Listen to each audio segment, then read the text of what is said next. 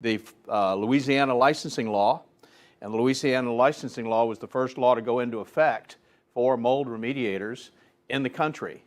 So it was the first licensing law, and then what happened in 2005? Katrina. And so we were right there able to help, I think, a lot of people with some of the issues that were of a concern to us. I'm not sure if he talked about the difference between the IICRC and us, but they come from the business more from we're not competitors, by the way. As you know, if you're an IICRC person, you get continuing education credits off of this class. So we work together. We just look at the industry differently. They come from the water restoration side of the business. We come from the building side of the business. And one of the reasons why we do that is not just my background with my licensing, but the main reason we do that is because we try to look at the house and the problem that they're experiencing in terms of a mold issue as a holistic kind of problem, not just fix this problem and everything is great, but think in terms of how we can actually improve their indoor air quality. So when I was moved to New Orleans in 2002, I was actually doing some of the things that you guys are doing now and some of the things that we would recommend that you do in terms of ongoing IAQ management, which is what we call our sanitization protocol. How you create an environment in which mold won't grow. And that was really based on my book, Mold-Free Construction, which you have access to if you have the Normie app. We do have an audio version there, so you can just listen to it. Might put you to sleep, but you can listen to it if you like, because it's on iTunes and on Audible as an audio book.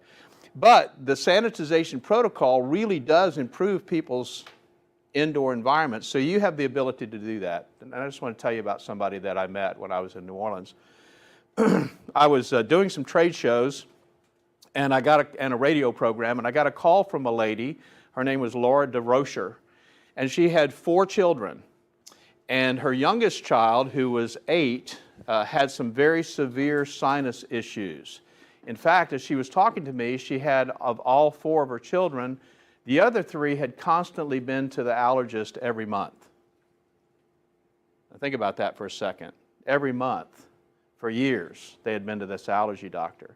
And she had found some mold up in the kitchen area over one of the cabinets, and she was concerned about how that might be affecting their kids, because she heard me on the radio and she knew that mold was an indoor air quality problem. She'd never really thought about that before. It's mold, you know, how could it affect my children's health? But she was putting 2 and 2 together. She was saying, maybe there is a problem here with this mold that I'm seeing. So I went out there and I did the assessment. It took the sanitization protocol. It was not the amount of mold or the type of mold, or there wasn't a moisture problem that actually was causing the mold. It was actually a HVAC problem with the relative humidity. So we did the sanitization protocol, put it in place just like you see it today, exactly the same protocol. And she was really excited because in about a week she was feeling better. Her kids seemed to be feeling better. She wasn't sure. But the interesting thing that she told me when I was there visiting her was that her little child, the one that was just a few months old, they had scheduled that baby for surgery, sinus surgery. And she said, we've decided to kind of put it off because things seem to be going better. We'll see how this goes. Well, interesting story to kind of shorten everything up. About 1.5 years later, maybe 2 years later, I got a call from her and she said, I got to tell you an interesting story. She said, first of all, I got a phone call from my pediatric physician, the allergist. He was concerned that we had switched doctors because I haven't taken my kids to the allergist in almost a year. We decided not to do surgery for the baby, and the baby is doing great. Now, a couple of years old, doesn't seem to have any allergies to the environment and what's going on. She said, I think you really solved a bigger problem than you maybe think you solved. The reason I'm telling you that story is because we hear that story over and over and over and over again. Maybe not quite as dramatic, but we hear that story over and over and over again. You are in a very, very important industry. You may not realize it, but one of the reasons why it's regulated is because you're dealing with people's health. The health of your employees, the health of your clients. That's what you're dealing with. And rather than thinking about just being a mold assessor or just being a mold remediator, as Mo's probably told you, we want you to think in terms of being an indoor air quality professional. because that's really what you're doing. I'm sure Mo told you already that when you start cleaning up mold problems in an environment, it's almost like a surrogate of other things that are going on in the environment. If you're reducing the mold, you're also reducing some of the other contaminants, the bacteria, the viruses, the particulates, some of the other stuff that's going on in the environment. So you can make a gigantic change to the environment. So our goal is for you to really think in terms of becoming an indoor air quality professional. And this is really the first step. If you haven't thought about that before, this is really the first step in that direction. And I'll tell you the other thing it'll do for you. I've been in business a very long time. I used to tell people I was unemployed in the construction industry. Been in business a really long time. And what you want is you want an edge in the market that makes you different from everybody else. And it's not about price, let me tell you.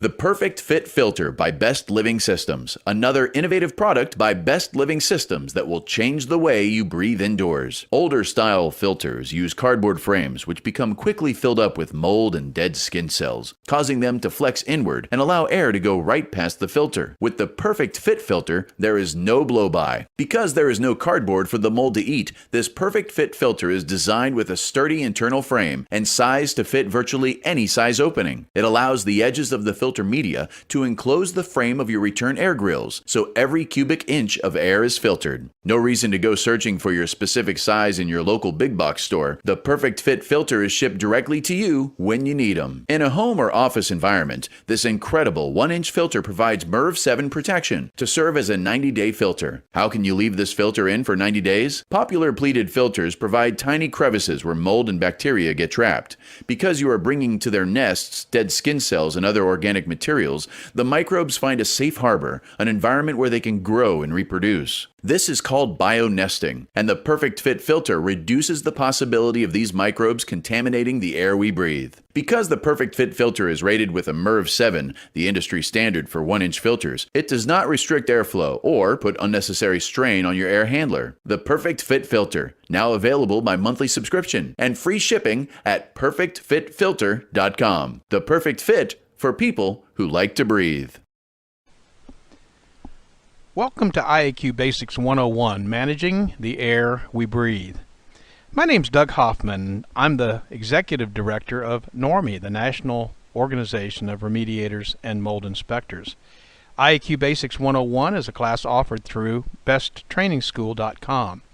This copyrighted presentation will discuss the problems of indoor air pollution as well as solutions to those problems.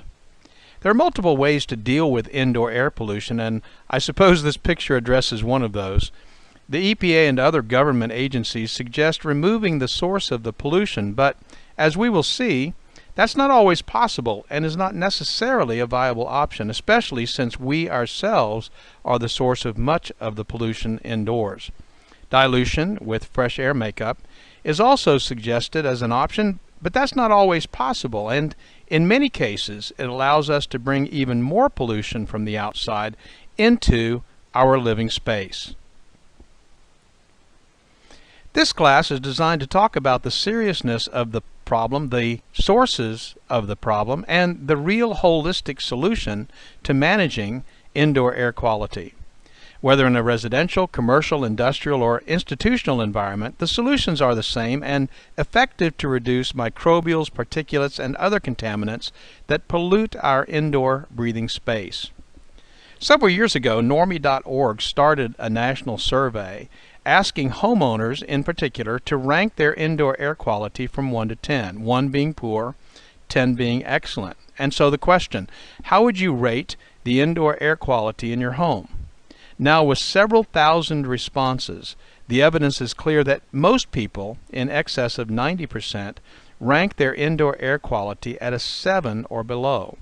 That many people recognize that they have a problem, but not quite sure what that problem is or who to call to resolve it. This short course should help put those concerns to rest by suggesting the sources of the problem and the solutions that are effective in improving indoor air quality in virtually every single case. We are not unaware of the problems in our homes and offices. Many people react to the contaminants that exist in our indoor environments, and there is even an entire segment of the medical industry that now recognizes and treats the symptoms of environmental illness. The AAEM, American Association of Environmental Medicine, has been a leader among doctors in training and helping them resolve the problems that people experience as a result of indoor air pollution.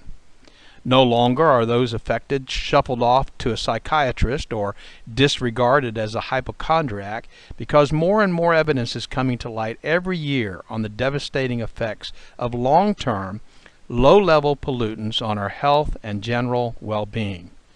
Allergy, lethargy, overall unproductivity are now being associated with many of these contaminants, and property owners, managers, and doctors are interested in finding solutions.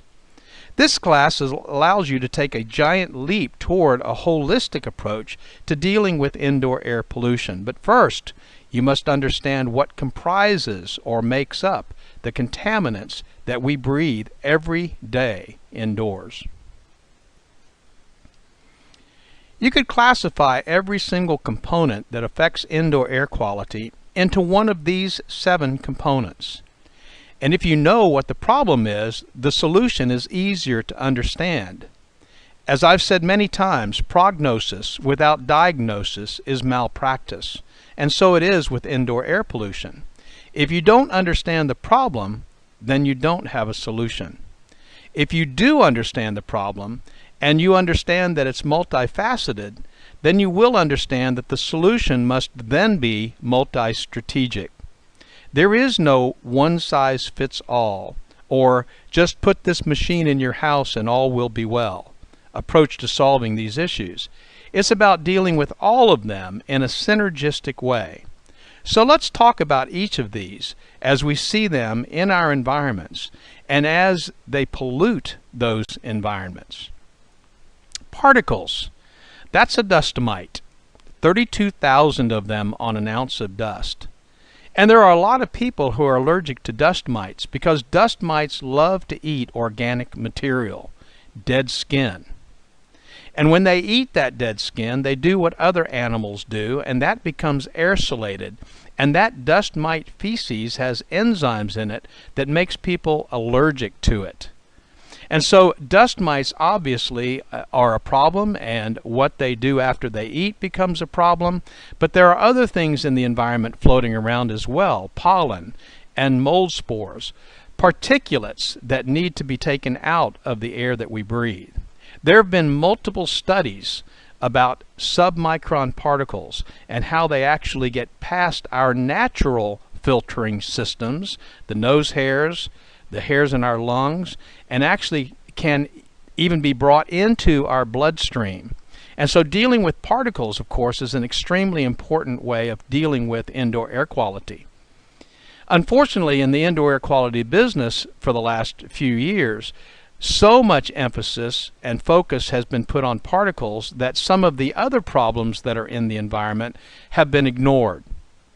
And so a lot of effort has been made to make really good and efficient filters. But that's only one solution to one specific problem. Odors. In our environment, we have odors, all kinds of odors. Sometimes those odors are symptomatic of gases. Sometimes they're symptomatic of other things like cooking odors or secondhand smoke. But odors are a tremendous allergen, and it's an indoor air quality issue that needs to be addressed. Gases. Of course, I tell people in our indoor air quality classes that we have enough chemicals under our kitchen sink to kill a couple of elephants. But the truth is that we have all kinds of things in our environments that are off-gassing different types of chemicals. You think about walking into a room that's just been painted. That room smells. There's your odors. But those odors are actually coming from gases from the paints and the VOCs. Those gases will continue for years and years, sometimes up to 10 years, after the smell of the new paint has gone away.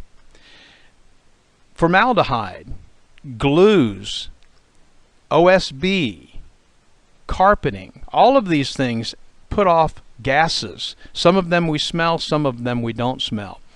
Usually at this point when I'm talking about indoor air quality, I talk about these three as they're really evidenced by secondhand smoke. A single cigarette produces over 4,000 chemical gases, 43 of which are carcinogenic.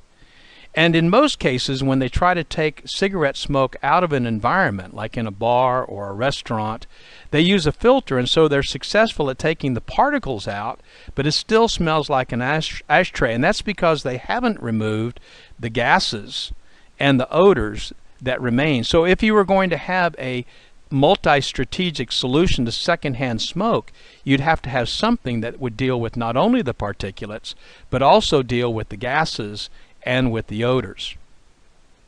And then of course we have biopollutants, and we think about mold because it's something that's very obvious and there's been a lot of press about it, but there's all kinds of biopollutants in our environments. E. coli, salmonella, methicillin-resistant Staphylococcus aureus, MRSA, all kinds of things going on in our environments that actually become aeroslated. Now that's not because the bacteria has wings and can fly around, but it does in fact travel on the dead skin cells and other things that are floating around in our environment. When I talked about particulates, one of the things that I didn't really mention but is one of the biggest pollutions in our environment is our cells. We actually put off dead skin cells. And if you look at a shaft of light in the morning and you see all of those things floating around, 80% of that, according to scientists, 80% of that is dead skin. Well, that dead skin becomes a little magic carpet ride for bacteria and for viruses and other types of biopollutants. And so biopollutants are a major issue not only on surfaces but also when they become aerosolated. That's the fourth component of indoor air quality that needs to be addressed. Temperature and humidity. Obviously, as the temperature gets high and the humidity gets high, much greater chance of mold growing. Even when the temperature gets low and the humidity gets low, there's a good possibility that bacteria will grow. And so one of the things that we do in our trainings is we talk about trying to keep the relative humidity between 40 and 60% so that there's a less possibility that contaminants will actually grow in that environment. But these two components obviously need to be addressed. In the air conditioning industry, they talk about combining these two, and they deal with what's called psychrometrics and how the two actually work in environments to keep air cleaner and how they can make the air conditioning systems more efficient. Temperature and humidity. And then the seventh component is comfort, and that's how air moves in the environment. You know, when you're in an environment that's got stagnant air, where it's hot at your head and it's cold at your feet, it's extremely uncomfortable. By getting the air moving, by using ceiling fans, leaving the air conditioning system on, so that it's actually moving the air, not only are you keeping a more comfortable environment, you're taking away the false positives that a thermostat might give you, false readings that you might have about the heat or the coolness of that particular environment. And if you're using proactive air purification technologies or passive technologies, as we're going to talk about in just a few moments, moving the air is vital to keeping good air quality. By moving the air, you're trapping the particulates, you're taking the proactive air purification to the surfaces, cleaning the bacteria, killing the mold, you're dealing with odors and VOCs. All of that has to do with air movement. So these seven components, and again, we're talking about particulates, odors, gases, temperature, humidity, and comfort. All of these have to be addressed if you're going to have a multi-strategic solution to this multifaceted problem.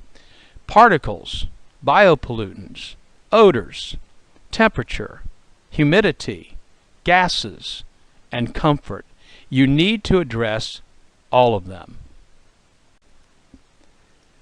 So the first conclusion that should be drawn after understanding the many facets of the problem is that solution is not just about filters. Filters play a very big part in resolving many issues, but they certainly don't address many of the pollutants like odors and gases, and they are restricted by the difficulty of trying to get some of these pollutants to the filter. We'll talk about the value of good filters and the shortcomings of bad ones shortly, but even before that discussion, it's clear that it's not the whole answer to IAQ management. It's not about source removal.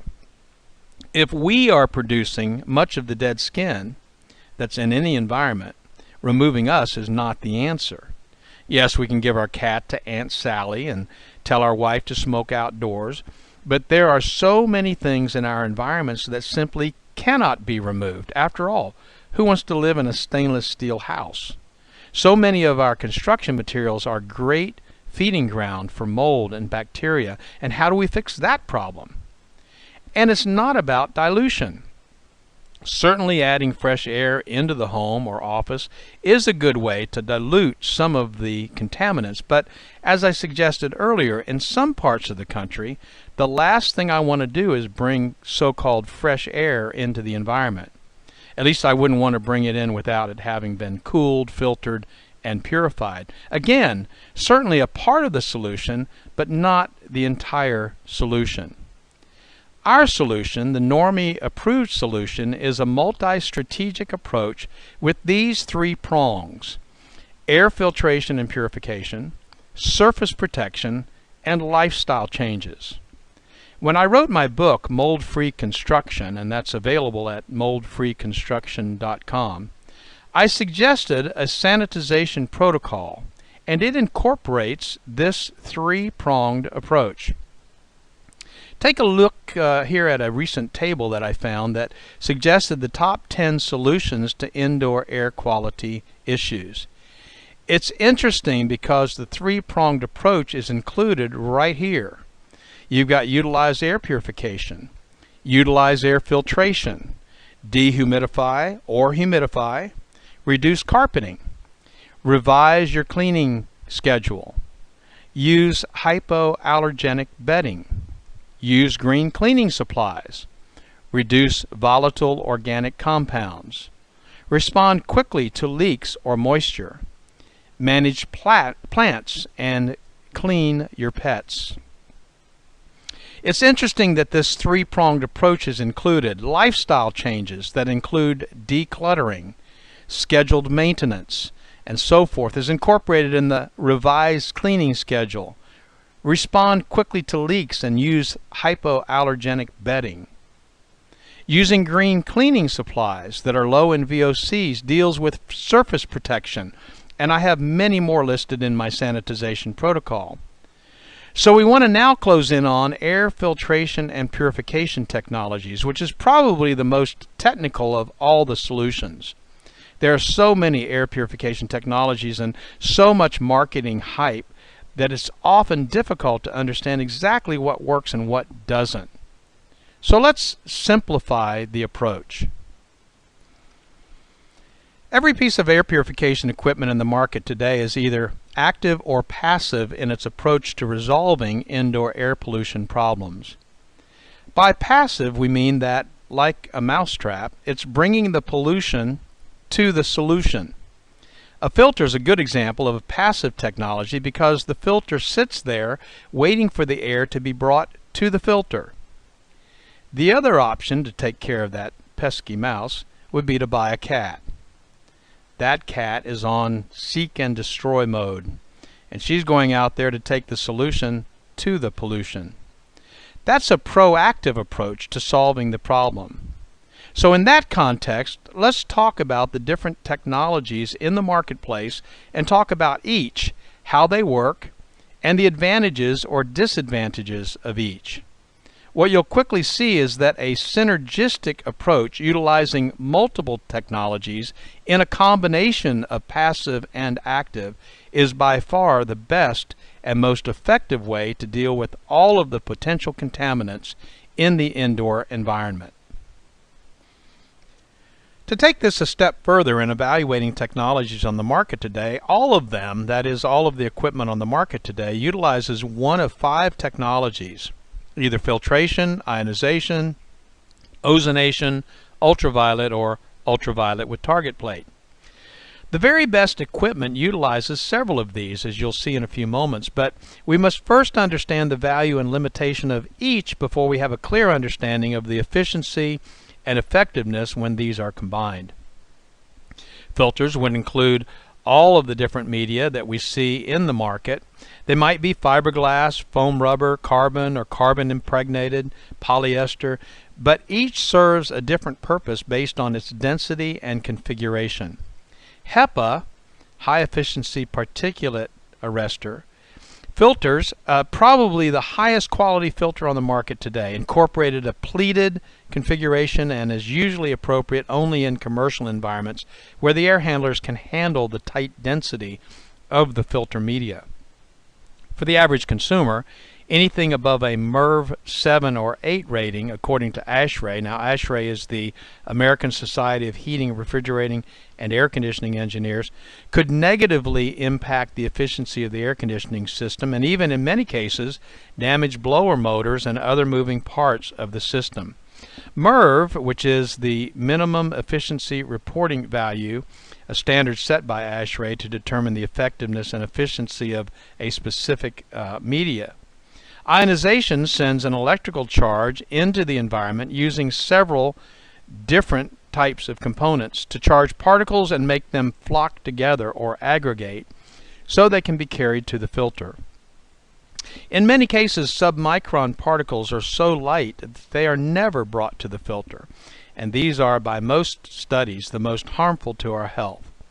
Bypassing the natural filters of our nose and lungs, these particles can wreak havoc on our health. Ozonation is produced by a couple of different methods. Ozone can be very effective in reducing microbial pollutants in the air and on surfaces, but it must be closely monitored and is problematic for a small percentage of the population. Ozone production is regulated by some states, and in particular, the state of California bans air purification technologies that incorporate ozone production in their machines. Fortunately, there are now other technologies that are just as effective without the harmful side effects. Ultraviolet has been widely used in the air conditioning industry, but unfortunately it seems as though many technicians really don't understand how it works, or doesn't, and so many have lost faith in the effectiveness as an air purification technique. With the advent of target plates, the photocatalytic oxidation technology is one of the newest technologies addressing airflow and has proven to be extremely effective in keeping air and surfaces clean of many contaminants. Let's talk about each of these in a little more detail and discuss whether they are active or passive in their approach to air purification. This is a good example of a traditional pleated filter. There are some limitations that inhibit the effectiveness of filters, and much of that has to do with the type of filter that's used and the maintenance, or lack of it, that's required. We've talked about the variety of filter media that can be used, but all filters are limited by the air handler itself in terms of the amount of air that actually gets to the filter. Air exchanges are a way of describing the effectiveness of the filter, but it ignores the reality that much of the air in any environment never actually gets to the filter. Just like the swirling leaf in a swimming pool that never gets to the pool filter, the air in any environment has pockets of air that never move. At least that air never gets exchanged and therefore is never really filtered. Maintenance is probably one of the biggest issues with filters because people often will leave their filters in for a very long time. So long that the media is so full that it actually sucks the cardboard frame of the filter away from the edges of the return, causing blow-by. And again, the air is not filtered. If filters are not changed regularly, they can become a media for mold and bacterial growth, a syndrome that we in the industry call bionesting. The solution is a good MERV 7 or 8 filter, frameless, impregnated with a good antimicrobial. And if you view Best Living Systems module at the end of this module, also attached to this lesson, you'll see the value and efficiency of the perfect fit filter for most 1-inch applications. With all this understood, the filter is still passive, waiting for the contaminants to get to it. We highly recommend a good filter, but it should be only one of the parts of the solution, and it should be one that doesn't cause the very problems that you're trying to solve. Ions are invisible particles, either molecules or atoms, which bear an electric charge. Atoms, for instance, consist of an atomic nucleus that contains neutral neutrons and positively charged protons, as well as orbiting electrons that are negatively charged. And when an atom is in neutral condition, the number of protons and electrons, which are negative, protons positive, electrons negative, is equal. When the number of protons and electrons is not the same, the particle becomes an ion that is either positively or negatively charged. Negative ions can be artificially generated by electrical devices such as ionizers, which use an external power source to generate large quantities of negative ions. Virtually all particles in the air have a positive charge, while negative ions have a negative charge, in which case negative ions and particles magnetically attract to one another. When there's a high enough concentration of negative ions in the air, they will attract to floating particles in large numbers. This causes the particle to become too heavy to remain airborne, and as a result, the particle will fall out of the air and will then be collected by normal cleaning activities such as vacuuming or dusting or even in the filter. The ionization process has been used for years on the construction sites and other locations where particulates need to be removed from our breathing space. Negative needlepoint and pulsating ionization simply charge those particles that are then attracted to one another and either dropped out of our breathing range or taken to a filter.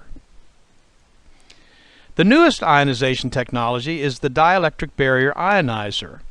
This component actually creates what some call a bipolar ion or clustered ion, where both positive and negative ions are combined in the same charge.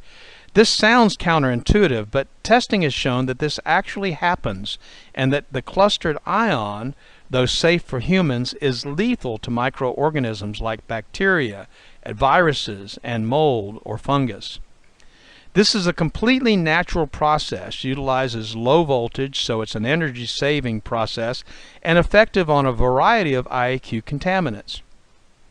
When combined with other components, this technology produces a powerful oxidation process, and Best Living Systems trademarked it as multi-cluster ionization, MCI. It's just a better way to address many of the contaminants in the indoor environment because it produces very low levels of ozone, nearly immeasurable and safe. Best part of all, this technology is proactive. It sends the solution downstream to the pollution and will therefore help keep air and surfaces clean, even quite a distance from the equipment. There has been much concern about ozone, and I just have to say that much of it is inaccurate. Though there is no need now with the newer technologies to incorporate ozone in the air purification technologies, the production of ozone is as natural as lightning and actually causes the clean, crisp smell that we get after a thunderstorm or at the beach or in the mountains.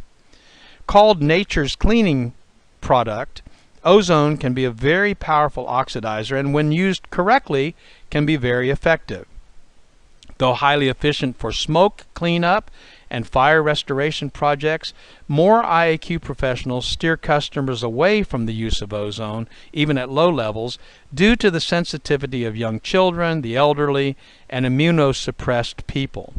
I'm thankful that there are technologies that have advanced beyond our need for a discussion about the value or limitation of this specifically proactive technology. This brings us to ultraviolet lamps, the darling of the HVAC industry. It's long been known that UV light at the germicidal wavelength, 254 nanometer, is extremely effective against microbials. The food processing industry, the post office, and other applications have been fully convinced of its effectiveness and utilized it for really tough organisms like E. coli, anthrax, to name a few. Unfortunately, in the air conditioning system, the limitations of the technology enable it to be very effective in cleaning the surfaces on the inside of the air handler, but not very effective in sending any of that cleansing power downstream into the airflow. Why? Well, the UV technology has two major limitations: time and proximity. How long is the microorganism exposed to the light, and how close is it to the light?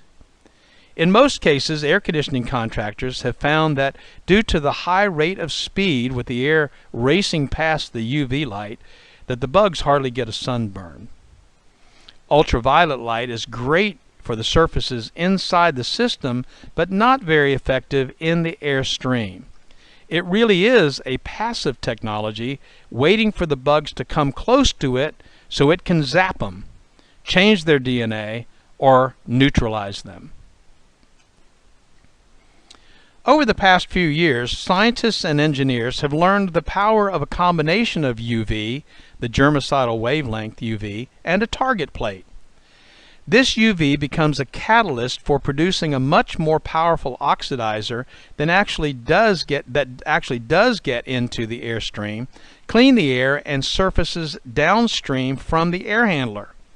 When combining these two, the UV and the target plate can then be coated with multiple coatings of different metals, its shape altered to expose more of the surface to the UV, and in turn produce a powerful clustered ion similar to the dielectric barrier ionizer we discussed earlier.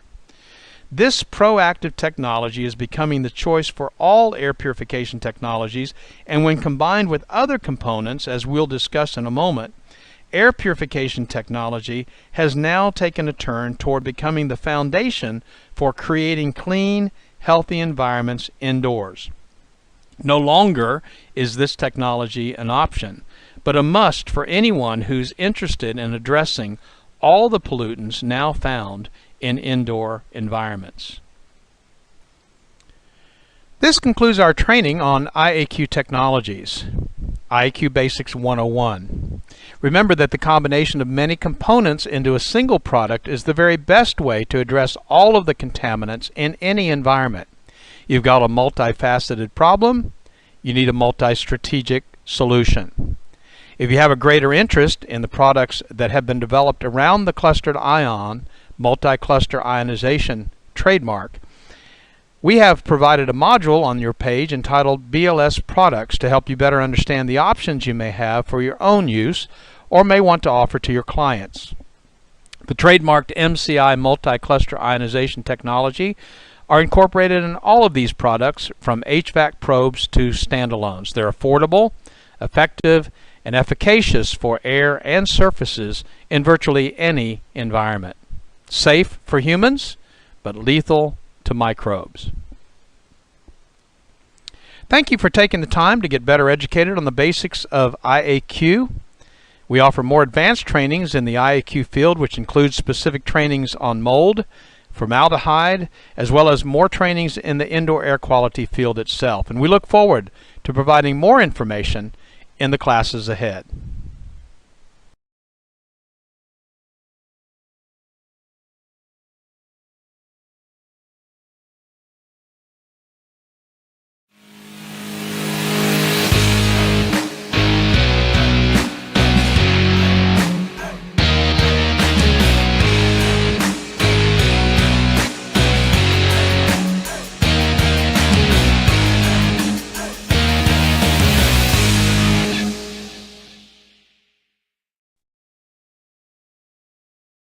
I want to welcome today's guest, Sarah Mack from Entropy Labs. So many of you know the lab. It used to be known as Prism Labs, and now it's Entropy, and she's the Director of Business Development. So Sarah, welcome. Hi, Elliot. Thanks for having me. Glad to have you here. You know, we talk about indoor air quality in almost all of our classes. Everything we do is really solution-based based on indoor air quality. And one of the main components of that has to do with VOCs. And that's where we look to you people for help.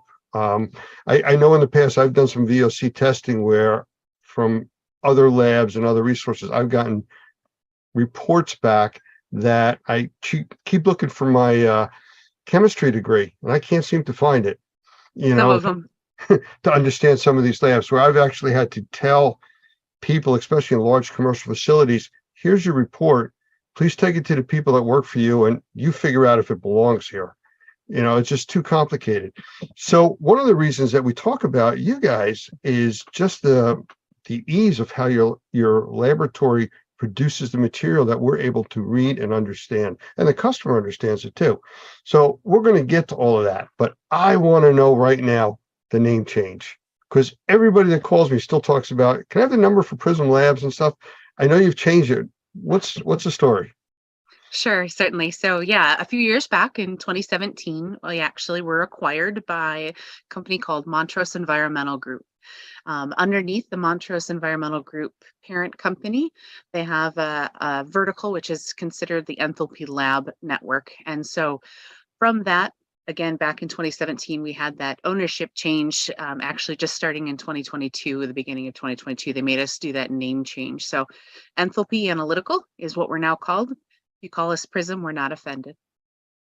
Well, that's a good thing because it just kind of seems what everybody's been doing for years. I know I've been working with you guys for a very long time, and name changes are always difficult. So, matter of fact, if you didn't know, we changed our name too. NORMI was the National Organization of Remediators and Mold Inspectors. We've kept NORMI, but the new name is actually the National Organization of Remediators and Microbial Inspectors. Gotcha. Much wider umbrella, which is really why indoor air quality and the VOC component go together so well. So if we're looking at VOCs and avoiding all the other types of sampling that our members do and the public, kind of expects, what type of VOCs are really what you guys can handle for us? Sure. So VOCs is a very, very wide range of chemical compounds. And typically what that indicates is that it's actually at a gaseous state at normal operating temperatures. There are some that are considered very volatile. There are some that are considered semi-volatile. And so sometimes those can get confused. Our ranges are typically in the volatile organic compounds. So again, that normal operating temperature of an indoor space, and they're going to be at a gaseous state. Those include a number of different kinds of products, cleaning supplies, the chemical compounds that are associated with fuel, gasoline, heating, cooling, refrigerants are on the very volatile end, but there are a number of them we can see as well. Well, I know that when we do our testing, we often look for, on the clearance side or the post-remediation verification, VOCs that are associated with the chemistries that are used during the process. We really try to avoid, a remediation process that causes more problems for the occupants than the actual mold or microbial issues that were there. So that's where your stuff comes in. But there's also a component of what you test for MVOCs, which is different than VOCs, right? In a way, yes, they are slightly different. So VOCs, or mold VOCs, are considered a volatile organic. The mold portion of it is strictly an indication as to its relationship with mold.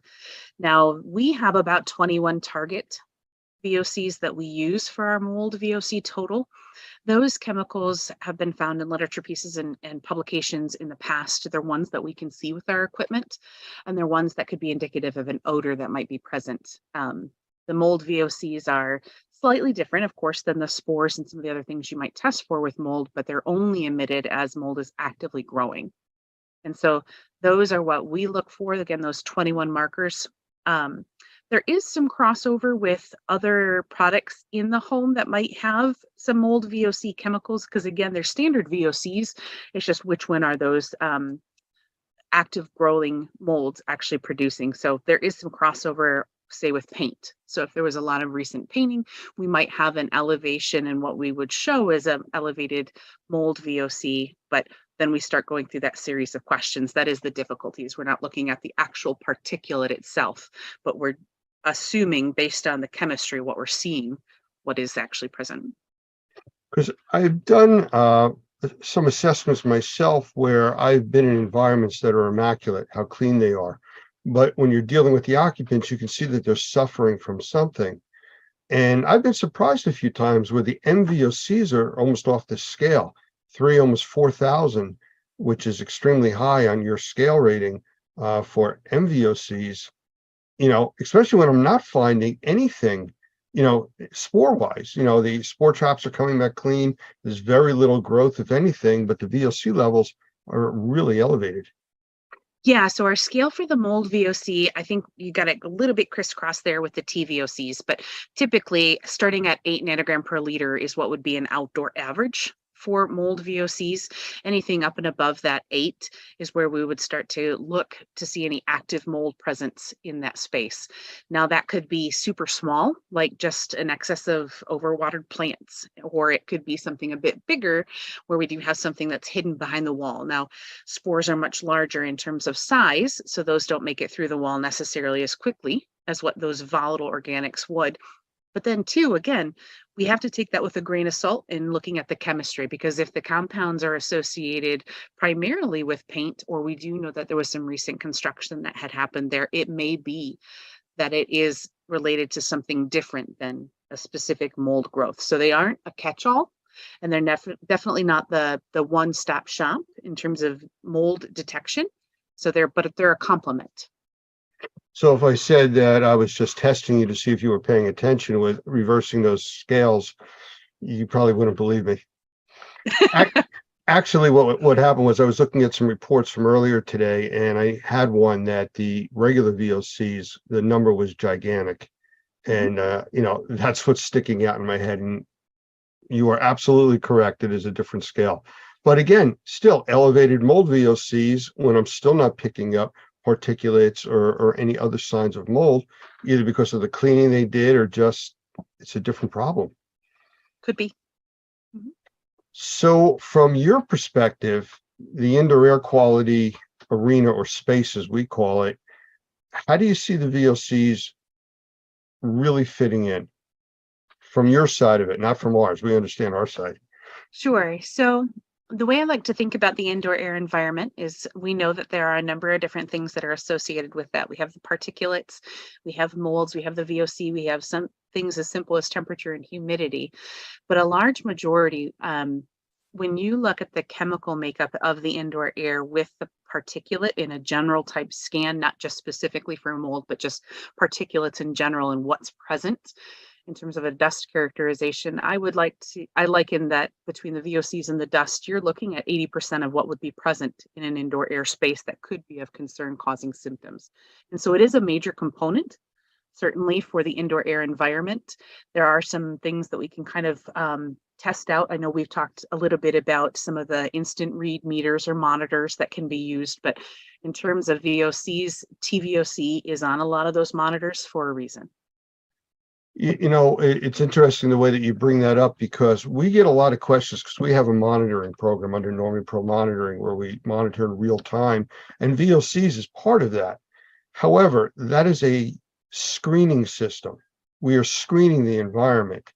We're watching what's happening. We're looking for anomalies. We're not identifying what the problem or the VOC is. That's what you guys do. That is right. There are some limitations, certainly, in some of those instant or real-time read instrumentations that are out there and available. They're certainly helpful for what I call habit identification. So when we see on Wednesday nights, the building always gets cleaned, we see those VOCs go up. That's going to be that habit or that repeating event, essentially. And that can happen in indoor environments in terms of homes as well. There's a number of research studies out there that TVOC monitors are increased in terms of the totals, say when you're cooking, when you get home at the end of the night, when you're taking your shower in the morning. So you start to see some habits and forming. That gives you some indication of quite possibly correlation on what's happening in the space that might be causing that. But then too, sometimes you don't know, and maybe you just have a total overall high VOC level. That may happen in cases where you have a brand new build, brand new home, or a significant remodel where you just have a total high VOC and you can't pinpoint specifically to any one activity or even series of activities. That's where the testing through the laboratory is going to be much more helpful. Knowing that you have a high total VOC and then starting to work through and identify what those sources are within it, or what the chemicals are within that are making up that total. That's exactly how we put this out there in our trainings to our membership, that a lot of the testing is done is really on the screening side. And once you've screened and identified an anomaly or problem, something that's outside the norm, then there's more detailed investigative work that can be done, and you use more sophisticated tools. And that really is their understanding in this industry of how we go about approaching it. So yeah, I'm glad that you did bring that up, and it's important to understand the difference between the screening and testing, which is the language that we use. We've screened, now we need to test. Oh, very good. Specialty type of reports, I think, is something else that you guys are pretty good with. If somebody needs something very specific, you can help them. Certainly. So our laboratory here in Mount Pleasant, Michigan, we specialize in VOC detection.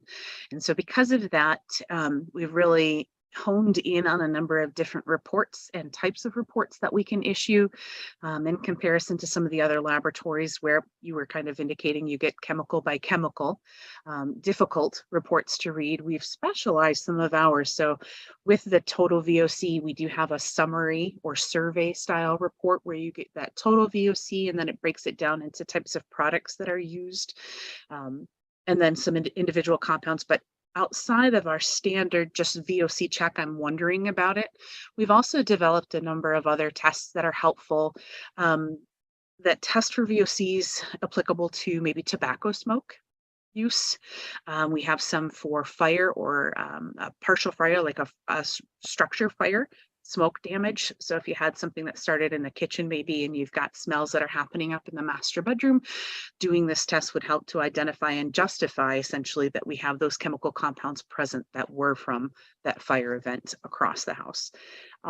Additionally, we have testing available now for spray polyurethane foam.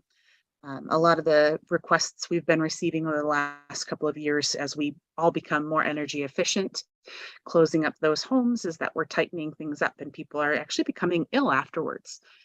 So we do have a test that's associated with all VOCs that are present that we can test, and then also actually a bulk piece of the foam. And so we make a comparison to say, is the foam still off-gassing in comparison to the air? Or is it simply you closed up all those ventilation pathways with that new spray polyurethane foam, and now you just have a lot of your own VOCs for your own VOC soup? Do you do anything as far as some of the new hazards that are out there, like meth labs or any of the other chemistries that are being used on the illegal side? That is difficult because, again, it is a chemistry process. So methamphetamine across the nation is rampant because they're easily obtainable compounds, chemicals, right, and products to make that.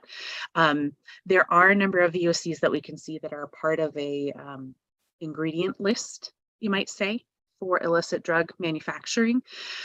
In terms of the actual drug itself, when it's finished, specifically methamphetamine, it's too heavy to see in the air.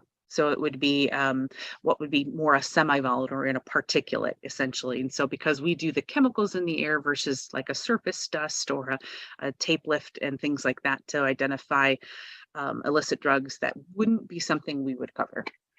Yeah, I guess fentanyl would come under that because that's another one of the hot topics right now. Yes, yep. And those specifically, there are a number of labs that are out there that are specialized in those for a lot of the cleanup and the remediators that you've got. How about on the investigative side? We're going a little off topic here, but as far as like fire service for arson investigation, stuff like that, to get more into some of accelerant detection? It's not something that we've actually been approached for. No, we have attended in the past, and actually this year I will also attend the Restoration Industry Association's annual conference. In the past, we actually attended a public adjuster conference, and they too had a number of peoples there that were doing the forensic part of it. We touch base a little bit, but nothing that's ever come to fruition. Okay. Well, the other thing I wanted to touch on is you are located up in Michigan, correct? I am. And I think you had said that you also have, I guess you call them sister labs, or other types of testing. Mhm. Can you touch on some of the other types that are available to you? Sure. So we are kind of an oddball with our lab group. The majority of the labs within the Enthalpy network are actually soil and water testers. They're going to do large scale remediation, brownfield type stuff, phase 1, phase 2 for new buildings. That's a large part of what they test, but soil and water also for, say, PFAS compounds. Those are some hot topics that are coming around in terms of the residences. Wildfires. I know that a couple of the labs in California have done wildfire studies in terms of the soil remediation that happens as large fires come through and what has to be kind of dug up. We also have testing available with like SUMA canisters, or what traditionally would be a TO15, if that's something that the job requires or specifies, pardon. And then the laboratory down in Houston, Texas does a lot with the oil and gas industry. So they do a lot of actual stack emission type testing. So we're pretty much the only one that does real indoor air within the laboratory network. But there's a lot of other things that are available to us at this point. That's what I was curious about. Two different things you mentioned, the lab down in Texas for oil, Mhm. refabbing or rehabbing gas stations, stuff like that. They're always testing soil for that, Yeah. and lead contamination also. Mhm. You know, especially on the older gas stations where they were using leaded gas. I mean, there's a lot of different issues that people are being affected by. So I'm just curious about knowing the different extent of what you guys can test for. I guess our members should just reach out if they have a question about, hey, can you guys test for this? I like to be a resource. That's one thing, as Prism, we've always prided ourselves on, as being a consultative laboratory. We're not afraid to answer those questions, even if it doesn't mean that a dollar comes into our work. I mean, don't take advantage of that. But at the same time, I'm absolutely always happy to help try to locate the right resource for some of those tests. I've got a list of essential referral labs, that I can send people to. So do the right thing because it's the right thing to do is kind of like what you guys do as an anomaly to everybody else. We try, which I try really hard. Well, that's appreciated. It really is. Just trying to think if there was anything else specific to your lab that you feel that our people should really know about that we haven't talked about. Well, I again am in the middle of Michigan. So just a little heads up, last week and again today, we got dumped another 5 inches or so. Just be mindful. I guess that's one thing that I've told pretty much all of our clients is that we are in the north, we are winter. Please know and please be patient with any delivery drivers and prep your clients that some of our fast turnaround times of 2 or 5 days sometimes do get extended a little bit when the delivery drivers can't make it to us. I know that a few years ago, because you're talking about the weather, it got so cold in Michigan that you had to switch away from glass tubes to plastic tubes because they were actually getting so brittle they break. The return sample encasement, essentially, yeah, we did switch away from our glass ones. We did some case study testing within the laboratory itself between the glass transport vials and our plastic transport vials that we found. And yes, our breakage has drastically reduced. All right. Well, I have an oddball question for you now. We are spreading our wings, and we will be dealing with several countries outside the U.S. with other testing and processes and trainings. And is there any issue with shipping these types of samples from overseas to your lab? The benefit of our thermal desorption tubes is that there is not any required chilled shipping. They're stable for about 30 days after collection. With that, I've got clients all over the world. I've got clients in Australia, UK. I've had testing coming from Singapore before. It just depends on where the location is. Most of the time, obviously, the carriers are going to be about a week out, But again, we still have about a 30-day hold time after that sample is collected. So international is not a worry. And actually for international shipments, we have now also developed or have available our stainless steel tubes. So glass, again, transit is difficult. So because some of those international shipments can take longer, and it would be detrimental for them to have to sample again, we have our stainless steel tubes so that the tube itself does not become destroyed in transit. Okay, I did not know about that. That's a new one on me. The next piece to that would be expiration dates on some of this stuff. Because I know it's happened to me in the past. I've had numerous tubes, I have one or two that'll go beyond the expiration date. What do you do with those?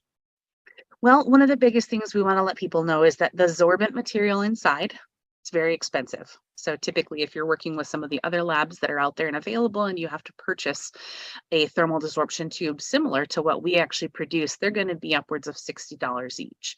The sorbent material inside is the bulk of the cost. And so with that sorbent material inside can actually be reused approximately 10 times before it starts to go bad or starts to not regenerate as effectively, I should say. So as the chemicals get onto the little sorbent materials and get cracked or stuck in the little cracks and crevices, we heat that tube up and push those gases back off or those chemicals back off. Again, it can go through about 10 different cycles before we have to switch out that sorbent. But if you have sample tubes that have expired, please send them back. They are reusable. They're green in that way that we want to have them back. We'll double check and make sure that our sorbent is still good. We can clean them again and then resend them to you. Maybe not specifically those ones, but any expired tubes that you have, we can send you fresh tubes for just the cost of shipping. But it's nothing that our members could do themselves. For Cleaning the tubes or refreshing the tubes. I don't want anybody trying that if it's no, something goodness, to do. no. These are I do apologize. That was misleading, wasn't it? In the laboratory, we have a very specific room that has a number of what we consider tube bakers. And so they have a high ramp time with a constant flow of nitrogen gas through them to push and drive all the chemicals off. And then it goes through a check or a quality control process within the laboratory to make sure that that batch is clean. Any new surprises coming? We're working and trying to get some information around PFAS compounds in air. It's a hot topic in the soil and water realm. Could you And just so- go into a little more detail what that is exactly? PFAS, yeah, if you're not familiar with it. So per and polyfluoroalkyl substances, these are the compounds that are associated with stain resistance, water repellency, Teflon pans. They're also in a number of fast food materials packaging, that has almost plastic-like surface so that it doesn't become drenched or oil stained, essentially. And what they have found is that these chemical compounds are in mass quantities pretty much everywhere. At this point, they are actually in the air and in the rainwater as well. But that they do bioaccumulate. That's the largest part of the risk, essentially, is that even little bits of exposures that we get throughout our lives as we drink the water. Again, Michigan was terrible about that. We had the Flint water crisis. Now we have PFAS everywhere with a number of locations. But those chemical compounds will build up in your body and can develop adverse side effects. They do anticipate that it's carcinogenic. The number of compounds are carcinogenic. And then it's also known at this point that there are a number of birth defects that can happen through those exposures and having excess levels within your body. Well, that's not done as VOC testing. That would be actual collection of soil and then sent to the lab or one of your sister labs. Right now we're doing it in soil and water. But it is something that the EPA has developed a method for large stacks or people manufacturing PFAS compounds, similar to vapor intrusion. So as you get those gas tanks, right, they leak into the ground and we have the water table that leaks up the vapor into the soil that comes into the inside of our houses. Similarly, vapor intrusion testing for PFAS is coming down the pike. And so that's kind of what we're developing and working on right now. Yeah, I know a lot of our members, they also do water testing, drinking water, things like that. So I don't know if that would fall into this category of what your labs would be able to test for. Yep, we actually have 2 labs that specialize. They have a high performance liquid chromatography, HPLC, that performs PFAS compounds, one of which is DoD certified. The other one is almost DoD certified, so Department of Defense. And then we're certified in a number of states for water and soil. So yeah, if you've got questions on it, or if that's something that you need in your area, I can connect you with the right people. Very good. Very appreciative. Well, I appreciate you spending some time here with us. I know it's cold up there, and it's like, come on, spring. We really want to get outside and deal with some other issues. I know that you guys have had a lot of snow, and you did mention before about transportation and shipping is impacted, and we see that all over the country. We have people today traveling that weren't able to because their flights were canceled. So yeah, it's unfortunate. So if you are watching this, please take that into account. Don't overpromise and underdeliver. Don't fall into that category. If that's anything COVID taught us, with lack of employees for the carriers too, right? That's something we've all been battling, regardless of weather across the country. It just so happens that this last week we've had another whirlwind of winter. It's funny. We're doing a lot of work right now with people under the term essential employees. Mhm. And depending on who you are and where your perspective is coming from, what is an essential employee? Well, in the hospitals, the doctors, the nurses, they're essential employees. But nobody thinks about like the cleaning staff. Well, Mhm. the hospital stops when the cleaning staff stops. So, it's having to revisit all of these different occupations now, and the importance is not so much by the skill of what they do, but of what happens when they don't do what they do. All true. So yeah, just something else that affects, again, shipping, transportation, stuff like that. Mhm. Sarah, it's been a pleasure. We're gonna have to do this again, and get into a little bit more detail on a few of the other things, but I appreciate you spending the time here today. I look forward to some more education opportunities. We'll get some topics together. We're gonna have to have you in on a few more sessions. I'm sure after this we'll have a lot of questions, and you may be visiting again. Sounds good. Thank you so much, Lance. Have a great day. You too.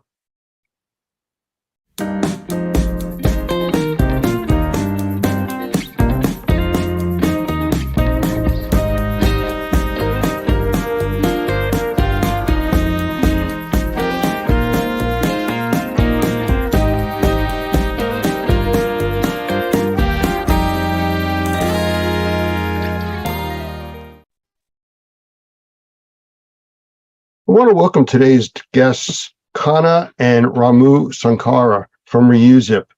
We've been working with these guys for quite some time. We've spent a lot of time at some trade shows together, and we'll get into that as we're talking through this. So guys, want to pop in here and say a quick hello and tell us a little about yourselves? Hi, I'm Ramu. I'm Kana. We're identical twin brothers and co-founders of Reusip.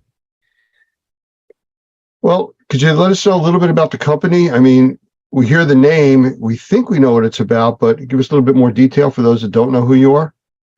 Okay, so I think what we're best known for is our making the world's first reusable dust barrier zipper and the world's first magnetic entry strip, which is essentially a self-closing dust barrier zipper, also reusable. And it essentially works on a hook and loop system where you're just buying these things, which is essentially loop Velcro strips. This is the only consumable part. And then the other ones are reusable. So it's almost like the Dollar Shave Club of zippers. So I guess that would be the easy way to summarize it. Well, I'm gonna put you guys on the spot in a little bit. I got a few questions I'd like to really go over with you to kind of set the stage here, but I'm gonna ask you to do some demonstrations if that's all right. For sure. Yeah, totally. Okay, so I know getting in touch with you guys, I've had some issues because you're always traveling. I know you're at all the trade shows all over the place, and you're always someplace. It's kind of like, where are these guys? So how does it work out for you at the trade shows? Because I know I've seen you at quite a few of them. Oh, I mean, we are it's almost like we need a triplet, because it's like we're always slammed at all these things. It's which is great. I'm not complaining, but we're exhausted after these things because there's always like lines, and we're demoing this thing over and over. And we're very grateful that it's something that's very that people care about. I know it's a small thing like a zipper, but we know on the job site they're interacting with this part of the containment all the time, and we're happy that we can provide some value there. Well, I know at the Experience show and some of the other shows we've been at, you've actually been with us in our booth, and we've set up walls and demonstrated containment with your equipment, which has always been a big draw. Like you said, there's a lot of people there with a lot of interest.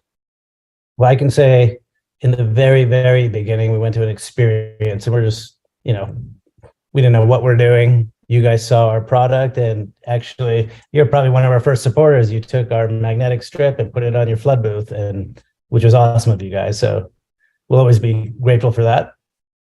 So thank you. And thank you for having me. Well, you're welcome. And you know what? It was a real good add-on, because we were demonstrating containment and all the different ways that you can do that, and you have to access containment, and it was just a natural fit with what you do. Matter of fact, in our CMA and CMR classes, we demonstrate the reuse systems, I'm going to call it, or products, because you have several different ways of doing stuff, and there's no one size completely fits all. So we show your stuff. We do show a few other types of processes, and then pros and cons. And, having that in there for the students to get their hands on it, touch it, use it, see it, experience it, makes all the difference in the world. So I'm going to thank you for allowing us to use that in our classes, because it does make a big difference. Well, obviously, we're yeah. Thank you. Well, but we mentioned what we make, and I think I should say why we made the zipper and what makes it different, because people think, well, there's dozens of other options like it. What we believe is that the entire restoration industry simply adopted what was around, and what was around was, we believe, remodeling and general dust containment zippers. And ours are designed, what we believe is designed for critical barriers, and it was born out of the restoration industry and made more specifically for this industry. But the quality is such, and the price points are such, that it's good enough for healthcare, construction, and mold remediation and more critical environments, but it's priced that all industries will benefit from it. So our mission is essentially to develop products for critical environments, and at the end of the day, it's going to benefit everyone. Well, speaking of the critical environments, your system will work with negative and positive pressure, correct? Yes, and in the beginning, people didn't actually believe, like when we showed the magnetic entry strip, people assumed, and I think it's because of the old way of what they're used to, is they're probably buying magnetic doors, that those don't hold negative air pressure. But we proved over the last 2 years during the pandemic that these things will hold over 5 pascals of negative air pressure. Probably, I believe that's double what's required for isolation rooms in healthcare. And these were used for self-closing COVID isolation rooms in hundreds of hospitals and medical facilities, like senior living, dental, a bunch of government facilities. Yeah. So we kind of went away from restoration for a bit, and went into really focusing on, and we got up in the morning to help, like, I don't know, we almost made it a personal mission to help with the fight against the pandemic. And because we knew we had the only product that can remove, not just hold negative air pressure, but works in open concept, because you can position this thing, anything on a barrier, and it works with any size barrier. So all the barrier constraints are eliminated. But it was great to be able to partner with the restoration companies that would listen, because we actually enabled them to get jobs, like lots of jobs, because they would just use their containment skills to build barriers of all kinds of shapes and sizes, and then just install our product. So it was kind of a big win-win. Leftovers. Yeah. And totally forgot about that. One problem that we're happy to have solved is when we put these on, and we'll show you the demo later, but we would solve the self-closing access through isolation rooms. And we were happy we were able to get the doctors and nurses away from using the zippers, but they had brought up, well, one problem we have is gurney access with dragging the plastic over the gurneys and all that. And we told them, well, since we've eliminated the barrier constraints, you can actually use two of them like side by side at variable widths, and you can accommodate, you can create the first ever magnetic flap door. So now we're doing flap doors and double flap doors, and our products open up all kinds of different containment techniques. And there's several. There's several from even one feature. Oh, you got it. They can go over the benefits and pros and cons. Yeah, even the simplest thing like this, which is we added a grommet at the bottom of our zippers, so you can do lockout, tag out by overlaying here and putting a cable lock through here. And people were doing that in facilities where they were the gas treatments with the Sanitizing. yeah, sanitization. And they would put the zipper on, lock it out, and let it sit for an hour. And then with our system, you can actually peel off the zipper and put the magnet in its place. The zipper and magnetic strip are interchangeable. On the same mounting strip that's already installed on the barrier. That's one of the things that I like about the system, especially for any kind of medical environment. You don't have to physically touch anything to gain access. You literally can walk, with your shoulder, it opens up, you walk through, you don't have to zip, unzip, and have that a touch point that becomes an issue with transmission of bacteria, mold, viruses, things like that. So as far as the different verticals that this could work in, I mean, you've named quite a few of them. It could go down as far as just a regular dust barrier too, not just, decon chambers and positive and negative pressure environments. Yeah, I mean, it's almost countless. Every day we're getting different industries buying from us, from grow rooms, so that would be like mushroom farms and cannabis facilities, to people doing HVAC thermal control inside of trailers and RVs and retail facilities and food facilities. So greenhouses and yeah, outdoor greenhouses, which, another technique that's a good point is that we helped someone doing an outdoor greenhouse where they put the magnetic strip on the inside of the barrier, and then they put the zipper on the outside because there were severe wind gusts, but he still wanted to be able to go hands-free access. So he'd go in and out and then just use a zipper on the outside. So you can actually use them in combination, which is yet another technique. And so we feel like we're going to open up the type of techniques and empower the contractors, because I mean, we've seen some skilled contractors and see how proud they are with the containments. And if we can give them, it makes us happy if we can give them more tools to do what they do even better. So I was surfing around your website earlier. I just want to see if there's anything new since the last time I was out there. And what comes to mind is it's 4 terms, but you've answered some of it. I just want you to expand on it a little bit more. The words I found were reusable, reliable seal, cost-effective, and versatile. I know you've talked about versatile already. Can you touch on some of the others? I'll give them to you again. We talked about reusable. So you're only replacing the bottom piece? All right. So let me just do a quick breakdown of the entire zipper. yeah, break down the Okay. zipper, the points, what we saw with the reusability. Okay. So with traditional disposable dust barrier zippers, the complaints that we see all the time are the zippers jamming, breaking, and separating from the barrier. And, people having to use additional adhesive to keep it on there.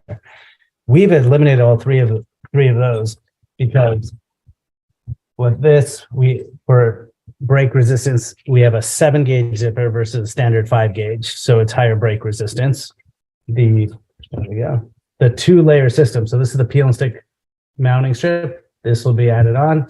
The two layers are too thick to get stuck in the zipper head. So they're essentially jam proof. And you don't need a special knife that cuts a gap or anything to create that jam resistance. You just use a regular utility knife down this cut guide, and it is the poly sheeting is not going to get stuck in there and stuck in the zipper head. So jam resistance. And then if you look at the back of this mounting strip, it's 100% high grade adhesive. You're not going to have to put on additional tape and, to prevent the zipper from coming down. We've heard about people who literally sent their technicians out to check their zippers to make sure the barriers haven't, failed or the zippers aren't coming down. The other great thing is replaceability. In the worst case scenario, the zipper breaks. Well, with other containments, you have to redo the entire containment. With ours, peel it off, put another, just replace the zipper, and you're good to go. This zipper is probably the same, if not less, in cost than a disposable zipper anyway. And then the mounting strip is about a third of the cost of a zipper. So continual use will actually help you continue to save money. I mean, people essentially make money off of our zippers if they're using it more than once. And if they use it only once, it's not like you're out of pocket, like extra or anything, because it's comparable in price to a heavy duty zipper. All right. One last question before I ask you to show us a little bit about how these things work. I see you have it set up behind you. Pressure and strength. As far as how much pressure can they really handle? Has it been measured? You have documentation on that? We would say we had it field tested. We don't have it documented, but it's essentially been used in the field measuring over 5 pascals. We hit 7. Some people got it to hold like 11 pascals. I believe at one of the trade shows, just to test the disposable zipper strength and versus our reusable, I think we did hit over 30 pascals, and some of the other disposable zippers started separating from the poly and ours didn't. Yeah, that's ripping down the containment before our zipper's even coming off. Okay. With the Velcro, it's I can't say Velcro, it's hook and loop. There's a little bit of give that you don't, and adjustability that you get that you won't get with the disposables. Okay. Well, I see you mentioned it before. You have a setup behind you. Could you give us a demo on how this works? Yeah.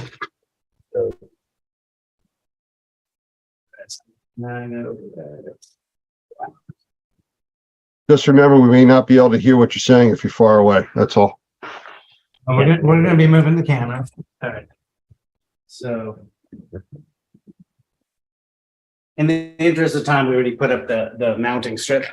So the peel and stick mounting strip goes on just like a disposable desk barrier zipper. You'll peel and stick this on, and what you'll do is just add the zipper and put it down. You'll open it up, and then you'll just cut down the cut guide, and then you got your zipper on. Alternatively, you can cut first, add one side at a time. And once you've got it on, you also got this feature, which that's where you can either put a cable lock through the front or pierce through here and do it all the way through. And then you've got the lockout tag out with the zipper. So here's, I'll show you how we can interchange between zipper and magnetic strip. So we'll just roll up the zipper, and it has these fastener tabs right here. Fastener tabs that'll hold it in place neatly. And then we got this carry bag that'll go into. I'll show you that a little later. But here's how you switch from zipper to magnetic strip. So this is the magnetic strip. Same thing, has a hook on the back, magnetic columns. And the trick here is you'll put on the mounting strip, cut it first. This way you'll prevent from cutting the magnets. So you'll put that and cut it first. You'll fold this in half. So the magnetic columns are stacked. And then you simply by one side.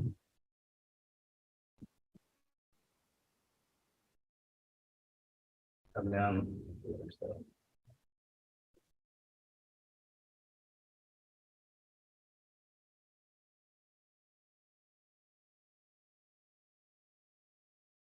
Yeah.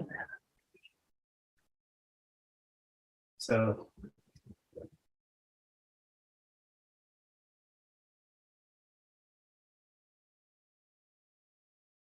So, yeah, and then this is right off. Easily fold back up. How much training do you need to get that right? Not very difficult. If someone's already using a desk zipper, it's pretty simple. Very good. I mean, it does look simple. And when we've used it in class, I've never done a switch like that. I mean, we usually put one up or the other, but it's just as easy, I guess, to switch, which you just demonstrated. Yeah. So one of the first medical facilities that used our product was Orlando Regional Medical Center.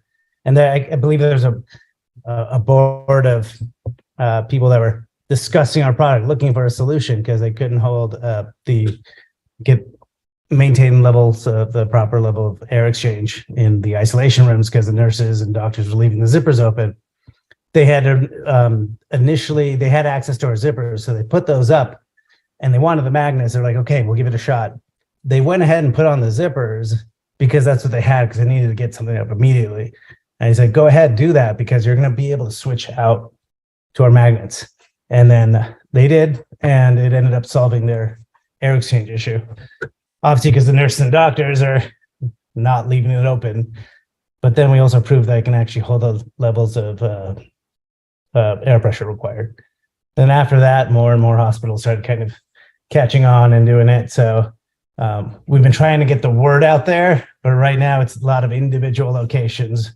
But we had like Patterson Air Force Base, HCA, Dignity Health, Kaiser, like some of the big names. And recently Canadian Special Forces ordered for their medical facilities. So, you know, it's out there. We've proven it all over the place. And, you know, this is going to help us hopefully get the word out more to industries you guys work with too. Well, we're definitely going to have this out there for our members and our followers, so they will see that. So without putting you on too much of a spot, which I don't mind doing, is there anything new coming that you can talk about? I don't want any trade secrets here, but anything new that you can let us know what's coming. If you say no, that's okay too. Let me maybe hint at it. Only because we're trying to be a little careful. Enough said. Enough said. We can go with that. Yeah. So where can somebody buy this stuff? You know what? Better to cut me off. Yes, there are going to be things, and I'll just say there are going to be things coming out. They're going to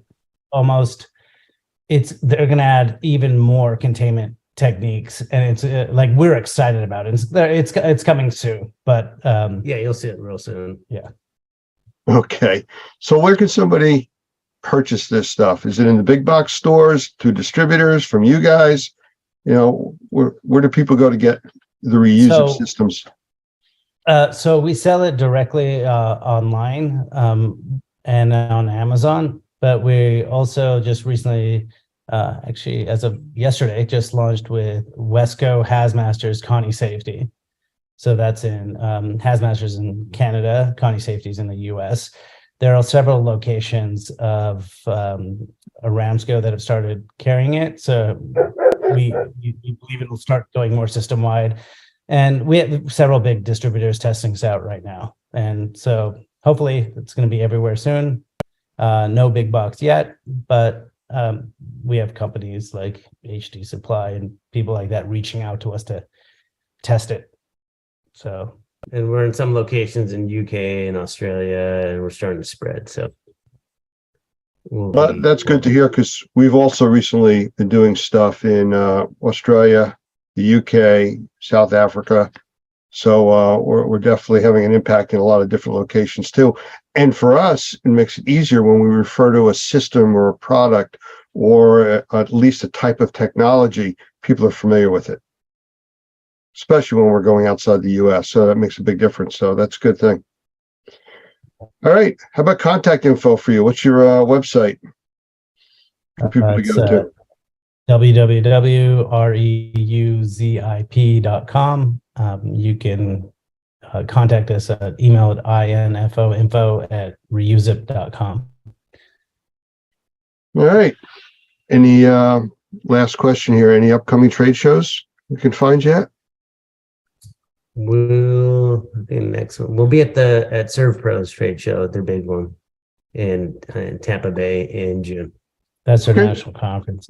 That might be more exclusive to them, but yeah, nothing on the schedule just yet. We've been focusing a lot this year on the new products that we got coming out, but we'll be back in the circuit again probably next year. Okay. Well, I appreciate you spending the time with us. I know it's a big time difference. I'm on the East Coast, you're on the West Coast, but I do appreciate you being here. And we'll do this again when you can tell us about some of the other super secret stuff that's coming out. No, we'd love that. We appreciate it, guys. Thank you very much. Thank you. Thanks, Lance. When you start on the pathway toward professional success, you have to know what the goal is and how to get there. Normie exists to help in that process. It's not just about taking a class to get a license, but also about starting on a pathway to professional success. Whether you want to work for yourself or be the best qualified employee on the team, this path will take you there and help you succeed. Pick a track, click on the class, and get your journey started. Normie is here to support you all the way to become the Normie Pro professional you want to be.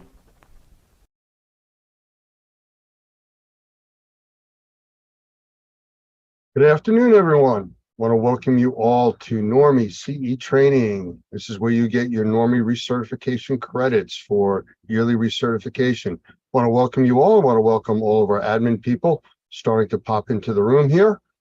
I see a bunch of them coming in tonight. This is good. Glad to see that. And I want to welcome everybody on all the other platforms that are here tonight. We're on Facebook, LinkedIn, YouTube, Restream, DLive, Twitter. We're all over the place. So for all of you watching on those other platforms, welcome, and I'm glad to see you here. Just as a reminder, at the end of our session, we will be turning off the live feed to all the social media platforms for any of you Normie members that want to continue on with the special announcements that we will have. You will have to be in our Zoom room, which is impact.normie.org. And you have to be an active member to get in there. So just a heads up, you don't want to miss out on anything. So I see we got everybody in the room here. I know, Doug, you're out and about. So I want to send this over to you real quick, because I know you had a few announcements you want to make while the internet's holding out for you. So go ahead. Well, yeah, thank you. I'm actually in Pecan Grove RV camp here in Lake Village, Arkansas, right on Highway 65, headed back to Louisiana after our trip to Texas last week, which was really, really cool. I'm looking forward to sharing with you some of the exciting things we did out there. We did 2 case studies, one on Thursday, one on Friday. We were in Dallas on Thursday, Fort Worth on Friday, and doing some case studies on mycotoxin testing. So really excited about that. But I'm really excited to tell you that we're looking forward to our first Texas class, certified mold remediation contractor class. It's the initial training. That's a 5-day class, so it's 40 hours. But I was able to arrange the venue at Pure Clean in Frisco, Texas. You'll be seeing that on the website probably within the next day or so. But that's a 5-day class. But here's the exciting thing about this particular class. Well, let me tell you the dates first. It's August 28th through September 1st. And the reason we're telling you this right now is because there are only 12 seats available. It's a very small classroom. They've got a large warehouse area where we're going to be doing our hands-on training, but it's a relatively small classroom. We don't want it crowded. And so there are only 12 people that we're going to be able to train in this particular class. If we sell it out, which I think is probably highly likely, then we'll go ahead and set up another class probably within a couple of weeks after that particular class. But that class, the exciting thing about that class is, as you know, Texas has one of the most strict requirements for licensure, 40 hours compared to the other training that's 4 days or 3 days. Our typical initial training is a 3-day class.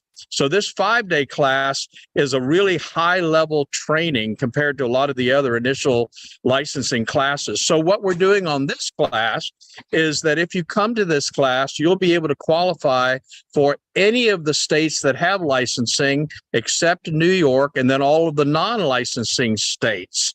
So in one class, that 5-day class, you could sit for exams. You have to take a short module on the licensing law for each state, but you could get a license for Texas, Louisiana, District of Columbia, Florida, or all of the non-licensing states. The only one that it doesn't qualify for is New York, and I'd love to tell you why, but that's a long story. Anyway, it's going to be a great opportunity for you to get licensed. If you need a license in any of those states, or if you just want a license, DC license is incredibly easy to get. And if you're in a non-licensing state, you might want a DC license just to be able to tell your competition that you've got a license in a state that requires it. So that's going to be August 28th through September 1st. And I just wanted to share that information with you. Thank you, Doug. And I know you're traveling, and we're going to be talking about the Normie Pro Environmental Task Force tonight. And that's kind of part of what you're traveling with today. Any chance you can swing a camera around or get Norma on the screen? For sure. For sure. As most of you know, a year and a half ago, or almost 2 years ago now, we purchased a motorhome, and we affectionately call her Norma. And I'll just show you, she's parked right over here. That's her right there. And I'm taking her back to Louisiana, where we've got a place where we can store her inside and get her ready for some major event that might happen, where we can go out and start giving information out to the public. We're not interested in doing disaster recovery work. What we're interested in is going into the field and being able to give folks information they need about cleaning for health, for the insurance needs that they might have, what FEMA can and can't do for them, those sorts of things. Maybe even provide, we've got a command center, so we can provide an opportunity for them to charge their phones if they need to. We'll have phones there, so if they may want to make some phone calls to some friends. Anyway, it's just going to be a great opportunity for us to help folks that are in need. And so that's why I'm in Pecan Grove RV in Lake Village. I'm on my way back to Louisiana earlier today. All right. taking What Norma. happened to the clothes you wore All right, very earlier good. We got today? somebody's mic on someplace. I'm not quite sure whose that is. Then the only other thing I wanted to share is I didn't want anybody to forget about the class in 2 weeks, 3 weeks in Fort Lauderdale with the CMR class, June 6th through the 8th. And then also, if you'll go to training.normie.org, if you go to events.normie.org, you'll see the Cleaning for Health schedule. And we want to encourage everybody to take that OSHA training that we've been working on. Absolutely free class. Gavin does a phenomenal job. Does he have the stories or what? So, great to have. I know more about Ebola than I ever wanted to know, I can tell you. But anyway, it's a great class. It's a free 3-hour training. And I just want to highly encourage all of you Normie members to look at that schedule and come by Sunrise and take advantage of that. Looks like we may be having some classes in North Carolina as well. So a lot going on. Well, thank you, Doug. And I appreciate you pulling over at the rest stop there so you can get on the call with us. We appreciate I'm spending that. the night, and it's not a rest stop. Well, you know what I meant. It looks cozy. All right. Well, this is, I think, a good segue to get into what we're going to be talking about tonight. I just want to acknowledge, we have quite a few of our staff members here tonight. Roger just jumped off the screen. Jenner's here. Tim is here. Mike is here. And we have Gavin in the room from ISSA and GBAC, who's going to be helping us out here tonight with some of the talk that we're going to have, because he's very familiar with what we're doing. And we've been in close contact for a while now, going over some of the particulars about what we're trying to do with the task force and with his Cleaning for Health and all the other things that come together. So with that said, I think we should get started here. And Doug, you may want to just check me on the dates, but I believe the task force came into existence in 2014. I think that's right.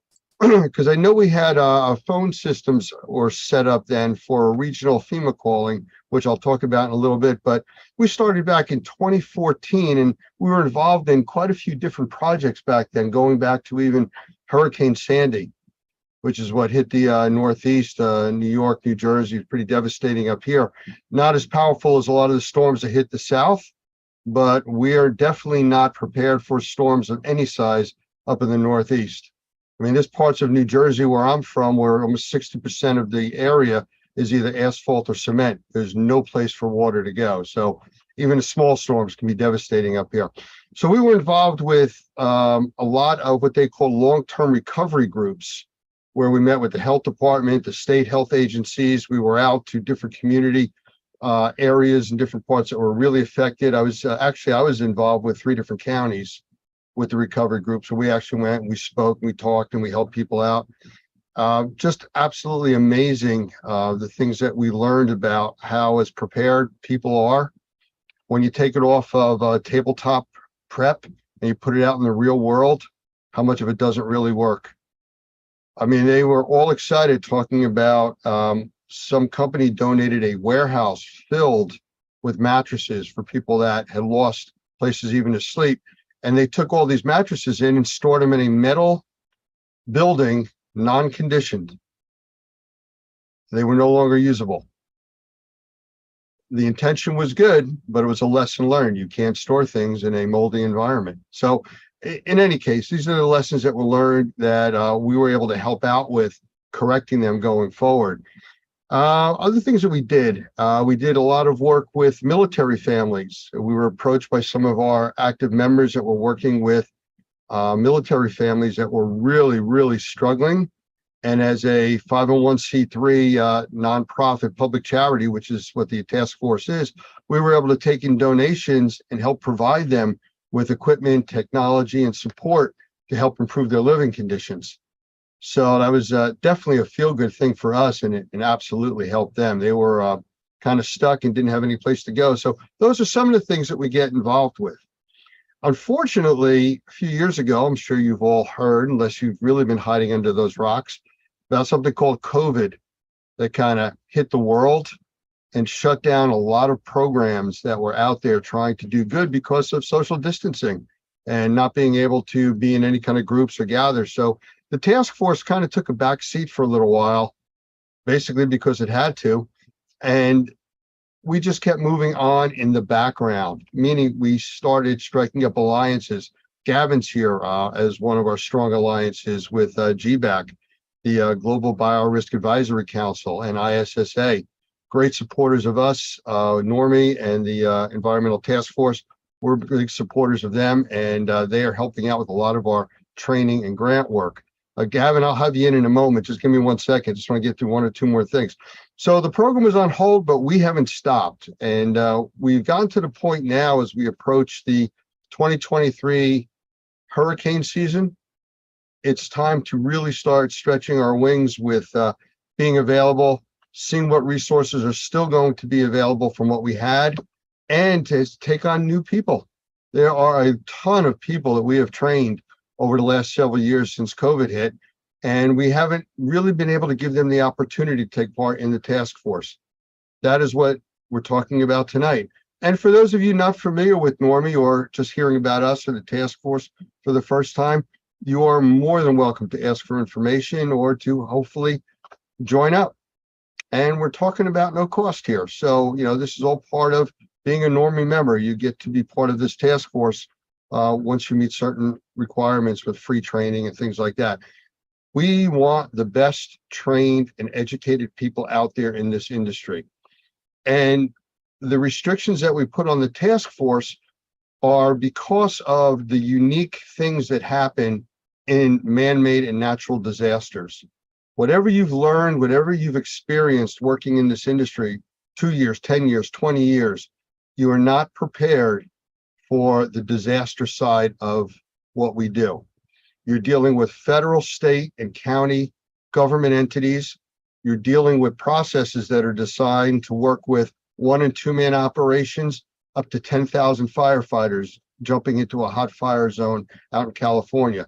The command control, the organization is all the same, just on different scales. That's what we want all of the people involved in our task force to be familiar with for their safety and the people around them. So with that said, Gavin, I know you're sitting there, and I know you've been involved with the ICS system, which is Incident Command System, and NIMS, which is the National Information Management System. It's all under FEMA. You have any kind of quick take on that before we kind of really get into this?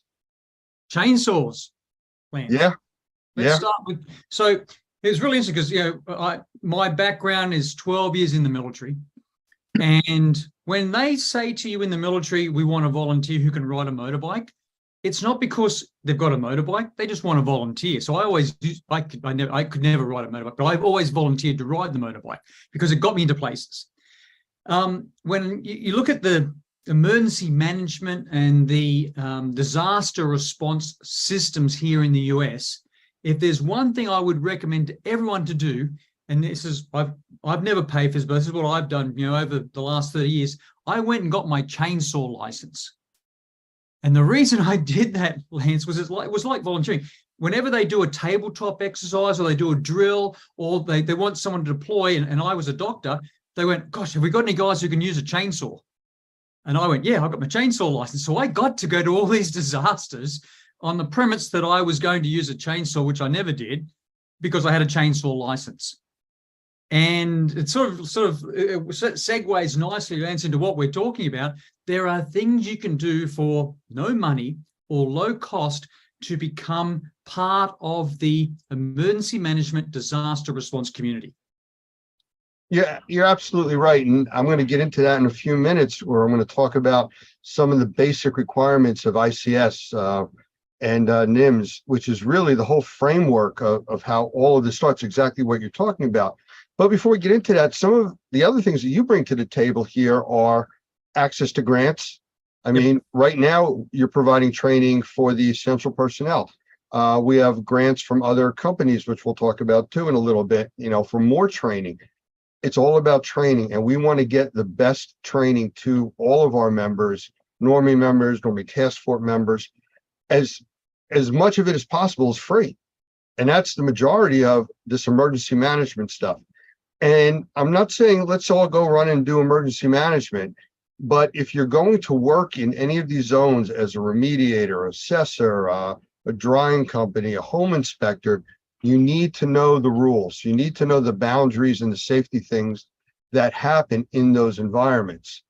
You don't just walk in and say, okay, I'm here. They're going to send you 10 miles away to meet with a branch organization that's going to coordinate what's going on at that scene. And if you don't have the right credentials, you're not going back there. They're going to stop you. You're not going to be allowed into these areas. They need to keep them under control for safety at the very least, and then security and everything else. So with that, you bring the whole training about essential personnel, and you're the senior director of GBAC, the Global Biorisk Advisory Council. That opens up a whole nother area of things that you are able to help us deal with, from infectious outbreaks to just knowing how to decon ambulances and vehicles and work trucks. I mean, that's a whole nother side to this industry that people really don't train on. No, you've got a really good point there, Lance. For the years that I've done emergency management, or I would say more precisely disaster medicine response, before the disaster occurs, you've got to get on the list. So whether it's a national deployment to a state or it's an international deployment, when we sit there and we know we're about to deploy, we go down and go, who do we know? Who does this? Who does that? Hang on, I need one of these. And that short list is people who are on the list. So there is a way to get on the list where you live locally, where you work, through your emergency management agency. A lot of communities have what's called the CERT, the Community Emergency Response Team, which is a volunteer of just local folks who get together and they'll practice, they'll drill, they'll talk about emergency, but that gets you on the list. You can actually just reach out to the local emergency management agency where you live and ask, What do I need to know? How do I get on the list? And it's called the list. So, you know, and I'll tell you why, Lance. And if you sort of live in the world that I live in, I just got to notice now that Guam is a territory of the US. We have an Air Force base there, very important Air Force base. We have 2 naval bases. We have the Guam National Guard. Guam is about to get hit tonight at 9 o'clock with a super typhoon, you know, Category 5 hurricane. It's called Mawar, M-A-W-A-R. It is the strongest storm that we have seen since 1962 in that region. And when a similar storm hit Guam in 1962, it wiped out over 95% of the buildings. And then a storm that wasn't as strong hit in 2002. And if I just check my notes here from this morning's briefing, it was 144 mile per hour winds, and it caused $700 million of damage in Guam. The storm that's expected to hit tonight, its last measurement was 155 miles per hour. We're calling for a storm surge of 25 feet and 20 inches of rain on Guam tonight. And they're the sort of situations we have addressed right now. Think about, what do we need? Okay, we know the military's there, but they're going to be destroyed. They're going to be devastated. They're going to be victims of the storm. What will the US be deploying tomorrow morning after the storm passes, and what things do we need? And a lot of that comes down to discussions that we've had with Doug and yourself about how we can do much better. If we look at sort of the Hurricane Ian situation, and I know Doug and I were texting like crazy at all hours of the night going, did the CDC just say use bleach? Because we don't do that. And so it's really important that we look at the science, the evidence that we have within our industry, and we bring those best practices by being on the team, making the list. You know, you're absolutely right. And you mentioned tabletops before, and that's what I was talking about. You know, the tabletops are where the basics come from. But then from there, when you get out into the field, you need people from all different vocations to look at what's really going on and say, wait a minute, you can't do that. It doesn't make sense in the real world. But that's the whole point of us getting all these people with all these specialty talents. But everybody still needs the same basic framework. The classes that we were talking about from ICS, the basic classes that are recommended are ICS 100, 200, 700, and possibly 800. And what they are, 100 is what's called Intro to Incident Command. Now, you're talking about a Cat 5 plus hurricane hitting Guam. It's a massive, devastating event. But the same principles and concepts that are going to be deployed there already, that are being deployed there, are what would happen for a local brook overflowing its banks and flooding a neighborhood, just on a smaller scale. Yeah, so this is a good point. All of my students at Penn State, where I teach disaster medicine, public health preparedness for both natural disasters and terrorist emergencies at Penn State College of Medicine, I tell them, if you want to make the list, there are 3 courses you must do. That's ICS 100, ICS 700, which the ICS 100 is the introduction to the incident command system. And interesting, everyone should understand, Lance, the incident command system is something that was invented in the US. And it was invented by, with the forest fires back in the 70s. And we have taken that system of decision-making, that system of allocating resources that are limited, of space, staff, and stuff to make it work in a disaster. It's about a 2-hour course. I'm going to talk about how to really do these courses properly. ICS 700 is the National Incident Management System, which when you make the team, you'll hear this acronym NIMS. It's the National Incident Management System. That's about a 3.5-hour course. And ICS 800 is the National Response Framework, which is the NRF. You must know the National Response Framework just at that high 50,000 foot level. And then ICS 200, I would do 4th. I would do 100, 700, 800, and then the 4th course I would go back and do ICS 200, because you now understand what's going on because ICS 200 covers basic incident command systems for initial responses. But each of these courses are freelance, and they give you a certificate. And exactly. Yeah, and that's all about credentialing. That's what I was talking about before. Getting into these zones, you need these credentials to be able to work in these zones, even to go to them. Yeah, so when people come to me and say, "Oh, I want to come with you, Gavin, on the next tornado, hurricane, ice storm, forest fire," and I'll go, "Have you got the certificates?" Before I even ask for their name, if you've got the certificates, at least I can start having an intellectual conversation with them. What are your skill sets? What are your core competencies? What can you do? What can't you do? Do you go camping? Because I don't want this to be the first time that you find yourself in an austere environment. You complain to me there's no, you're not going to have a shower for 3 or 4 days because that's what it is, or there's not enough food because that's what it is. It's understanding whether they can survive in an austere environment. So you do those courses, and that really gets you to have that conversation with those that deploy emergency management agencies. But I also want to add one more caveat to this, Lance: healthcare coalitions. Yeah. Healthcare coalitions are funded by the federal government. For example, in the state of Alabama, where I do a lot of work with tornadoes, there's 11 healthcare coalitions. Go and introduce yourself to the healthcare coalition coordinator at the regional or state level and just say, this is what I do. How do I make the team? And it's not making the team to do the work because we all don't get paid. We get paid for what we do when we deploy. I get paid when I deploy. And I want to make sure that everyone is able to respond to disasters. I know we can do this as a volunteer situation, but I want you to be part of your core business. I want you to say, "Oh, I'm going to, I know hurricane seasons came up. I'm going to train and practice and rehearse and get to know people. And when I deploy, I know that I'm going to be earning money to support my family." And it's really important that part of that disaster response is not just based on doing it for nothing volunteers. It's actually part of your core business structure, being a remediator, restorer, or just a professional cleaning professional. Well, that's one of the big things about the way this whole program works with ICS and NIMS, that as they're deploying or spreading out resources, another portion is already planning de-escalation.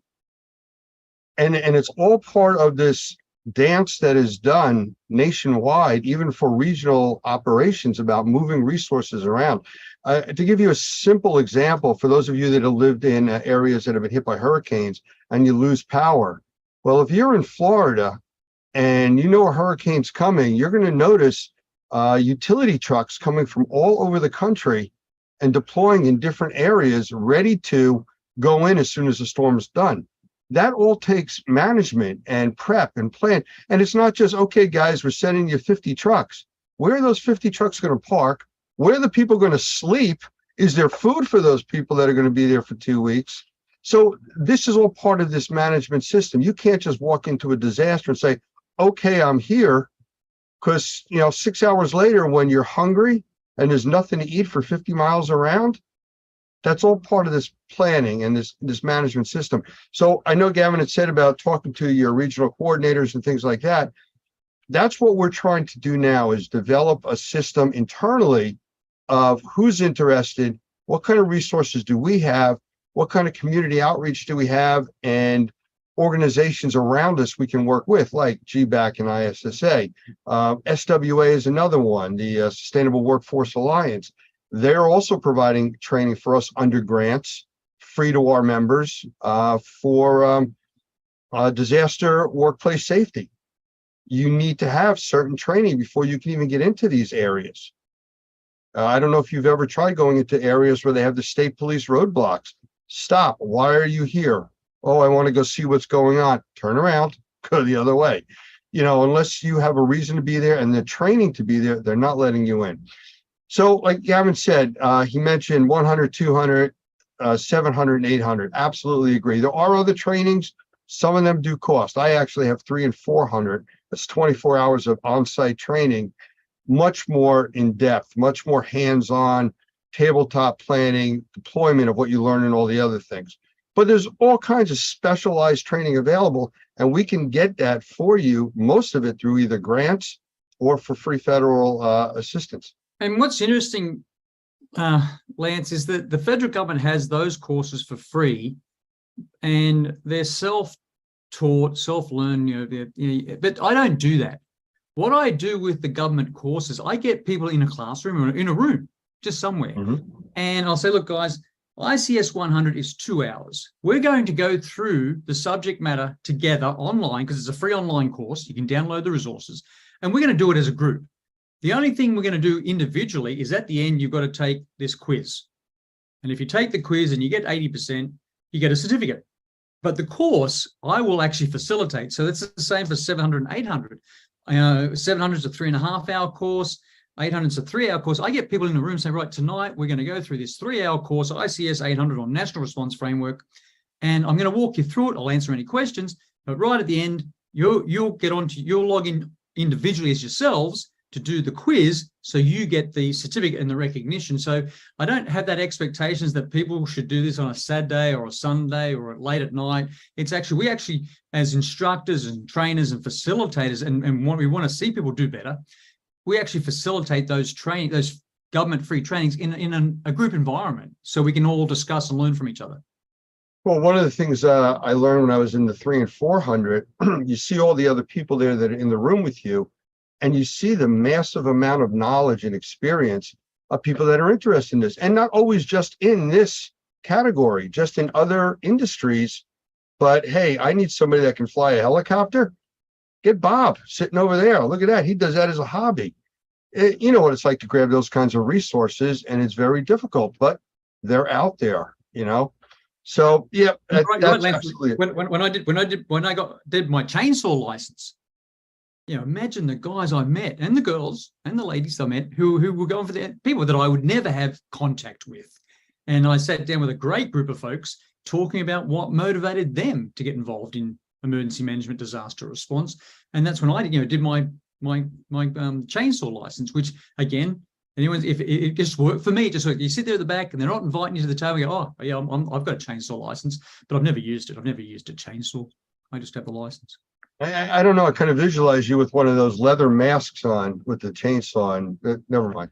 Well, no, it's good because yeah, I think, you know, if you're going to get into this work, you've got to watch the Sharknado shows, and the best one is Sharknado version 4, because that's where the Australian guy goes, crikey, we're going to need more chainsaws.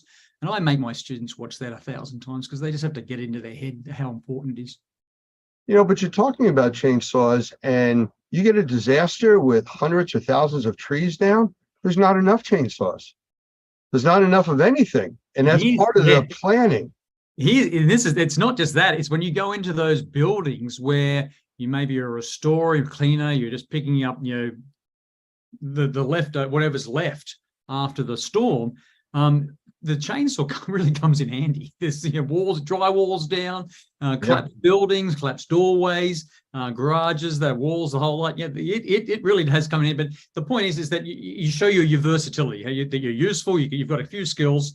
As you've correctly said, Lance, 100, 700, 800. I would start with that. I then at the fourth I do 200. And then, but we do it as a group. We do all this learning as a group. But then we also can help facilitate, engagement with those that make the decisions, both at the emergency management, both at the local agency level, the state agency level, the federal government agency level, and then there's other organizations like the healthcare coalitions, which we want to get you plugged into as well. And let alone, you know, the stuff that you and I talk about all the time, Lance, on emergencies we do with both law enforcement, with police, as well as firefighters. And then suddenly they come and go, hey, Gavin, how do I clean this? And I mean, it's your piece of equipment. Yeah, but we've never had to, it's never been this contaminated with whatever. Yeah. And I now need some help on how to clean it so I can use it again tomorrow. You know, and that brings up the next piece of this, because we will be working with these different entities and agencies. When they have problems on the more personal level, a very localized side, who are they going to go to for help? People that worked with them during these disasters. They're going to reach out to the assessor or the mold remediator or the drying company when something happens to their home. So it's all part of the exposure and people being familiar with who you are because of the type of work that you're doing with them. I think too on that, Lance, they don't. Okay, let's be fair here. There are people within the community, within emergency management, that have never seen the equipment we use. Yeah. Yeah, the equipment we use is amazing. You know, we've got all this stuff that dries things. We can remediate, we can restore, but we also have testing equipment. thermal imaging, water moisture meters, ATP, a lot of things that no one has ever seen before. And there's tricks of the sort of best practices of what we do that we can bring the table going, oh, didn't know that. Yeah.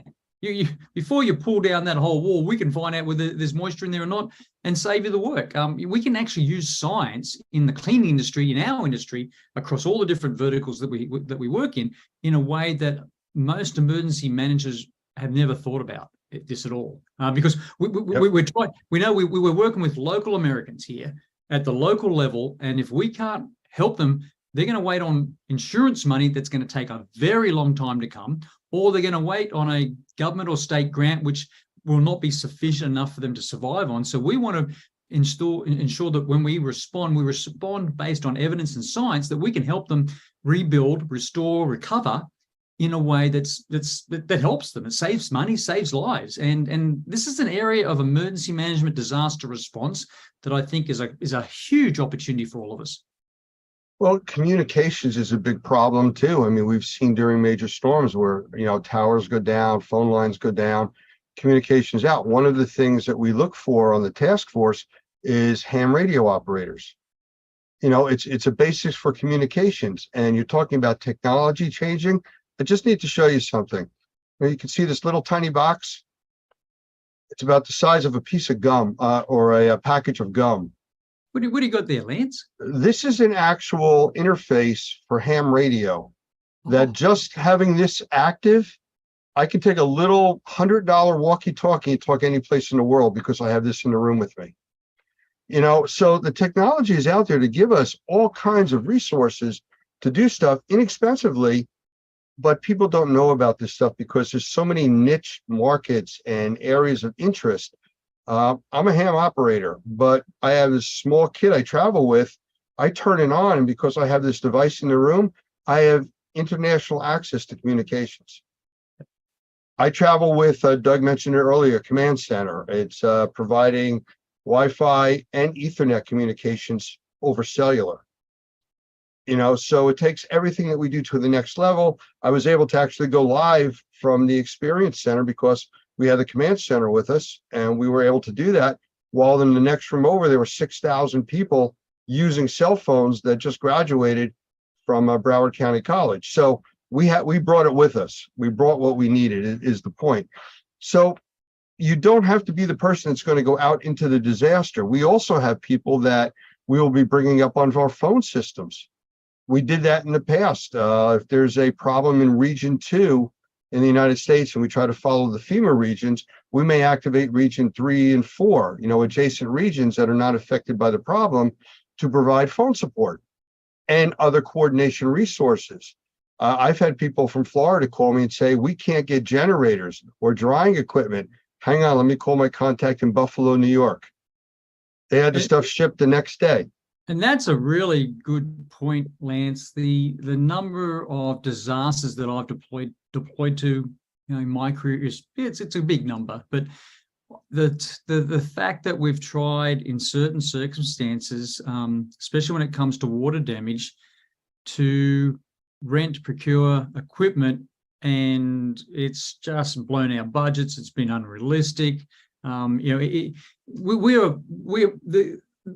emergency management disaster response teams and capabilities have evolved so much.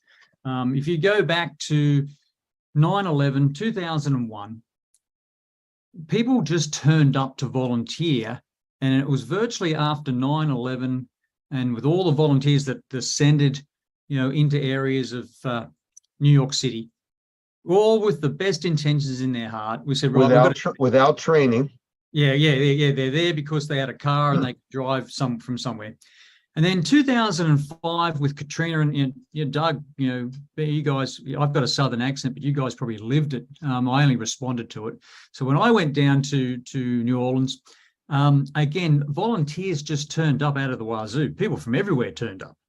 And it wasn't, and so what we've tried to do, and with these FEMA courses now, it's trying to control the volunteers and get some sort of formalization coordination.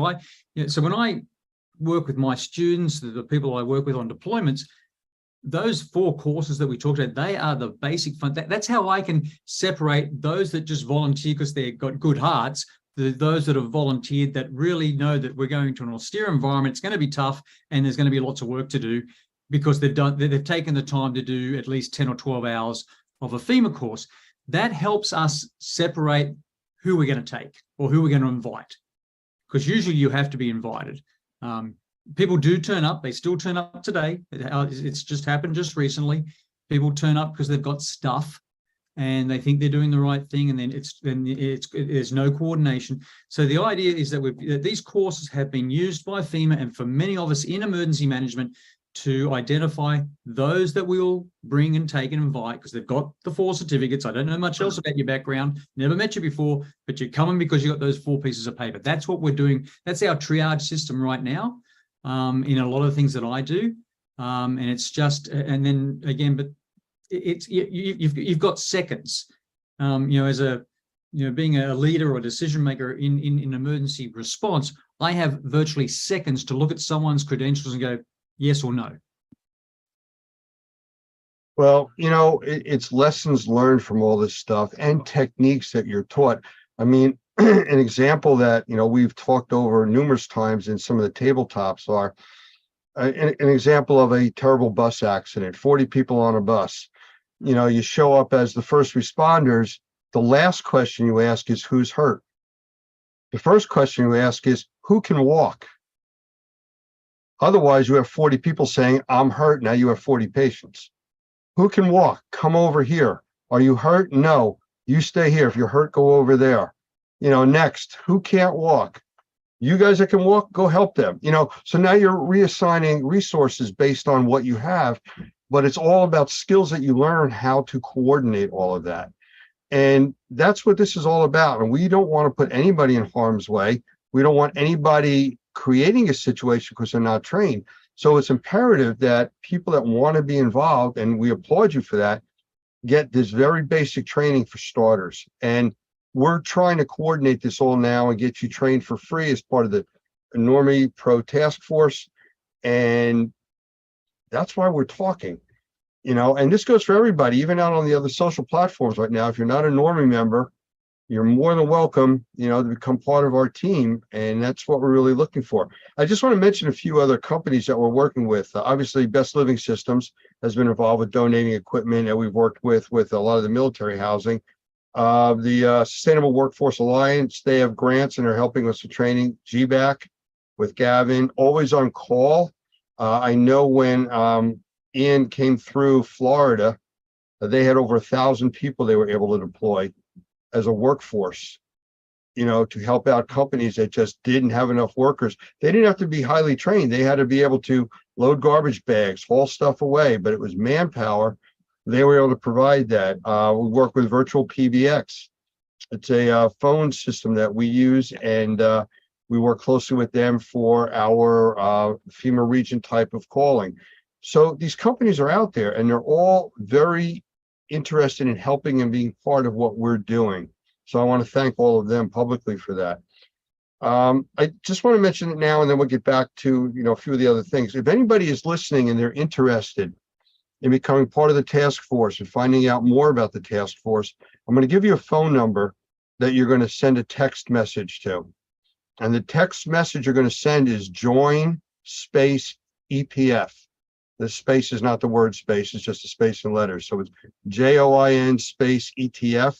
And you're going to text that to 877-251-2296. And we will gather that information and reach out to you with more information. Doug, I see you popped in the room there for a moment. I did. Yeah, I did. I just wanted to say just a moment about what we're going to be doing at the experience, because we're going to actually be building some training around the task force. Norma will be there. Hopefully, we're looking at actually driving her into Caesars Forum and having her as part of our booth, so that we can set it up as we would in a disaster recovery situation. And so we're going to be talking more about this ICS training. Dan asked a great question in the room. He said, can these free trainings, could they all be taken together in a day and a half in a group setting. I think we want to work through a way that we can do that. And obviously we want a lot of those folks prepared for what's going to happen at the experience in September. Would love to have them there with their badges. So what is it? You have to get it up to 60 miles an hour to fit through the door? Is that how that works? No, this one actually has a door big enough. Remember, Cincinnati, we had to park it outside, but fortunately, Caesars Forum has a door large enough. It's just we have to get a booth twice the size that we had in Fort Lauderdale, so it takes up a lot of room. Yeah, that thing is a monster. I think we were looking at 10-foot doors and we didn't fit. Yeah, that's right. Yeah. And here's another thing that people should be, should know about, Lance. When you deploy in responding to a disaster and you think you know what you're going to do, that's not how it always pans out. And if you think, oh, I've got this piece of equipment, I've got, they know me for this is what I do in my day-to-day normal life, and I'm deploying to help because they want me to help with this. And then suddenly if I'm the incident commander or I'm leading a team, I'll go, hang on, I need guys to go do this. And I've had people say to me in the middle of a disaster, really bad situation, we didn't come in to do that. I went, yeah, you did. You came in to do whatever I told you to do. So we have, and you can't do that. You really have to be part of the team. If the team leader says, I need this to be done, then he's saying it for a reason. And it may not be what you think you deployed for, but it's definitely what needs to be done. And so many people, when they deploy, you won't see the big picture. You won't see all the moving parts. You won't see everything that's going on. You will fit into a little team or a team somewhere in a certain geographical area, and you'll be told to do this work. As we go through that initial response, as we move into recovery, then it becomes a little bit more defined, less chaotic, and you'll start to then go and do your remediation, restoration type work, your drying work. That will happen, but that's not going to happen in the first week or two with a hurricane, a flood, or a tornado. No way in the world. Right. And so it's really important for people to understand that when you deploy, just say yes.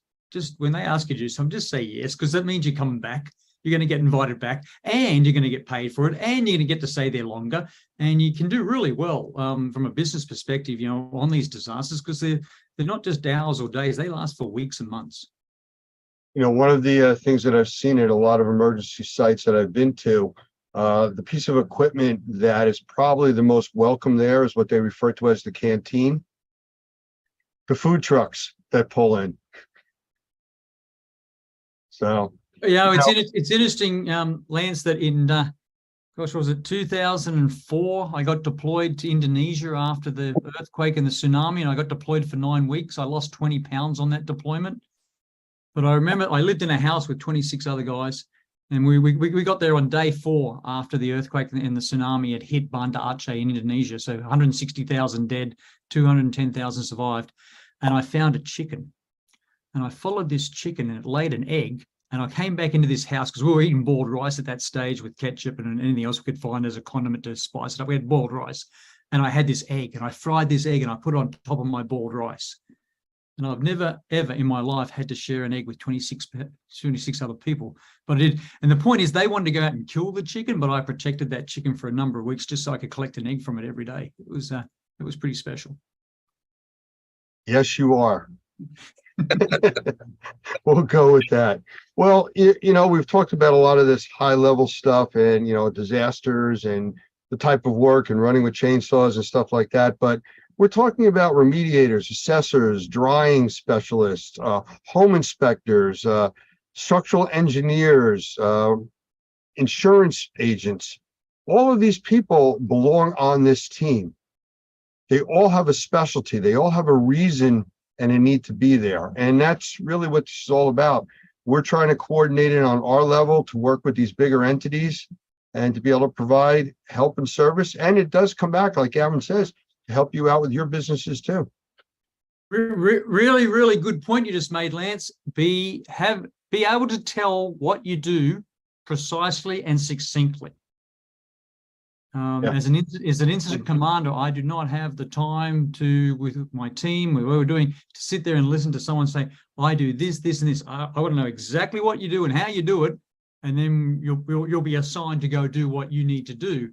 So it's, if you haven't started practicing that, if you're asked let's just say it's a flooding event after a hurricane, with a lot of debris around, and you come up to the incident commander and he'll say, "What do you do?" And you should be able to say, "I do this."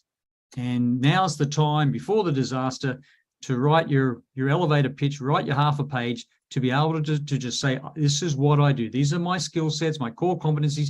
I can do this for you." So the incident commander go, "Right, go over there and start doing it." Because if you don't do that, you may wind up in the chainsaw division.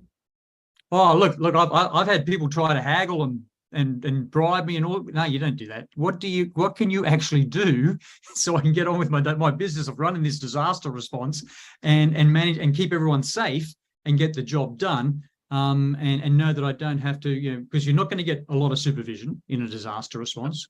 You're going to be told you've got this, and this, and that's the job to be done, and you're going to get it done this afternoon or today, whatever it takes. And then tonight, when you go to disasters, you often have like a 7 o'clock in the morning briefing and a 7 o'clock in the evening briefing. So you have a briefing. This is what we're doing today, everyone. And then we have a debrief at 7 o'clock at night around dinner time. How did it go? What else do you need? What have you run out of? Do I need to order more to this? Did anyone get hurt today? What else did you find while we were out there? We saw this and this. Okay. And then that night, the senior sort of decision makers, the managers of the disaster, then start sitting down and say, "Right, what's the task list for tomorrow? Or what else have we missed?" And so, when you go on a disaster, there'll be, it's very common to have a briefing about 7 in the morning and then another one at 7 at night. Everything that we've been talking about ICS, the Incident Command System, and NIMS, sounds like, for these major disasters, like he's talking about for Guam and Hurricane Sandy and Katrina and this and that, these systems are used every single day all over this country. I mean, it's used internationally too, this program, but every single day, this is used from 1 and 2 man operations for coordination of services, all the way up to the 10,000 firefighters jumping into a fire zone, or bigger. So, everyone that's listening right now, there is a place for you. If you want to be involved, there is a place, there is a skill, there is training and education that we can get for you and get you as part of the team. Yeah, and I think if people are going through these courses for the very first time and they want to get involved, have some national pride. The Incident Command System was made in America. It was made by the forest fires guys back in the 70s. So this is our system that the world has adopted for emergency management, disaster response. And so, we go through and learn that Incident Command System and go, wow, damn, that was made by us. And we gave that to the world. I go around the world in different countries teaching ICS, as it's known, Incident Command System, to the rest of the world, knowing that the history, it came from here. And it's something we should be really proud of because it does help with, again, all the C's, the communication, the collaboration, the coordination. So it's a system that we really, when you get deployed and you're part of it, it's something you should be proud of. All right. Well, Gavin, I want to thank you for your input and being here with us tonight. We do have a little bit more that we need to talk about in our private session coming up. So I want to thank everybody that spent the time here, especially on the social media platforms that we're all on. And again, I want to remind everybody, if you want more information, please send a text to, and I'll say the number slowly, 877-251-2296. And in the subject, just type in join space ETF, Environmental Task Force. And we will start sending you some information and help you walk through the process. Gavin, I really appreciate you being here. Everybody in the other platforms, I appreciate that. For our Normie members, if you are watching on one of the social platforms, please go to impact.normie.org now so you can get in for the special announcements that we have coming up shortly. And for the rest of you, please stand by in the room. Everybody else, thank you for attending. And I will be back momentarily with our private feed. Thanks, Lance. Bye, everyone.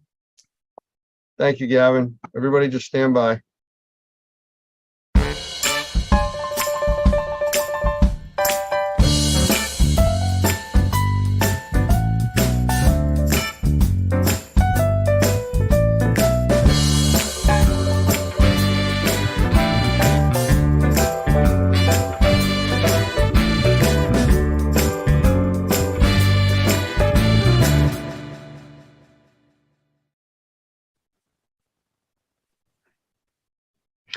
Hi, everybody. I would like to introduce you to my guest tonight, and it is Jeff Cross, who is the media director for ISSA.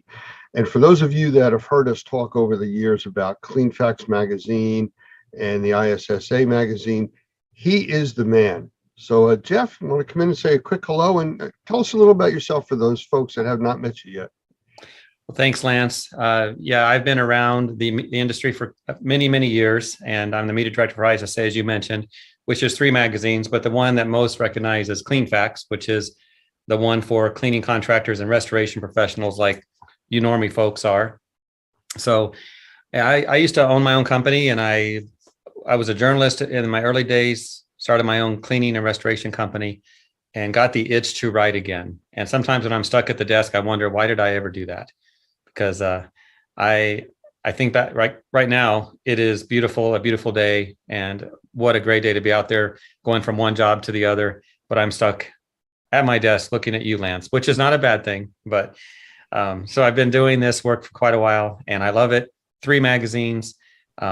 We do videos, we do webinars, we do everything with media to promote our industry. So I've been with ISSA for about 7 years now. Yeah.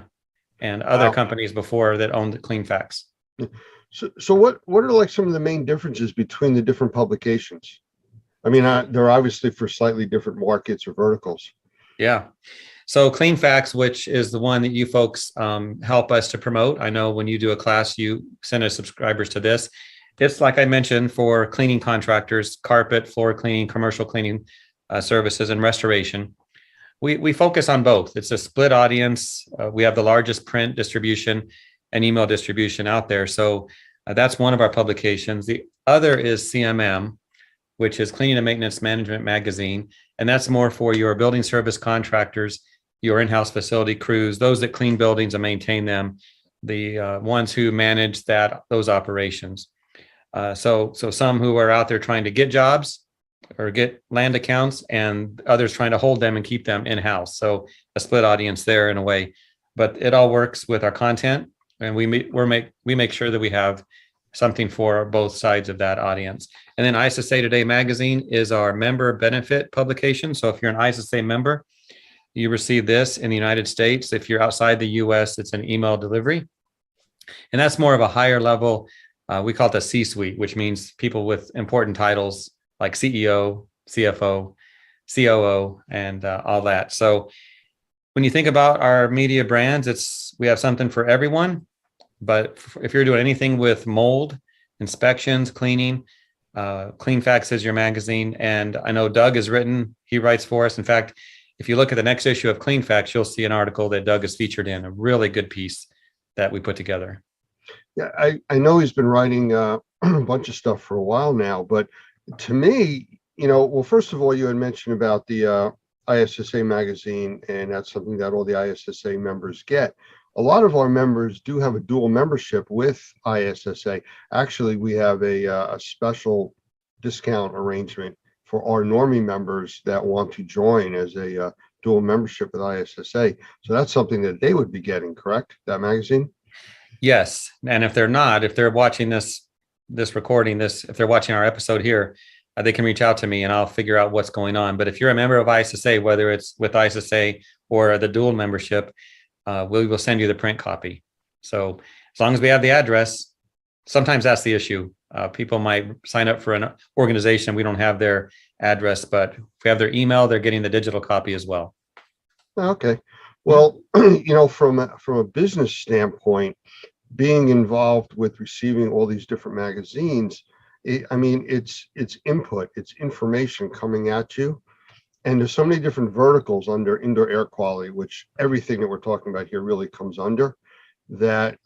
I would assume that they would get a lot of insight from the different facets of the industries from these different magazines, because they are different and they're looking at it from different perspectives, whether it's the maintenance facility side or the actual contractor side. And I can only see that as being helpful. I agree. It is helpful, and it is a different perspective. We all have the same goal to clean, to restore, to bring back to conditions that are acceptable, to protect health, to make buildings, homes safer, cleaner. And when it comes to media content, we all know that you have your devices, you have your iPads, you have your computer. I know I consume my news in digital format for the most part, but our magazine brands, the print, the digital, they're more thought leadership. They're not so much the breaking news as the things that we need to know about as professionals. And some of it might be a reminder because we have many seasoned contractors who are a part of our audience. And we know a lot of our publications are used for training as well, because, you know, Lance, you've been around a while, just like me. You might get an article and it's like, yeah, I know that. But do the people who work for you or that you know that? So a lot of our material is forwarded on and shared amongst others. I think that's the biggest thing that has been lacking in this industry previously. The amount of information that's out there that's really available and credible being passed out to the masses that really need it. And that's not just the contractors. I mean, like you said, you have a magazine for facility management, and we haven't even talked about the public because we know there's a need in the public. We just don't have the want there yet. But that's changing since COVID. I mean, all of a sudden, I know you've noticed it, and I have, that people are like, this whole breathing thing is a thing, and indoor air quality is important. And I'm sure that's affected your business and your publication side. It has. So, you know, we focus, we're a B2B media team. We focus on business to business content. So when we write something, it's for people like Normie members, ISSA members, it's for them. But we get a lot of traffic on our websites from consumers. And we know when someone's looking at something and the numbers are astronomical on the topic, the ones reading that is probably outside our industry to some degree. So people out there that you're working for that might be in the buildings we clean or the homes, they're looking for content as well because they want to have the same thing, clean air to breathe. You know, what do I do to make my house healthier? The air I'm breathing inside, I can see the dust particles in the sunlight. What do I do with that? They're looking for information, and they're finding it with groups like ours. You know, we're constantly putting out the same message about, you know, how important breathing is, how to improve your environment, how to make it healthier, safer, cleaner. Those are the tag words that we go with. And that's really the direction that I think everybody here is really striving for. But the consumer, they're hungry for this information. And the more that they come in contact with our organizations, the more specific they are as far as who does work for them. I get calls from contractors that are like, how do I get certified with you? I said, well, we have our No, I got to do it right away. Well, what's the rush? I'm working with the customer and they won't let us do the work unless we're Normie certified. Well, good for Normie. Well, the word's getting out there, and you know, that wasn't a shameless plug for us. That's just the way the phone calls come in. You're allowed 3. 3? Oh, okay, 3. That's one. Keep score. But the reality of it is people are seeing that there are stable and reputable methods out there, and they're starting to learn that. And they're learning it because now the want is there. People want this type of environment to be in. And it's publications like yours, it's the training classes that are going out there from all these different organizations pushing the same message. I think that's making the biggest thing. Mm-hmm. If that's a question, that's the longest one I've ever had, Lance. That's a good one. It's from working with Doug for so many years. You ask the question and you get the whole delivery. I hope he doesn't see this, but I'm sure he will. So go ahead. So to comment on your comment, I think that things that make real change in our industry is going to be consumer driven. So if you have a product to sell, if you have an air purifier or a mold removal product or whatever it is that works, then contractors, sure, they'll buy it and they'll use it. But what if the consumers demand it? You mentioned someone had to be certified by Normie to do the job. Consumer demand. And that's where it's at. We think of green cleaning. You know, if that was not in demand by the consumer, by those who are paying the bills, who we work for, it wouldn't happen. Think of recycling. You know, we all know we should recycle, but where's that demand? By the consumer. It's driven by them. So that's cool that someone called you and needed to be certified. We had that with ISSA as well. When the pandemic started, we have our GVAC division, and we had people saying, I need to be certified right now. Like, okay, here's the process. No, I mean, right now has to be done. Well, think about it before, hopefully you're a member, got certified, or is a member now, but any professional out there that might be watching this, you got to plan what you're doing and be ready instead of being reactive to the demand by the consumer. But I think that's it, Lance. Consumer demand. And I think Normie's probably been successful because people are aware of what you're doing, and thus the professionals need to be part of you. Yeah, I absolutely agree. But you mentioned something a minute ago about GBAC, and a few weeks back we did an interview with Gavin, and he's a big player with the GBAC side. Mm-hmm. How does that affect the magazine production that you guys do? I mean, what kind of involvement is GBAC with what you're producing? Well, having Gavin on with, on our videos and stuff with his Australian accent has helped tremendously. Yeah. But besides the accent, and he's proud of that, by the way, Gavin writes for us, and Patty Ollinger, our executive director, writes for us as well. And we have Michael Diamond now, who's part of our team. We're using these experts to write, to be on video, to provide content and quotes, to help the industry out. The reception's been great. They know what they're talking about. I'm not the expert. I'm the journalist. I'm asking the questions, and a journalist who doesn't know the answers is probably a better one. So that's where I'm at. I asked them to provide the content, like that interview I did with Doug and Gavin for the article that's coming out. I asked, 8 questions or so, and the content that we have in that article is fantastic. So it'll be in two of our magazines, actually, ISSA Today and Clean Facts. So when you deal with issues like clean and disinfecting and remediation, all of these things that are high level, you want the very best experts. And I think that's what we have with GBAC. They've been with us a few years now, and they're doing great work. And of course, we work with Normie as well, and the training you folks do is great. I've nothing but respect for the programs. And the thing is, people have to embrace it and take it and use it and tell their customers about it too. Well, that's the biggest thing, and the word spreads. And again, that's why I mentioned the call. But we get a lot of calls like that, and usually they pass them over to me because that's some of these, crisis. I need to be certified now. Well, that's nice. We'll see what we can do to help you out. But there's only so much we can do because of our requirements. But that's something that does happen quite a bit. But I do have a few other questions for you, and then I think we're going to switch this around a little bit. We're going kind of a different direction, but yes, I understand that ISSA is approaching a 100-year anniversary, and I mean, you don't look a day over 99. So, I'm sure you could give us a little insight as to this 100-year path that they've gone on. Sure. I look very young because of the makeup. When you're on camera, you have to have someone put the makeup on you. So there you go. And you look great too, Lance, by the way. Thank you. Yeah, thank you. And I love your office too. Very fancy. That's why you get all those phone calls. That could be it. There's nobody behind me answering the phone. That's the problem. Right. That's why they're all It's coming empty. to me. Yeah. Yeah. So ISSA we celebrate our 100-year anniversary next year. So if you want to send a present or something, I'll let you have my address. So that's always welcome. Okay.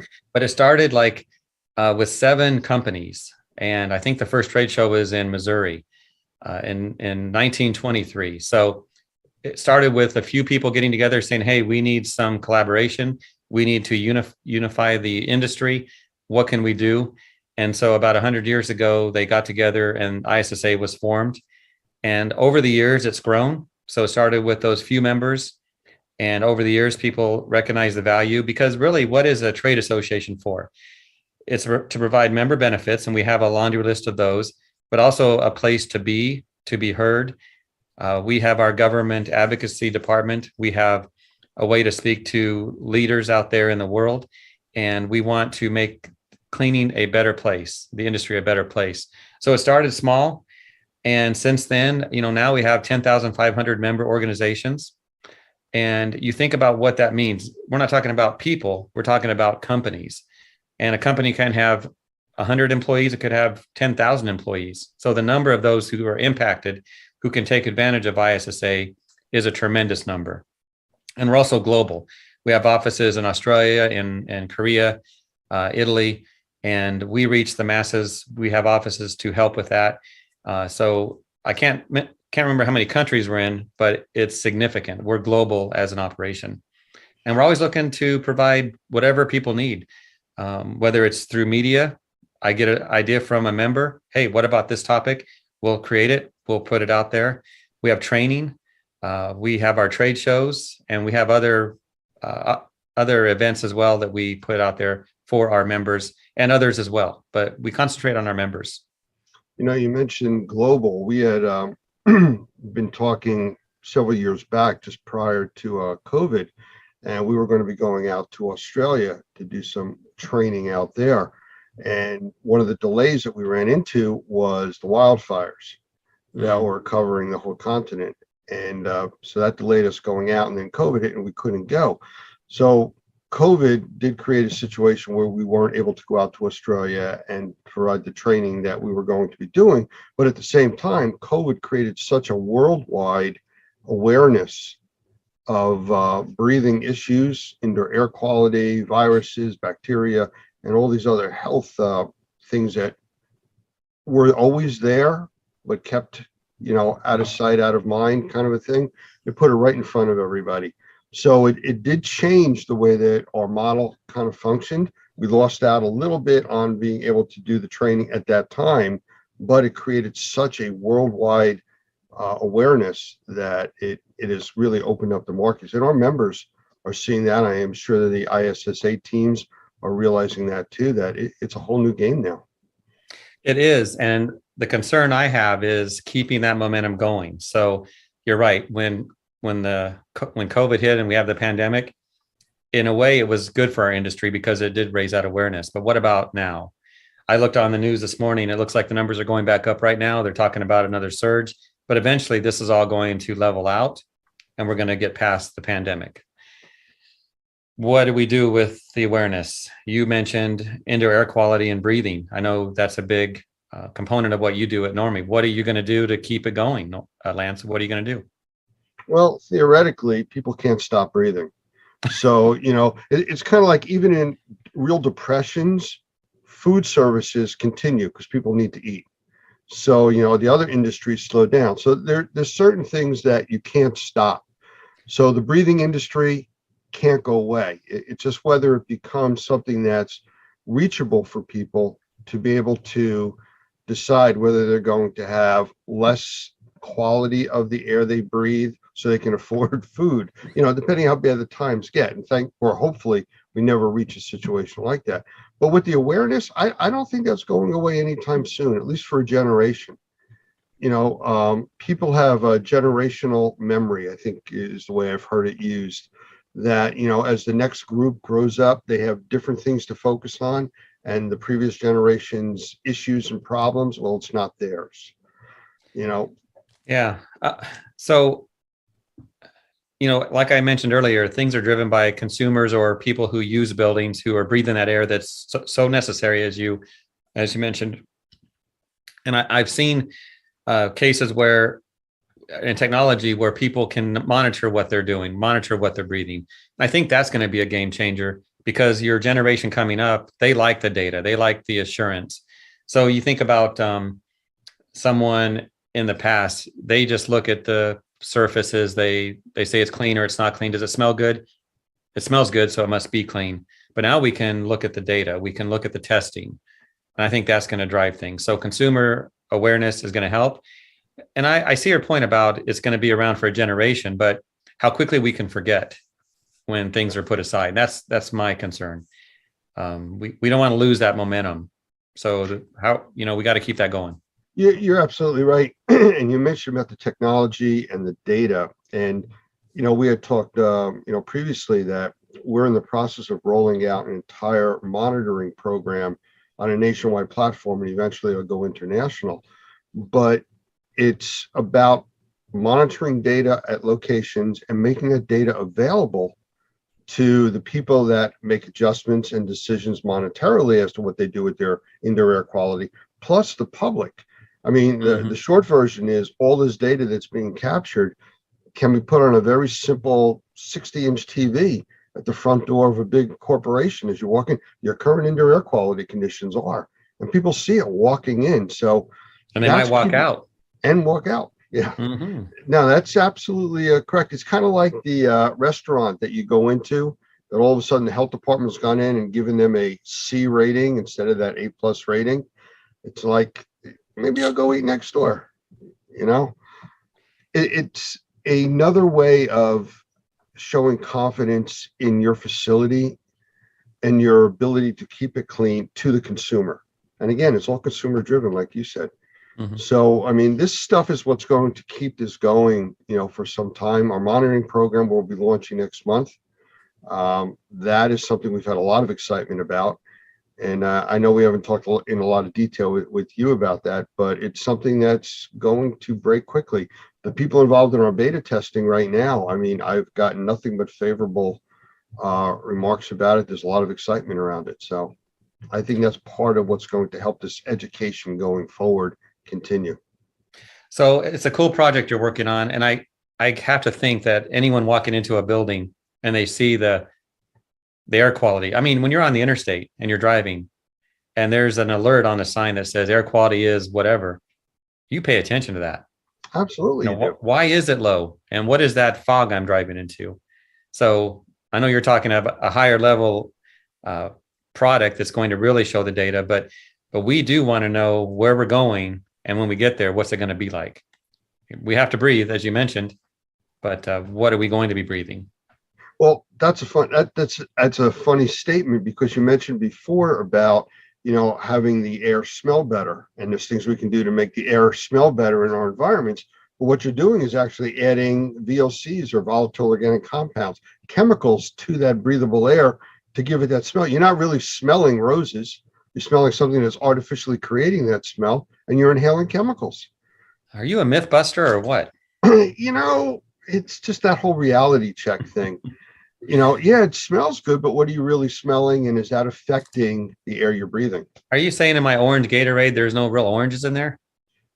You know, Doug uses the example of, I'm trying to think, I think it's the FDA that puts limits on contaminants in water.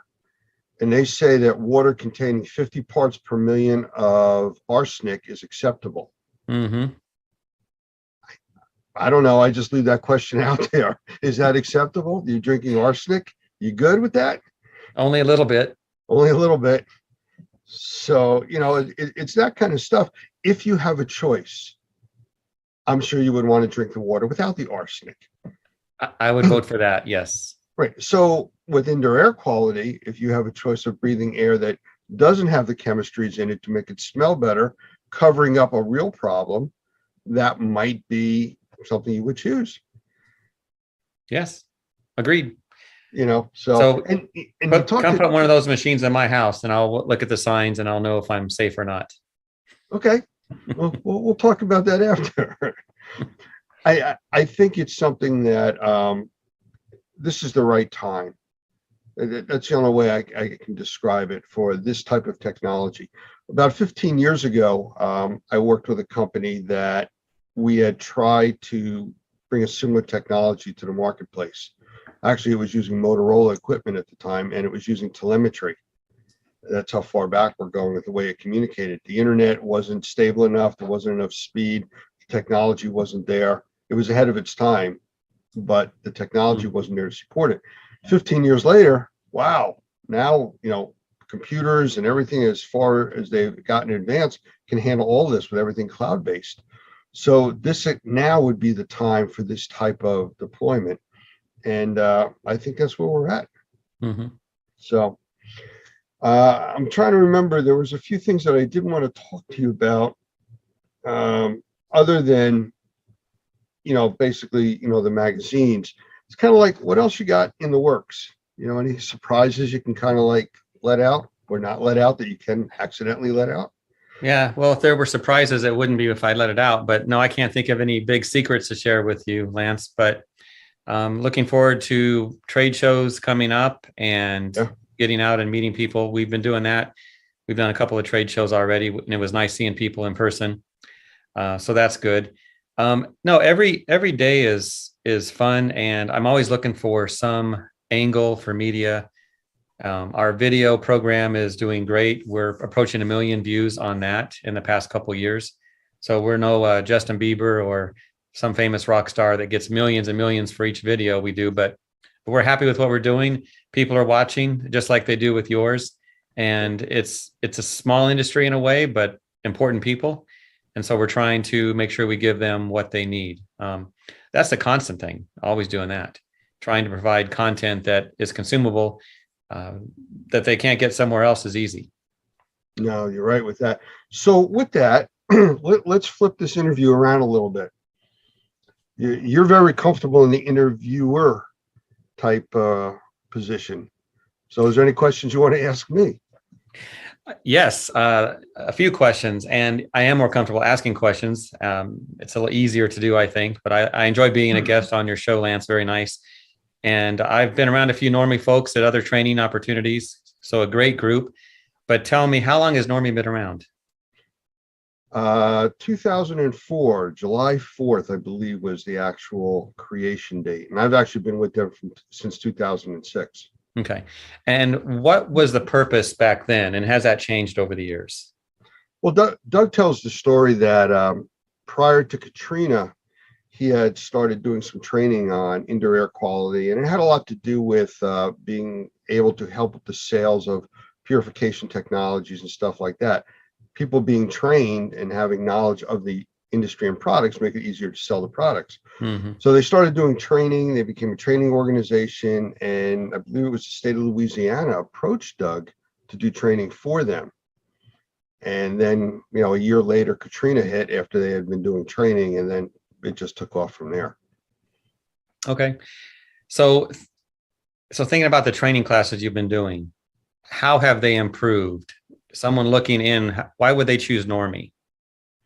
Well, the training, just since I've been on board, which is 16 years now, it was a lower level, intro level into doing indoor air quality and mold assessment, and then touched on mold remediation after that. And that's expanded out by need and want. We went from an 8-hour inspection type class on how to do sampling and create a business model to 3 days training as our basic class now for mold assessment and mold remediation, followed by some really high-end classes, advanced stuff, like a CAIA class or indoor air quality assessor class. It's an advanced course. It's a 2-day, I'm going to say round-the-clock course, because Doug and I both teach that, and we take a small group into a hotel setting, and we are together for 3 straight days. It's really intense the way that it's taught. We have a few other classes. Michael Pinto is one of the instructors teaching some really high-end classes for us, and a few other people that we are bringing in. So the level of training has exponentially advanced over the last 15, 16 years where we are today. And it's really the industry standard. Mm-hmm. So you think about a company that's maybe getting started, or it's been around a short time. It knows what it's doing. It's got, it's out there doing some work. When they become part of an organization like Normie, what real advantage does that give them? Can you think of maybe a case where someone joined and just, wow, they really excelled at what they're doing now? Well, I can give you a few examples just from the comments of our classes. We'll have a lot of people that come that have been I've been in the industry 20 years. I've done everything, I had to do everything. And usually by the end of the first to the second day, they'll start meeting with our instructors saying, I've learned how much I really need to learn. It's a different set of eyes. They're looking at the industry when they come to Normie. And there's a reason for that. Doug, who actually has created the direction of Normie, has a very, very strong building background. He was a builder. He still has his building licenses in, I believe, Florida. And we look at the industry from a building science perspective, not from a water loss or an event, not from what college classes you've taken, but from building science. And a lot of people that have been out there doing this work never approached it from that specific side. And they start to see that, well, yeah, the building is kind of like a living creature, that as things change in the building, so does your approach. And that's how we look at it. And we teach that concept that, you're working with a building that's an entity, and it's very different. It's a different approach. It's a different way of dealing with the problems. And people are very surprised when they see that and say, I never thought of that. Have you ever had someone come in, kind of like what you just mentioned, with some experience? They thought they knew what they were doing, and they no doubt did, but they came in with an attitude like, yeah, I got to take this. I have to get the certification to get the jobs. The customers want me to have this. And they had attitude and they changed. They usually become members. and truthfully, because it's different than what they were used to. It's different than the pattern that they've been doing for the last 10 or 15, 20 years. And all of a sudden they see by looking at it with a different set of eyes, different verticals, different prospects that are out there where they can increase their revenue share. I have a good friend that owns a very large air conditioning mechanical contracting company. And for years, I talked to him about indoor air quality. And he's like, I stay in my lane. We're really good. We're a multi-million-dollar company. We stay in our lane. COVID hit. And he started getting the phone calls about indoor air quality and filtration and opportunity, and proactive stuff. And he called me and I started talking to him. He is fully on board. He sees that there's an entire new market out there for indoor air quality. And it changed his perspective of what they do, which they do very well. And now they've added to it. They've enhanced their product offerings because of looking at it differently. So, I mean, yeah, it's very positive when people come to us like that. Yeah. Indoor air quality as an acronym has been around a while, but it's really meant something with the pandemic. Let's talk about mold. Mold is in your name. Yeah. Normie, mold. Water damage is not. What do you do with those who want water damage training? At the moment, we're actually approved to teach the WRT class. So we do offer that. We have the instructors from the IICRC. They actually come in, they teach that. And we just take that and we go from there with building science to the next step and go, well, your next option would be mold remediation. You've done your water drying, mold is another aspect of that, but so is bacteria. You get all different types of water losses that create all types of, I'll just say in general, pollution problems within the environment. So you go from the water drying to the next piece of mold to bacteria, then you get into more, again, back to the indoor air quality, the bigger umbrella, just the starting point that you're at. So my last question is, what is going to happen next? What's the next big thing for Normie? You're doing training. You have products coming out. What's going to move the needle for you folks? Well, it's already moving, and again, I'm beating the same drum, but as we're educating, we do that sometimes. Yeah, we're educating the public that it's not just about seeing mold on the wall. I've been asked the question: is that good mold or bad mold? I said, do you want it there? They go, no. So then it's bad. It's that simple. Yeah, there are different types, but we're dealing a lot now with sensitized individuals. That's become a very, very large piece of the market share. It's estimated about 20% of the population is reaching that classification of sensitized individuals. 350 million people in the US, it's about 70 million people that fall into that category. It's a very large piece, and it requires a higher end of training. You need to know how to deal with these customers and their projects differently than you would from a regular mold assessment or remediation project. That's a big change that's coming. This monitoring program, very big change to the industry. It's going to be awareness. It's the awareness shock factor, I guess, equivalent to asking somebody, how many times a day do you take a breath? Well, I don't know, a few hundred times. I said, how about 20,000 is the average? No, and you see that shock factor on them, that all of a sudden the reality of what is really happening is there. So the monitoring is giving them a live view, an understandable knowledge base of what's going on in their environment. And now they have the ability to control it. So like that shock value of we spray chemicals to cover up the smell, to how many breaths a day do you take, to now having control over your environment and managing how many breaths you take and the quality of air, that's big. And that's going to continue. So circle back to the sensitivity issue. Sensitivities to what? Well, the The 70 biologicals, million. the biologicals are the common thing. Oh, I'm allergic to pollen. I'm allergic to dust and dander, mold. You know, The things like triggers. that. I'm sorry. The triggers. Yes. That was it. The basic triggers.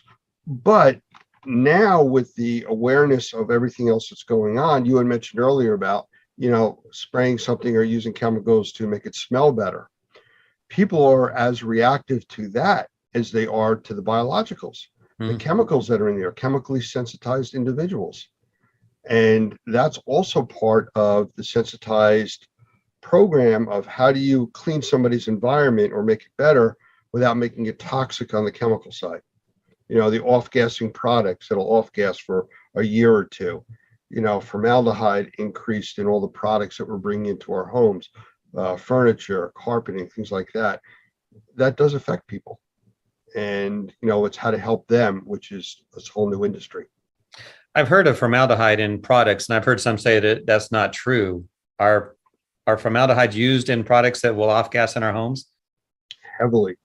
Okay. Especially products that are coming from overseas. There was a big recall several years back on flooring that came from China, and it came in through a discount firm, and it was heavily contaminated with formaldehyde, where the floors after being installed had to be completely ripped out. So yes, it is a thing. FEMA, I believe, had an issue with the emergency trailers that they brought in for Katrina.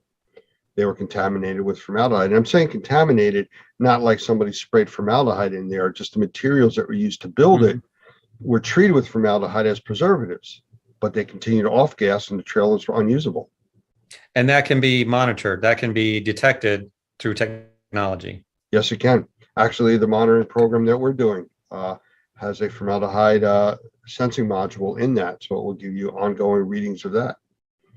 Well, that's a huge number of people that are potential clients of Normie members or ISSA members, because you can't ignore that. No, and you know, it doesn't have to be a chemical that's going to appear on, you know, the periodic table. It could be something that's simple, just by putting, I don't want to say too many people, but a larger number of people in a room that's not designed for that many people. We're not bringing enough fresh air in, so your CO2 levels go up, not carbon monoxide, carbon dioxide, where that's just a product of people breathing. Well, you start getting very high levels of that. People get headaches, they get tired, you know, so those are things that are very easy to control now if you know there's a problem. Sure. Well, and I think too, I don't know how long you want to keep talking, but if someone has an issue, that's going to expand in their mind. So they may have the psychological aspect of this as well. Well, absolutely. And you see that with your readers. You know, I'm sure you're getting feedback from people when these articles come out, you know, how many, and you can tell just by the numbers of how many people are actually opening your media and stuff like that, that there's a great increase there. I mean, you have to be seeing that, you know, especially when these things come out with these hot topics. Again, I go back to indoor air quality, you know, or mold or viruses. As soon as these words pop up, you know, I'm sure your readership goes, you know, much higher on those articles. They're definitely searched for more. That's true, and opened through emails and on our digital publications. Yeah. All right. Well, I'll tell you what, we've chatted a bit. I've interviewed you, you've interviewed me, you know, unless we pull somebody else in the room. I think we're good for now, but I've enjoyed this. Yeah. We may have to do this again, and we'll do the dual interview type of thing here. Well, and from this conversation, Lance, we need to do something in media about that 70 million people. Absolutely. The opportunities Absolutely. there, the need for training to address those concerns. Yeah, I mean, and it is true. I mean, I'm sure anybody that's going to be seeing this has to know somebody that has allergies or is going for allergy shots, or for some reason their breathing condition has changed or their health has changed recently. It could be as simple as the new carpeting they brought in the house, you know. Yeah, So, that kind of yes. person, there's one 30 feet from me. So Yeah, there you we go. all do know someone. Yeah. All right. Well, I All right, appreciate Lance. you being here. Thank you for taking the time. And again, it was enjoyable. And Yeah, thank you. hopefully we'll get some really positive feedback from our members about this and more people taking on to Clean Facts. I only want the positive. Don't tell me the negative. No, there tell me won't everything. There's not going to be negative. So stand by a second, would you? Yep.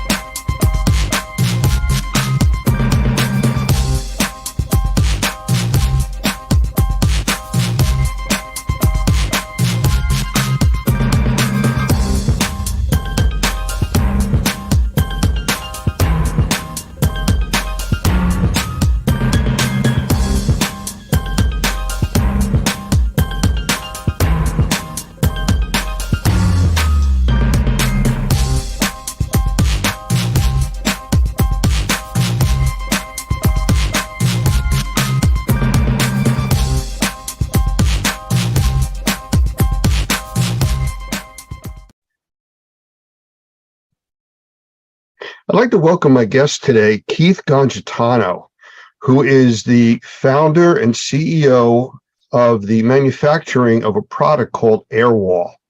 And I'm going to bring Keith in here in a second, but you'll see in the background one of the air walls, and that's what we're going to be talking about today. So, Keith, how about a quick hello? Hey there. How you doing, Lance? I'm glad to be here. And we're glad to have you. So I'm going to get right into this. And I got a few questions right off the bat, because when I see your email come to me, it says Zeppelin guys. And I'm kind of curious as to, we've always called you or associated you with the Airwall product, but the name of the company is Zeppelin. Is that correct? Yeah, it's Zeppelin. It's when we first founded the company, you got to find a name. And since it's inflatable, Zeppelin just kind of seemed like a cool name, and we went with it, and we designed a logo for it. But then the product needed a name, mainly because if it's going to have a line item on Xactimate and other things, it needs a name. And so it became Airwall, and then over time it became Airwalls by Zeppelin, which is containment from A to Z. So it's just kind of one of these things. But if you look us up, you'll find us both on Airwalls and Zeppelin. Okay. Well, so where did this concept come from? Because in the remediation and healthcare and restoration type of industries, this is something completely new. It is new. It evolved, is what it did. It started with me helping a friend with his restoration company back in the summer of 2017, and I was in a crawl space. It was a miserable experience. I spent 3 hours trying to build a chamber so that we could get the subfloor dry, and among other things, I got bit by a spider and bruised and battered, and managed to only build marginal containment, a chamber. It was terrible. And so I invented the crawl space tool. It was just kind of one of those fully formed ideas in my head. I just knew how it had to work. Convinced a friend who's now a part of the company, and pretty much has been since the beginning, because without him, a lot of this stuff wouldn't exist, just because he's the one that knew how to build it. His name is Cole, and I convinced him to build our first prototype for crawl spaces. And one thing led to another. We started thinking, what about a doorway? I wonder if we could use this very tool in the doorway. And so I repurposed it, and it was very ugly. And we thought, well, the concept works. It's just not going to work, in the sense that it's really gross and ugly looking. So we designed something for that. And then we moved on to windows. And then we realized at some point that, because we met a fine gentleman by the name of Mark Cornelius. He's among other things, he's a member of the board on the IICRC. He's a trainer for years. He's been in the industry for almost 40 years. And he loved our product and just asked me a very simple question. That he was looking at the doorway unit, our X, and he said, so how do you get out? And I looked at him with a very kind of lost look, and he goes, how do you get out? Where's your doffing chamber? When you're doing a mold job, you got to have a doffing chamber. And it just never occurred to me. And so that's, kind of what started my wheels spinning. And We went round and round and round. And the other question was always about power failure as well. What do you do about a power failure? Because the crawl space unit and the Airwall X, which is built for doorways, and the window units as well, they're all constant air kind of appliances. They require air from your air movers or your HEPA filters and things like that. And if the power goes out, well, then they deflate and they stop functioning. And so we went around for a long time before we settled on what we ended up with. And you'll actually see that behind me. You can actually see that's the full system. That's 2 Airwall Nexus on either side of me, and behind me is the front of the. Let me interrupt you real quick, Yeah. because we'll talk about all the different types of configurations and products and stuff that you've come up with, because Yeah. I know your mind just works continuously It on does. this stuff. But I mean, the simple question is, how do these work? I mean, Air. Air. air. Okay. Yeah, they inflate. And you're right. I tend to get, I love my stuff and I think about it all the time, so I go fast. The 2 that I talked about first, they require constant air. You connect them to your air movers, your negative air machine, and you do what we call pre-cycle the air. You capture the air coming out of the machine directly, and then you take that air and do what you want with it, whether it's to exhaust it from the structure and create negative pressure, or to create a manifold where you're actually directing the air to a subfloor or maybe the perimeter of the building. But these are different. This is different. That's behind you now, right? Yeah. So this is the latest. This is very different. In fact, what you'll notice again to either side of me is the Nexus, and the Nexus consists of 5 separate inflatable air bladders. And if you look at the bottom, you'll see those little round. Those are valves. And so you inflate each of these chambers separately. The idea being that if there is a power failure, first of all, these are inflated and they don't require any more air. But if there was any kind of damage done to one of those bladders, although we did a lot to design them so that they're very durable, but if something did happen, that even the loss of an entire or even 2 chambers would still maintain your containment. So that's the design we came up with, and yeah, they're very different, but they both work on air and they both work on pressure. The whole reason that they function as negative air containment and as a chamber is because they're pushing against the surfaces of the building, up and down and then sideways, so that they seal up. Okay, so now I did cut you short before. I just want to get back to, you were starting to talk about the different types of products. Yeah. I just wanted our viewers to understand at least how these things worked. Yeah. What else have you designed? I mean, this is it looks like you got a chamber behind you and a whole wall, but I know there's problems with, different heights, different types of ceilings and floors. How does that all work, or do you have special products for that? So we wanted simplicity was the key. We didn't want a bazillion parts and things that could get lost, broken, misplaced, or just adding complexity. What you see behind me essentially is 4 things. It's a Nexus on one side, a Nexus on the other, the dust curtain that joins them, and the doffing chamber that zips to the dust curtain, in a nutshell.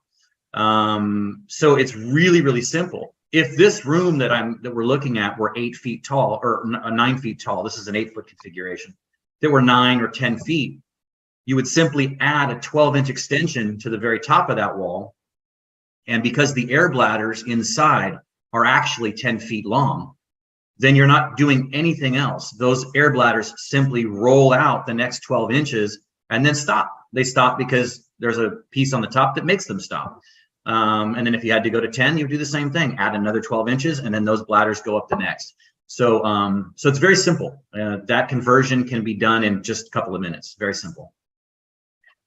Interesting. So how about like width, or if you're dealing with different heights, like it's a slanted ceiling or something like that? Sure. So for width, not a problem. These walls that you see to my sides are 5 feet nominally. And again, 8, 9, or 10 feet. They can be adjusted. Well, let's talk about width first. So you can put as many together as you want. You can zip these things together. They join to each other. It's all modular. Everything goes together and connects. So you can put 4 or 5 of these together, or 2. If you happen to be in a space that again, these would be 10 feet joined. If you were in an 8-foot space, you could do a couple different things. You could just simply change the shape of the wall into a curve. You know, think Hoover Dam. You know, you could do something like that. You could also run them straight across the room, and then when you get to the wall, you simply underinflate whichever bladder would be at the bend, right? And then bend the wall. That's it. And now what's touching the building may be 1 or 2 bladders as opposed to just the edge, but that's the way you shorten it. So you've got a bunch of different options on how you can do that. As far as an uneven ceiling, I'm gonna point here. Let's see, how do I do that? These right here, these little black dots, those allow you to actually put straps that also attach to the very top of the wall, and you can actually change the pitch of the wall if you need to. You can actually slope it to a certain extent, and you can also adjust it not just to 8, 9, or 10 feet, but if you were, let's say, in a drop ceiling, a T-bar, they're not standard, right? They land sometimes at 8 feet 3 inches or just under 9 feet, whatever ceiling height. They're never really standard because they're not set by 2x4s. They're set by a contractor who puts wire, hangs them, and that's where they land. So you can actually adjust these things really, really kind of a micro adjustment, anywhere between 7 at the bottom all the way up to just over 10 feet. So yeah. Will fit just about anywhere, it sounds like. It will. The only thing I don't think we're ever going to really do, and that kind of brings up another one of our thought processes here, we're probably never going to do like the vaulted ceiling scenario. So in a vaulted ceiling, you're probably going to have to either commit to plastic fully, which, you know, it is our goal here to try to get as much plastic out of this industry and construction as we can, or you're going to do a hybrid. And to be clear, we really did always design this product to be, when it's necessary, hybridized, merged with the plastic that everybody's using now, because there are going to be certain environments where a vaulted ceiling or some weird cutout is going to prevent these walls from, you know, creating the appropriate seal. So you may use 90% air wall, and then that last little bit you may connect, you know, to plastic. And because these walls work well with tape, they don't come off, which is great, because you can't say that about tape and walls, right? When walls have, you know, water literally dripping down them, or years of cooking grease or whatever, they don't stick, right? That's why a lot of failure happens with traditional containment. But these walls are designed to work with tape and not leave residue. So you can tape plastic to it for as long as the job takes, and then peel it off, and you won't have to worry about it leaving stuff behind. And certainly, whenever possible, you want our walls to be, or the air walls to be, touching the surfaces of the building, because that's going to create the superior seal without the problems of you know, damage like peeling paint or whatever else that comes with using tape. Well, I know that with some of the Normie training that we do, we've actually incorporated some of the air wall technology into some of the types of hands-on training that we do, especially like when we go to the experience trade shows, where people are able to touch and work through all the new different technologies and products. And they fit into structures that we basically build on site. So we're able to adjust them, you know, in real time to fit into these structures. And it works out very well for us, because we're able to put those up with plastic, show the differences, and, you know, how you can make changes and everything else. So it does work. And it's adjustable, like you were talking about, to whatever structure we build at the time. Right. And it brings me joy to hear that, Lance, because, you know, I had this awakening. It was kind of late in coming. I've been doing this for 5 years, but I had this awakening about 5 days ago, where I realized, when I made my first shipment to Australia, that these things exist without me, you know, in different time zones and on different continents, and people are interacting with them, and what I spent years thinking about and designing has to work, and I can't be there to help them. I can't. So, you know. So you sent your children off to school for the first time, basically. That's what it sounds like, right? Absolutely. Yeah. That's what it felt like. Put them on the bus to Australia. Exactly. So let's go a little bit further into this. As far as like vertical markets and stuff, I mean, I could see it in the remediation industry, restoration, asbestos. How about like medical or all of the above? Yeah, absolutely. That's actually one of the most exciting things about what's behind me here is that when this came, all of a sudden, exactly what you're talking about just changed totally. So medical, if you have someone who has who's a burn victim or is receiving cancer treatments or is in some other way significantly immunocompromised, positive pressure environments are how you deal with that, and the hospital environment can create that, but that's very expensive. This can do that very, very easily, very simply, and doesn't require any permanent modifications to a building. On the flip side, we're all very familiar with negative air pressure because of the pandemic that we're all emerging from now, and the need for negative airspace, which is the exact opposite of what I just described. Instead of pumping clean, fresh air into an environment with people who have no immune system, you're instead drawing air in so that the bad boogies can't get out. So that's medical. But even more so, there's really, really strict enforcement when you're in a hospital environment because of, generally who's in a hospital. People are sick when they're in a hospital. So if any kind of building modifications have to take place in a hospital, they have to do things to prevent dust and everything else from getting to people who might be unwell. And so it's not even just the direct medical application, but medical facilities, and because maintenance has to happen and modifications must occur, this can actually be a very a significant improvement to what they're doing now, which is putting up plastic. It takes sometimes hours or even a day to set up the containment to move a machine from one room to another, simply because of the restrictions on a hospital and what can and can't be done without containment. So that's a big deal. And then I've been told mining. In fact, the folks in Australia, because mining is a big part of Australia's economy, mining is one. High tech, both chip manufacturing and also in like server farms, things like that, where very sensitive equipment is very, can't be exposed to dust. So that's another big opportunity. All the construction trades could benefit from it. Basically, and then there's also, of course, the potential need for first responders and militaries, around the world. What if there's some kind of an outbreak, some kind of maybe a terrorist attack, a biological terrorist attack, and first responders and military have to show up and contain it best they can. This stuff, I mean, this what you see behind me fits into basically 3 duffel bags. So that's the kind of thing that a military could really benefit from. So, yeah. Well, while you were talking, I jotted down 3 quick questions, and you were just starting to touch on one. So let me ask it to you. But instead of 3 questions, I'll just do it as 1 question now. What I wrote down here was portable, durable, and cleanable. Yeah. Especially you started talking about mining and then, bacteria outbreaks and viruses and stuff like that. So as far as it being portable, I mean, they're pretty big. I mean, easy to move. And, cleanable, and how durable are they? All 3. You got 3 questions there. Okay. So let's start with portable. We already started on that.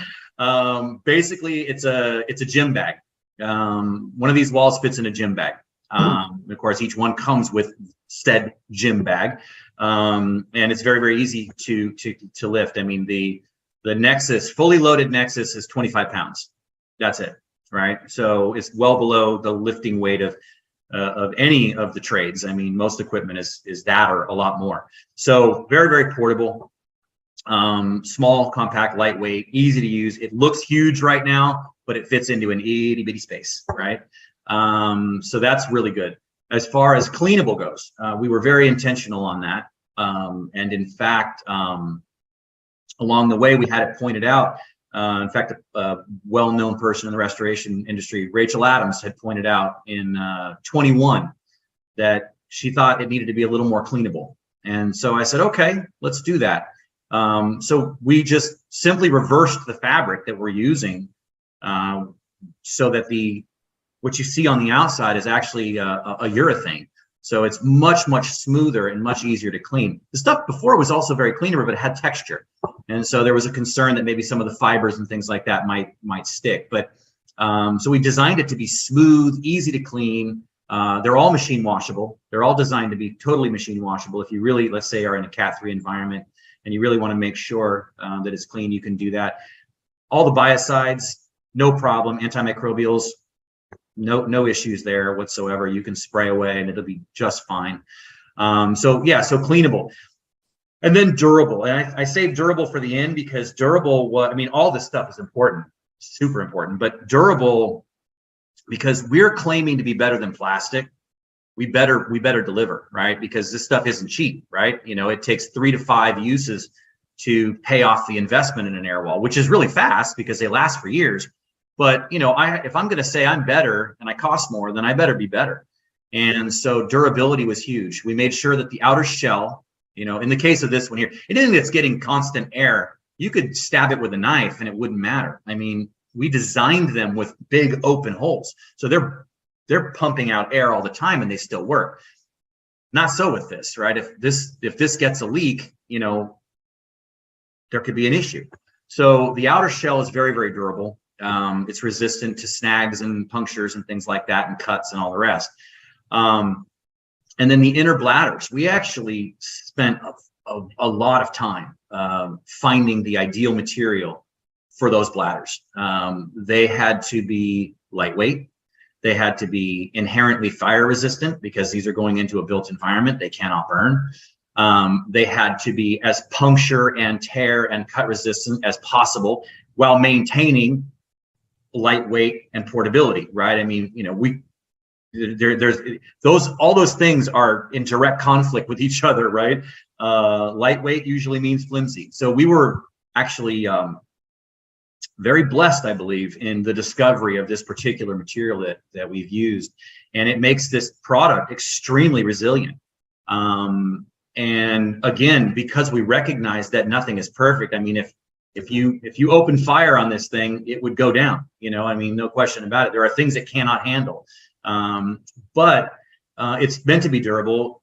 If something does happen to it, as I mentioned before, if you lose a bladder, first of all, we've had it happen. We've in the early days, we had some bladders with some defects, with small leaks, and even when they have a small leak, they don't fully fail, and you can actually air them up and continue the job if you need to. We also designed them to be repairable in the field. I'm going to do this finger thing again. You see that line right there? That's an access zipper.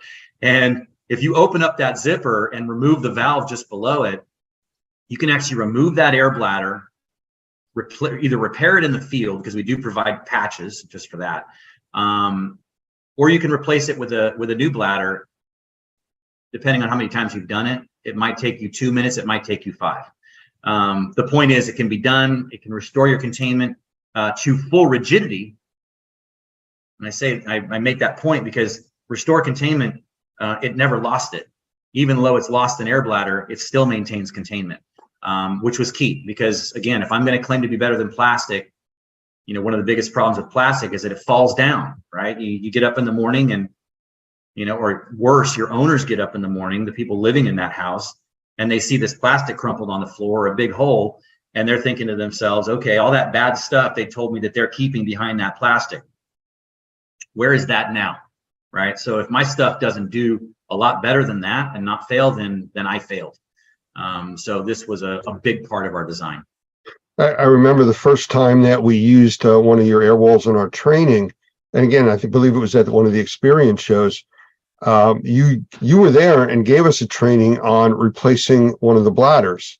Mm-hmm. And during the demonstration we were doing with the class for the hands-on, we actually opened the valve up and let it deflate, and it still held containment within the area. You didn't tell me that. No, it was my job is to break things. So, that's what we do. We try to find out things that are going to happen. Someone's going to accidentally open a valve or something. It stayed in place. It did its job.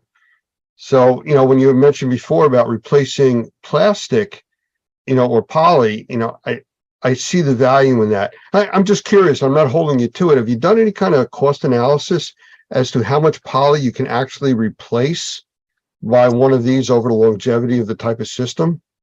Because I know poly is expensive. It is expensive. You know, the closest we've gotten to that is by calculating how much tape, how much plastic, the labor that's involved with not only the initial setup, but also the tear down, the waste removal, and then the repairs that inevitably happen with most plastic containments. And we figured that it was a 3 to 5 usage to offset the initial investment in the air wall. That's as close as we've gotten. The numbers you're asking for are, I want them so bad myself. And I don't want to pull it out of thin air. I want it to be a real number. And Okay. it's a difficult number to quantify. I've struggled with that because that's a number I would love to take a picture, like it just give you a visual of a mountain of plastic, and say, this is how much plastic you would use in a year instead of, this, right? That type of thing. So short answer is I don't know what that looks like. I do know that I've seen a lot of containments go up. I actually am AMRT certified. So I've been to a lot of AMRT classes. So I've seen a lot of containments just set up just for pure instructional purposes. And when we take all that plastic and we throw it in the dumpster outside the building, it takes up a quarter of the dumpster or more. Yeah. So I've seen it, and that's just one class, So the amount of plastic and tape and everything else, I wish I had a solid number for you. And someday that the plastic industry that we hope to disrupt may come up with just that number for us, because we're going to upset them at some point. And I'm okay with that. Well, I'll make it easier then. Longevity on the product. How long do you predict or have data on showing these things lasting in use? Okay, so that's a question that I can only answer by extrapolating. And I do that because I'm looking at the materials we've used, not because of the product having existed long enough to go through a life cycle. We just haven't been around long enough for that to have happened. But that said, I'm going to bring up Cole again, our builder, our in-house engineer. He is, this is his space. So when he sees a problem, he solves it with fabric. My history is more carpentry, so I solve my problems with wood and nails. And it's funny that we have this different perspective on things. But the point is that at one point he took some of our material and covered an outdoor sprinkler valve control or something like that on the side of his house, and that was about 5 years ago. It's outside, it's been exposed, it started life black. It's now a funky kind of a rust color because it's just been bleached by the sun. However, color gone, 5 years of direct exposure, the fabric is completely sound. So that's what this outer shell is made of. So that's the first thing. The other thing is the air bladders themselves. The manufacturer that we buy the raw materials from won't even take something off the shelf for sale unless it's been there for more than 10 years. Because at that point, it's begun to do, they have a name for it. It gets a little bit chalky on the surface. And they have a name for it. And I can't recall how they refer to it, but it's got a 10-year shelf life before the manufacturer decides that it's probably not a fresh enough product to sell. I can't get more specific because we haven't been around long enough to say, but the materials that we use the highest quality zippers, the highest quality, everything we can find. We spend the most we can because I know that the users are going to be hard on it. The environments that they exist in are brutal. And my goal is to not build in obsolescence. One of my proudest moments would be if someday I've actually filled the industry and I have nothing left to sell because all my stuff doesn't break anymore. And I just don't, and I'm going to put myself out of business. That would make me happy, It's kind of like the battery industry. They're made to break or run out of energy at a certain point, so you buy more. You're doing the opposite of that. I'm doing the opposite. Yeah. But you know what? I recently had a water loss in my house, so I personally was involved with some of the stuff here. But I understand there's something really interesting about yours. I've never been able to experience this, but I had 2 air scrubbers running at my house for, I think it was 16 days that they were working. Those things are loud. Yes. From what I understand, and I remember talking to you about this, these things have a sound blocking quality to them. That's one of the coolest things. And I really wish I could say that that was my plan, because it works so well. Well, I wish I would have had him for my 16 days, but. Oh, you totally do. You totally do. Yeah, I for as well as it works, and I can't claim it at all, it's annoying. But the fact that it does is phenomenal. It's crazy. We discovered it. It's actually funny, a little story there. We discovered it in 2021 when we met you and Doug and all your team at the experience in Vegas in September. We met you guys at that show, and that's where we realized what these things could do. And I'll tell you how we did it. So far as we know, and no one's ever contradicted us, we were the first ones to ever run negative air pressure on a convention floor, right? We actually built a chamber out of our stuff and ran negative air on the convention, which was very cool. People were very like, nah, so it was one of those moments, right? And we did that by just, I won't describe the structure because it's too much. But anyway, we built this chamber. People could walk into it and experience being inside of our decon chamber. And it was constructed of these Nexus walls. And when you went inside, I don't know if you've ever had your hearing tested, but when you go into that room and they close the door, you go, whoa, it's quiet in here, right? And a convention floor is never quiet. So to walk into this chamber and suddenly you have this intimate conversation space.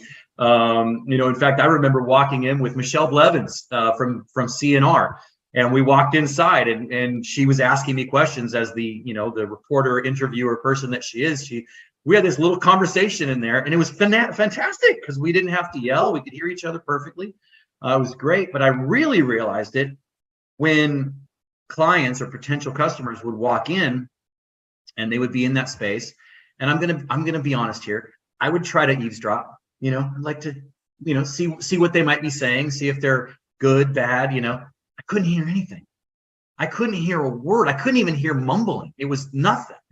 So it started us on a path of exploring what could we do with that. And it turns out that a single barrier is good for 15 decibels. And if you know anything about sound and decibel ratings, it's not a linear measurement. 15 decibels is phenomenal. We actually did two barriers. In fact, the video is on our website, which is www.zeppelinguys.com. But that video, we did two barriers, and it was 25 decibels. And just for a point of reference, it was 50 to 75. 50 decibels is considered quiet. 75 is considered very loud. If you look at any scale, and you can look them up on the internet. So it's absolutely shocking how much it does. And I think it's going to change the way restoration is done, because people shut down the machines when they're trying to sleep. They do. They don't understand what they're doing. They don't understand that by taking an 8-hour shift off of those machines, that they're stretching that period that they're suffering by a third or more, right? I mean, so it's bad news, but if they're not sleeping, they're not sleeping. And I think every restoration contractor out there has experienced it more than once, where they come in and the machines are either still not running or they've just been turned back on. And they know that because the dehues aren't even operating temperature. They know they just flipped them back on, right? So we think that, that's going to be a huge benefit. And then, let's take office spaces or worship spaces. I mean, no built environment is immune from a water loss.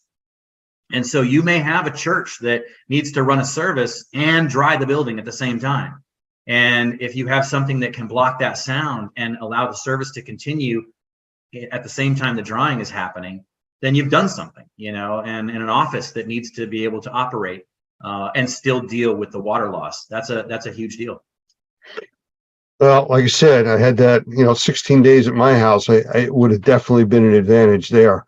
But the company wasn't using those. They weren't familiar with it, and that's another story. So I'm looking at the image behind you, and I'm looking at valves across the bottom, zippers you talked about, hooks, things like that. How much training is involved in using these things? Very little. You could probably attest better to that because you've actually monkeyed around with them and you didn't build them. So, this is that thing. I let my child go and someone else had to figure it out.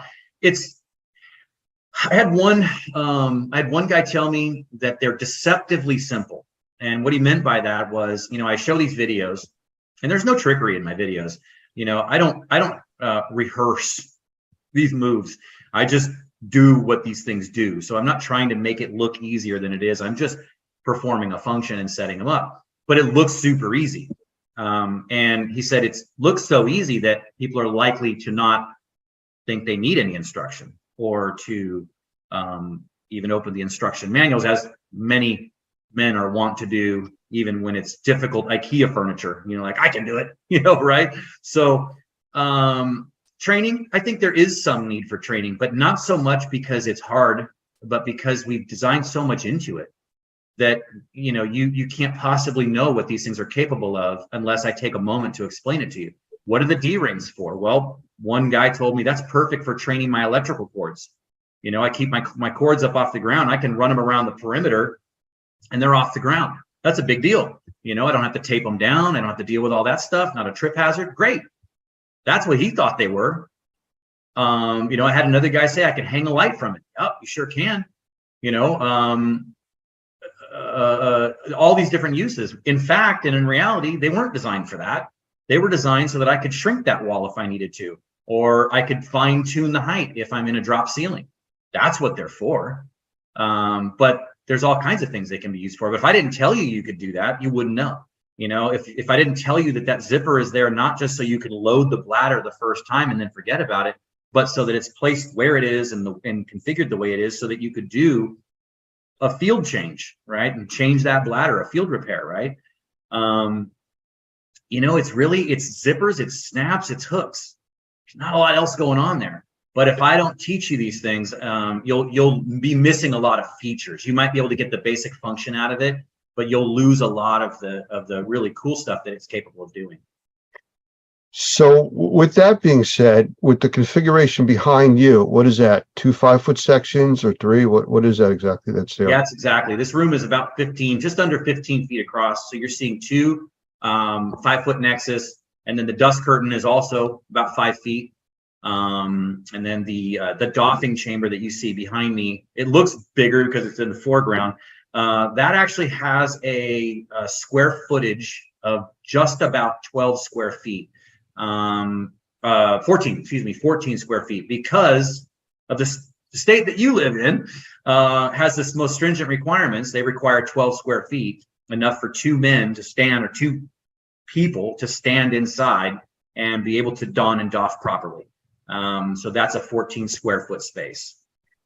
So you being trained and very comfortable with this equipment, how long would it take you to set up a configuration like that to block off a 15-foot opening with a decon chamber? What you see behind me takes about 20 minutes, roughly. One person? Yeah, one person. Yep, one person. You need a little ladder a little step ladder to connect the dust curtain. But yeah, no, one person can set that up. If you're brand new to it, it'll take you 30. But yeah, 25. I've done it so many times, I'm down to about 20 minutes.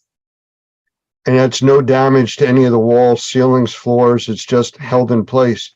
And it doesn't move under positive or negative pressure, you said, right? That's right. Yeah, no, the surfaces, in fact, what you're seeing behind us has actually changed somewhat, very small stuff. Basically what we have now is that we have all the edges are black. And it kind of clearly defines the edges, but it also, it's filled with this very soft, your couch pillows, that's called polyfill or Dacron. We fill those things up with that. So it's very, very soft. So when it touches the building, it's like putting a pillow against the wall, which means that it can adapt to irregularities in the surface, which is important, but also not put anything rigid or hard on the wall or the ceiling, so that we are preventing any damage. In fact, you'll notice in this room, there's crown molding, right? You see that up in the corners. Well, the edge seals, which are on the edge of these walls, they're the black things that you can barely see there.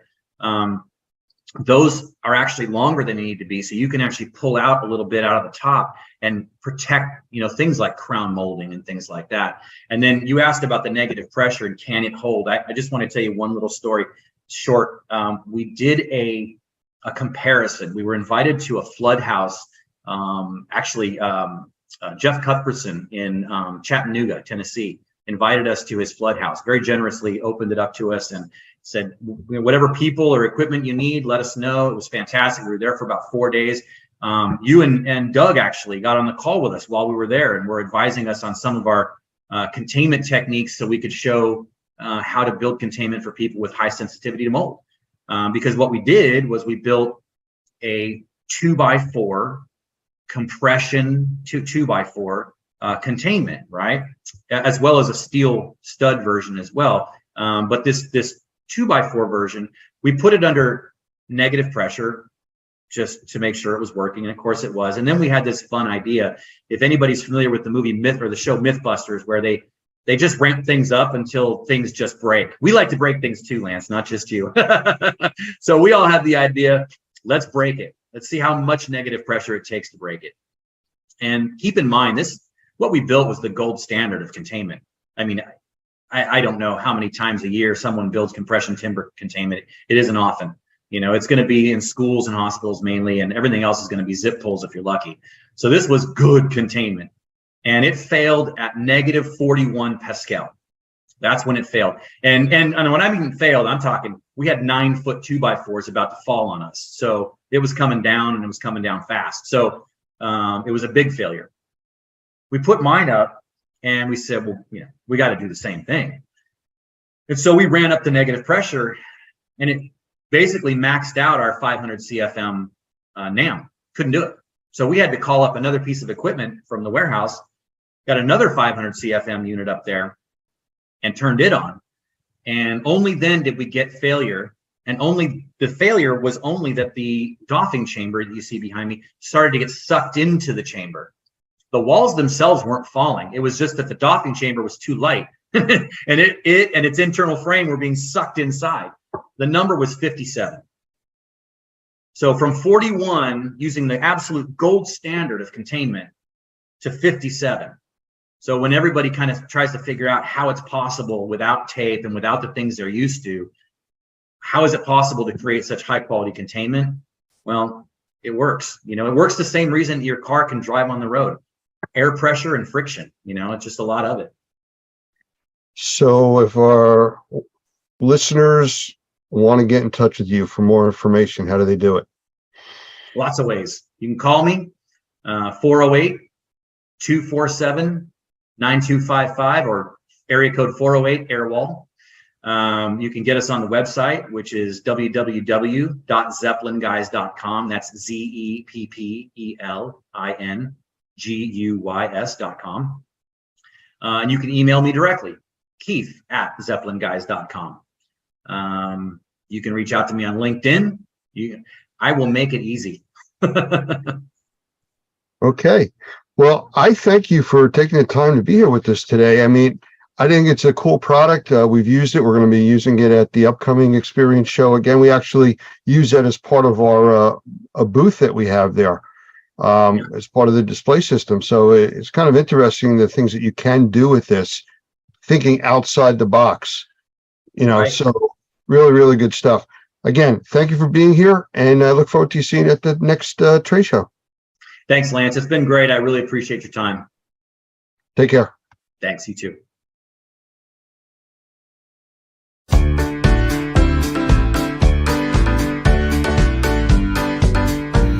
Cause it's a great, wonderful world out there today. Yeah, it's a great, wonderful world outside us.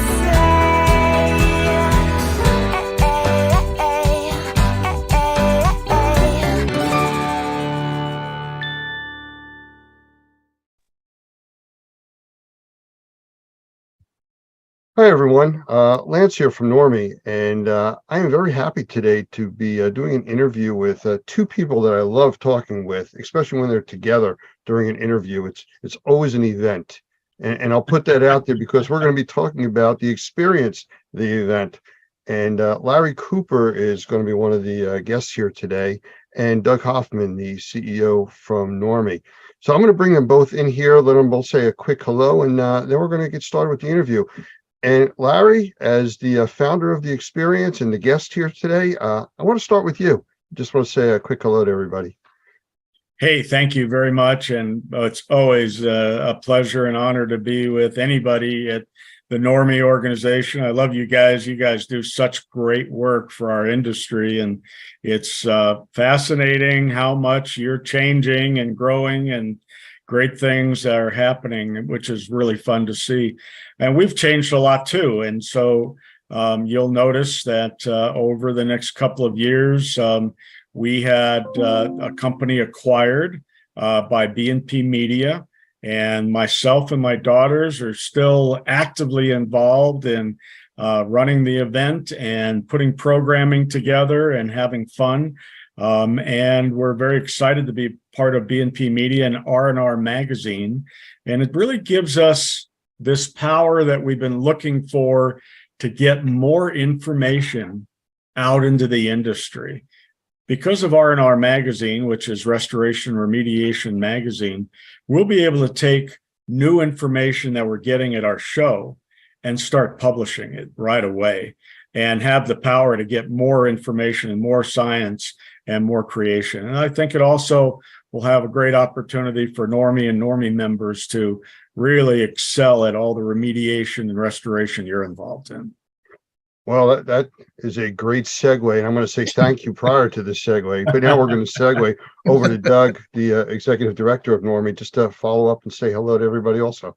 Yes, hello. Glad to be here. And it's so funny because I was just sitting here listening to you, Larry, and I was thinking about how in 2004, when we started, we really had felt that there was a vacuum in some ways in the industry on training that really needed to be filled. And so we kind of moved into that slot and started doing training, of course, for the state of Louisiana initially. And now being the only training provider that's approved for all 5 states that have licensing, and Portland, Oregon now, and some other states that are looking at that. You've been a big part in putting us in a place where we could have an impact on the industry. And so I want to thank you for that up front. But I'm glad to be here today, too, to talk about what I think is going to be one of the most important events this year, and that's the experience in Fort Lauderdale coming up soon. All right, thank you, Doug. Well, I'll tell you what, let's get right into this, and I can tell you that I've attended, I've lost count, 8, 10 of the experience shows, possibly more over the last several years, and I always find it interesting and exciting the way that it just keeps growing and growing. So let's put it out there. Well, what's new for the experience this time around? Well, the best part is we're back at the beach. Amen. You know, I should have been a beach bum by profession. I'm really good at that. But we're actually going to be at the Fort Lauderdale Convention Center. We've been trying to get in there for a decade, and we're very pleased to have the opportunity that we've grown enough to be able to have that facility for our learning and opportunities. And then we're at the Hilton Marina right across the street. And just a beautiful, beautiful location. But that's really not what the experience is about. What's new at the experience is that we're continuing to grow our opportunities for education. And we're getting so good at it. We have specific tracks now that we follow. And the cleaning track, the restoration, remediation track, management and marketing. And then we have a general subject, which we bring in a lot of subject experts to help us out. And one of them, of course, is Normie. That will actually be doing a fascinating track for us the second day, all hands on. I'm thrilled about that opportunity. So, you know, what we're really doing is we're providing education, both classroom and hands-on. Our goal is that each attendee, if they're really interested and they're attending classes like they should, even though we're on the beach, will bring home 3 or 4 new tools and ideas they can implement into their business right away. And they have subject experts they've met at our show that they can go back and collaborate with and ask questions and just continue to thrive as an industry. You know, our goal all along has always been probably similar to yours, raise the bar as high as we possibly can so that consumers recognize the professionalism of our industry and the experts that are out there to help out. And the show has done that over the years, and we're thrilled. This is our 44th show, and wow, it's been a great journey to say the least. But we're really excited about some specific areas in this show. And there is a lot going on around restoration and remediation. And we'll talk more about that, but really pay attention to what's happening in the industry. And then the delivery of how you get jobs has changed also. And that always fascinates me and drives me crazy. So let's talk more about that too. Doug, you and I have had a lot of conversations about the experience and things that we plan to do there. Is there anything you can kind of like share just a little bit? We can get more into that later, but just kind of like the excitement. I think one of the things that we've said to our members, and I've told Larry this many times as well, we've told them if they go to one event a year, this is the event they need to go to. If they don't go to any other conference, they need to go to the experience, either the one in the spring or the one in the fall in Vegas. And the reason is because this is a real experience. I mean, he named it correctly. This is not one of those events where you just go in and wander around and wonder what you're going to do for the next 3 days and eat stale food. This event is all about teaching people how to actually do the work. And yes, the food is good and the entertainment is good, and the exhibition hall is good. But I think Larry has really found the key, from my perspective, really found the key to making an event successful. And that's where you can focus on training and still have the advantage of being one-on-one with a vendor. And you've got time to do that here. It's really, I think your schedule has been phenomenal. And so I'm obviously very excited about doing this again. We've done it multiple times. But I'm very excited about doing it again because I think we're going to have some things that we're going to be able to introduce to the industry that's not been seen before. Some things that I think are going to change the way folks think. And if I can say this, just one thing, one of the ways that I think Larry has broadened the industry's view of the industry itself, besides just underscoring the importance of training, is one of the things that we've tried to bring to the table is this discussion about mold in the context of indoor air quality. And when you start talking about indoor air quality and you're talking about microbials in general, you couldn't talk about a more relevant subject than how the things that we do in supplementing, and I think in a lot of ways improving, as it were, the cleaning side of the industry, because that's what we're doing. We're actually creating cleaner and safer and healthier environments by cleaning up surfaces and the air of all types of microbials, not just mold. We're talking about bacteria and viruses and other things as well. Larry's got that vision. And that's one of the things that's been exciting with me working with him, is that we've been able together, I think, to really impact this industry and I was going to say push them toward the idea of thinking more about what they're actually doing for people's health.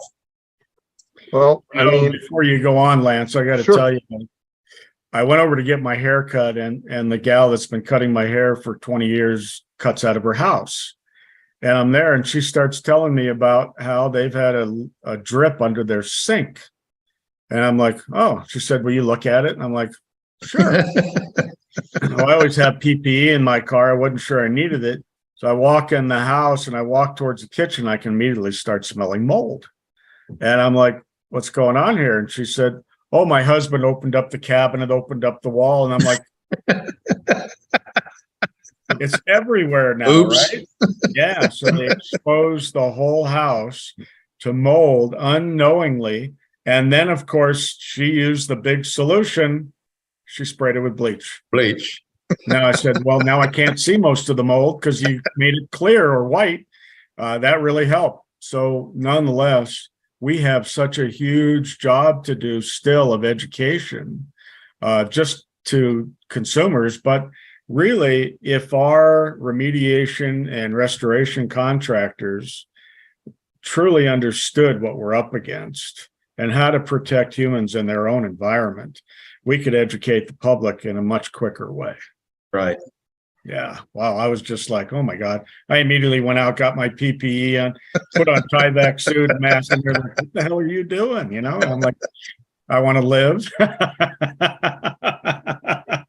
well, since you brought up the 4-letter word mold, Oh, Let us go down that path. Over the last several years with COVID, everything has been focused on COVID and viruses, and it's kind of shifted away from even things as common as the flu. So the industry has changed that way, but now it's 2023. Oh, Happy New Year. If I forgot to say that to you. thank you all. And, where do you see the remediation and restoration industry itself, specifically like with mold? Where do you see it going this year? What I have seen is that there are a number of groups like Normie that are doing serious research and investigation into best practices. And I think those best practices are going to change finally. We've been doing things that we made up 25 years ago when I was chair of the S520 and the 500. We didn't really have science. We were doing things we thought was right. And now we have a lot of science. We have a lot of data. We have real information and real testing to be able to understand what's going on. And I think that's where the industry needs to go. And as a show, we're going to continue to promote that, elevate those ideas to the highest level on our programs. And then also I'm going to work with R&R Magazine to make sure we're publishing that type of information so that the industry starts looking at it. And change doesn't come fast. I recognize that. But we also put things in place that we made up. It's time to really investigate whether they work or not. So, the S520 and the 500 were the best information we had available at the time. And here we are now in a different place.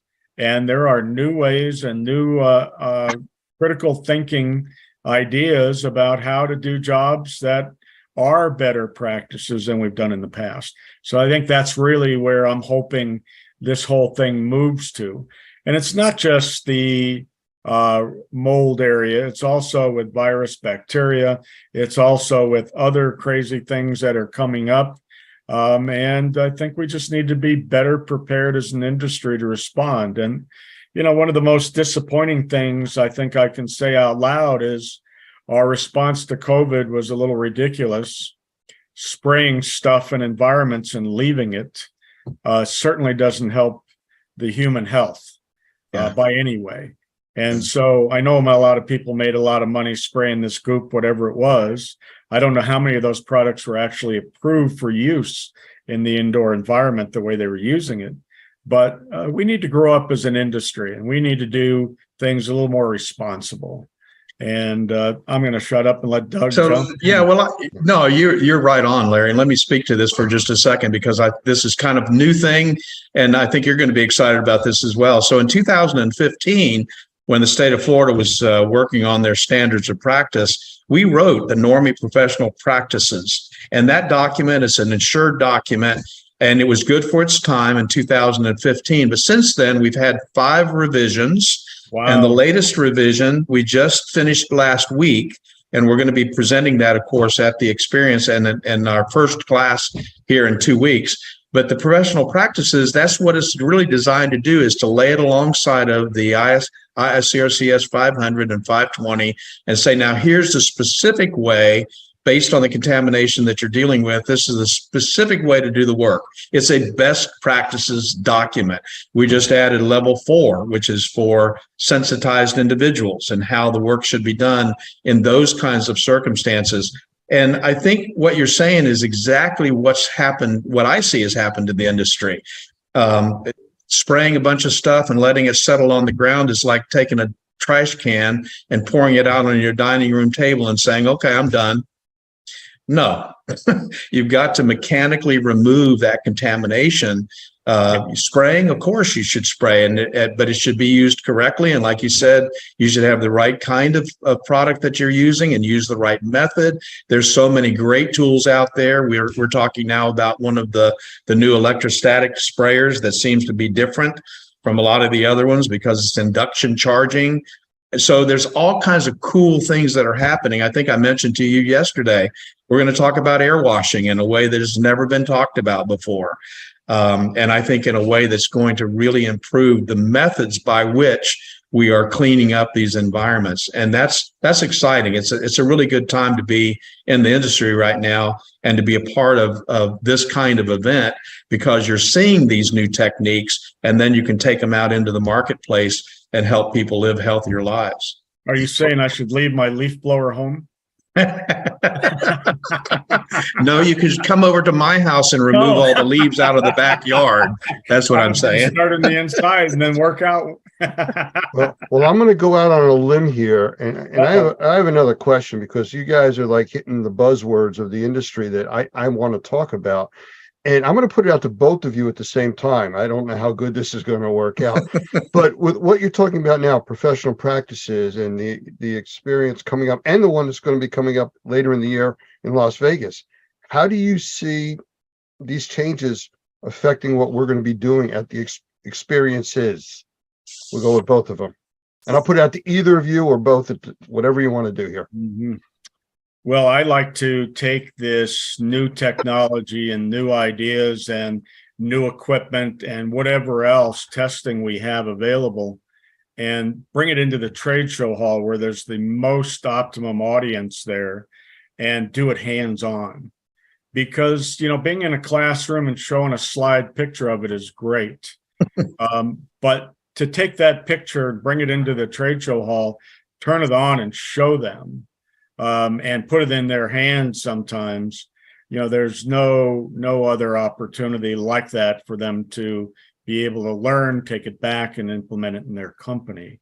So from our standpoint, especially in Las Vegas, we're planning to build a big house again with other construction areas as well, so that we can do more of this live demo. And we're really looking forward to working with Normie in both locations. Well, and to supplement that suggestion, which is going to, he's done a great job of doing a flood house and demonstrating on all that's done in the exhibition hall. One of the things that Larry was gracious enough to do for us last year in Cincinnati, and then we repeated it in Vegas and going to do it now again in Lauderdale as we improve it, was he gave us a training room where one of the tracks, we would actually have them in the classroom and be able to show them how to do containment, how to set up negative air, how to use an AFD as an air scrubber, all of these different techniques, and how to install doors and what types of doors there are out there. The new reuse zip it. We actually installed a Zebulon air wall. So there's so many things that we're able to do. And as he said, I think we were very successful in Cincinnati and successful enough to repeat it in Las Vegas, where we had a whole classroom filled with people, standing room only, showing them how to do this hands-on work. And we're planning the same thing, of course, in Lauderdale. Absolutely. And, we're talking about sensitized people. We're talking about spraying things. And those are the kind of things we need to talk about hands-on also.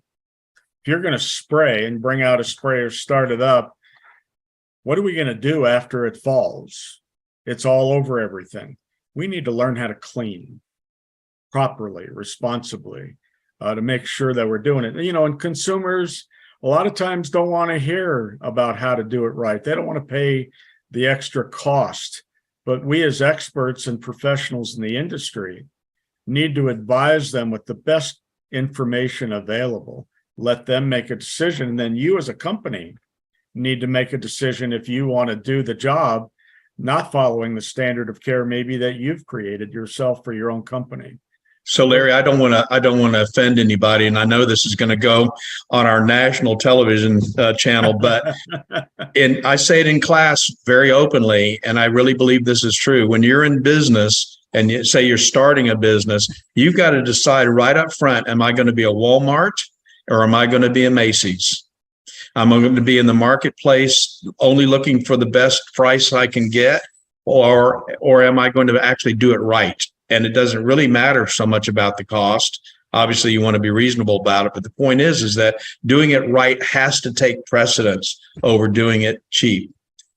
And you've got to make those kinds of decisions. And so I think customers appreciate that, because now they're looking for somebody who is following the standards, following the guidelines, following the professional practices, and they know for sure that they're going to get a job done well. I think that's so important, and a lot of guys don't even think about that these days.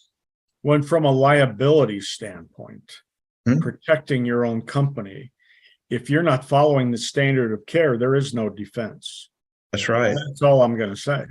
Yeah, that's right. It's what we call shifting the liability.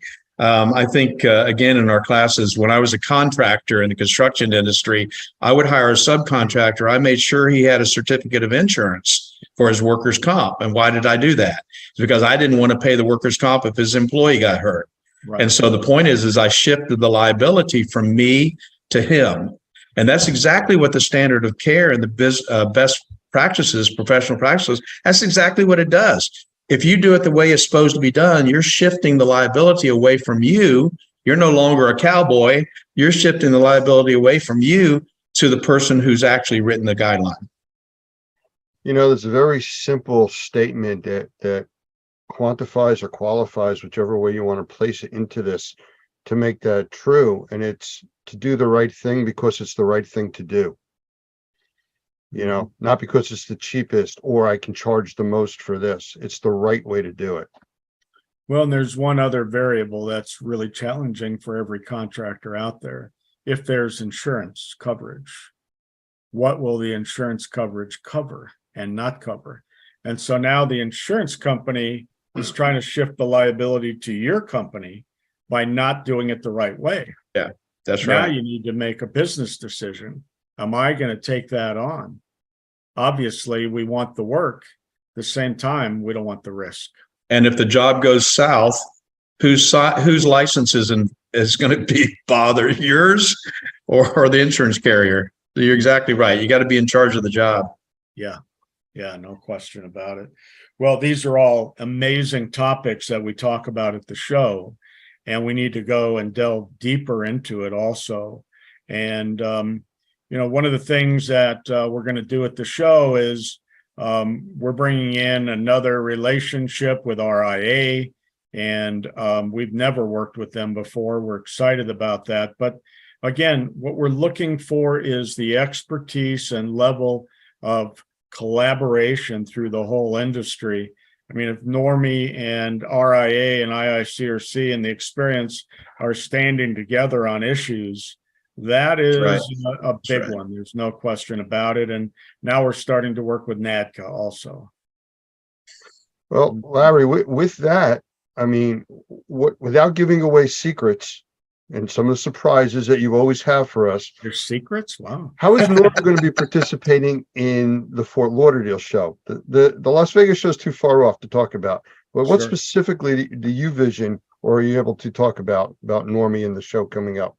Well, I asked Doug to specifically take a track on the second day and do all hands on in the classroom.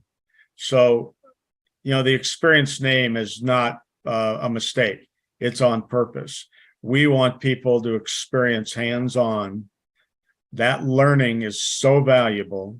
And Normie has done such a great job of transferring that information to our participants. So that's why we have standing room only in your room, because you're doing it right. And we really appreciate that. And then we've also asked if you would hold a class afterwards, and I'm not quite sure what class you're going to hold. So let's jump in here also. Yeah, I'll talk about that because I think it's interesting because the hands-on training is kind of going to lead toward that class. So one of the things that we've seen that's a little bit of a vacuum in the industry has been the remediator or the restoration contractor understanding how to evaluate the work that he's doing. And so we put together a certification. It's called Certified Mold Assessment Technician, CMAT. That's a one-day class. It does come with a certification once they take the exam. But the point is that it's teaching restoration contractors how to do 3 different types of assessments. Because oftentimes a remediator or a restoration contractor shows up on site and there's no third-party assessor, nowhere near. And so what that restoration contractor needs to do, or remediator needs to do, is he needs to create a baseline, establish a baseline for the level of contamination that's there. So we're going to talk about how to do that and to assess that environment. Then once he starts the project, he really needs to make sure that he's making progress toward the end point, whatever his goal is, the PRV. He needs to do interim inspections and interim assessments. And that might be something as simple, you know, Larry, you've done this. It might be something as simple as putting a particulate counter inside the containment to find out that you're actually making progress and lowering the particulate counts. It might involve a monitoring program or manometer, some way of making sure that you're under containment and that you're under negative pressure. So that interim inspection process is so important. That's number two. And then the third time that he's going to be doing an assessment is what we would call a PRE, post-remediation evaluation, in preparation for the third-party assessor. Because oftentimes they might not be an assessor on the front end, but the homeowner or the insurance carrier wants some sort of third-party post-remediation verification. And so if you're a remediation contractor, restoration contractor, you've been under containment, you want to make sure that the job is correctly done, and you want to pass that PRV, maybe you need to do a PRE, post-remediation evaluation, to make sure that all the surfaces are clean, the air is clean, and so forth, before you call that guy in to do the PRV. Because when he comes in, if it's dirty, he's going to leave and charge you another $500 to come back a second time. So the point is that we believe that restoration contractors and remediators need to know how to do the baseline, the interim, the post-remediation evaluation. And that's what that certified mold assessment technician training is all about. And that's the training that we're going to be offering at the end of the experience. That certainly makes a lot of sense to me. And, you know, when we were writing the 520, we were up against that challenge of what if there is not an environmental expert in the area?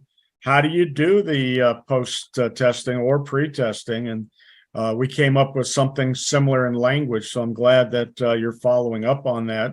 It is good, though, to have an outside testing firm finish the job. Absolutely.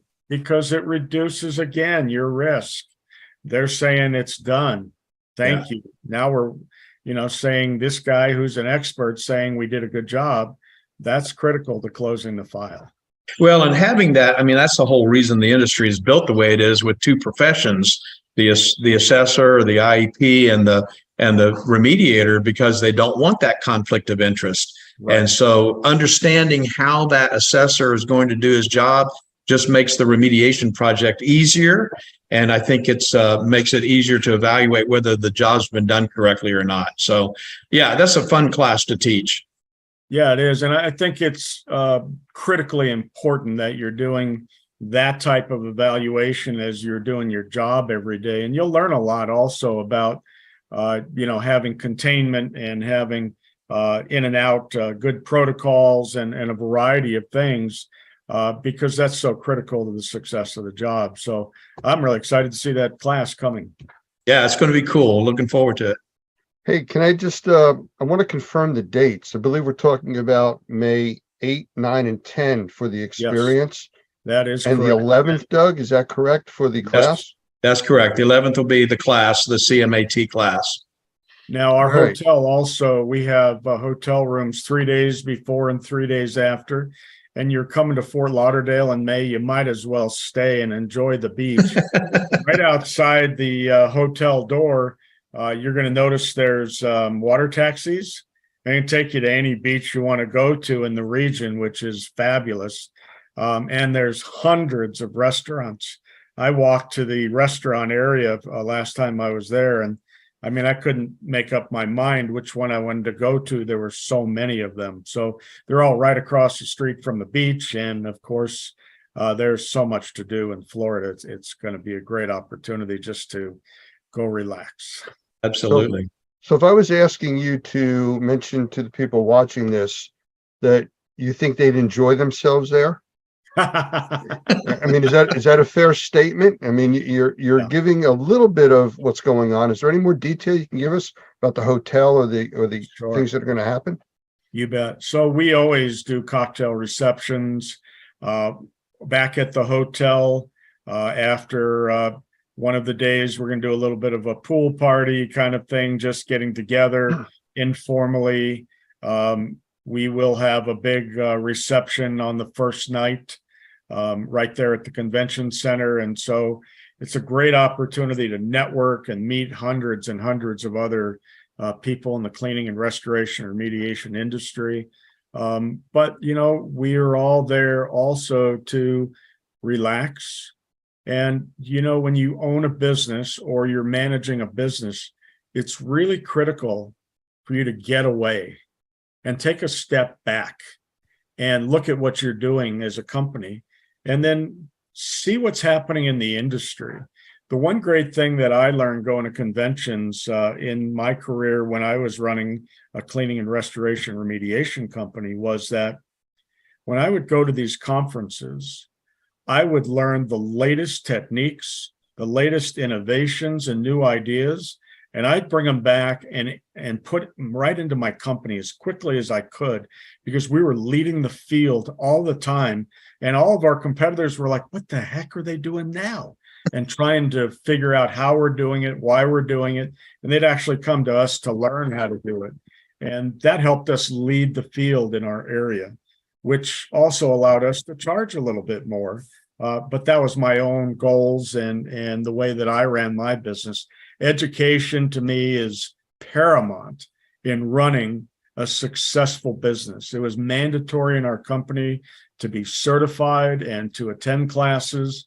And it really made a big difference. And, you know, ultimately, if you're larger than a MAPA operation, you have several people out on location, who is it that the consumer's talking to? They're talking to one of your technicians who needs to be very educated about the standard of care in the industry and understand all of your own techniques so they can explain it clearly to your customer.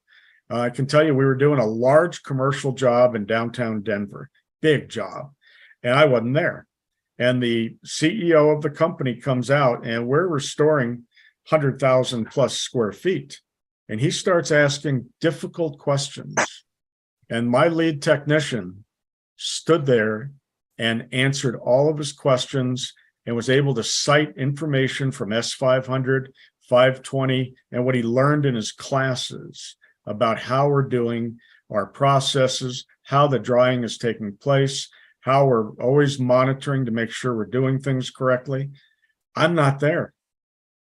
They've got to be able to stand up on their 2 feet and answer the questions in the right way and feel comfortable enough to be able to do that. That's really critical. It is, Larry, and that's one of the things we are going to talk about in our class, and not only the CMAT class, but also from our booth, because we got a nice sized booth there in the exhibition hall as well.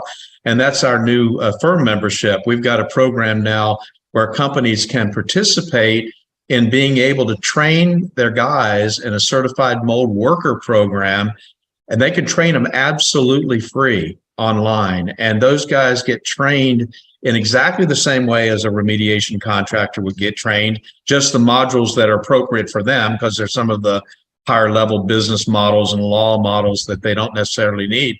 But the point is that this firm membership, which is what we have developed, I think is going to really change the industry for these guys, because now they've got an in-house training program that they can send their guys to anytime they want, 1 in the morning if they want to, and keep them educated. Because you're exactly right. The guy in the field, the technician that's talking to the client, better be talking the same language as the sales guy, and the same language as the person who answers the phone, and the same language as the person who's licensed.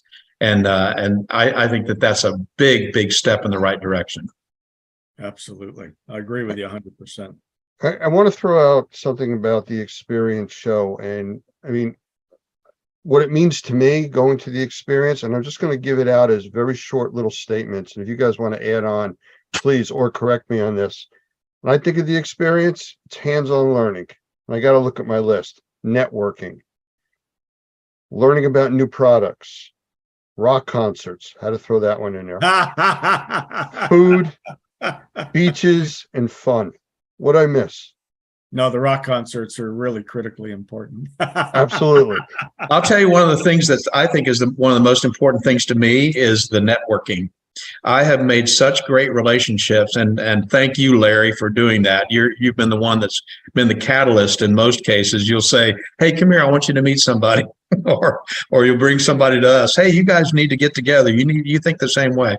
And I'll tell you what, that networking for me, the opportunity to be among some of the industry leaders and to be able to sit down with them and have a cup of coffee and talk about what they're doing with their business. I don't know how in the world you could ever exchange that. Because, you know, some of them live in New England, some of them live in California, some of them I would never see if we didn't get together at one of these events. So to me, that's one of the biggest advantages of this whole process. Well, and I'll tell you that we have left specific time this show so that we could have good networking time. And if you come to the show, you need to take advantage of the people that are there. You need to meet as many people as you can. Go out to dinner with a bunch of them. Go into the bar or pool or wherever they're hanging out and just meet people. I mean, one of the things that made us successful as a company is sometimes we would get jobs that were too big for us. And I could call my competitors locally or wherever they were and say, "Hey guys, I've got this job. Will you come help me?" And here they come. And we were able to process jobs much larger than our capability because of those relationships that we made while we were out at these type of shows. So I'm going to focus on another word, Lance, food. I wouldn't say I was exactly a foodie, but since I live in Louisiana, I've sort of kind of become one. And I mentioned earlier about these conferences that have stale food.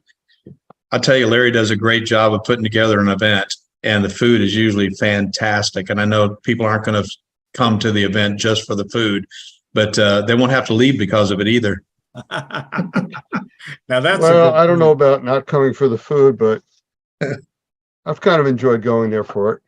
You know, I'll tell you something funny. There is the last day of our show is the day that's the most challenging to keep people there.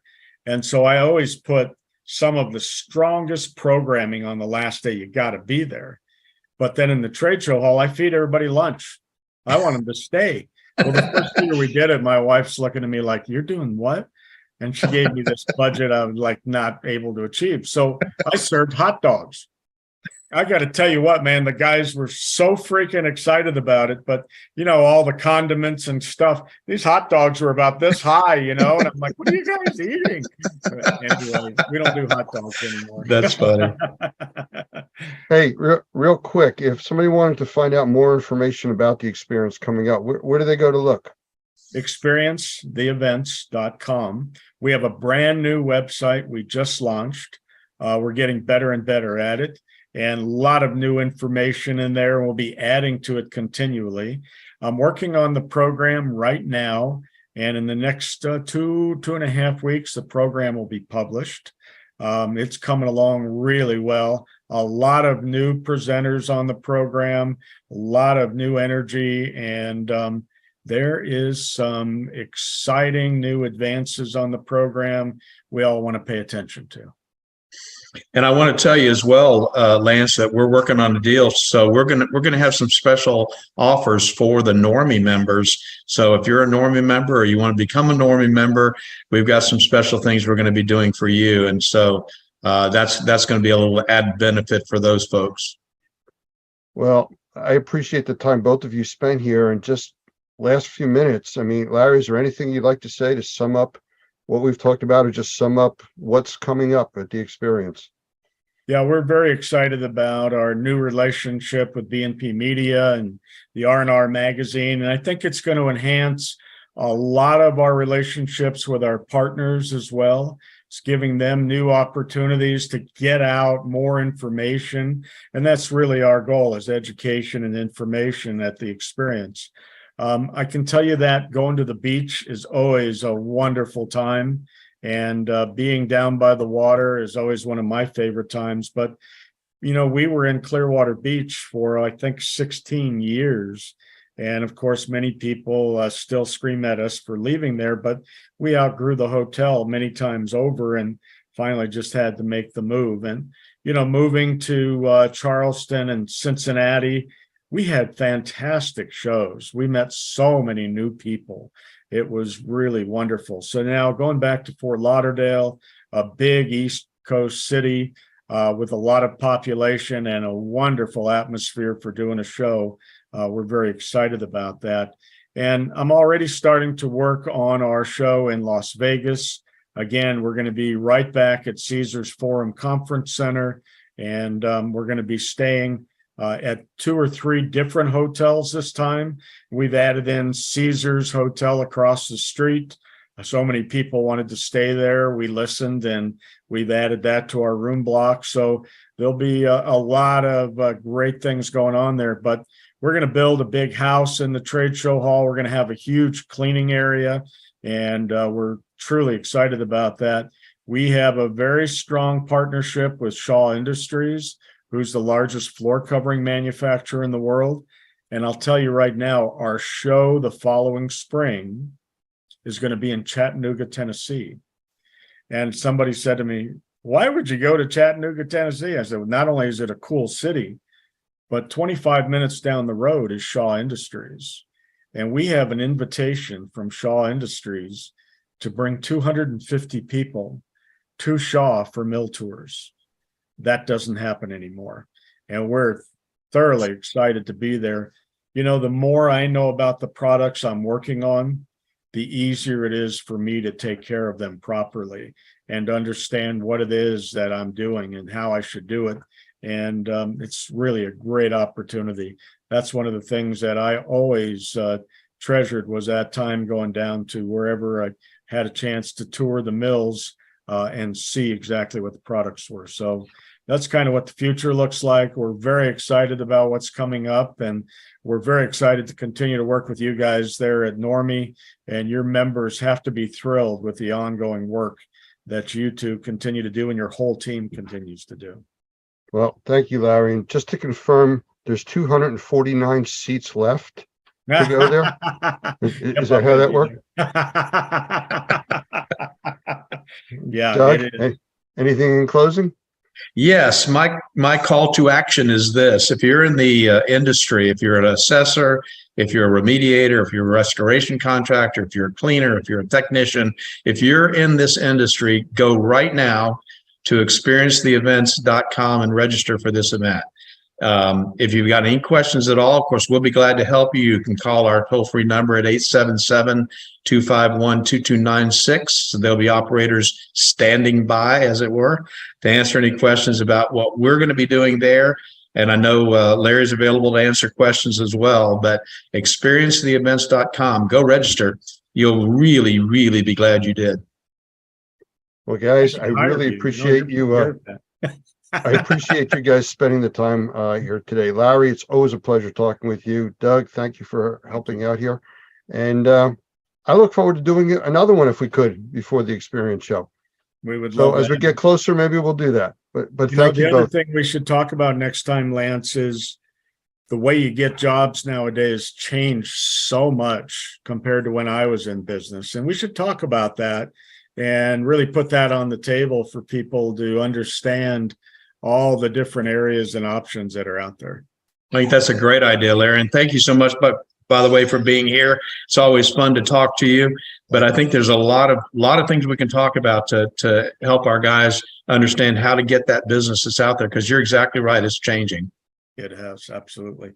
Thank you all. I hope you have a great year. Can't wait to see you May 8th through 10th in Fort Lauderdale. Absolutely. Thank you. Thank you. Bye, guys. I want to welcome my guest today, Dr. Gavin McGregor Skinner. He's the Senior Director of GBAC, which is the Global Biorisk Advisory Council, I believe. Is that correct? Oh, you nailed it, Lance. It's 100%, mate. No, I just wanted to make sure I got it right. So welcome. Thanks, Lance. Hey, we've done several interviews in the past, and I know we talked about doing some things that were a little bit more specific, and that's kind of what I want to talk about today.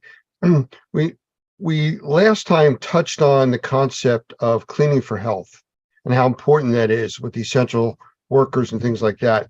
But right now, I'd like to focus a little bit more about that whole industry and how it affects hospitals, specifically emergency rooms, because that's really the first line of defense when people are going into the hospital and the most exposed areas.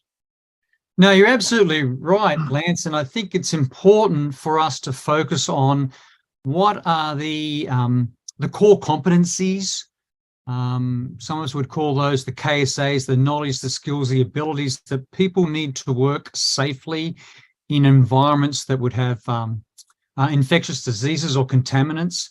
And there's a number of different ways, resources that we use them, across different verticals, whether it be an airport, a convention center, transportation like buses and trains and planes, the hospital, or even the ambulance service, the emergency medical services, and on how to operationalize all the information that we have.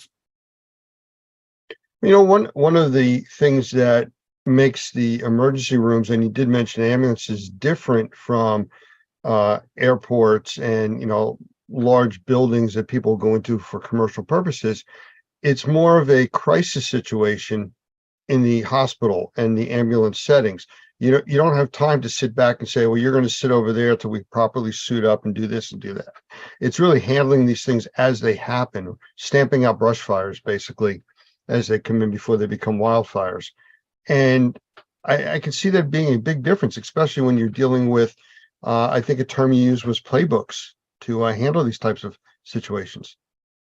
Oh, I think, from my experience, when you look at those critical knowledge, skills, abilities that people need, we often learn by doing. We're all adults, and that's how we learn. But it's often from my sort of experience, Lance, of what did I leave out? What have I missed? And sort of the way that I've found to address some of these critical gaps in the way that we do things on the front line is to have something like a playbook. And I just want to emphasize, the way that my experience, my career has used playbooks when it comes to infectious diseases or even drug contaminants, is to have a document that's usually laminated. You can use it in the field, you can clean it and reuse it. But a playbook is a document that synthesizes multiple sources of information in a single document.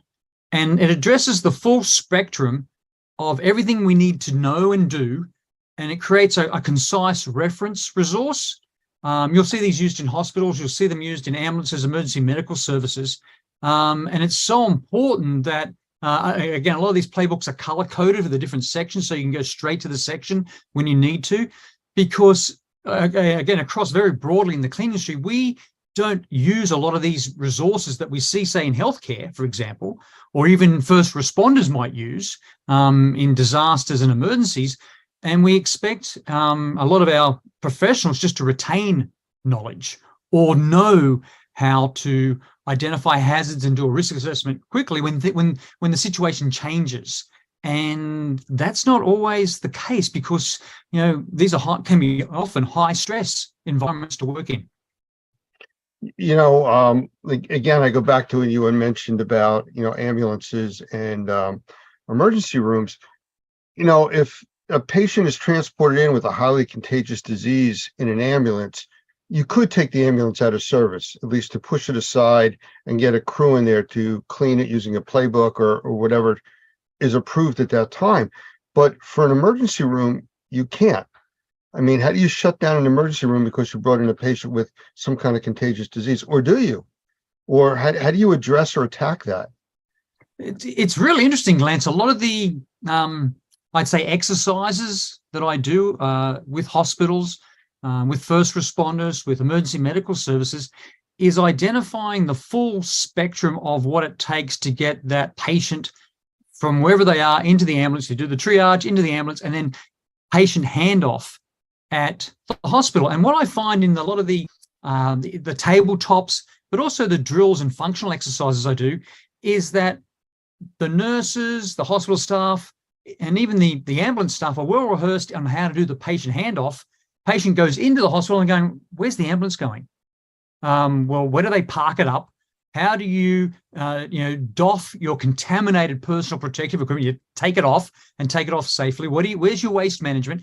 who's cleaning that ambulance? If there's an infectious disease agent from that patient, or there was lots of bodily fluids, blood, diarrhea, vomit, that needs to be cleaned up, or if there was even drugs involved, fentanyl, for example, or meth, where do you either clean and disinfect or decontaminate that ambulance? And I often find this is missing so often from hospital plans. The ambulance parks where? In the public car park? Or where does it go specifically so the resources, the toolbox is there for them to be able to clean, disinfect, or decontaminate that ambulance and do it safely? You know, one of the things that I've run into over the years of dealing with emergency services is when you do have one of these unknown situations, unknown contamination, multiple people get sick all of a sudden in a very short period of time, and you wind up transporting them, it always comes down to, well, what do you do now with the personnel and the equipment? Because now you have a piece of equipment that's contaminated, but you also have personnel. Do you put them back in the contaminated vehicle? Do you now isolate them? Now you need somebody else to handle the vehicle, or the same with the emergency room. I mean, is there any specific guidelines that are out there for this in general? I mean, I'm not talking specific Ebola, but we could talk about that, you know, too, but just in general, how to handle these situations. There is, Lance, and the in the Department of Health and Human Services, ASPA, the Assistant Secretary for Preparedness and Response. A few years ago, I was involved working with, the Department of Health and Human Services and ASPA in developing, what we call playbooks. And it was so important from some of the lessons we learned in, say, the 2014 Ebola outbreak, the fact that they developed a EMS, an Emergency Medical Services Infectious Disease Playbook, but unfortunately the government didn't have enough funding to print a hard copy. And you'll see comments all over the internet today. Oh, I love that EMS playbook. It's color-coded. It's easy to understand. It had algorithms. It had decision-making trees. Yes, no, if this happens, and how you react appropriately. PPE, patient handoff, looking after the patient, cleaning, disinfecting the ambulance afterwards. And there just wasn't enough funding from the government at that stage to actually develop hard copy. So it always stayed in the digital world. It was an electronic copy, but it's one that I use quite often. And it's a resource that's been well tested in the way that in a stressful situation, in a busy situation, we sometimes overlook or forget things. So it's where checklists play such an essential role. But it also helps in the planning process as well. So what I see, again, hospitals have, first responders have, they have these series of playbooks, which provides enough sort of concise information that applies to, the specific circumstances and the procedures that you need that are appropriate for those specific circumstances. And so, we can talk about the appropriate education and training, which again is critical. But to be successful in an infectious disease situation or a drug contamination situation does require these checklists and these playbooks as a ready reference. And I think, lessons learned here, Lance, is that these are so valuable. I'd like to see more of them produced, and I'd like to see them become part of our everyday operations to ensure that, again, mistakes aren't made or hazards aren't created because we overlook something. Is there a central clearinghouse for these types of procedures that you're aware of? Well, in the emergency management disaster medicine world that I live in, I go to the US Department of Health and Human Services through the Office of the Assistant Secretary for Preparedness and Response. We call that ASPA. They have what's called TRACY. Now, TRACY is the Technical Resources Assistance Center and Information Exchange. And I find I go to TRACY a lot. It's like a warehouse of documents. And especially when it comes to emergencies, you'll find the EMS playbook for infectious diseases there, which I highly recommend. If you haven't seen it, have a look at it. It's fantastic. I think it's a good framework or a model for other playbooks to be developed. But again, I use HHS, ASPA, TRACY resources all the time, and I just find them so valuable. But more importantly, the resources there aren't just applicable to certain verticals. They really apply the basic principles and the fundamentals, Lance, apply to so many other different industries, different sectors, different verticals, that I would hope that others get access to these types of documents. They're free, they're publicly available. Many just don't know they exist.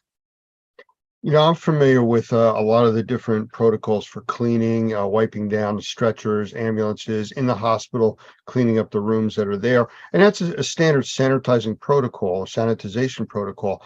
But then you get into some of the really bizarre types of infections, the things that, people see or have nightmares about. I mean, when COVID first hit, you saw the panic that took place with that. But I know you've had experience and even exposures to Ebola, from the work that you've been doing. How does that differ from these standard protocols? Oh, I think we don't often want to do this, Lance, but we have to talk about our failures, our mistakes. And I made a big one in 2014. So in 2014, I was deployed to Nigeria on my first deployment. I had 3 deployments to West Africa to help set up Ebola hospitals. I was deployed to Nigeria with a team to set up an Ebola hospital in a place called Port Harcourt in Rivers State in the south of Nigeria. And we trained all the medical staff. We set up this Ebola hospital. We had all the principles, the protocols, the procedures in place. And then it was a Wednesday afternoon. And we got the phone call and they said, your first Ebola patient's about to arrive. So what do, Lance, when you get that phone call? You go and have a cup of tea and relax and go, it's really going to happen. The ambulance came in, lots of media, lots of politicians everywhere. And the patient handoff was just fantastic. It went from the ambulance to the nurse, to the nurses. It just went so well. And then they took the Ebola patient into the hospital, into a room, isolated them. And then I came back outside and Dr. Parker, who was with the Ministry of Health at that time in Nigeria, said to me, that was great, Gavin. Who's cleaning the ambulance? And I looked at my checklist and I went, I don't know. It's not on my checklist. We haven't trained. We haven't trained anyone to clean an ambulance. When we were setting up the Ebola hospital, there was no ambulance here. Now we've got this ambulance that had vomit, diarrhea, Ebola virus all through it. And I went, oh, we don't have a standard operating procedure. We have a protocol. So I said, I got the team together, said, right, we're going to clean that ambulance in our personal protective equipment. We know that it's full of Ebola virus, and we're going to write everything we do down. We're going to video it, and that becomes our standard operating procedure we're going to write up tonight when we finish the job. So we took the team in, and it was learning by doing. We cleaned the ambulance, and then the Nigerians surprised me, Lance, because that was the Wednesday. On the Thursday, we got our second Ebola patient. Ambulance came in. We had our protocols written out on how to clean and disinfect the ambulance. And what they'd done, Lance, they'd taken a big piece of plastic with Velcro and they'd put up around the walls of the ambulance and created like a swimming pool. And when that patient with Ebola came out, again, the handoff was fantastic, went into the hospital. I went out to clean the ambulance and they went, look at this. And they undid the Velcro and they pulled out this piece of plastic. And it had all the body fluids, had the vomit, the diarrhea, the sweat, you name it, it was all there. And the actual cleaning the ambulance, took us less time because we now had this big piece of plastic that was Velcroed around the edges of the ambulance, which kept all those body fluids contained, which was amazing. So don't ever underestimate local capacity or innovation when you think you know what needs to be done. So coming back to the US after that trip, I went, well, if we get Ebola patients in the US, we're practicing, we're rehearsing in the hospitals, but who was focusing on ambulances, emergency medical services? And there was very little done. And that's where this EMS infectious disease playbook that's available through ASPA is so valuable, and that's how it was developed. And again, I just highly recommend that approach to everyone. It just really operationalized the standards, the protocols, the procedures. It just puts it in a way that's so easy to understand. The other vertical area that I work in is indoor air quality. And under that, we're dealing with mold and bacteria and viruses, particulates, chemicals, and everything like that. And everybody kind of deals with it sometimes almost with the, well, it hasn't killed me yet attitude, and unfortunately, that's something that when you get into more of these critical types of situations, you can't play that way. You can't use that attitude. So doing things the right way is really the way things should start. The basics. And then when you deal with these types of contaminations, like even in the indoor air quality arena, you could have a COVID or a TB or a Legionella type of outbreak that needs to be dealt with. And that's not just wearing your regular N95 mask and gloves. I mean, you got to take this to the next level. So I guess that's what I'm asking you in the hospital emergency services arena. At what point do you say we stop the normal protocols and we go into high gear? Well, I think it's important when it comes to, again, the air quality, Lance, is we start now with baseline data.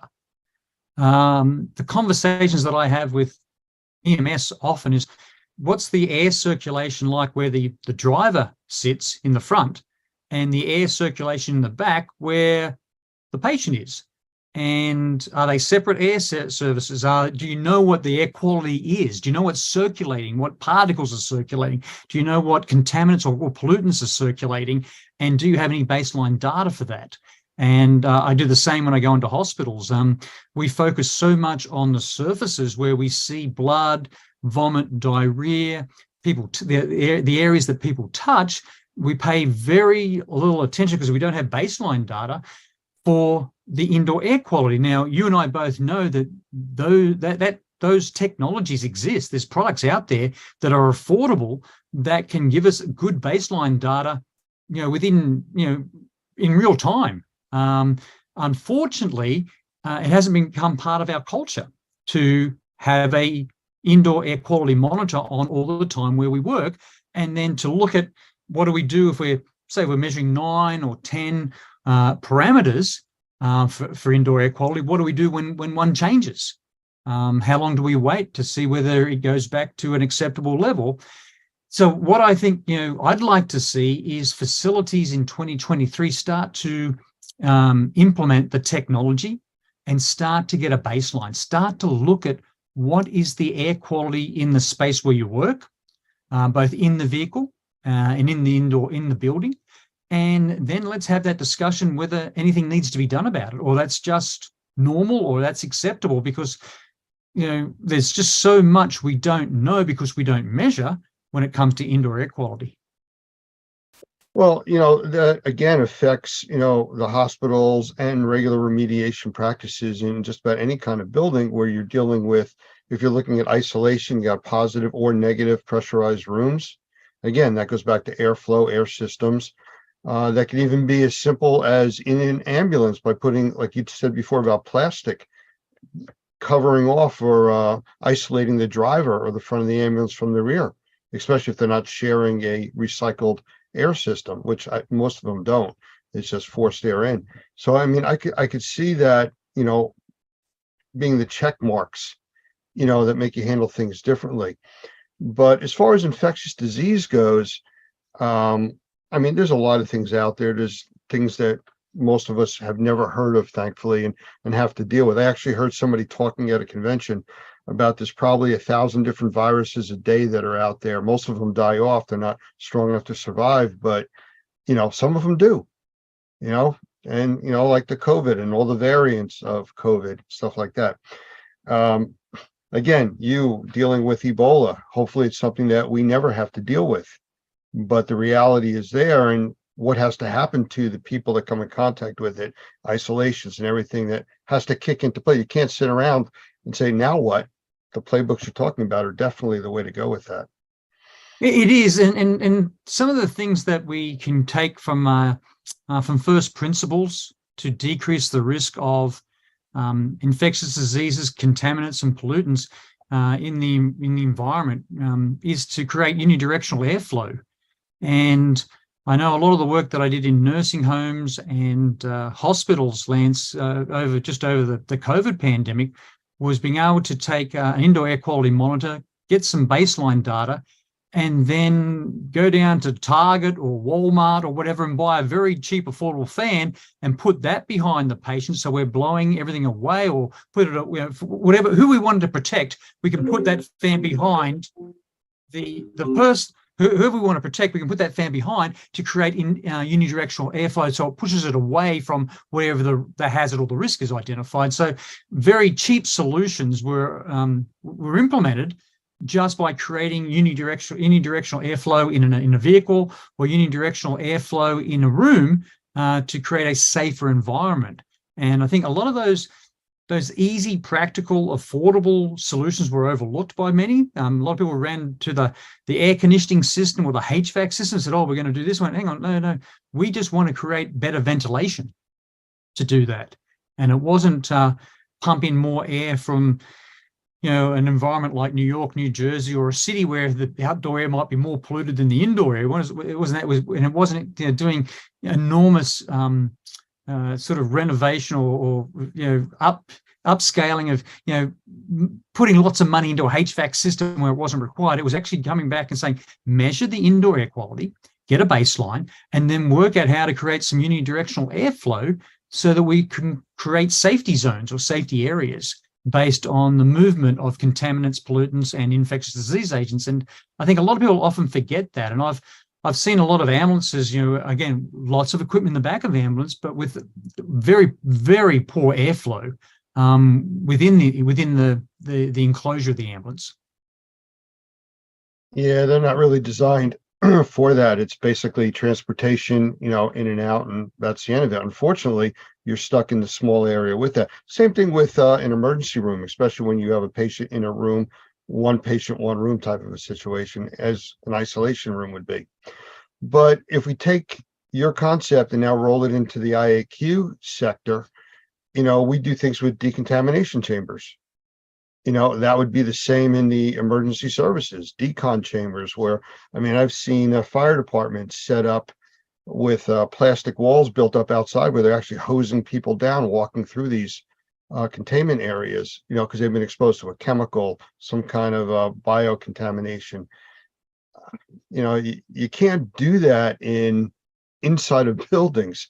So, I guess that's where the issue comes. And the buildings have to be functional 99.9% of the time.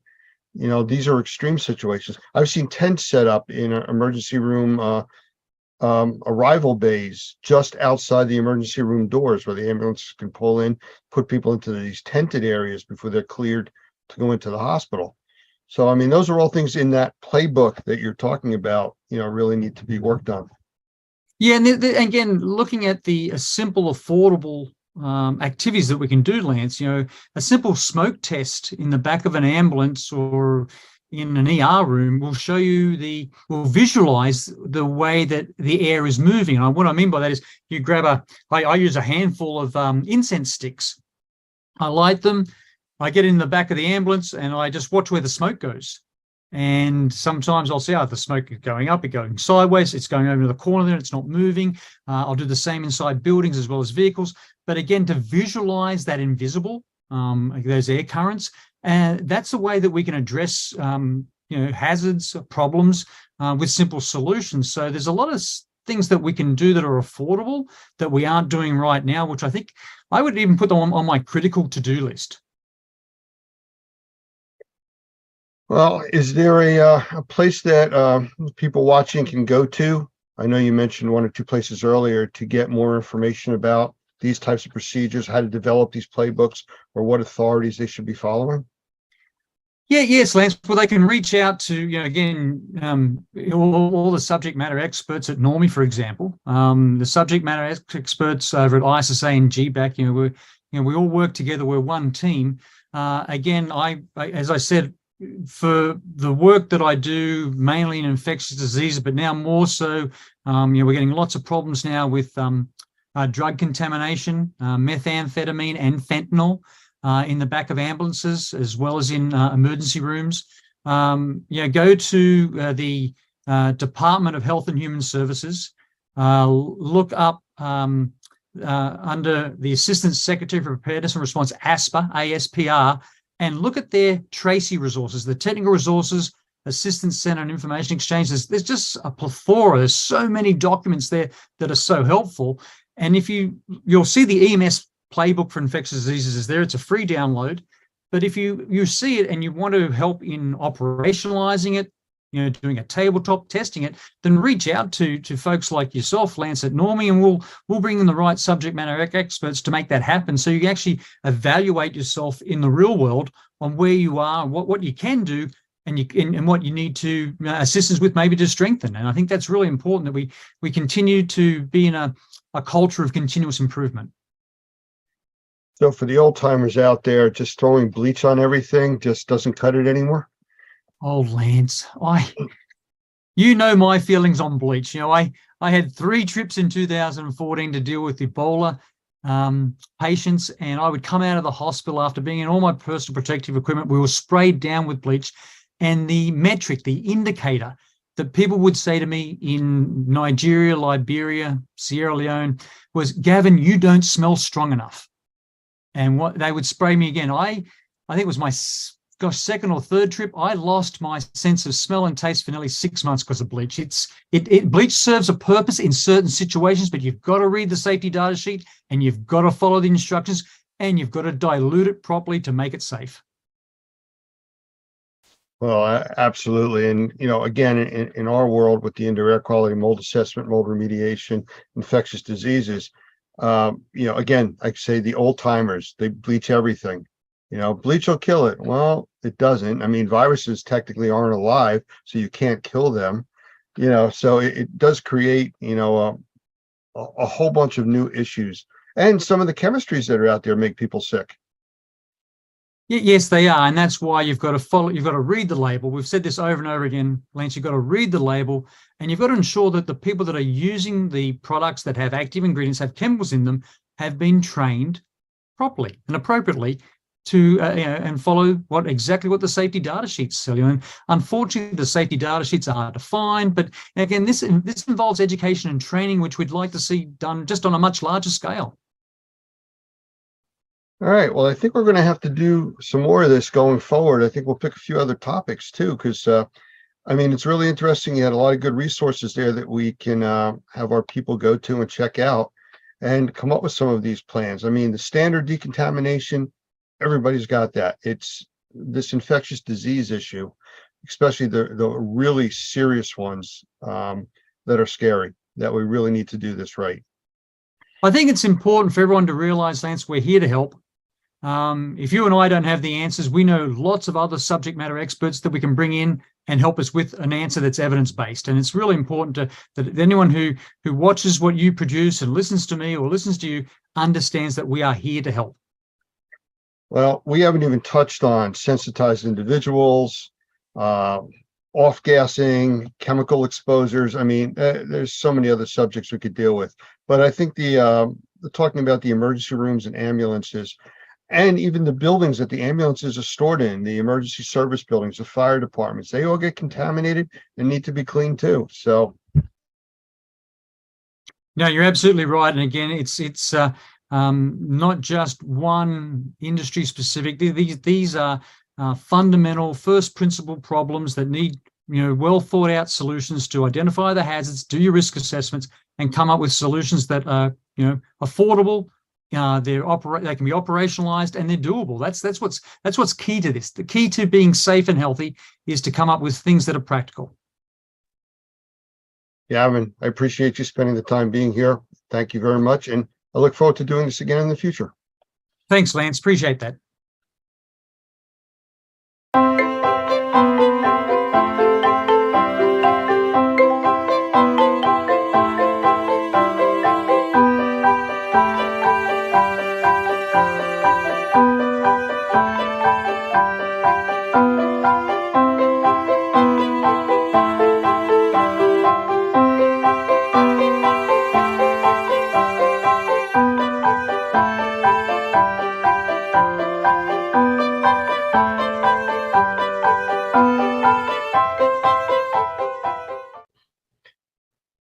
Hi, everyone.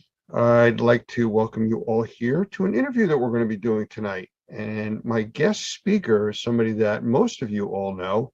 It's Mo Zuluaga. He's one of our senior trainers, a good friend of mine, and we have him here in the room. I will let him do a little bit of an intro of his own background because it's too diverse for me to try to explain. So Mo, A little bit about yourself before we get started. Well, first of all, thank you. Well, for those of you that don't know me, I've been in the restoration industry now for a good bit over 20 years. And before that, I was an engineer for General Electric, for that in the military. And keep going back, I guess, been all over the country and spent some time outside of the country as well, working in Central America, lived in the Caribbean. And as you can tell by my name, my parents are from South America, from Colombia. So I've had a chance to be kind of all over the place and work all over the place. And now I'm happy to be here in Florida and call myself a Florida boy. And I plan on staying here. And I don't think anybody can get me out. So, and happy to be here with Normie as well. So life has brought me here, and I'm in a happy place. Well, since you're so happy, let's talk about some serious stuff. Because we get a lot of questions during and after our CMA CMR class, which is one of the ones that where you specialize in teaching, and actually you do it in English and in Spanish, depending on the class that we're running. But I know that we're always getting these questions about technology and what does somebody need to start and what kind of equipment should I buy, and is there differences in moisture meters and air pumps and on and on and on.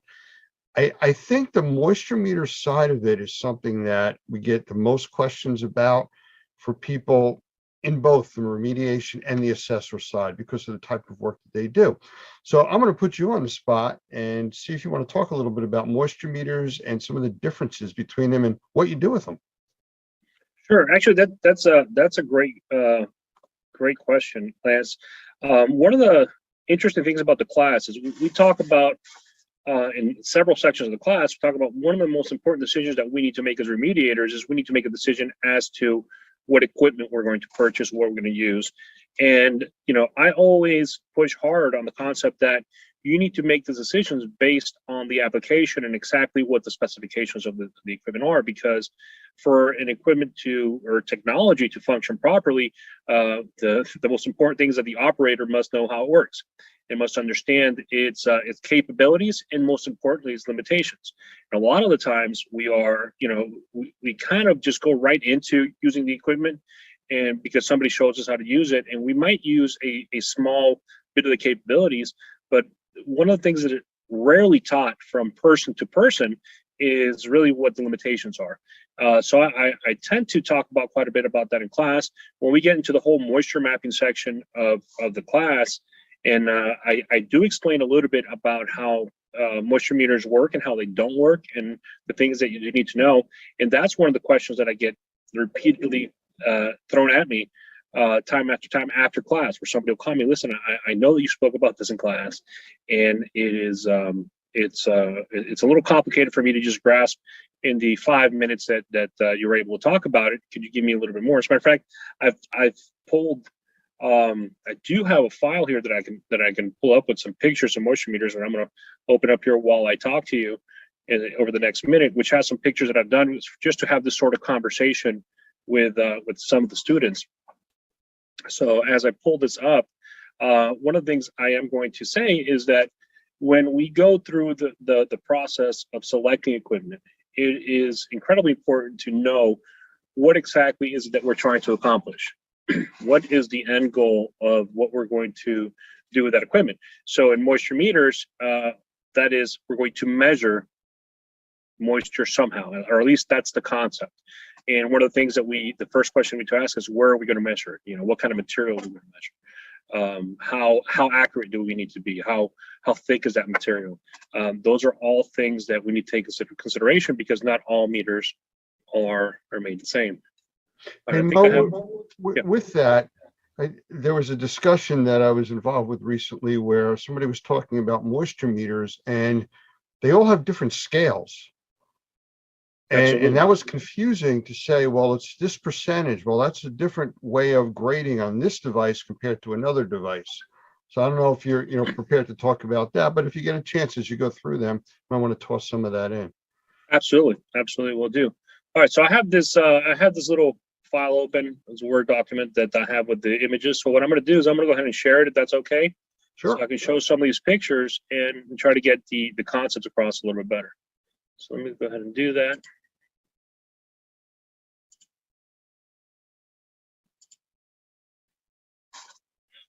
All right, toss this over to the center screen. All right, so can you see the moisture meters right now, Lance? Absolutely, you're good. All right, wonderful. So here's some. I'm going to start here with non-penetrating meters, which actually goes right into questions you just asked, Lance, which is scales. So not all non-penetrating meters are made the same. Not all meters are made the same. And when it comes to these sort of meters, the first thing you do need to understand is that scale. What are those scales telling you?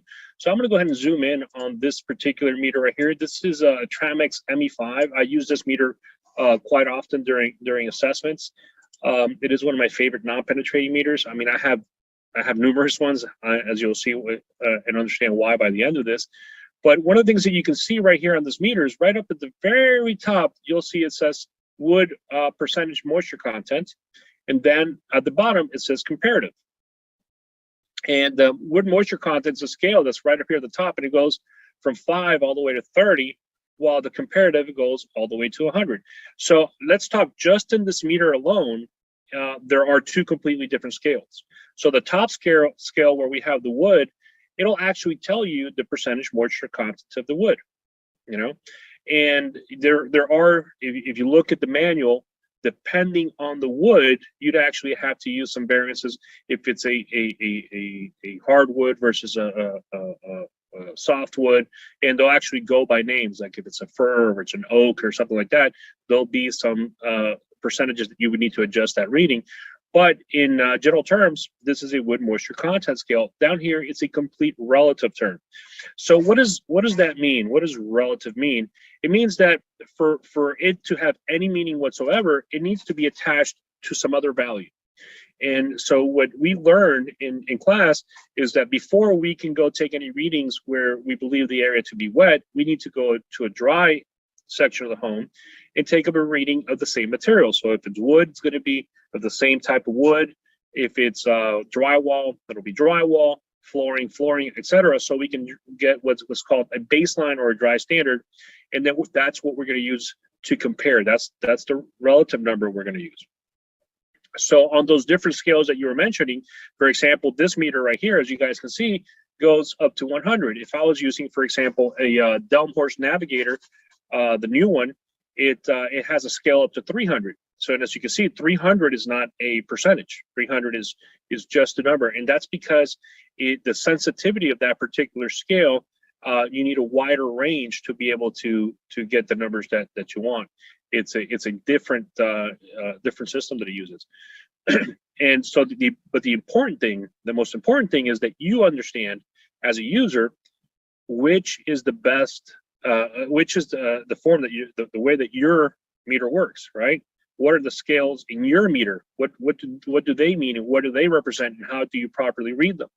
How do you work with your meter during different materials? As you can see in this particular meter, you have different materials, wood and timber. Do you have one that's a shallow depth? And that's because sometimes you have layered materials and you want to just grab the top layer, or you want to stay away from a metallic background, because that's one of the things we'll be talking about, some of the limitations of these meters. And a metallic background might cause a limitation. Drywall, plaster, masonry. So this particular meter definitely has different scales. The important thing to understand is, except for the wood meter, those are all relative scales. Okay, those are all something you have to compare to. As you can see, this meter will tell you over here just how deep it goes, and you'll see in the wood that it does show percentage moisture content. And that's what I would say. This is a great example of saying we need to grab the most simple tools that we have, which are wonderful technology, because a lot of the times we don't see these simple tools as technology because they've been around for a while, and we need to understand those. You know, one of the things that you just mentioned real quick was the manual.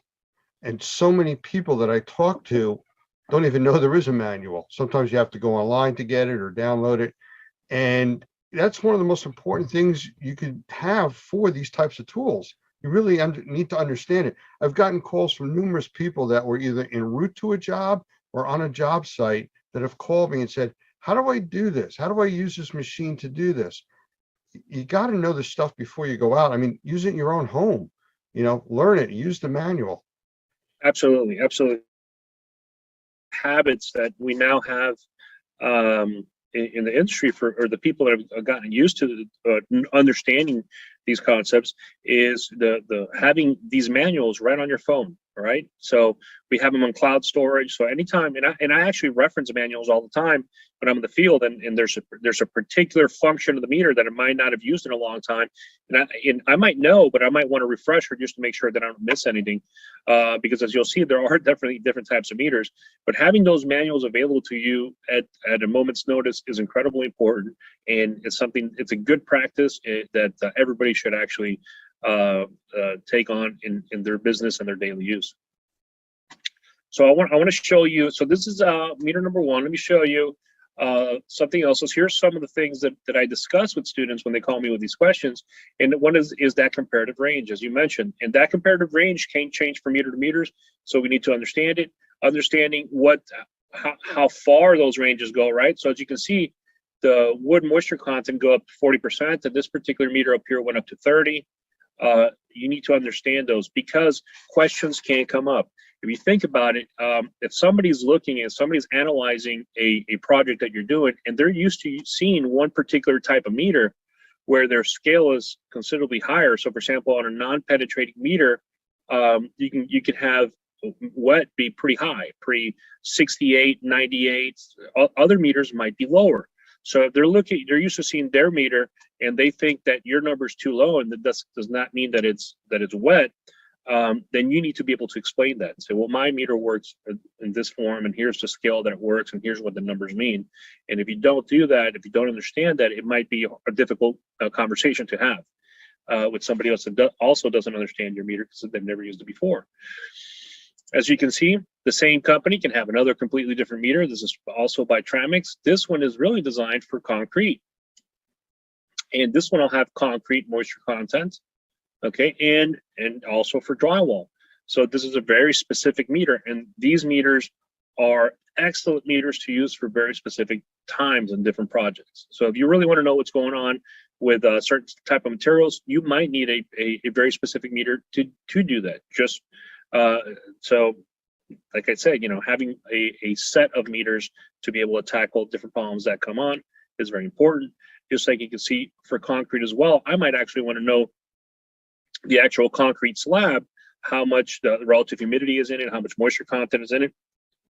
I might need to tap into it and use a different type of meter with a different type of plug that allows me to be able to determine this. Because, for example, once we remove floors in some of these projects, before we can reinstall the floors, we need to make sure that we've actually correctly dried that concrete slab. Because if we don't, then we're going to have issues with the new flooring when it's installed.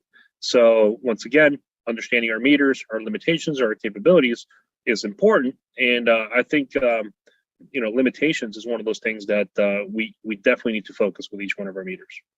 Hey Mo, you mentioned a bunch of different types of meters, and I know over the years I've used combo meters.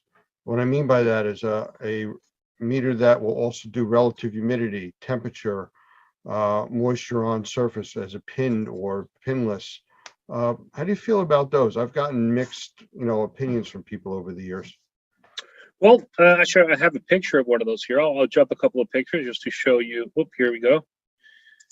So this one is by Protimeter. Everybody pronounces that a little bit different. That's how I pronounce it. So if I pronounce it differently, forgive me. So Protimeter is a multi-use meter. So it does have a thermal hygrometer. It has a pin moisture meter. It has a non-penetrating moisture meter included as well. And it's a really good meter. It really is. There are some drawbacks. There are some drawbacks to having a multi-use meter. One of them is obviously your meter is done and you've now lost all your meters. That's one. In the past, some of these meters that had all the functions did not have each function wasn't top notch. You'd have two of the functions that were top notch and the third one was okay. And I'm a big believer in having really good meters for certain type of projects for each one of those functions, whether it be a hygrometer. So you need to understand what application you're doing. But obviously times change, technology improves. Some of these meters are really good. This particular meter is really good. The kit comes with all kinds of accessories to measure different things, to be able to tap into wood, to be able to go past these little pins over here to go past the drywall and be able to measure and see if insulation is wet. You have multiple meters that do this, like that Delmhorst Navigator that I mentioned also is a good combo meter. My biggest drawback with combo meters for personally is that, you know, a lot of the times they have a lot more functions that I need on my projects. Number one, and number two is if I lose that meter, I've now lost all my meters, and it's not something that I really want to face on a project. Well, that was one of the things that I had seen over the years that you had just mentioned about the sensitivity of the meters, that you give up some sensitivity when you have all these different devices combined together. You know, it's really good with one or two things, but a few of the other ones aren't as good. And of course, the other thing is if something happens, you drop the meter, you break it, you've lost everything, you know. Absolutely. Absolutely. And you know, the other one is they are pricey. They are pricey to have a combo meter. They're less pricey than buying really good meters of each one, mind you, but nonetheless, as to have one meter that can go bad or get dropped or for you know, now you're talking anywhere between $1,200 to $1,500 for top end meters, you know, in the hands of a technician can be a problem. It's if it's your personal hands and you're very good with your equipment, you take care of it like I do, you know, they'll probably last you for a lifetime. But we know that, you know, as it goes from hand to hand, that level of care might change. So that also comes into play. How rugged are your meters? And that's one of the things that I look for. I like rugged equipment. I like the equipment that I can take on a construction job, and it's going to make it to the end of the day. So that's important to me. Absolutely. You know, one of the questions that comes up a lot is, what should I buy, a pinned or a pinless? And I always talk to them about, well, the pinless doesn't do any damage. You know, you got to go to a different level of dealing with the consumer that you're working with about having pinholes all over the place. And depending on what you're doing, if you're testing carpeting, you're not going to see, like you're testing sheetrock, all these little pinholes all over the place. You know, so you got to be prepared to build back. But you know, you have a favorite either way, pinned or pinless? Well, my particular answer to that is always I have both. And because it also depends on application, right? You do a lot of assessments. You've done a lot of assessments here at time, and during an assessment, it you know, in an assessment, a lot of the times you're not really looking to poke holes into a drywall, because like you're saying, you're creating damage to the drywall. On another type of project, for example, a drying project, that becomes a little bit less important. You're in an emergency situation and you need documentation that's going to be easy to explain down the road, either to maybe it's an insurance claim to an adjuster, maybe you go to court, something like that. And in that case, a pin moisture meter is definitely going to be a lot easier to explain, because it's showing you some moisture content versus a relative reading. And relative readings can be one of those things that's difficult to explain or people to grasp in a short amount of time. On the other hand, both are great. So one of the things that I tend to do is I start with non-penetrating, and then I'll document the edges, the far corners. So once I get to the far corners, I'll document them with a pin moisture meter. I've gotten really good at taking those pin moisture meters in areas where you're not going to be able to see those little holes. You know, there's ways to do that. And then I'll take one in the center, so I have some serious documentation with my pin moisture meter, and then I have a little bit more documentation with my non-penetrating. But both are incredibly important. Some of the stuff that you are going to be measuring, you're not going to be able to poke holes in either. Stuff like tile, you know, really nice wood. You're not going to start poking holes all over the place. Really nice wood. So they both have a place in it, and sometimes I use them both because, as I mentioned in class, I never trust any piece of equipment or any measurement by itself. I want to be able to compare it to other things and be able to say that makes sense. What I'm seeing makes sense, because, like I said, they both have limitations. And one of the limitations of the non-penetrating meter is that it's not really measuring moisture.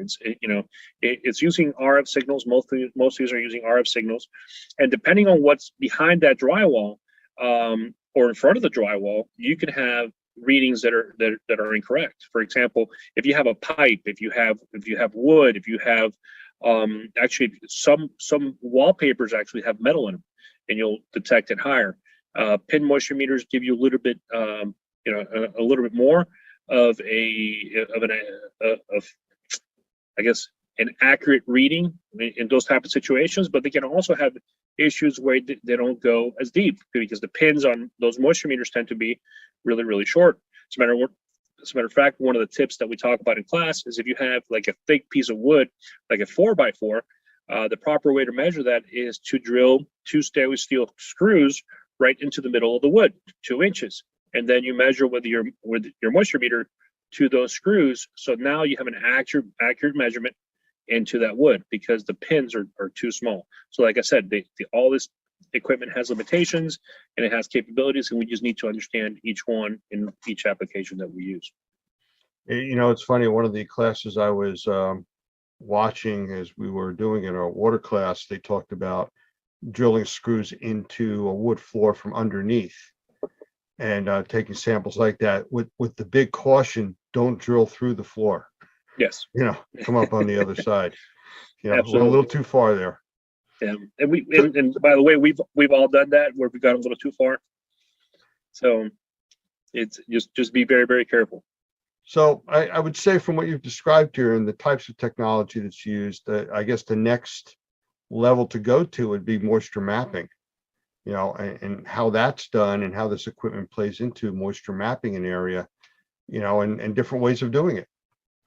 Right, and there are different ways of doing it, and that's where, you know, once again, selection of equipment depends on what you're doing.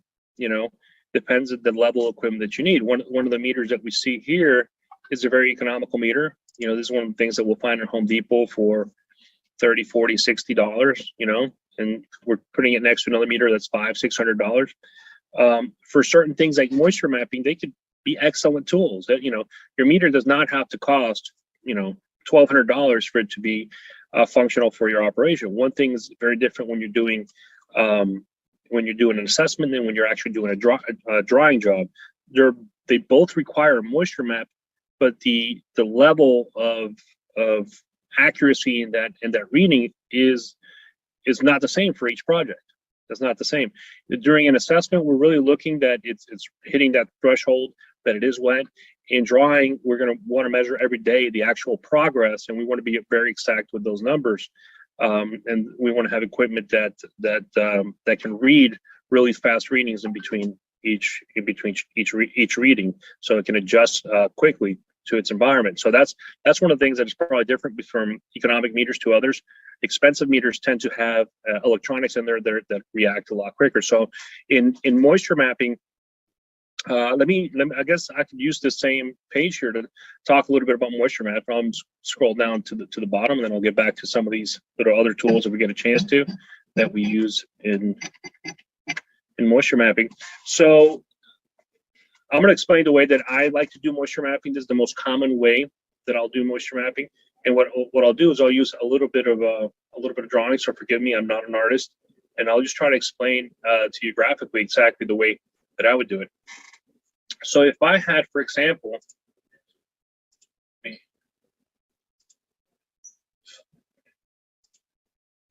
this.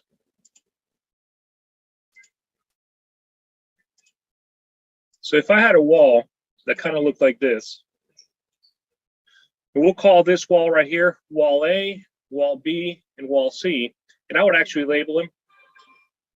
So let's go ahead and do that.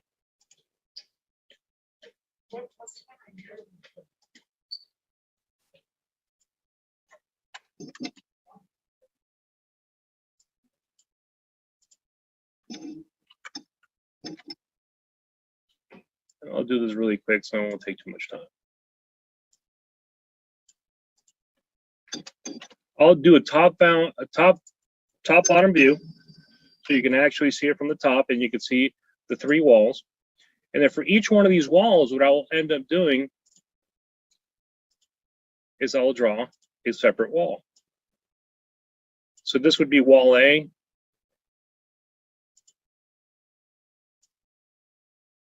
Wall B. Move the filter base. Okay.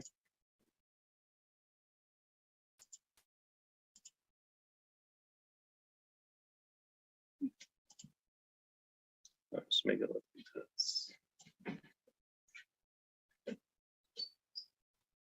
for those of you watching, I think he is having fun doing this. I am having fun doing this. I love doing this kind of stuff.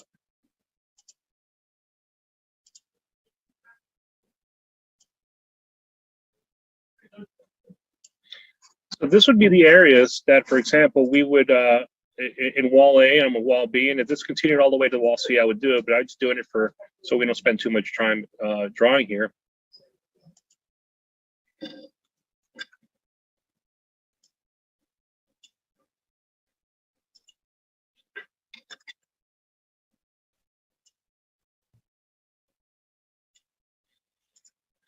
And the other thing that I would do to make it a little bit easier for everybody that comes down the road is I would do something like this. I would actually have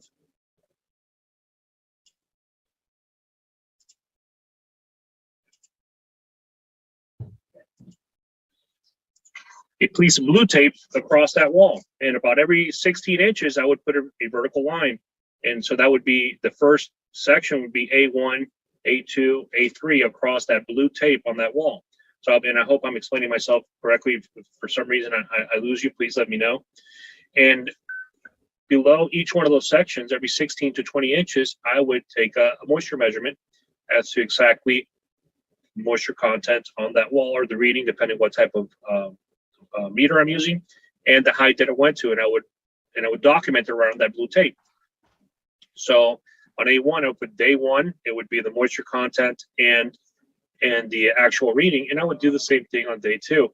And what this does, it actually shows the sketch of the property. So if I had a whole property that was wet, I would probably, it wouldn't be these 3 lines, it would be the actual sketch of the whole property, and for each wall would have a front facing picture, which shows me exactly how it was wet as I found it and as I measured it. And you could write right here and take pictures as well. And on my sketchbook, I would actually write on the picture what the moisture content was at that time. So that's one of the ways that I would do a moisture mapping. You can simplify this. You don't have to go as in depth as I go sometimes.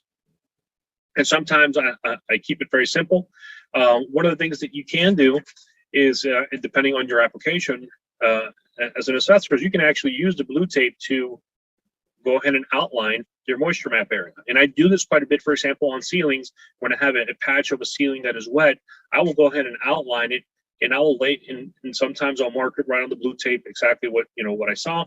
And what that does is, for anybody that comes after me, whether it's a mediator, it's an adjuster, it's anybody, they can really quickly see the areas that I found to be wet. So I'll actually moisture map it with my tape, document it with pictures. If I'm able to, I'll do what you see here, which is a graph or a sketch of exactly the area from 2 different angles.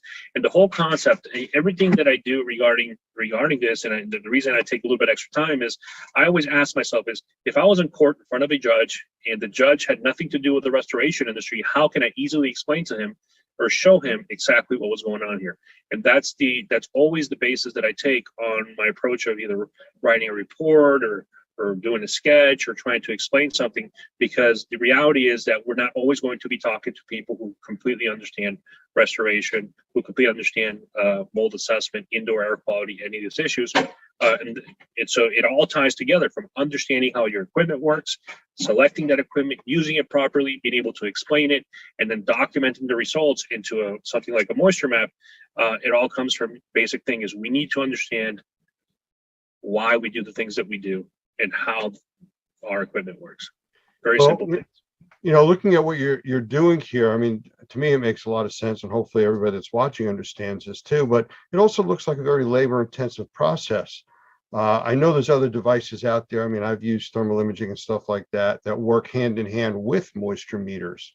So how would you draw the differences or comparisons to using that additional device in conjunction to a moisture meter?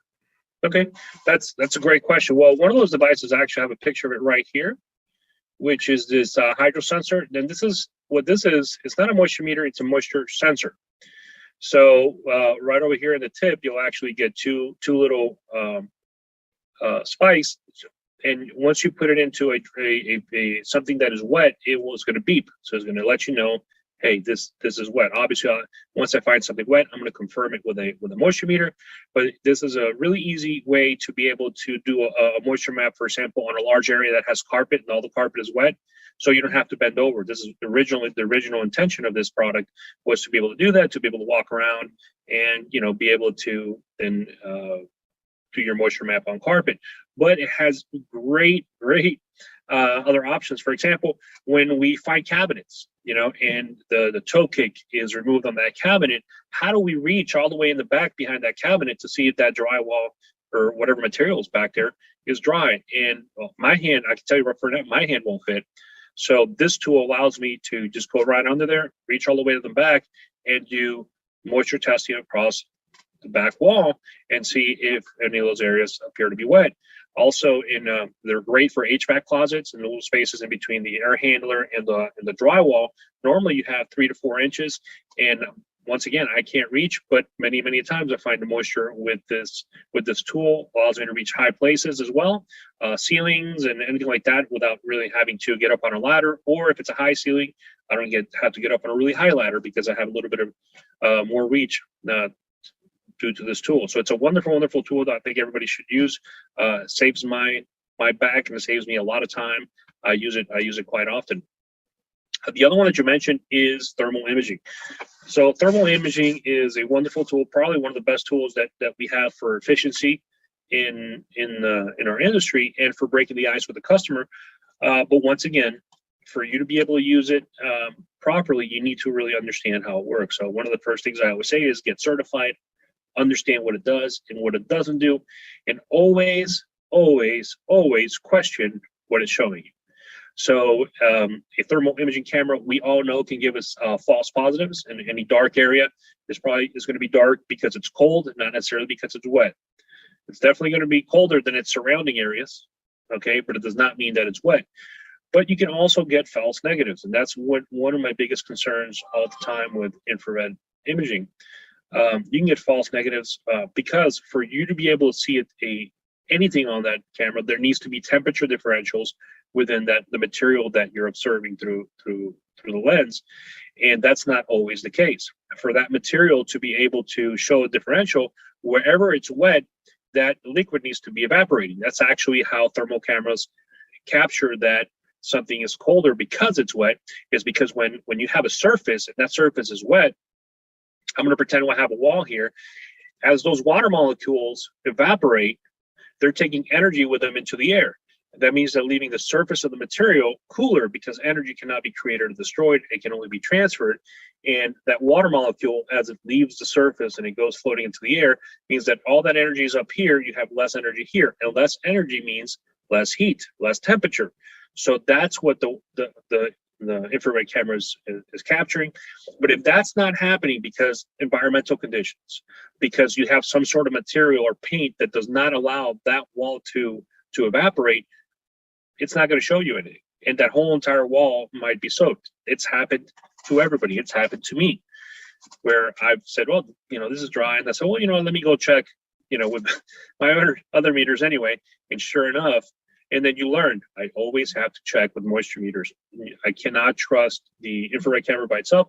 I rarely trust any single piece of equipment by itself. I always want to back up to give me a confirmation and saying, hey, yeah, what you're seeing is truly what you think it is.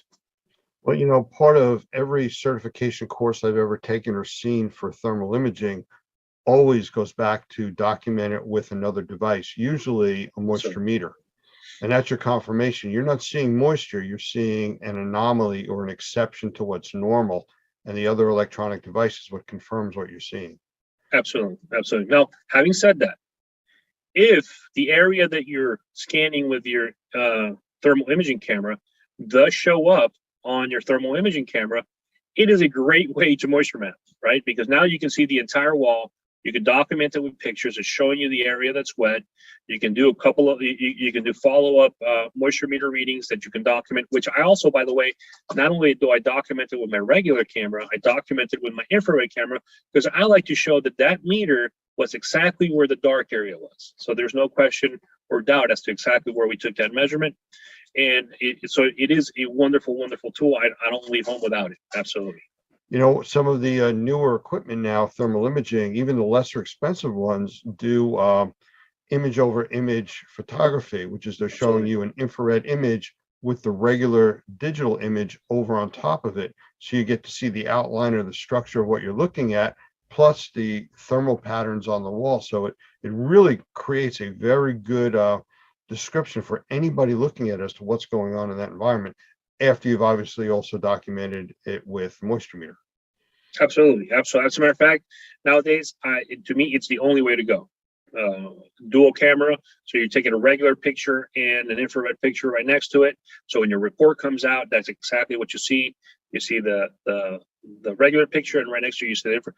It makes it a lot easier, once again, to explain to somebody that doesn't know anything about infrared cameras. So I'd rather spend a little bit extra on better resolution and be able to have that dual camera. And nowadays, like you said, even some of the economic cameras are coming up with do have that function, and it's a function that to me it's absolute must. So we've gone from the basic moisture meter to the advanced moisture meter to the hydro sensor to the thermal imaging cameras. For somebody new starting out in the business, you know, a piece of equipment to start with. You don't go out and spend $50,000 on a thermal imaging camera. Right. Where do you start? Especially when you want to start dealing with moisture in your assessment or your remediation projects. That's a wonderful question. On an assessment project, you have so much more flexibility per se on equipment, because you're looking for different things that necessarily you would be on a drying project. You're still looking and want to make sure that stuff is wet or dry. You want to do that comparison. So you do have a wide range when it comes to non-penetrating and penetrating. So you can start with a less economical meter. The key, once again, is find out how it functions and read the reviews and watch the videos online for that manufacturer. And you should do that for a number of meters within your price range to find the one that is highly recommended and that actually does the job that you're looking to do. Some other ones, it's a different story. For example, if you see on your screen right now, this is a hygrometer. So you have non-penetrating meters, you have penetrating meters, you have moisture sensors. Now another way to measure moisture is moisture in the air, which is where we'd use a hygrometer. And on hygrometers, once again, an assessment, it could be, a little bit more flexible, because what you're looking for is a couple of readings during your assessment project, and a lot of hygrometers out there will do that. If you're in a drying project, for example, there's very few hygrometers that can stack up to the requirements of a drying project. This is, for example, one that would. This is a one that I like quite a bit. It says Phoenix, but I believe now the manufacturer is Vaisala. And what the differences are, for example, this hygrometer I can put in front of a dehumidifier, which has extreme temperature and moisture readings and low moisture readings, and pull it away and get very accurate readings right away in another location. Other hygrometers, less expensive hygrometers, you're going to have to wait a number of minutes to be able to get an accurate reading per location. So hygrometers tend to be one of those things that the better you get, the better it's going to be for you for efficiency, because you don't have to wait all that time for the sensor to be able to adjust. Better sensors also tend to last longer before they become calibrated. So those are things. The newer hygrometers that are high end, you can also change the sensors. You can buy just a new sensor and put it in. So depending on the piece of equipment that we're talking about is dependent more on my guidance. So as to penetrating and non-penetrating meters for assessment and an infrared camera, I might say, listen, here's some baseline products that I think were great. I highly recommend. For example, Fuller makes I think it's the MR40, which is a penetrating moisture meter. It's a pen. It looks like a pen. It has a little flashlight on the other side. And I think it's $60, $70, $80. It's really inexpensive. And I think it's a wonderful moisture meter for assessments. Wonderful moisture meter, especially because it is so light that I can stick it pretty much anywhere, on a wall, on a ceiling, and it will stick. and keep my reading, which means that I can document the picture with pictures a lot easier. I don't have to have my hand up, especially if I'm on a ladder or anything like that. It becomes dangerous. I don't have to hold it sticking to the wall and taking the picture. I can just stick it to the ceiling or to the wall, take a step back, take a picture up close, take a picture from far away, and it does a wonderful job. With a hygrometer, I would say definitely do your homework, get a little higher end, make your life a lot easier. And on a thermal imaging camera, one of the economic ones now is the C4 or C5 from FLIR. Those do a wonderful job. They do have their limitations. One of the things that I don't like about it is that the battery is not external, it's an internal battery. So once that battery starts degrading, basically your infrared camera starts degrading, because keeping it charged does become a headache. You have to have it connected all the time, but that happens over time. That doesn't happen immediately. The higher end cameras, like for example, the E series, the E6, E8, I really like those cameras. They have, batteries you can swap in and out, so it's a lot easier to always have a piece of equipment that's functioning. You can have multiple batteries. They do have the drawback of a higher cost. You're probably looking $2,000-$3,000 for those cameras versus $500-$600 for a C5 at this time. Very cool. Well, we have a few minutes left. I don't even know where to start to say. Would you want to sum up what we've talked about, other than come take the CMA CMR class, or one of the advanced classes? But how would you sum up tonight, at least for the folks watching?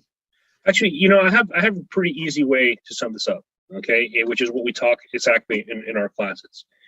Is when you make a decision to move forward into an application, to say assessment or drying, if that's what you do, know what your application is, know what you need, and then go study the equipment that's out there and choose your equipment based on that need, not on pricing. Okay, not on Bobby told me this is a really good piece of equipment. They have it on sale at John Don or at Answer or wherever it is. Just do your homework. Read the manuals, understand what it is that you're doing, understand how your equipment works, and most importantly, understand why you're doing it. What's the purpose of you using each piece of equipment, so then you can properly document that purpose and properly express that purpose through your documentation to somebody that has absolutely no clue what it is that our industry is about. That is if you take the whole entire idea, that is the basic idea of what we do.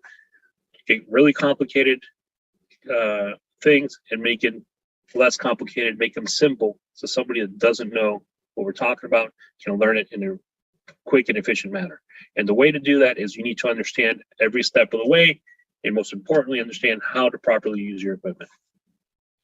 Well, thank you, Mo. Actually, I'll ask you to stop sharing your screen for a moment so people can see who you really are. Absolutely. Go ahead and do that. All right, there he is. Well, I want to thank you for your time. I think we're going to have to do this again and maybe pick another type of equipment, maybe air pumps or Matterport or some other equipment that I know that you use and you're familiar with, and do some more segments on this. Absolutely. Sounds good. So thank you for your time, and we look forward to possibly another segment in the near future. Hey, thank you for having me. Have a wonderful night. You too.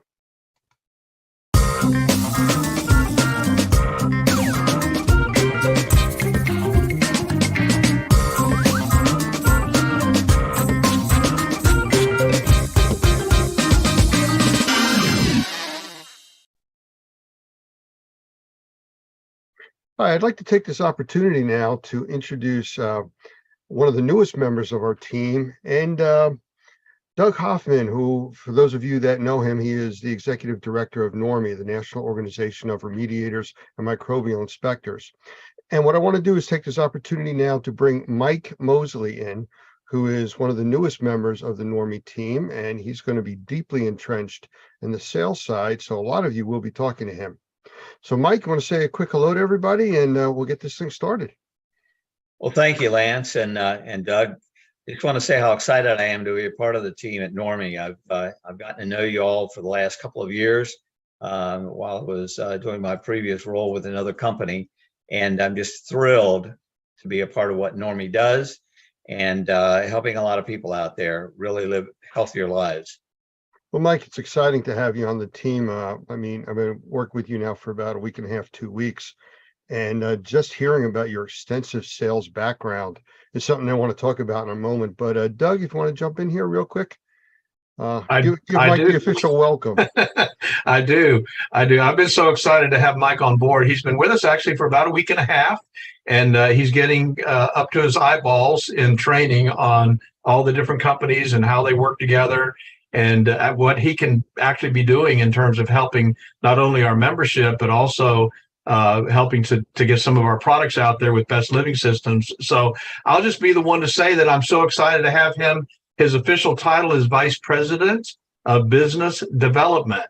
And although that may say a lot about what he does, I look forward to us talking a little bit tonight about where he's going to be specifically in supporting our members and also getting those great products out into the hands of people who need them. So welcome aboard, Mike. Thank you, Doug. I'm very, very happy to be here. So Mike, let me ask you a question. I was looking through some of the background on you, and I know you're out there on a lot of the social media pages where people are able to look you up and find out more information about you. But after reading it, I realized that we only have 24 hours in a day to cover some of the things that you've done. So we're gonna have to cut this down to a little synopsis of, your background. And from what I see, sales has been a tremendous part of what you do. I'm guessing you like doing that. I love it. I love it. I love people. I like showing people how they can better their lives. There are a lot of products out there, some good, some bad. I like to think that I've chosen the good ones, and it's a way to help people live better lives, actually. I like what I do. We spoke the other day, and I threw the thing out there about do the right thing because it's the right thing to do. Yes. And I saw your face light up with that because it's exactly what you were talking about. Same thing with the products, doing right with the products because they're the right product to use and they work. And you seem to have a passion for that. I do. Well, I tell you, talking about his people person skills too, I'll just say some of you probably know what his role was in the previous company that he worked with. And it was really to be in charge of direct contact with the distributors of those products, and which meant that they needed to have somebody that they felt comfortable they could talk to, that he would actually pick up the phone, that he would have the answers and the skills to be able to help them. And I think that's one aspect of what he's going to be able to do for us, Lance, that is going to be really exciting, something that we wanted for a long time. In some ways, I always use this phrase, membership mentor, but I think in a lot of ways, that's what he's going to be able to, that's the role that he's going to be able to supply, is being able to talk to these guys and help them work through all of the details and navigate through a lot of the details that we deal with every day. We got to take a lot of that information for granted, but as he said, there's a lot of stuff out there that we've got that we need to share with our members and help them be better at what they do. Yes. Well, one of the big things, Mike, and I don't want to embarrass you with this or anything, but you come to us with a bunch of industry knowledge, and the market, the people and the players that are in it, and that's something that's very difficult to teach somebody coming in, even if they have a big sales background. So for you to be able to pick up the phone and talk to a contractor or an end user customer calling in, you understand the industry, you understand their needs. And I really think that's a tremendous asset to the Normie team. I really do have a lot of experience in those areas, from retail to commercial products and programs. As a matter of fact, I worked with and for Zig Ziglar for a couple of years. Some of the listeners out there might know a little bit about Zig, and he always taught us that you help everyone else get what they get, and you'll always get what you get. And boy, believe me, that is so true. So from retail, commercial products, the one component that's there no matter what you're selling or where you go are the people. So if you know how to work with people, know that you're sincere and you like what you do, the rest is easy. So I'm going to spend I'm going to spin off that for a second if I could. I wanted to talk about, because he mentioned the commercial side of it. I think that's an aspect that he's really going to be able to bring to the table for us. We have a lot of members that are very interested in commercial work, not only on our monitoring program, but also on the sale of commercial products. And I think Mike's going to really be able to help us in that side of the industry as well. Well, I think the knowledge base gives him confidence, Doug. I think that's the biggest thing, knowing the industry and you have confidence. And then when a consumer or somebody searching for information reaches out, when you talk to somebody and you can sense that confidence, it makes it much easier. The person's found, let's say, a home to go for that support. And that's really what we're all about. Yeah, absolutely. I don't know that Mike knows this story. I know some of our members do, but we had recently, over the last several years, been called out to do an assessment in a huge commercial environment. And they wanted us to do an assessment, and they actually had a couple of IHs, industrial hygienists, on staff. And anyway, they accepted our proposal. We flew to Kentucky, spent several days doing that assessment, and flew back. And while I was out there, I was curious. I asked the decision maker, why is it that you selected us? You have industrial hygienists on staff. They called apparently a lot of people to try to find out who should do it. And we were a little more expensive than anyone else. He said, well, I'll tell you, he said, I could tell from the first time I talked to you that you had a solution and you said you could solve the problem. And he said, that's what I needed to hear. So I think you're exactly right, giving our members the confidence with the way we back them up and the way we support them, but giving them the training and the confidence that they need, that they can get into the marketplace and solve the problems that people are dealing with. Having somebody like Mike on the team just enhances that asset. Absolutely. And Mike, again, it goes back to me, the importance is the confidence and the comfort zone that the end user or our members actually will get when they talk to you. Thank you. Thank you, Lance. Yeah, I'm excited about it because I do understand a lot about the commercial. I understand a lot about the residential markets, and I think I'll be a benefit to customers and Normie and the Best Living Systems alike. Well, I'm excited because people will call you and not me. So, there you have it. No, only kidding. You'll see. The truth comes out. Yes, it does. Yes, it does. Well, Mike, welcome aboard. Doug, is there anything else you wanted to talk with Mike about? No, I just I shared his excitement. This is something that we've wished we could do for a really long time, many years, and I'm just glad that we're starting 2023. It's going to be a fantastic year, and I'm just glad we're starting it out in this way. Well, Doug, let me thank you. Lance, let me thank you for all the help you've given me so far, and I hope you'll continue to give me, and especially to those of you out there listening. I'm so excited and look so forward to working with you all and helping you build your businesses, because we can do that time together. I know we can. Thank you, Mike. Thank you, Doug. Take care, everyone. Thank you.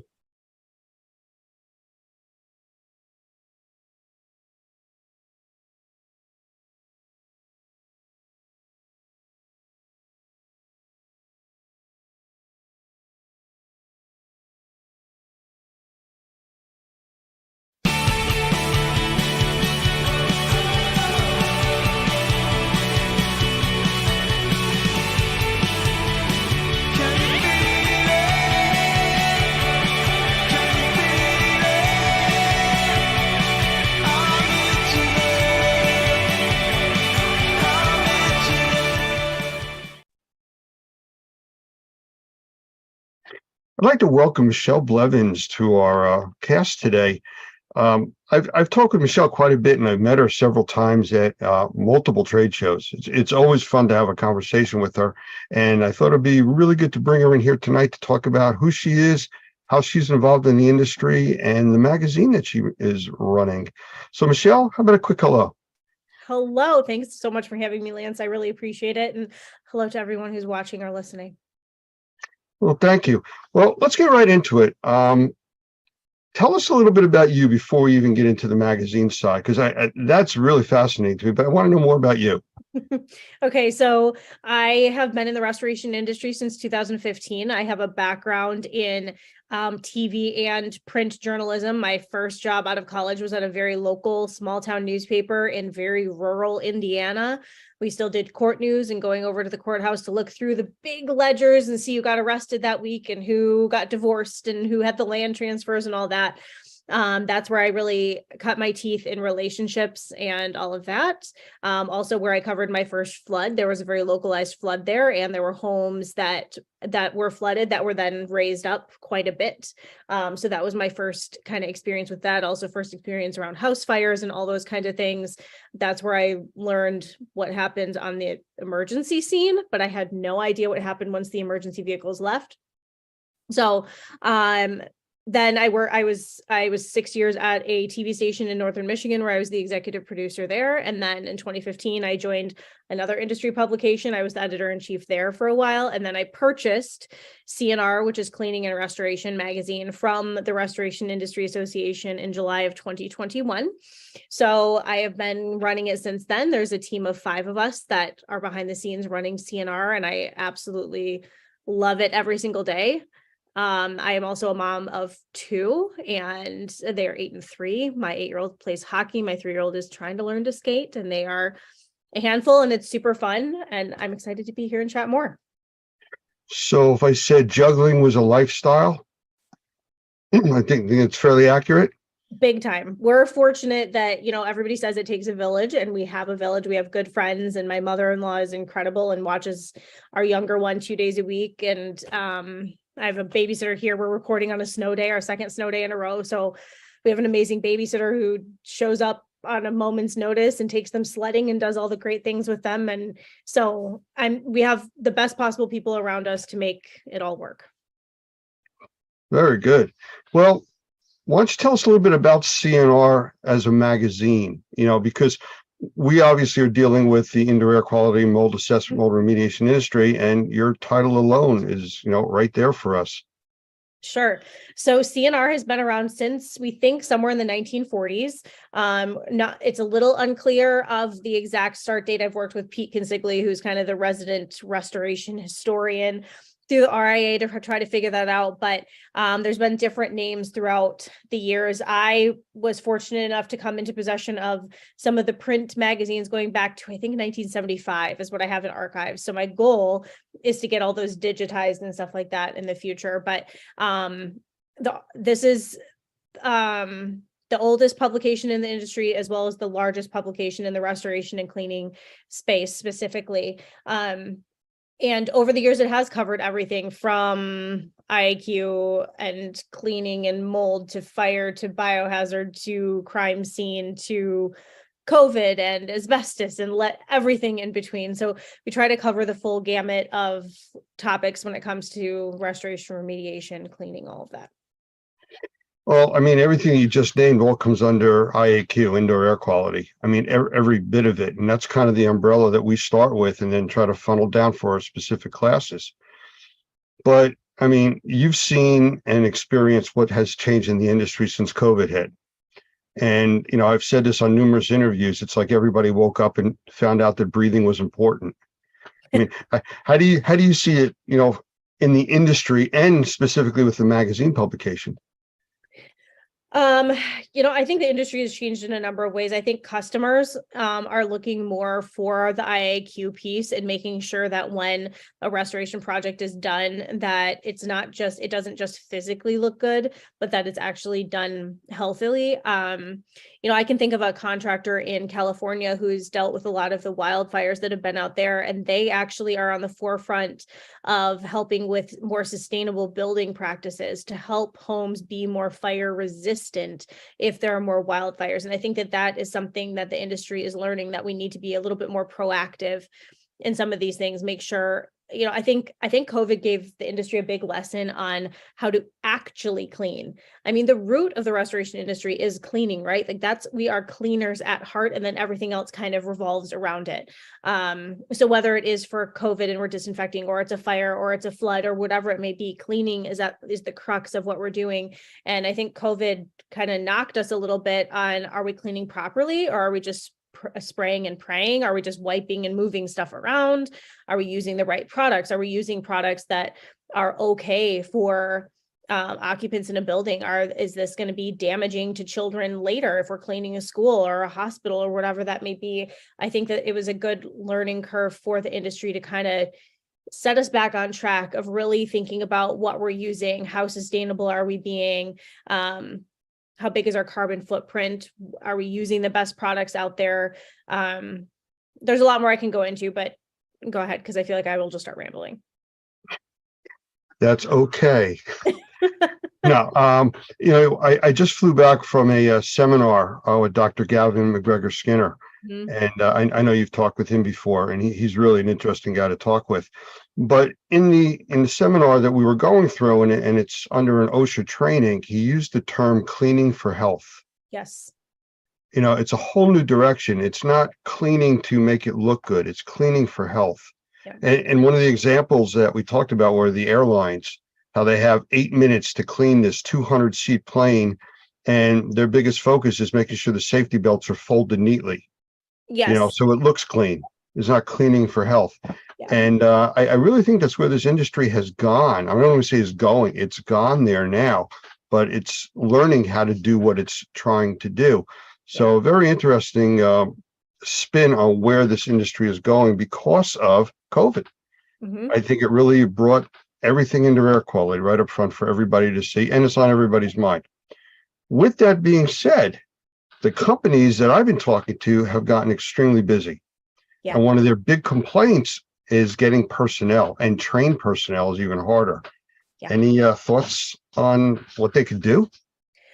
So I think that the number one thing, or the number one way to find new people, is recruiting yourself. You and whether it's the owner or the technicians or the project managers or the estimators, salespeople, whoever it is, everybody within the company needs to be considered a recruiter for the company as well. They need to be thinking about like, oh my gosh, I just got amazing customer service from this person at Home Depot. I wonder if they'd be willing to, I wonder if they're interested in a job change or whatever that may be, or a server at a restaurant or wherever you are. Be thinking about in day-to-day life, the service people that you meet and how good they are. Anybody can be trained on how to dry a structure or remove mold or remove odor or whatever that is. The technical stuff can be trained, but the character and the work ethic and all that can't be trained. So you need to be looking for people in your everyday world that carry those character qualities that then you can train for the skill later. So I know of some restoration companies where they make little business cards that say, hey, you are a rock star at customer service. We would love to talk to you about being part of our team. And then if you flip it over, there's like a name and number for the hiring manager or whoever that may be. And you can just hand those out. I know some companies where that's like almost a requirement. Like you have to every person has to hand out like 5 a week to a star player that they see. And that is going to be so much more effective than throwing out an Indeed ad here or Career Builder or whatever website you're using. That just is a really difficult way now to try to find people. You might find people, but you're just going to be, I was a recruiter in the industry as well for 4 years, and I totally understand how hard it is. I have been through many a screening with somebody who looked great on paper and they ended up being a train wreck, or you get to the final step of the process and they end up having a criminal record that isn't going to be accepted by a carrier or programs if you're doing program work. There's just so much to it. So really, your company needs to be recruiting for your company is what it should be. And something that's going to really help you also with that is making sure that your company has a good culture, and a culture that's going to attract people. If people start hearing of your company or seeing your company at action within your community, even outside of restoration jobs, that in and of itself can help speak for your company and draw that talent toward you. Well, I do have to ask a quick question before I get into my follow-up on this. Are we using now train wreck as an industry term? Yes. Okay. No, I agree with you completely. I've seen it. I've seen people that are hired to do different aspects of this industry that really don't know what they're getting into. They haven't been trained. There's limited training requirements or licensing requirements, depending on what part of the country you're in. And yeah, train wreck is very appropriate for, unfortunately, the end user, because that's what they wind up with. Yes, CNR just did a state of the industry study that included feedback and answers from high-level leadership in 150 restoration and cleaning companies across the US and Canada. We had feedback from all 50 states, all Canadian provinces. So it's a good set of data to talk about industry trends. And the number one thing that we saw that companies are going to be doing in 2023 is focusing on training. More than 52% of companies said that they were that training was going to be like their number one focus for future proofing their business in 2023. And I think the thing that is coming with that is, again, we can teach like people can go through normie classes, right? And learn how to learn some of these skills that they need. But again, the soft skills, that character of the person, that's so important. So I see more companies also focusing on the soft skills and making sure that their people know how to relate to customers, especially because the people that we're serving are often having probably the worst day of their lives, or top 5, top 3, whatever that may be. It's not a good day. If a restoration or maybe a cleaning company is more middle of the road, but if a restoration company is there, it's probably a bad day.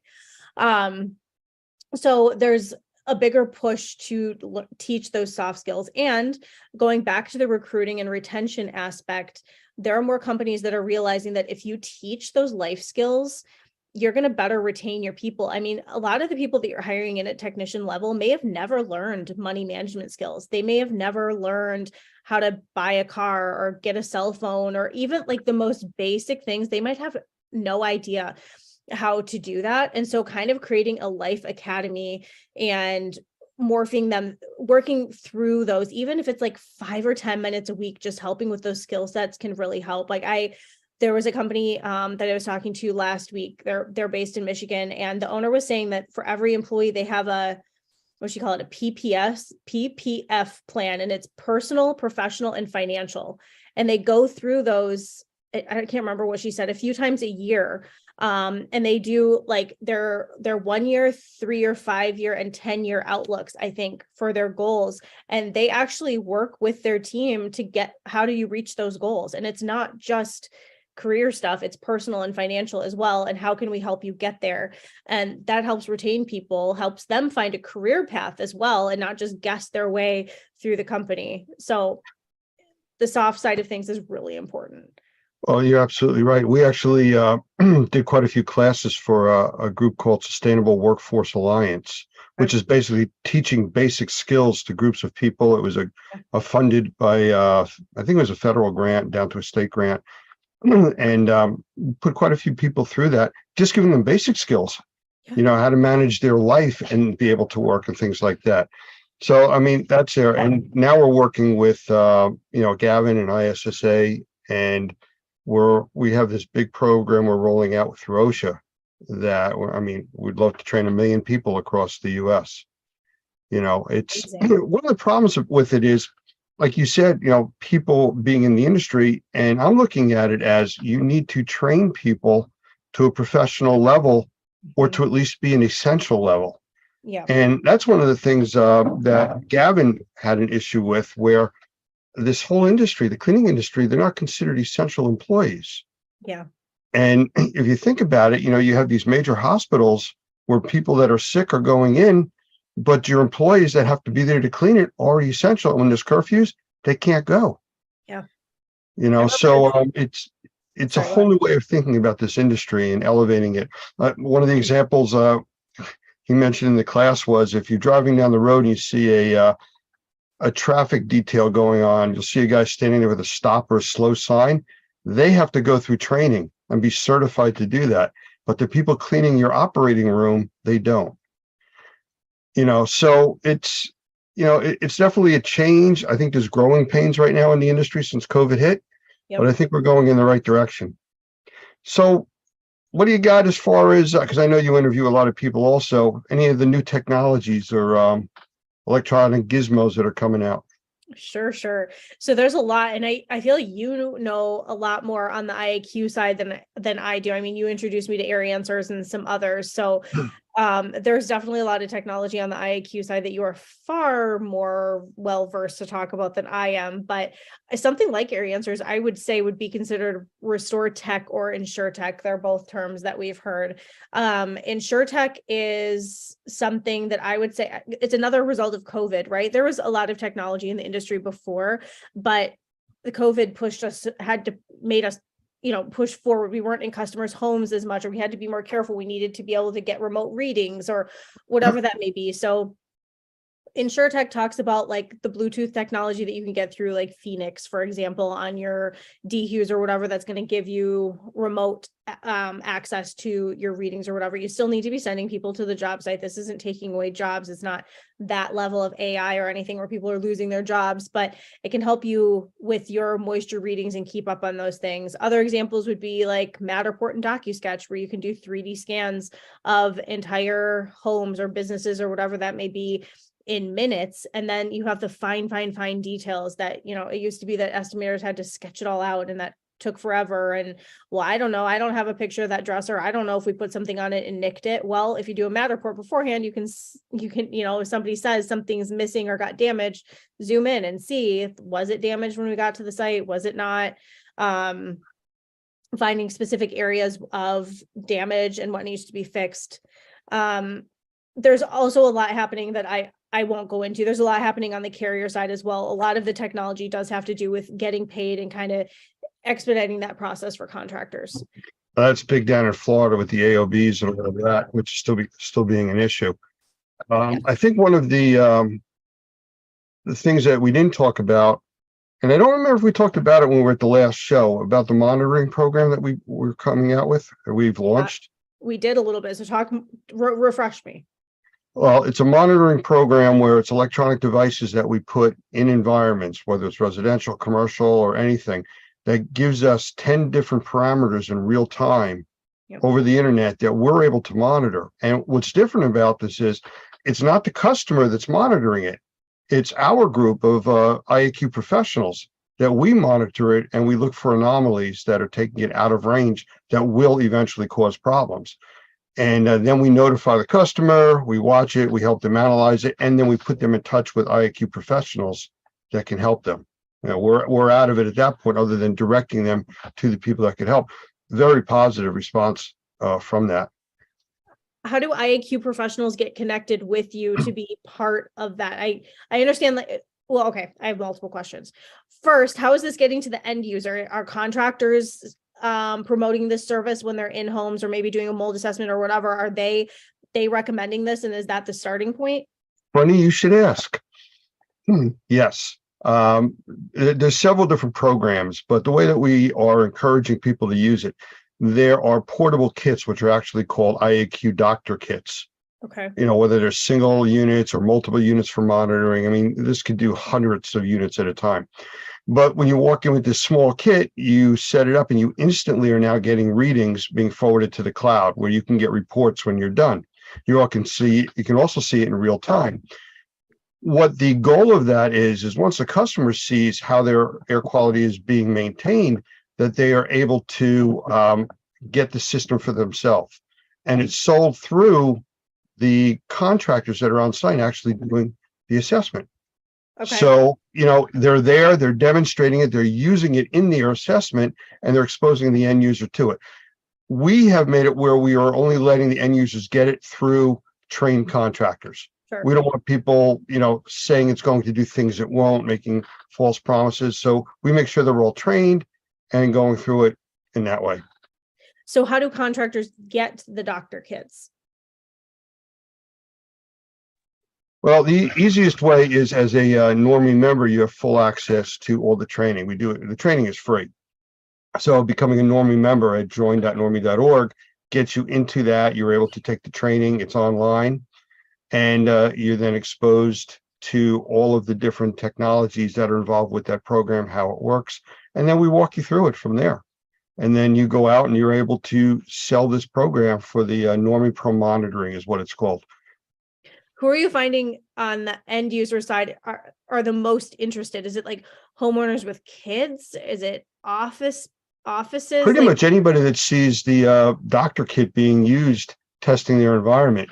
I mean, because they're instantly getting, which most people get now on any of the devices that are out there, temperature, relative humidity.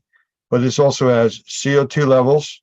It has particulate levels at 10, 2.5, and 1 microns, which is the big thing right now in the industry of what's getting into the blood system, formaldehyde, and total VOCs or TVOCs, which are chemicals in the air. So it's a screening device that monitors 10 different things, including dew point. I'm sorry, that's also out there. And it will give us as the IAQ professionals a really good picture as to what's going on in real time and documenting it and letting the customer know that somebody else is watching for them if they're involved with the monitoring program. We've talked to a lot of people about the different monitors, and I've had them. I know you've talked with Doug. He's had all kinds of monitors for years. And, you know, you get the monitor in the first week, you're looking at it every few hours. Okay, it's good, it's good, it's good, you know. And within the second or third week, when's the last time you checked your monitor? A few weeks ago. Well, do you know if anything's changed? No. We watch it continuously, and that's the big difference. We have a radon system in our house that we had put in when we moved in because we know that there's radon in our area. And I think about that every once in a while that they, you know, when you first put it in, they tell you, okay, here's how, you know, here's the gauge to know when it's going, or, you know, you can kind of hear the fan running and all that. And it's like, I haven't looked at that thing in a year. I have no idea if it's really running or not. Hopefully. Yeah. You know, when I do assessments and I talk with people, you know, I explain to them, I'm coming into their house with a new set of eyes. That they are there, they see something every day, they see it so often, they don't see it any longer. Yeah. Did you ever watch the Blues Brothers movie? Yes. Well, there's a scene in there when the two brothers are talking to each other and they're talking about the Chicago trains going past their room, like 10 feet away. And he goes, how often do those trains go by? He goes, so often you won't even hear them. Yes. And that's really the same. It's really the same thing. You'll ask somebody, when's the last time you changed your filter? What filter? One for your air conditioning. We have one. How long have you lived here? 20 years. They just don't know. And these are true stories. These are the things that I ask people and the way they've responded. They just don't know because they don't see it on a rare occasion. They see it constantly, so they don't see it anymore. It's like being nose blind in a house that smells really bad. After 5 minutes, you don't smell it any longer. Same, well, for the most part, same kind of It situation. depends on how bad it is. But a barn, yes, you can go into a barn and lose the smell. I'm thinking about anyway. But again, it's going you with the new set of eyes and watching it from a different aspect. That's what the monitors do. They're in there watching all the time. They're not going to see something over and over and over and say, oh, that's normal, we're going to forget about it. If it's out of range, it's going to let us know. Yes. So that's the big difference. That is really interesting. I wonder if I'm the type, I'm thinking through, if I had that in my house, I think I'd be so worried all the time, which is not the point. I know I tend to be a worrywart over house things. So, but excuse me, then you get to solve the problems, which would be great. And then I wouldn't worry. So, well, and that's the whole thing. It may come across as worrying up front. People get nervous, like I'm being tested. No, you're not. We're just establishing what the norm is. And then if we've helped you get to a point where you're comfortable and it's improved the health condition of the home, there's nothing to be worried about. Just to be aware if something changes and goes out of whack. You know, if you have a big party at your house and you have 20 people there and all of a sudden your CO2 level goes way up, well, it's not something to be terrified about. It's just, hey, you had a party. You know? You had a party. How many members does Normie have now? Well, we've trained probably between 9,000 and 10,000 people. And we have people that come in and out of the industry, in and out of what we call active membership. It depends on what's going on. A lot of people do it as a part-time job. So, you know, the numbers really fluctuate because of that. But yeah, we've trained, I'd say, in that 8,000-10,000+ range over the years. I've been with Normie since 2006. And they started in 2004. So a lot of people. That is a lot of people. I love it. All right, So where do you think the industry is going next? Come on, get your crystal ball out. Let's see where we're going with this one. More high tech, more manpower, more let's stop and analyze what's really going on. More technology, more AI for sure. I know that there are some really cool AI pieces that are going to be rolling out in the next year or so that are really going to help with estimating, especially. That's more on the, you know, restoration and reconstruction side of things. But, you know, people are never going to be replaced as this AI rolls out, but I think it's going to help considerably kind of even the playing field, hopefully level things out when they're in some of the more contentious areas of the industry, like TPAs and contractors and estimating platforms and all of that. So AI is one of them.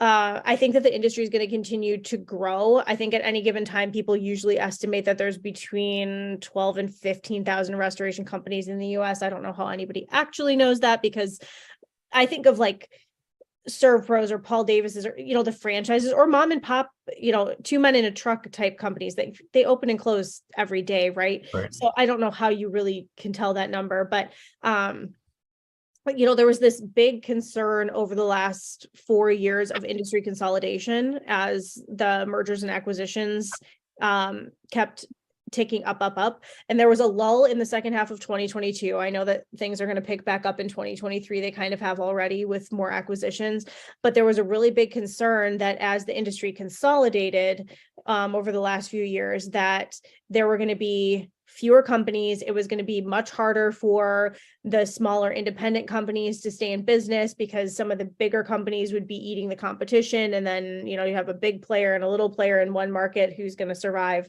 But again, going back to the state of the industry, everyone, like it was almost 100% of the companies who had somebody in their market purchased said that their company either increased their revenue or stayed the same, despite their competitor in their market being bought by somebody bigger. So I think that that's something to keep in mind for contractors, hopefully an area to take heart as you maybe see the consolidation continue over the next year or two. Interest rates are going to affect that and some other economic things, of course, but I do know that this trend is going to continue a little bit, not, I don't think to the degree it has been, but just know that even if that is happening, that doesn't mean that there isn't space for the smaller independents, because there absolutely is. And those are the backbone of the industry. I like to think Katie Smith, who is the president of the Restoration Industry Association Board of Directors, she calls herself an everyday restorer.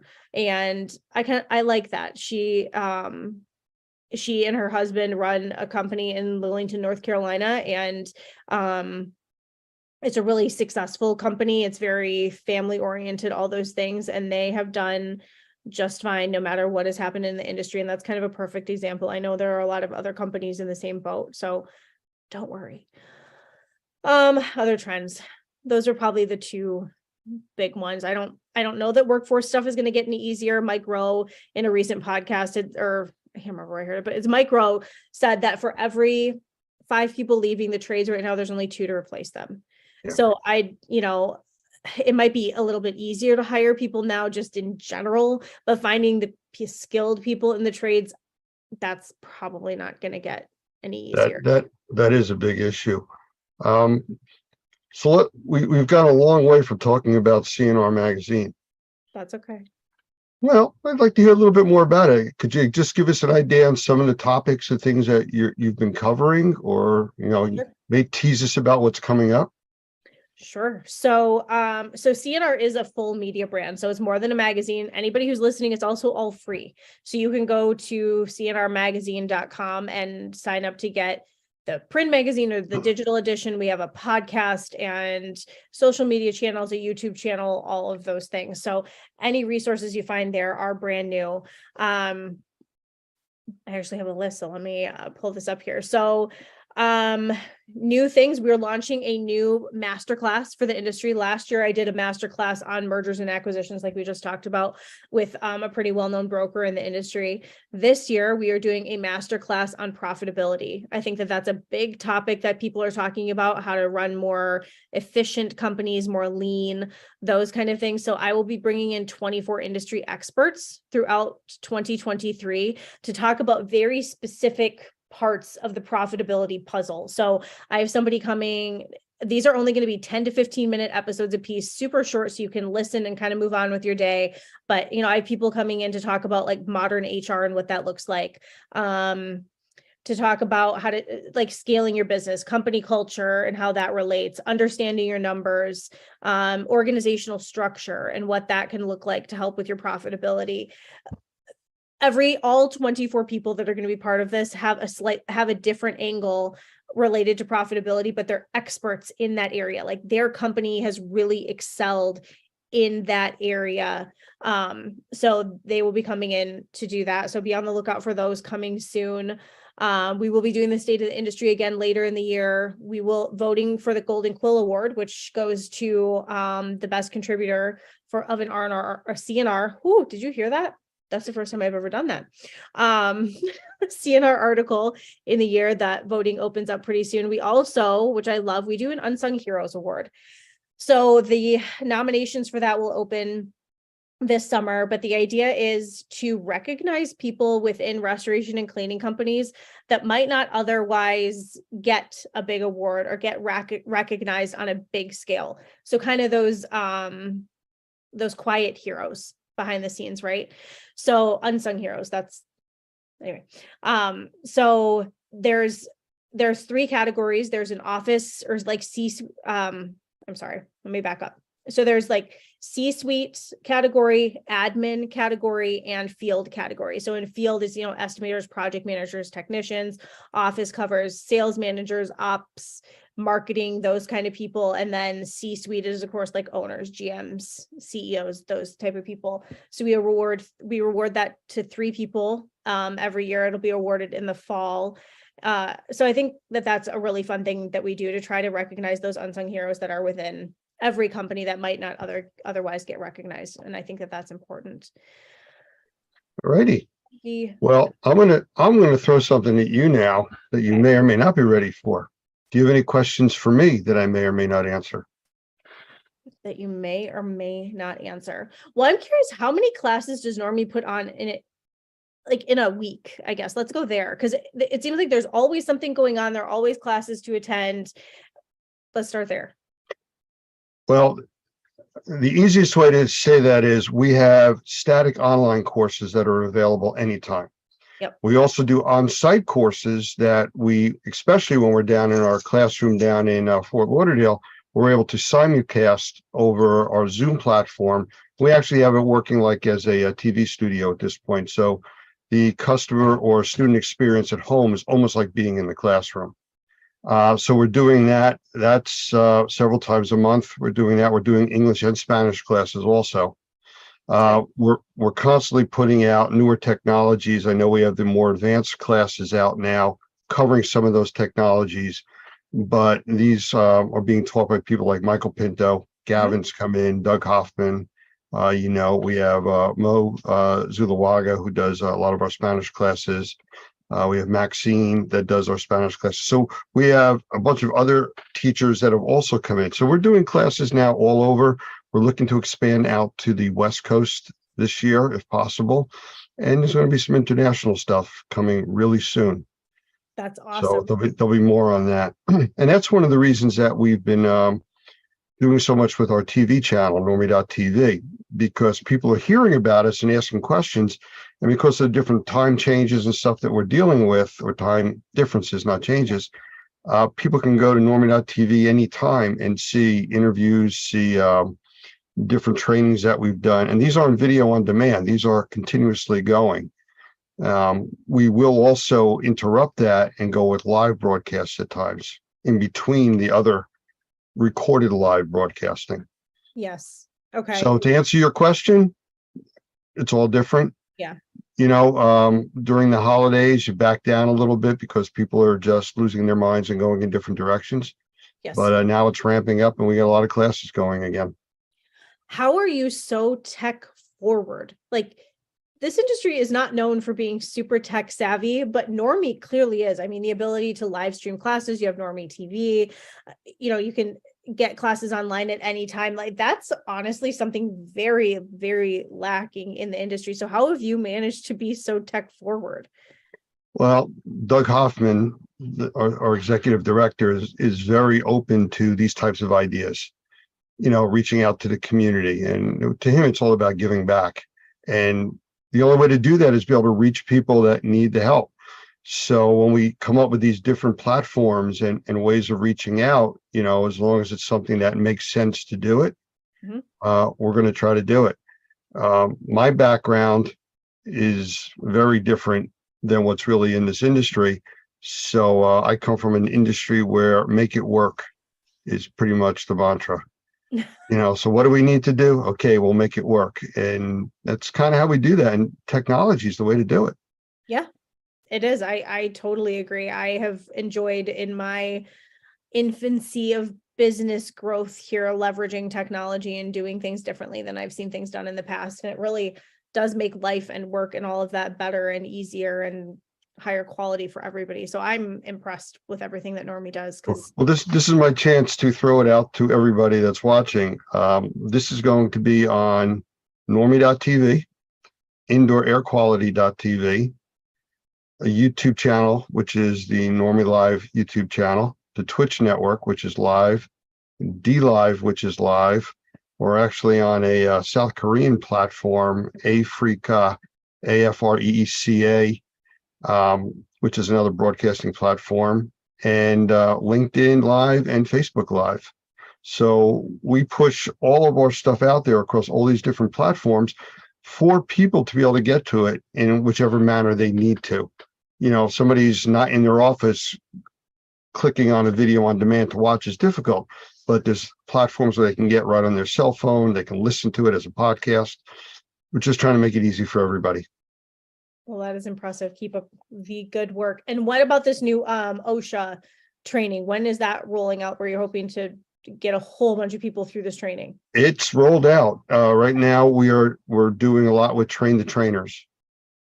And that's a big thing. We need a lot of trainers to reach a lot of people, which is going to happen very quickly. So that has started. Who are the ideal trainers for that? Who are you I'm looking sorry? for? Who are the ideal trainers? Like, who are you looking for trainers? Well, people that are obviously in the industry. I mean, one of the things that we look for at Normie is all of our trainers are still working in the industry. Okay. The expression, those that can't do, teach. Well, we want the people that are doing and teaching, so that's, for me, that would be one of the most important things. The second one is people that have an interest of giving back to the community, because there's a personal investment in this, not monetarily, but you're investing your time, your energy, and your passion to want to teach people that really have not been exposed to this industry. It's your essential workers at the lowest level that have to be there, have to be trained how to be safe and how to do the job right. So, I mean, those are the biggest things that I think are important. There's other criteria, obviously, you don't want people with criminal backgrounds and stuff like that, going after teaching. And you need self-starters, people that are motivated to go out and run a class on their own. Sure. So there's a lot of different criteria. Gavin's on top of all that. He's doing a great job with it. And you're going to see big changes over the next year or so. I love it. Well, congrats on all that you're doing and Normie TV and all that. And it's always a pleasure seeing you at shows and chatting and catching up and all the things. Well, we got a bunch of shows coming up this year. I hope to see you there. I am sure that we will cross paths more than once. Absolutely. Well, I want to thank you for all your time, and we'll chat some more. This was fun. Lance. Thank you very much.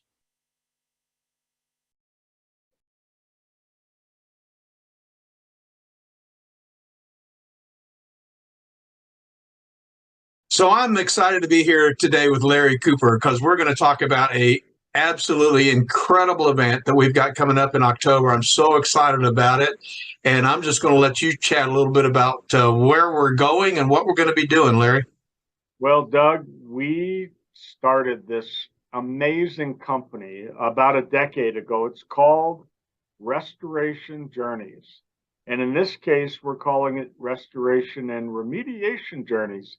And we are going to take you all to Puerto Vallarta, Mexico. Oh, my. I mean, get behind me, man. It just looks great, doesn't it?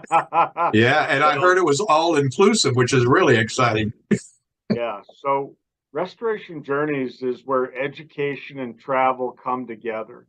And we love the opportunity to take business owners and managers and, people that really want to learn to incredible locations where they can relax, enjoy themselves, they bring their wives, kids, whatever they want to do, but also be able to network closely with industry people that, it's a once in a lifetime opportunity to get to know and be friends. And so we have now booked Puerto Vallarta, Mexico at the Marriott Resort and Spa. And our dates are October 22nd through October 27th. That's this year. Amazing. I can't wait to leave. But, So 6 so we days, booked 6 5 days, nights, 5 nights. Yeah. 5 nights, 6 days exactly. And if you want to add on 3 days before, 3 days after, we have that option available also. Doug, you said something about all-inclusive. Yeah. I mean, they're hard to find now. And all-inclusive means all of your food and all of your drink. Now, there may be some minor limitations on drink, like foo-foo, frozen kind of things with umbrellas. I don't know if those are included yet, but all your normal sodas, water, alcohol, that's all included. So you want to come down and drink some beer or margaritas, that's fantastic. But even better than that is we've partnered with Normie. And Normie is an amazing organization, as many of you must already know. And we wanted to partner with them because of the level of education they bring to our industry and to all of you. And so Doug and his team are going to be teaching a class for 2 days in the classroom, in the hotel. And then we'll also have lunch outside by the pool. We'll be down on the beach doing receptions. Doug, tell them a little bit about the education. What are you guys doing there? Well, I'm going to be teaching for 2 days while my wife is laying at the beach. I don't know what that's all about. Can't reverse that? Is that what you're saying? She wants nothing to do with that. No, I'm so excited about this class because this class, I think, first of all, which is really important, is it qualifies licensed remediators and assessors in the state of Florida for 14 hours of continuing education, which means if they come to this 2-day class, they get all the hours they need for 2 years of education, which is pretty cool. But this particular class is called the IAQ Strategy, Sampling, and Solutions. And so it's not a basic level course. Like I said, it's primarily for guys that are certified mold assessors or certified mold remediators or restoration contractors. And the idea is, if you're looking at an environment, how do you decide how many samples to take and what kinds of samples to take? We don't want our guys to be swab jockeys. We want them to understand they need to take a combination of both surface and air samples. What kinds of samples and how many? And of course, based on the environment, that strategy changes the way you will take samples. So that's the first part of it. Then we talk about all the sampling options they have: air answers, swabs, aerosols, VOC sampling, all of that. And then we talk about, okay, so now you found out what the problem is. What about the solutions? How do you create a cleaner, safer, healthier environment? So it's talk about all-inclusive. It's an all-inclusive class that covers a lot of material in 2 days that really helps assessors take their and remediators take their business to the next level. Now, I was really involved in the S520. I chaired that committee for quite a while. And we always looked at assessors as IEPs, right? Indoor environmental professionals. But what we found was that we were causing some limitation problems because there aren't IEPs everywhere that we're doing work, obviously. And so this kind of answers that call. But even more so for me, when I had an IEP on my jobs, I didn't really understand what they were doing. And that's really what this class is about. Yeah. Is getting into the framework of what's happening there. Yeah, unfortunately, some guys in the industry, as you know, like to keep everything kind of close to the vest, make it all kind of mysterious and don't know how they come to the conclusions they came to. And one of the things I think that you and I have agreed on from the very first time we met is that the entire industry needs to share information, share education. Nobody has the magic bullet. Learn what you can learn from everybody. And that's really what this class is about. It's about saying, look, you want to understand how to do this? this is the way you do it and the way you do it right. Of course, it supports not only the S520, but it also supports our Normie professional practices, which is now the insured best practices document used in all states that require licensing. So we're real proud of this class. It's a great, fun class, a lot of interaction, hands-on stuff. And so it's going to be fun. That is pretty darn awesome. And in that magic bullet, while we're down in Puerto Vallarta, I plan to search for that, just so you know. Been looking for it for a long time. Well, you can look at it and I'll be at the beach. How's that? I think that's a fair thing to do, man. There you go. What we want you to know is that this package will include 5 nights hotel at the Marriott Puerto Vallarta Resort and Spa. Beautiful spa there. All meals, breakfast, lunch, dinner, snacks, midnight snacks, whatever it is, all included. There's actually mini bars and snacks in your room. There's room service. There's a fitness area, golf course across the street. Beach is right out the back door. The marina is walking distance. And then we'll look at excursions also. But the most important thing we haven't told you is that 14 hours is really critical, because if you attend the 14 hours, this is a tax write-off. This is an education program, and it should be part of your expenses that you can write off for being in business and continuing your education and learning. And you should bring your wife, you should bring your kids. We have special rates and programs for kids also. So if you are interested in bringing kids, we're going to have you call our office and talk to Jillian Olson. She's working on that program. We have big discounts for them. And so definitely check that out. There are other upgrades available, and you can get as nice a room as you would like to. This hotel is newly remodeled. It's absolutely gorgeous. We are more than thrilled to have this great opportunity. Yeah. So can I tell them the price? Not yet. Not yet. Okay. I want to tell you that I've been looking at the pictures online. I went to their website and looked at the pictures. Absolutely incredible. And I think it's going to be a really, really fun event. Also, in terms of your education, I think we should mention that if you're an IICRC person, you get credits toward your certification for this class. So again, you can write that off if you're not licensed in the state of Florida, but you have an IIC certification. That's really important, no doubt. And I think you were going to recommend that I should bring 2 sets of clothes, small and extra large. Did you say something about that? Well, Doug recommended we have a weigh-in at the beginning and at the end. That would be fun. Oh, and you know what else? The other big news is, I think I told you this, which is kind of coincidental in some ways, but what's really exciting is next year, 2024, is Normie's 20th birthday. So let's have a birthday party down there and we'll celebrate, and I'll let you try to blow out the candles. How's that? I think I could hit 20 still. Absolutely. So anyway, you were going to talk about the price. Well, I don't want to talk about it, but I think everybody will know that this is an amazing opportunity. So the all-inclusive with hotel includes the education, includes transportation from the airport to the hotel and back. We are looking at $2,100 a person.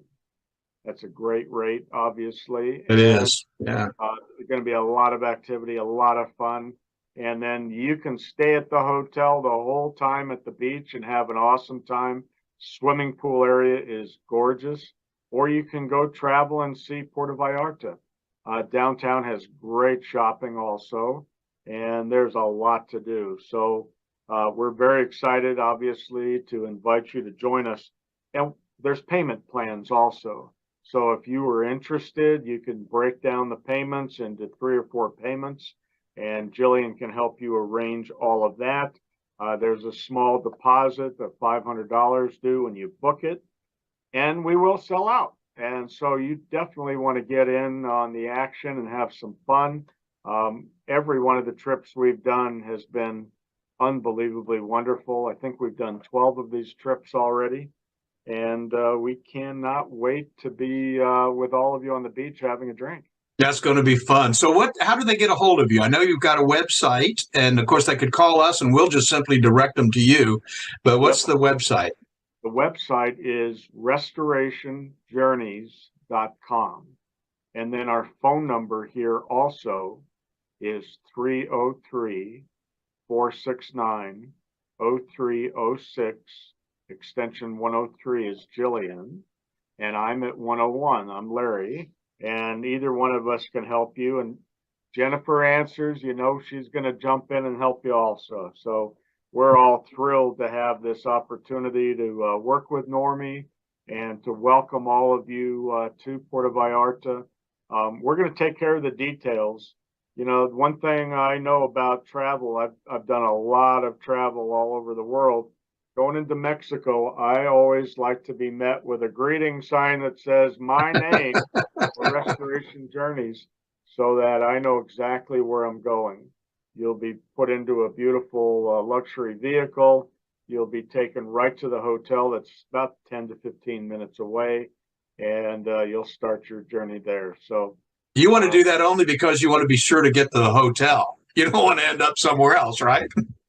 Well, I've been on some trips where, you walk out and all these guys are grabbing your bags. I got a cab, I got a limo. I don't like confusion. I like to know exactly where I'm going. I like to know that I'm being taken care of.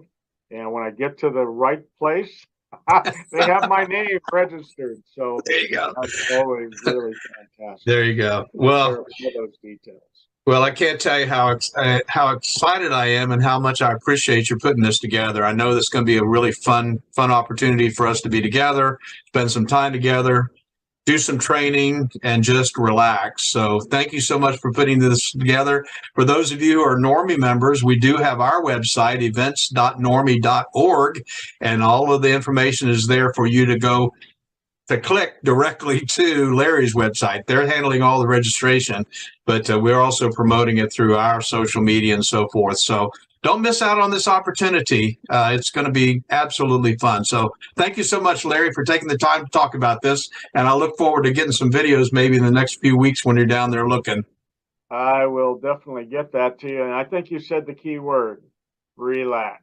Just come on down and relax and enjoy yourself and learn as you're participating also. So there you go. All right. Puerto Vallarta.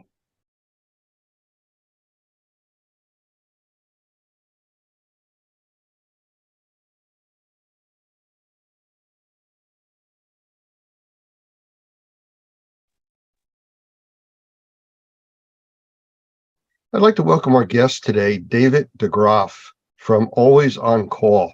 Now, before I bring David in here, I just want to tell you that I've met David several years ago, and we've had a lot of interaction over the years between him attending some of our classes, even our more advanced classes, and what we do with him as far as him being able to provide manpower for our members in different situations. So I'm going to bring him in and we'll get started here. So David, welcome. Thanks, Lance. How are you today? Doing well, and hope you're doing the same. I am, sir. So, thanks for asking. I really want to get right into this, and then we'll get into a little bit more of the detail. Always on call has all different meanings to different people. So what is always on call? Always on call, the simplicity of it is supplemental labor service designed for the restoration industry. Okay. And how long have you been doing that? So we started Always on Call in 2016. I have been in the restoration industry since 2003. I started as a helper, and they had me move into all aspects of the restoration company. Eventually ended up running a company myself. And I ended up getting away from that a little bit. And then I ended up starting Always on Call in 2016. It was a little bit of an accident, but it ended up being a major need for our industry. So you came from the remediation industry and you kind of moved into the manpower side of that. Would that be fair? That's correct. I started out when I started out as a helper, and then I went into the construction side because of my background and we started to do I started to be a project manager for Build Back, and then it inevitably ended up with me running the division and then running the whole company. I got to ask you, because you said build back, and a lot of the companies that I talk to, as soon as I say, do you do build back? They say, oh, no, no, no, no. We don't want to be involved with that because Yeah. there's not satisfying anybody. No, it's an industry term. It was a complete and total nightmare. And at one point in time, it was a blessing to move out of dealing with people's build back and into running the whole company. Or at least it seemed so when I received the promotion. Well, I guess from the different aspects of the company that you were in and the jobs you did, I guess your experience kind of helped you get to where you are with Always On Call. Yeah, I actually got burned out and I was looking for other avenues, and based on my construction background, I picked up a job and built a brewery in Orlando. And so as that was wrapping up, I actually had one of my former employees call me, and he said, hey man, listen, he was running another company in town and he landed a huge job at the hospital and he was needing help. But he said, listen, I can't bring in day laborers. He goes, I need some quality people.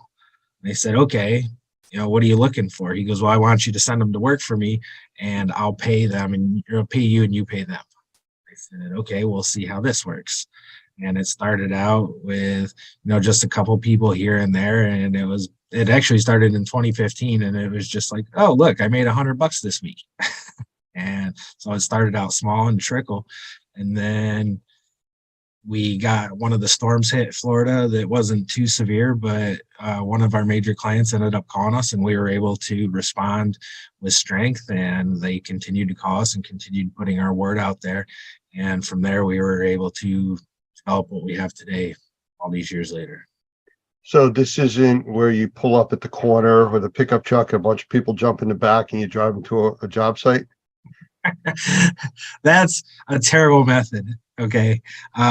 No. So the big difference between us is we do this every day of the year. We're not sending people out to Kmart or Home Depot or Kmart. There's a blast from the past. Anybody that calls, we're not day labor. It's not any person who shows up in the morning and gets sent out to a job, as many people are familiar with. We use the same people day in and day out, and we keep them doing restoration work day in and day out. They did restoration yesterday, they did restoration today, and they're going to go do it tomorrow. I've heard you talk in the past when we've spoken about, I think you used the term supplemental labor. That's right. That is kind of the dividing line, is we aren't day labor. We aren't temporary labor. We are a business that does restoration, but we go do it for other people. And I felt that warranted an alternate term to differentiate us from all the other avenues and potentials that people have out there. I've heard people refer to companies, and I'm going to say like yours, but apparently it's not, as like a temp agency. Where you're just getting temporary labor. And it's, I don't know, to me, it seems very different. Where you're called, the way you're describing it, it's not a temp agency. That's right. A temp agency is people show up in the morning, and based on the jobs that came in for the day and the people that showed up, they dispatch them. They have no idea who they're sending out, or those people want to get paid at the end of the day, and there's a multitude of issues that come in with it. Trust me, that's where I started. And once upon a time, I was no different than anybody else, and I saw the path to be able to become different, and that's how it was. It's kind of a catch-22. I need work to be able to provide workers, but I need workers to be able to provide work. So it was a little bit of a balancing act for a long time, but I started to land some key people and was able to keep them in place. And then we started having the clientele follow after the key people. And then you have people that are in place that are able to train the new people. You have relationships with clients that you're able to put new people out there and get them vetted from an outside set of eyes. So we are also able to run training classes periodically, where we teach our people the basic skills that they're going to encounter on our job sites, like drywall cutting and chalk lining and things like that. We teach them what the equipment is and stuff. So those You are know, all you the meant, things that I just want to jump back real quick, and I want to get into the training aspect of all this, but you had mentioned before, you're not a temp agency, but the people still get paid as like it was a temp agency because you're actually billing the contractors that need them, correct? And then Yeah, you're so handling payroll. yeah, so we cover the workers' comp and general liability. They're our employees. We call them assigned employees because we just assign them to your job site or to the job site of the client. So the client would request how many people, they would give us the address, the approximate duration. Then we would have our crew show up. They have a 2-hour right of refusal on anybody. We want them to be happy with whatever they're getting. And if they're not happy, then why should they pay for it? That's the way I think about it. So 2-hour right of refusal. You don't think you're going to be able to work with the guy? Let's get him out there. You want somebody else? We'll send him out. You want to be short that guy? That's okay. That's up to you. It's your job. It's your call to make. It's a rare occasion that that's happened. I think twice as it's happened in the last 6 years, but it's good to have that insurance policy there. I want people to feel confident about dealing with this. Well, one of the big differences from our previous conversations between you and a lot of temp agencies, and I keep going back to that because that's what people think of about, labor like this, is the area that you cover. Most of these temp agencies have a certain area right around where they're located. Do you cover, like you're in the Orlando area, is that what you cover? Or do you cover beyond that? So our services are kind of twofold. In our local areas, Fort Lauderdale, Charlotte, Orlando, we're able to offer clients, if they need assistance, 2 people for 2 days, or smaller groups, shorter term. Outside of that area, we're willing to travel wherever the job is, as long as we're going to be beneficial to the client. We've worked as far west as Texas, and we had 250 people going in Texas, and we've been as far north as New York, where we had 100 people going up there, and everywhere in between. I have a crew in Virginia. This started on Monday. We just got a crew back from Alabama last week. We're willing to travel wherever you're at. So if I was to call you up and say, hey, we just had a storm, I need 2 people, you would have no problem. And if I said I needed 100 people, you wouldn't flinch either. That's right. Our estimates, we can put upwards of 1,000 to 2,000 people on the ground. Our difficulties always come in with securing lodging when those needs are that great. So with the recent hurricane that kind of went from the Fort Myers area up through Orlando and out into the Atlantic, probably has kept you kind of busy. Yeah, we were definitely busy. We were able to mobilize 350 people. That was a unique storm. The lodging was incredibly difficult there because you're either coming in from Miami or almost Tampa. But yeah, that was a devastating storm. I lived in Fort Myers for a lot of years, so it very much hit home, and it's hard to see all the devastation that occurred in, all the areas I used to run around in. So with the different techniques and things that people in the remediation industry need, what kind of special training do you guys get, or equipment are they issued, or how does that work? Do they have to bring their own stuff, or how does it work? So we're providing labor.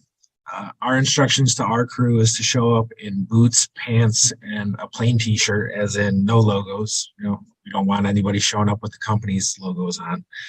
We don't provide any tools. Everything above the labor would be the client's responsibility. Tools, material, we can get them to the job site or to a meeting place for the client to be able to transport them to each individual job from there. And supervision. We consider ourselves assistants to your technicians. At no point in time are we looking to take liability for your project.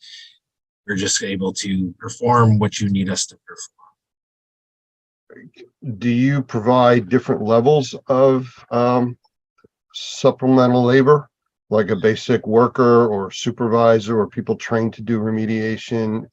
How's that work? So on a larger scale, we have supervisors for our own crews. We're able to send out a supervisor for like a crew of 10 if you order a crew, that's going to have a supervisor. But if you order like 100 people or 200 people, we're going to look to have one supervisor for every 10 people. We feel that those are reasonable groups and sizes based on the things that we've experienced. Yeah, we call it a span of control. At least if you go under any kind of military assignment, span of control, so many people based on tasks. So no, good. It's good to hear that. So what makes you guys different than anybody else out there doing something similar, if there is such a thing? I think that I make it different.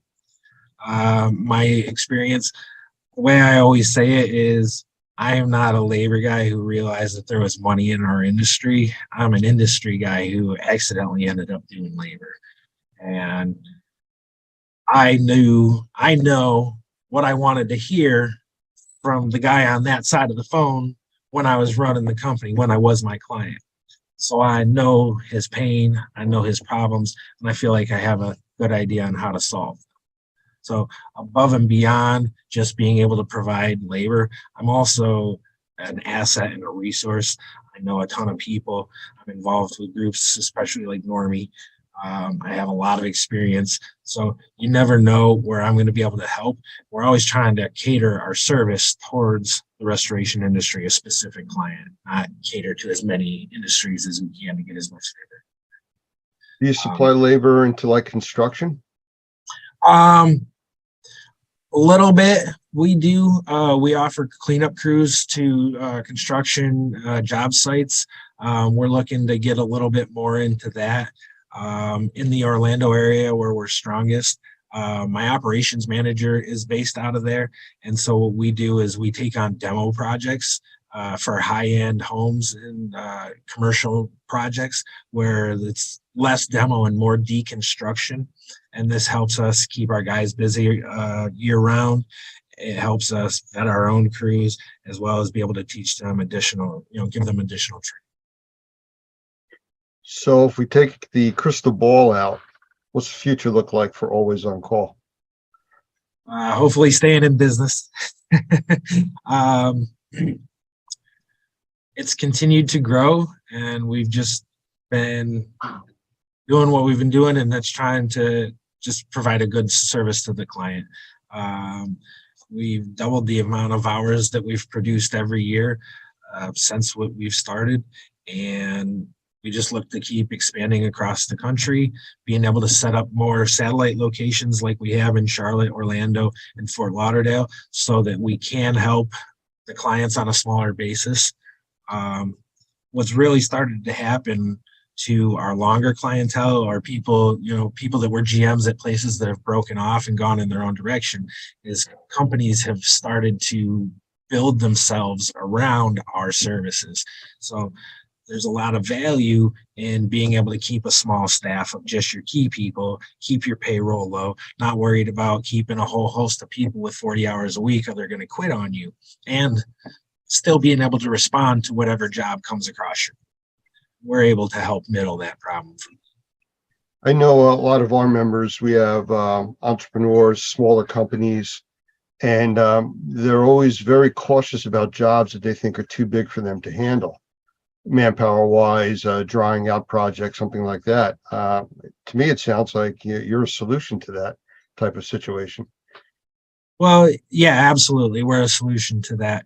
But it speaks highly of being involved with a group like Normie, because there's a lot of apprehension when it comes to landing a job that you potentially larger than you've ever had before.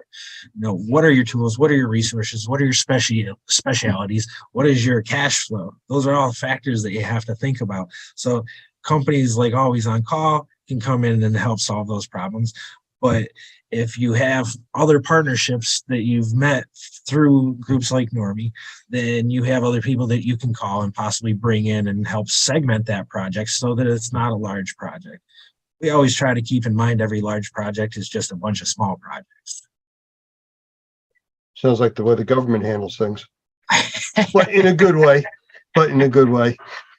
So what else should we know about you? As an individual, you gave us some of your background, but where's your passion come from here? Just the business, actually. That's, I don't know, been my gift, my talent, my passion, as you say. Just ever since I've young, I've always just had an eye for business and wanted to succeed in business. And at an early point in my life, I started pursuing the money. And shortly thereafter, I realized that you can't pursue the money. It's about who you help, how you help them, and your impact on the world around you. And if you do those things right and you keep your eye on the prize and work in that direction, then you always have what you need. That's my own personal philosophy on it. You know, be careful. You keep talking like that, people are going to think you're a nice guy.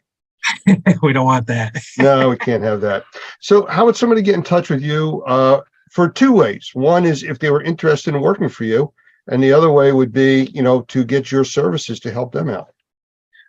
My phone number is 407-505-9338. That's my cell phone.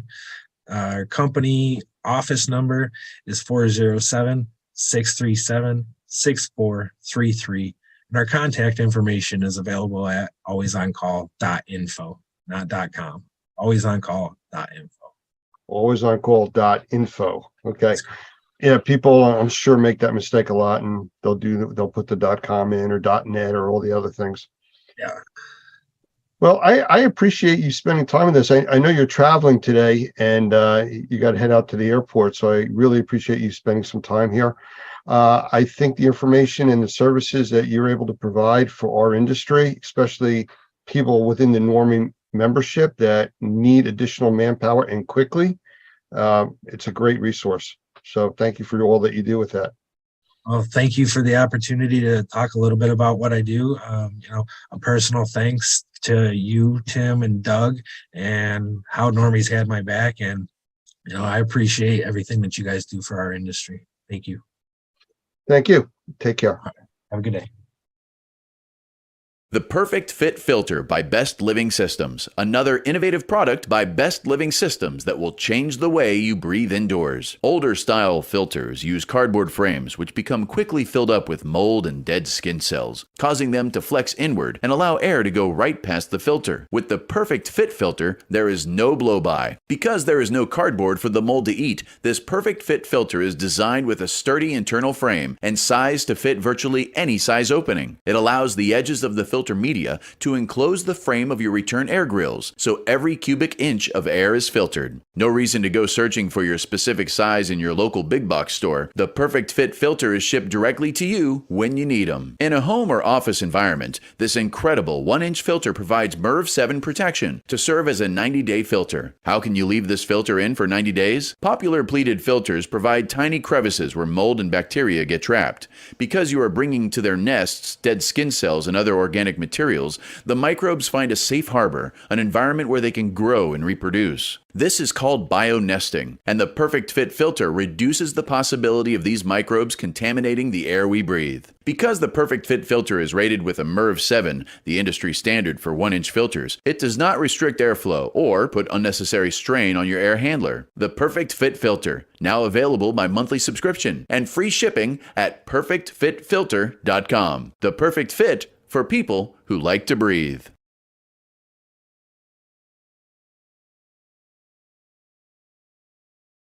Hey there, my name's Doug Hoffman. I'm the Executive Director of Normie, National Organization of Remediators and Mold Inspectors, and I'm so excited to be able to share with you information about our new certification, the Certified Remediator for Sensitized Individual.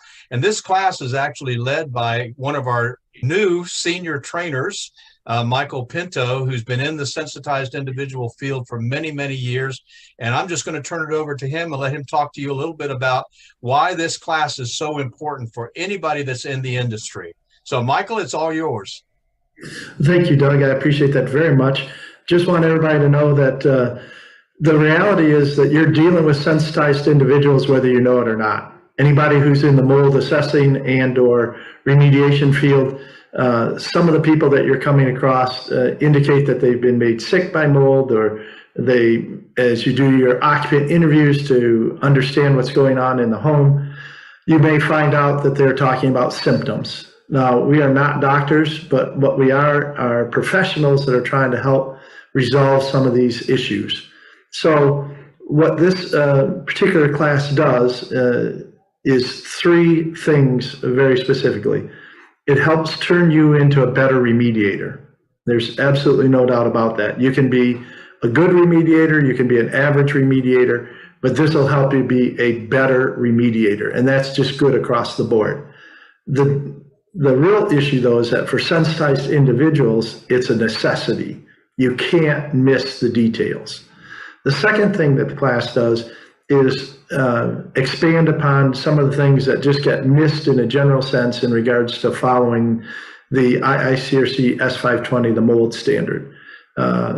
Most people know about conditions 1, 2, and 3, normal fungal ecology, and visible fungal growth as condition 3. What gets missed is that whole condition 2, deposition of airborne spores.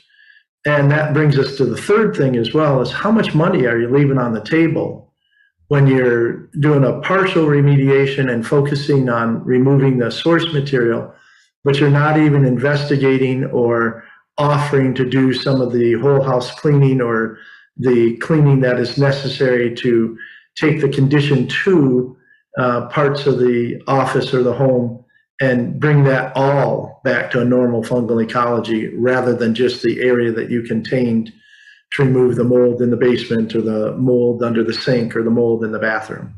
So all of these things come into play in the NC RSI course, but the biggest thing is it makes you a better remediator across the board. And I'm excited to be one of the instructors, not the only instructor, but one of the instructors, and just share some of these tips and tricks over the course of the 2-day class. So we hope to see you there, and you can check the Normie schedule and the best training system schedule for when the next course is. Looking forward to seeing you either online or in person. Thank you, Michael, and I'll look forward to seeing you at the next class. Absolutely, Doug. Bless you.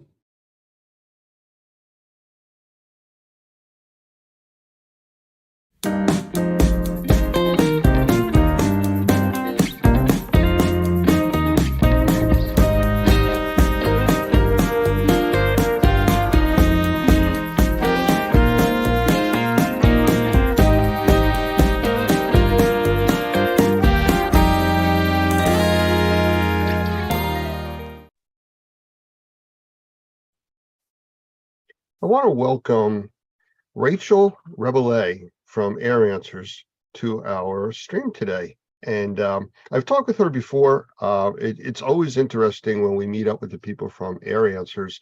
They're always coming up with something new and more high-tech into the industry of indoor air quality, allergens, and some really cool scientific stuff. So, Rachel, how about a quick hello, and we'll start chatting. Hi. Well, thanks for having me, Lance. Really happy to be here. And hello to everyone out there in the Normie universe. Well, it's funny you say that. We're broadcasting this on all kinds of channels through social media, and it's going to be out there in a lot of places. Well, that's exciting. You know, again, it's technology, and it's there to be used, just like the stuff you guys are coming out with. So with that, I got a few questions for you. So first of all, I heard that you guys have some kind of newsletter coming out. What's that all about? Yes, we're going to have a quarterly newsletter we send out with all of our updates, update on our testing that we're offering, information about partnerships or conferences that we're going to. And there'll be a link on there to set up a consultation with us. It'll be a short 15-minute free consultation to learn more about the technology. Can anybody sign up for that newsletter? The newsletter goes out to all of our customers, all Normie members. So yeah, I mean, anyone who's interested in it, go to our website and fill out the contact us for more information link, and we'll provide you with a newsletter. That's what I was looking for. So yes, okay. Because I know a lot of our members, even if they're not using your services as yet, may still want to get that newsletter. Oh, yeah. Great. Sure. Okay, I'm just curious, what prompted that? I mean, because you haven't done that in the past. Well, we thought it would just be, you know, we always have so much going on and we don't feel sometimes that we're getting that information out there. And this time around, we've decided we really wanted people to know what we're doing, new things that we're adding, things that would be potentially more interesting to different businesses. And, you know, we just want people to know what's going on. Okay, very good. Well, I'll be signing up for that because I don't think I'm getting it yet. And I just found out that you're doing that. So, no. Oh, you'll get one. Okay. It's important to stay up to date. And just so you know, I just want to segue into this really quick. I am using the official Airmasters coffee mug that I got at the last convention with you guys. It's an amazing coffee cup. I'll talk about that later. It's the best coffee cup. Yes, it is. All right. So as far as technology, and the coffee cup is a lot of technology because it keeps stuff warm for hours. Exactly. I know you have new tests coming up. I mean, we've talked quite a bit recently, and you keep describing new processes that are coming. Can you talk about some of the newer ones and the old ones too, but definitely the newer ones? Okay. Well, one of the things that we have coming out this week for anyone who's working with, you know, cannabis grow facilities, we're adding botrytis onto our menu. We have powdery mildew, and then we're going to be adding botrytis to that. That is going to come out by the end of this week. It's going to be available for purchase. I know from what we've done in the IAQ industry, the grow houses are really concerned about the different powdery funguses and stuff. Oh yeah. And I'm assuming that's what you're talking about here. I didn't know the specific name before, but I know that they have to submit samples to different government entities for testing purposes, and that's one of the things they're really concerned about because they could lose an entire crop if that's out of control. Oh yeah, the whole crop can go because of, you know, botrytis or bud rot and you know, powdery mildew issues. But also for people who are working with those cannabis growers, one of the state requirements for a lot of different places is aspergillus. So we do have that aspergillus option as part of our mold genera testing as well, which could be helpful. And then we have one of our other panels, opportunistic fungal pathogen panel. There's two species of aspergillus on that one as well that could be helpful in this area, Aspergillus niger and Aspergillus fumigatus, which are two of the four aspergillus species that are problematic for people who want to pass their state requirements. Are those the specific species that affect people with aspergillosis, I believe it's called? Yes. It's people who are immunocompromised, or it makes perfect sense. I mean, if you're going to be inhaling something or you're going to be using something for human consumption, you don't want them to inhale a bunch of different you know, spores or kinds of molds that could potentially cause serious respiratory problems.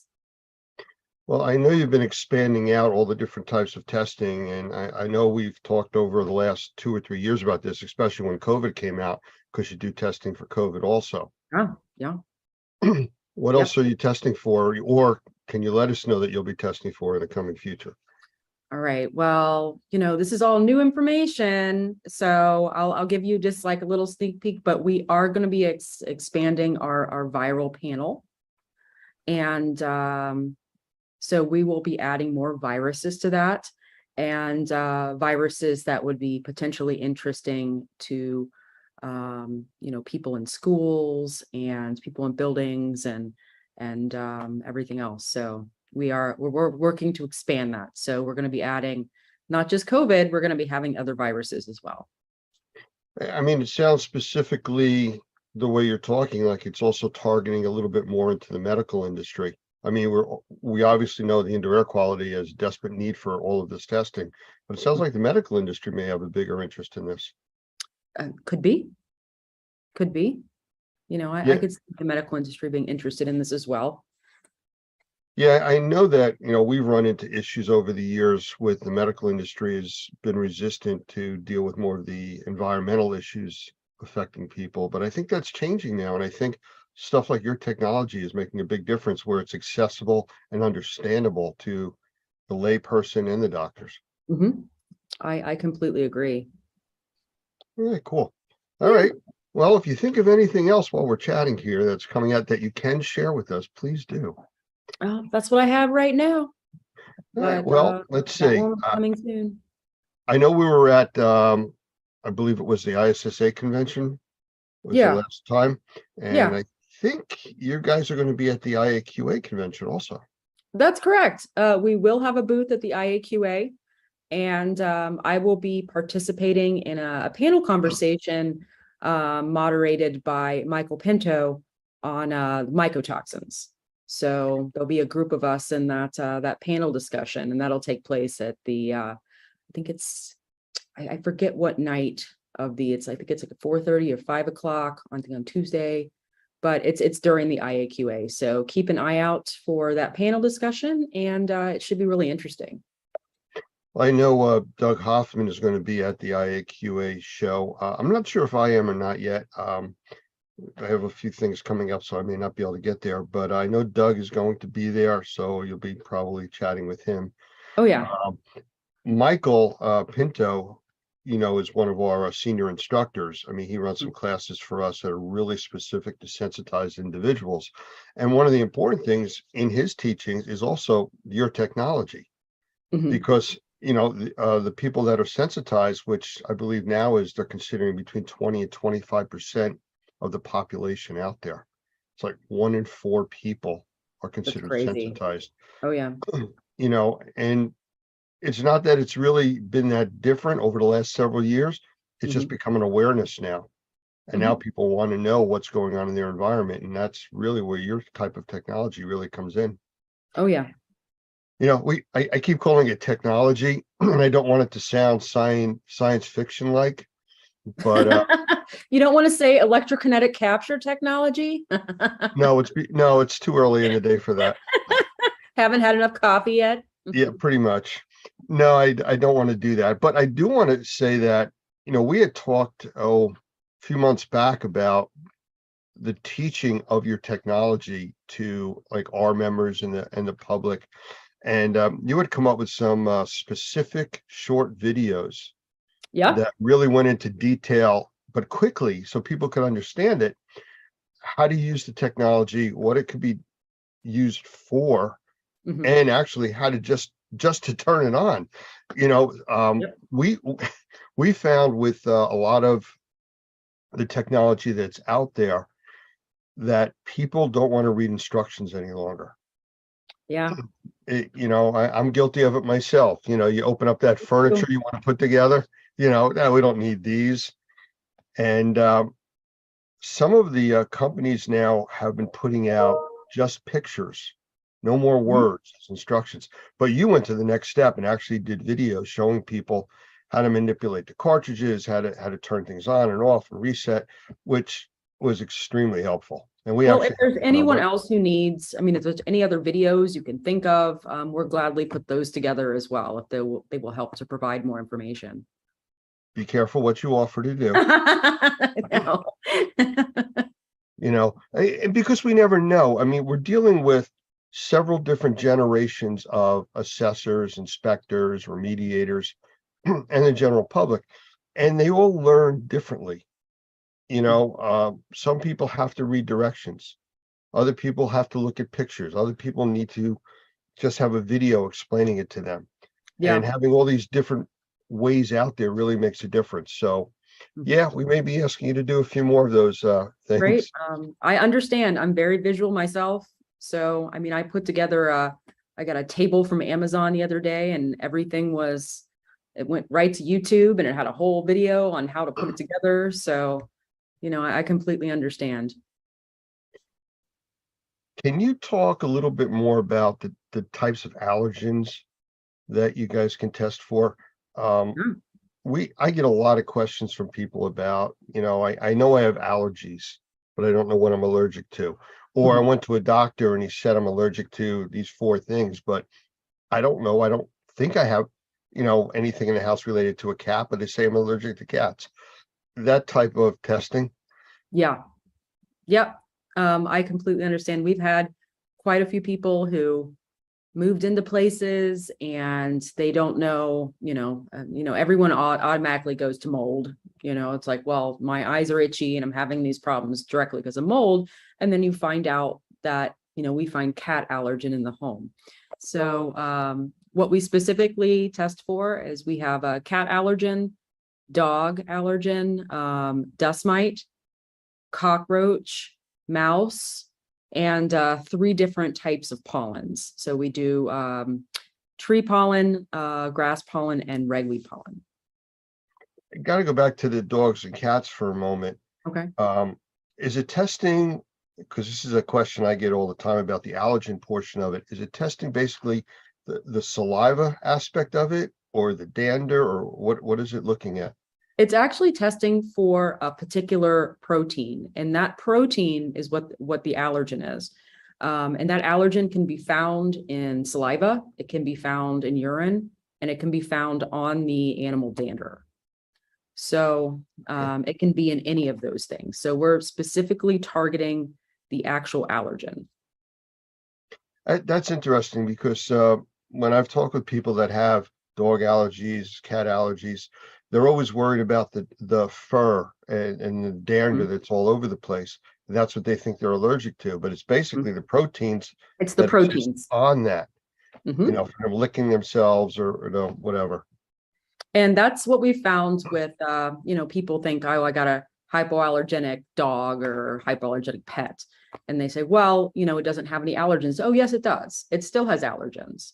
It's not going to lose its fur as much. But I mean, there's still allergens in its saliva. There's still allergens in the urine. There's still allergens coming from that are, on the skin.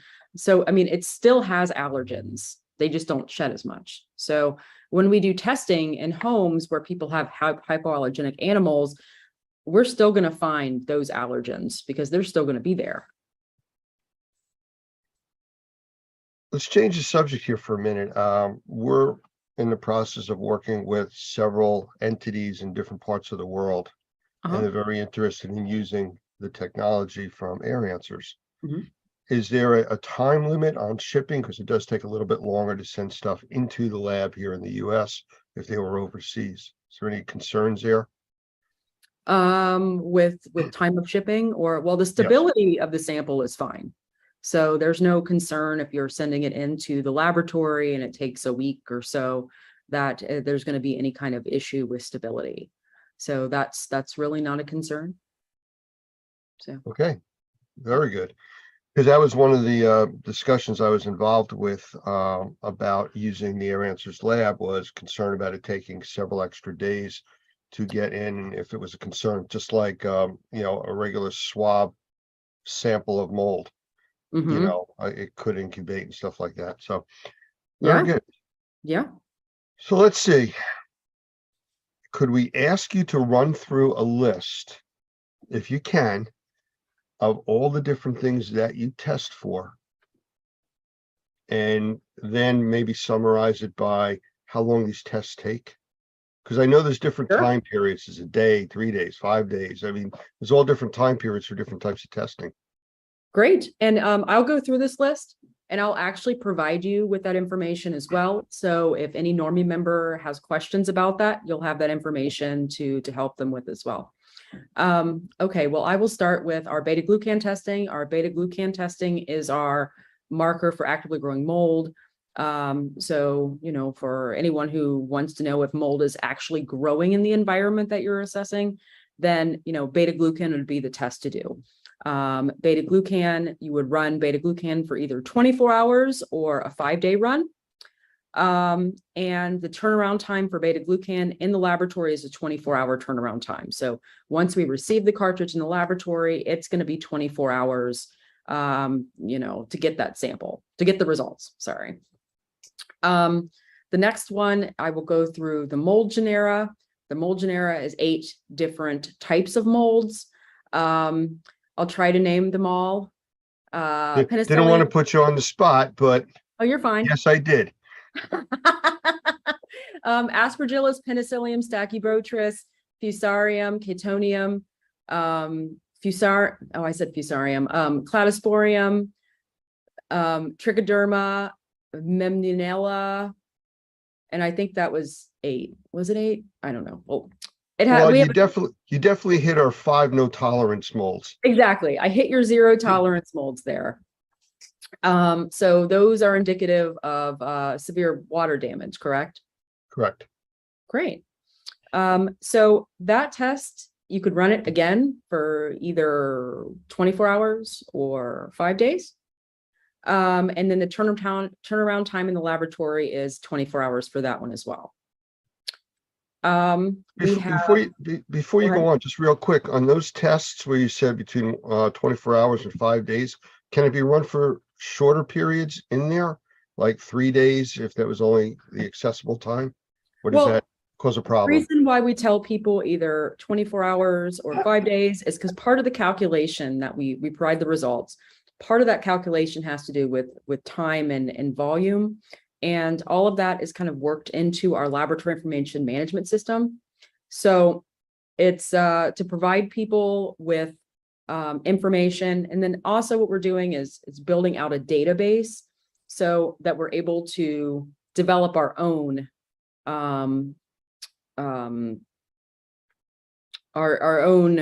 levels of these different things in the air, since there's really nothing to compare it to.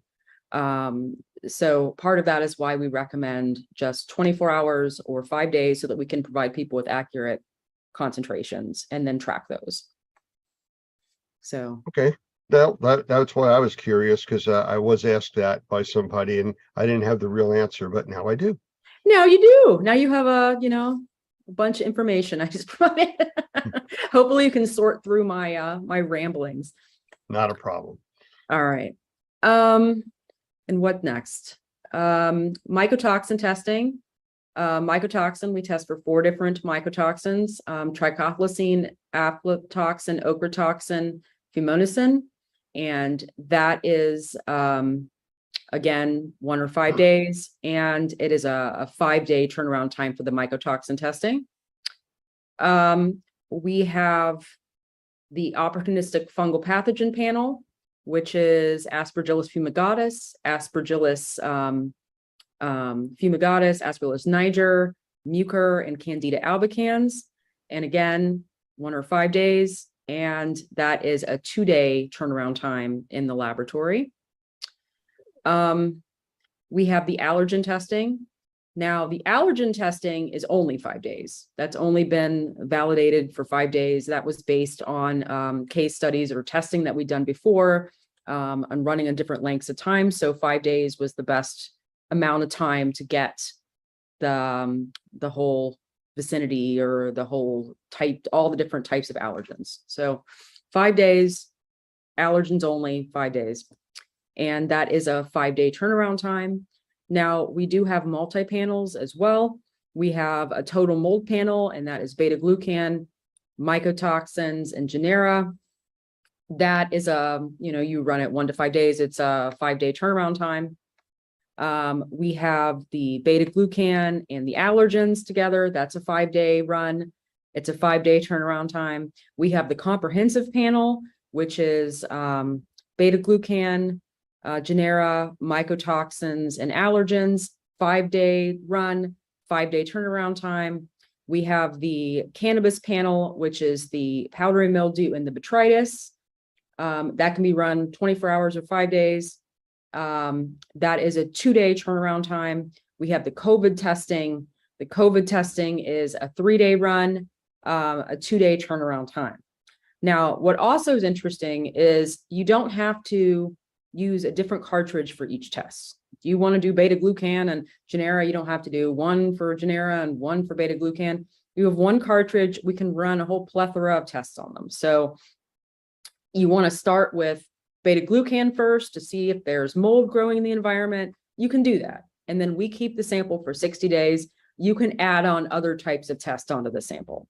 The only time where you're going to have to run 2 cartridges separately is if you're wanting to run viruses and, the molds and allergens and everything else. You're going to have to run 2. And that's just because our laboratory process to remove those samples from the cartridges are different.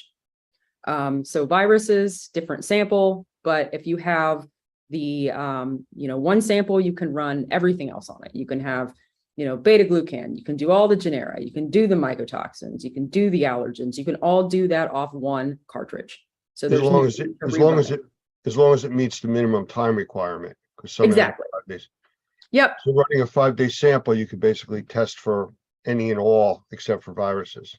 Yep. If you're doing just the 1 day, you can run all the molds, the allergens. We'd recommend that you run it, another sample for 5 days. But if you want to run it 24 hours and do, beta glucan, mycotoxins, all the mold genus assays, the opportunistic fungal pathogens, powdery mildew, you can run all that off of 1 cartridge. I mean, there's a lot of options there, and it sounds like you can mix and match and do everything. But, for the people watching, it's really about testing for what your specific concerns are, or what Exactly. the assessor or remediator considers the concerns.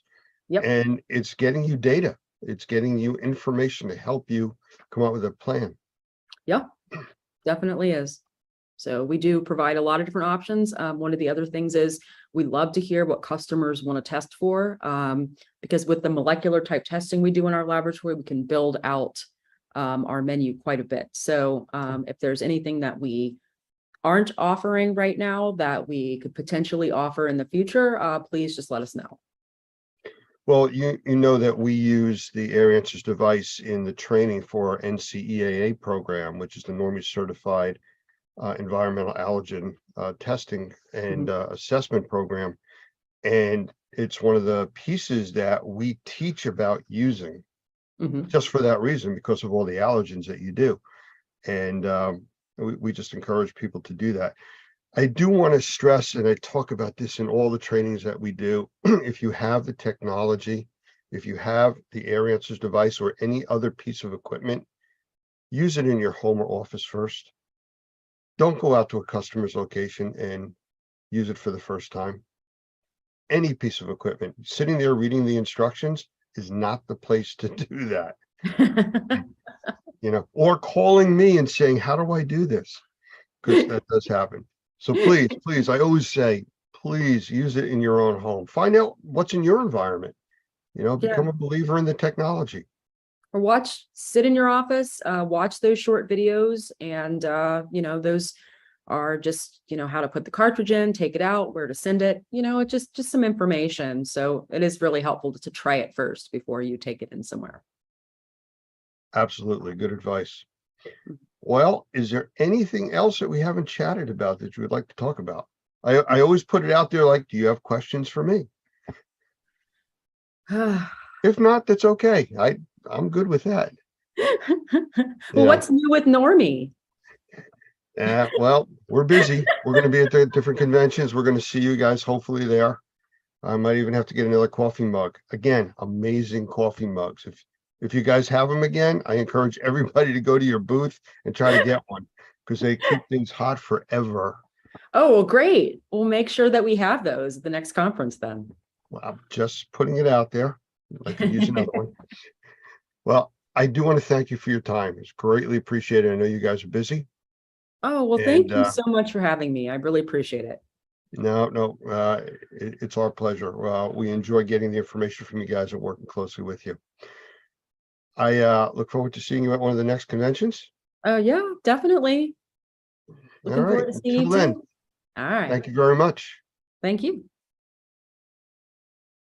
The Perfect Fit Filter by Best Living Systems, another innovative product by Best Living Systems that will change the way you breathe indoors. Older style filters use cardboard frames which become quickly filled up with mold and dead skin cells, causing them to flex inward and allow air to go right past the filter. With the Perfect Fit Filter, there is no blow-by. Because there is no cardboard for the mold to eat, this Perfect Fit Filter is designed with a sturdy internal frame and sized to fit virtually any size opening. It allows the edges of the filter filter media to enclose the frame of your return air grills, so every cubic inch of air is filtered. No reason to go searching for your specific size in your local big box store. The Perfect Fit filter is shipped directly to you when you need them. In a home or office environment, this incredible 1-inch filter provides MERV 7 protection to serve as a 90-day filter. How can you leave this filter in for 90 days? Popular pleated filters provide tiny crevices where mold and bacteria get trapped. Because you are bringing to their nests dead skin cells and other organic materials,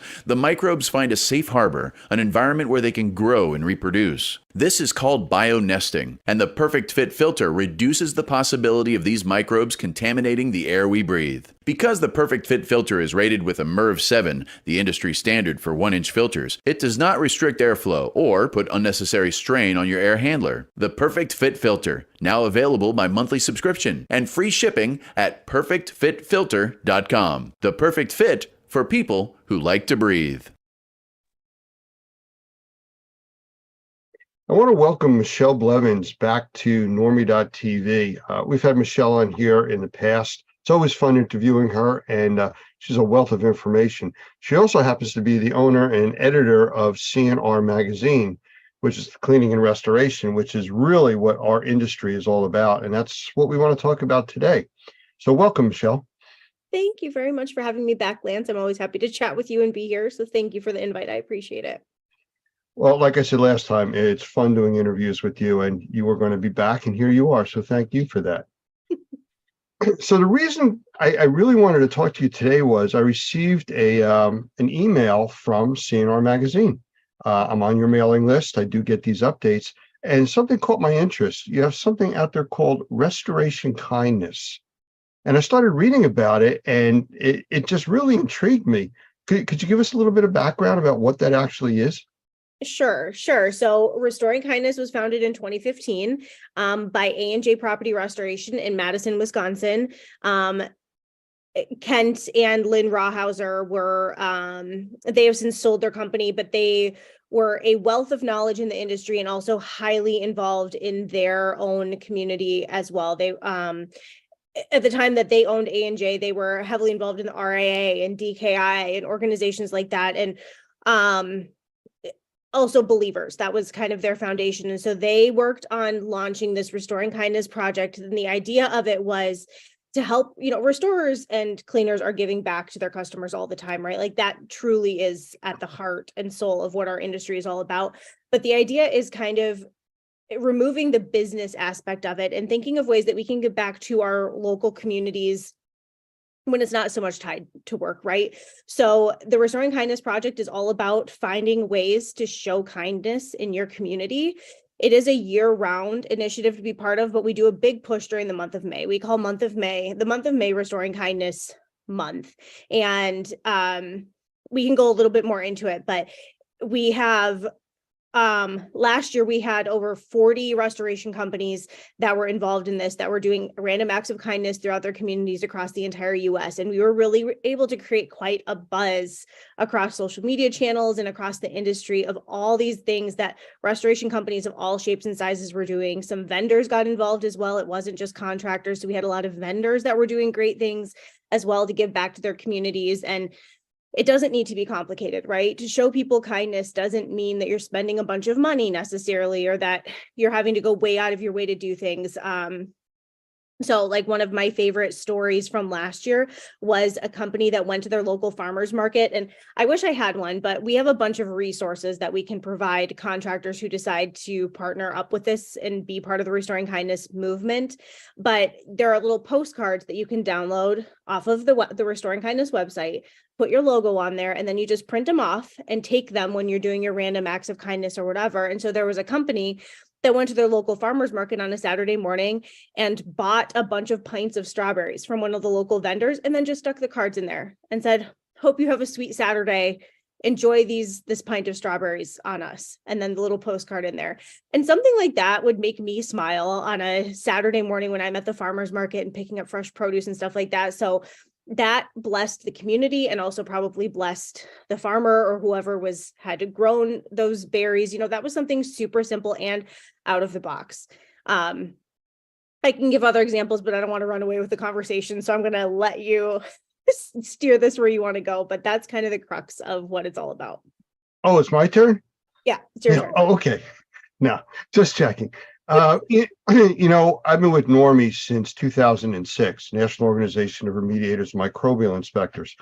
And one of the things that I always come across is I'll get phone calls from people, our members, our trainees calling in for support saying they have this situation, the customer really can't afford to have the work done. They can't afford to do something.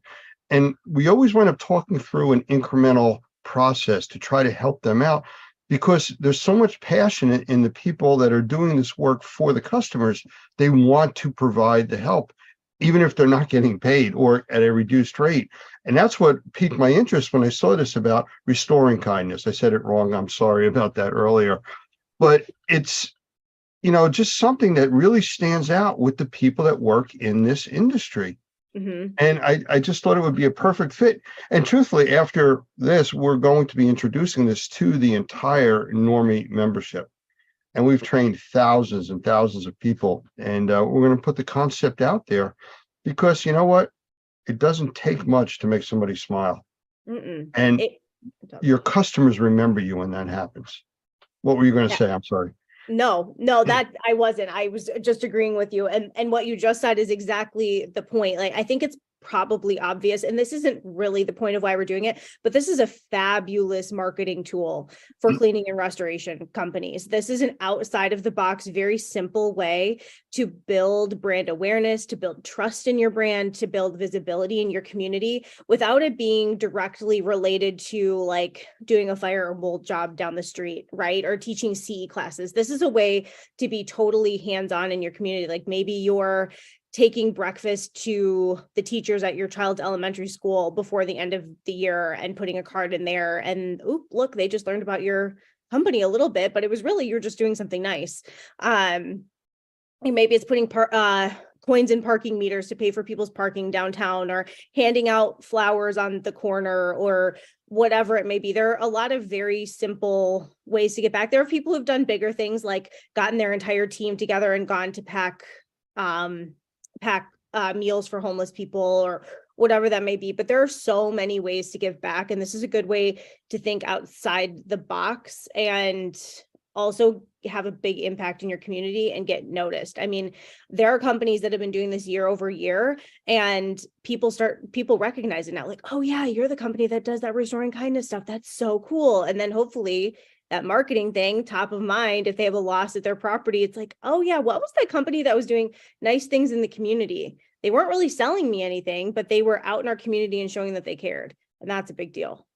You know, I use a guideline when I talk during trainings that I'll do. And I'm sure people watching this have heard me say it many times in the past, but I learned this when I was younger, but it came back when I was watching my kids go through school. And the teachers were hammering into them with these extracurricular activities to do the right thing because it's the right thing to do, not for any other reason. And then good things happen because of that. And, you know, when you do that, people get the impression that you really care, and you really can't buy advertising like that. You're really giving back to the community. We have several programs in Normie under what we call the CAP program, the Community Awareness Program, where we encourage our members to go through some very basic training that we have for them to present these classes. And they go and they teach the emergency services, EMS, fire, police, just awareness of things to be aware of in microbial issues. Now, we know they're all trained in hazmat and everything else, but nobody teaches them about, you know, walking against a wall that has mold on it and things that happen from that. We teach that. We teach it to realtors. We don't charge for that. It's all free. And, you know, it's all about giving back to the community and helping them be aware of what's going on. I really think that's exactly what this is. A kind of a roundabout benefit as well is the morale that it builds within your team, and even retaining your people. I mean, people want to work for a company that cares about others, right? And people want to have the opportunity to do things sometimes above and beyond what's at work. So giving them the opportunity to go do good in the community with their company shirt on or whatever that may be, that's a great thing. And as people really care about that. That can be a great way to draw people into your company and to retain them as well. I run another TV channel for emergency medical services, and on there is a brief slide that comes up. It's a recruiting slide to get volunteers. Different parts of the country are big with volunteers, but on the slide it says, "When's the last time somebody thanked you for saving their life?" Now, the feeling that you get from that is just what you're talking about now. This random act of kindness doing for somebody, it elevates people. It does. So yeah, like I said, it caught my interest, just the name of it, and then I was reading a bit about it, and it really stood out as something that could be very helpful for the community, for our Normie membership, people in general. So I also noticed that there's some displays as far as banners and buttons and things you can put on your websites. You talk about that a little? There is. So there's the postcard that I already talked about. And then you can shoot me an email, or I believe there's a way on the Restoring Kindness website. It's restoringkindnessusa.com is what the website is. You can also find it through the CNR website if you don't remember that. But when you sign up, we will also send you a badge that says you're a Restoring Kindness partner company. And you could put that on your website so that people know that you're a partner company as well, if you want to. We also have stickers that I'm going to have with me at RIA, at my booth at RIA this week. And I will also have them at Access and some other conferences that I'm at this spring. So if you want to take those and start sticking them on your collateral or whatever that may be, you can do that as well. We're working on, this is new news as of the last few days. We're working on some t-shirts and team representation type things that we'll be able to have, so people can buy those if you want to try to, logo up your team for Restoring Kindness and maybe put your company logo on there too, or whatever, to show that you're all together when you're going out into the community. We want to make that possible as well. We're trying to provide as many resources as possible. So you need to figure out what you're going to do in your community, but we have all the collateral for you, and all you have to do is stick your logo on it and off you go. We also are teaming up with John Isaacson, who runs Socktember later in the year. So in the month of November, we're going, which we can talk more about this later, but it fits so well into Restoring Kindness that John had reached out and asked if we wanted to partner, and I think it's a perfect fit. So we will be there will be teams across the US. And this is just about raising socks to give to a local nonprofit, whether it's a shelter or whatever that may be. Socks are always in demand, especially in the winter. And so there's these teams across the US that try to raise as many socks as they can, and whoever has the most socks wins. There's a big trophy, bragging rights you get to pass around. So that's something else that will come later this year for people who are like, May is like, now I can't even wrap my head around organizing something now. There's going to be organized events later in the year as well, if you want to wait to get involved, or you can do a random act of kindness in June, July, August, whenever that may be. It doesn't have to be in May. Well, the timing is right, because I believe May is also the recognized month for emergency medical services. Okay. And that's, again, the other channel that I will let this interview run on. And it's getting the word out into the communities about it and raising stuff like that. I can tell you that a lot of, if not the majority of emergency medical services throughout the country is volunteer. And it's all about those people doing it, not for the money and the glory. It's obviously they're helping their communities. And this is just another extension of that.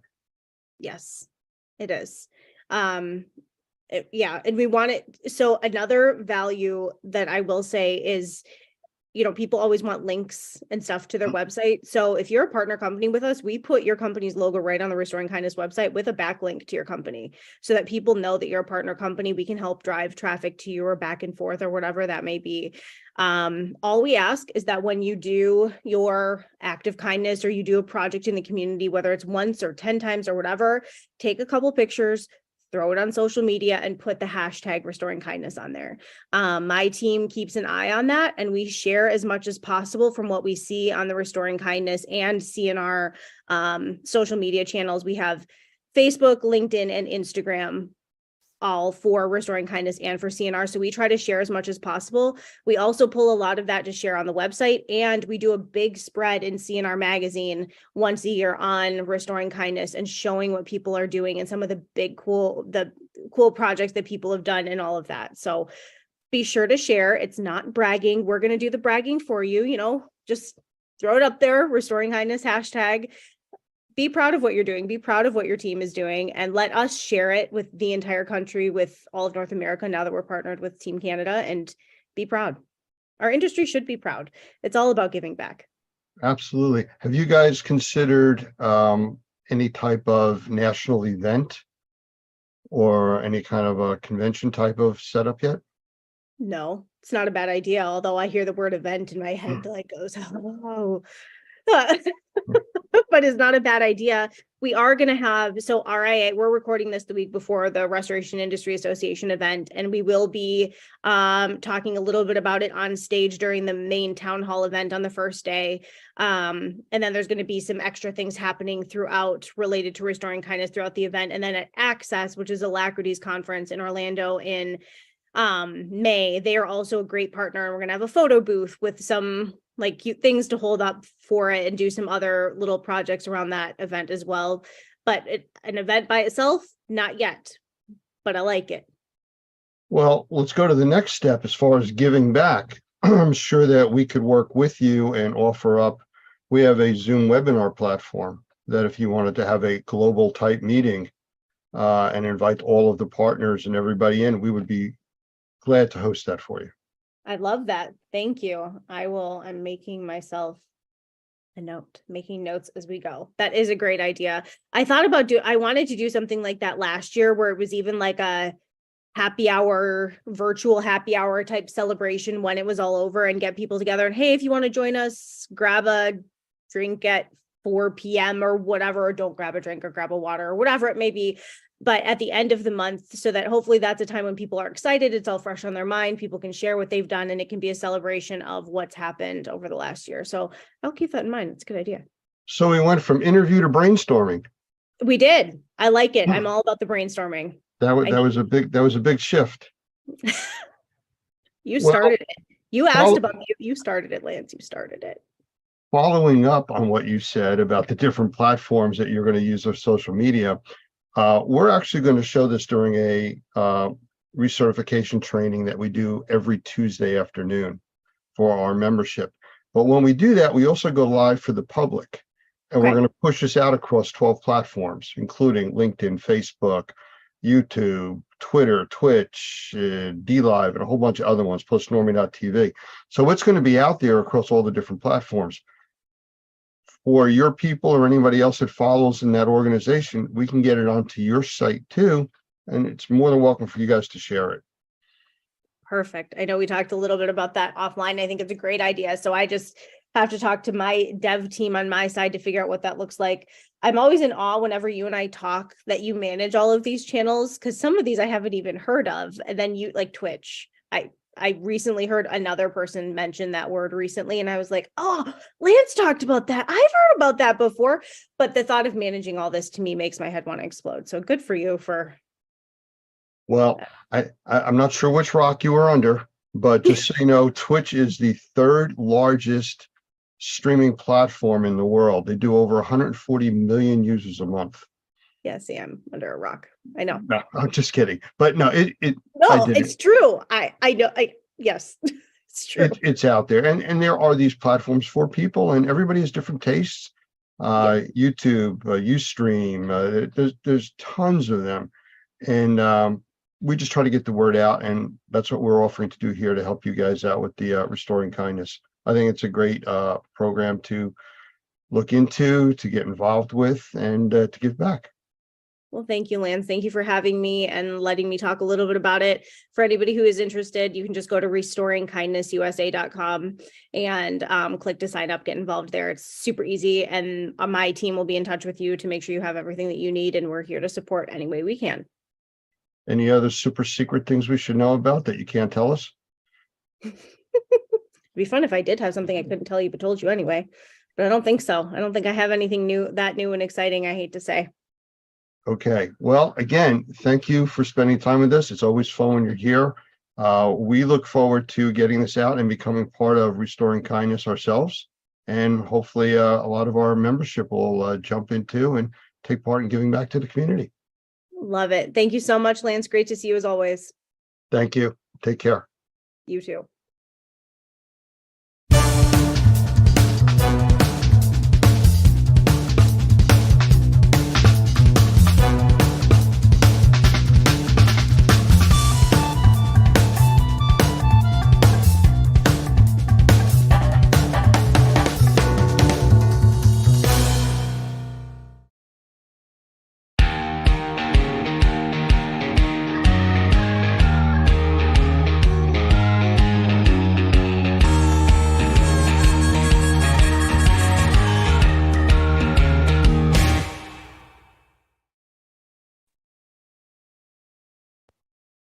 I want to welcome my next guest, Nick South from Sotellus. And it's an interesting name. And I think the easiest way for us to find out what Sotellus really is to ask Nick. So Nick, say hello. And what is Sotellus? Hey, hello everybody. Glad to be here. So what Sotellus is we're an online review capturing, marketing, and referral system. Basically a one-stop shop for all online needs, as far as communication with clients, chat boxes, marketing, and online reputation management. So if we step back for a minute and let's look at you for a second, how'd you get involved with this? I mean, this is a very niche type of a thing. How'd you stumble into this or wind up there? So actually a long time ago, I used to run an Amazon FBA business. If you've ever done anything with Amazon, you know that reviews are everything with them. So if you want people finding your products and people seeing you more often online, you need reviews. So during that time, I just saw like a very niche and very important part of how online reputation affects a business. And then I ended up running into somebody involved with Sotellus that, I ended up meeting the owners. I loved what they were doing. I love that their mission is to help empower the small businesses, to give them the same marketing material, and power that, these large franchises who have 50K to, burn a month. Right. So it really attracted me over to doing that with them. Well, I've been doing a lot of the social media and marketing and stuff with Normie for many years, and it's kind of a education as you go, and then they change it. Once you understand it, everything changes again. The one thing that's constant though is the reviews. So, if you look at it from a distance, you see all kinds of reviews, but why are they so important? From your perspective, I mean, right. Private businesses, I understand, but from your perspective. Well, I always, you can go the statistical route, roughly about 90% of people will look at a business's reviews. 70% of people are going to Google and research a business before they even call in. But then just think about yourself. Like I always ask somebody, everybody knows about Amazon. Everybody goes and buys stuff on Amazon. When was the last time you bought a product and you didn't check out the reviews?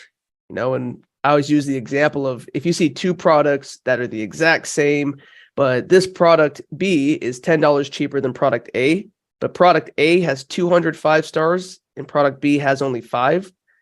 Almost everybody will choose product A and spend the extra $10 just to ensure that they're going to get a similar result or have a similar experience as those other happy people. So to me, it sounds more like a reputation kind of a thing based on what other people that have used your services say.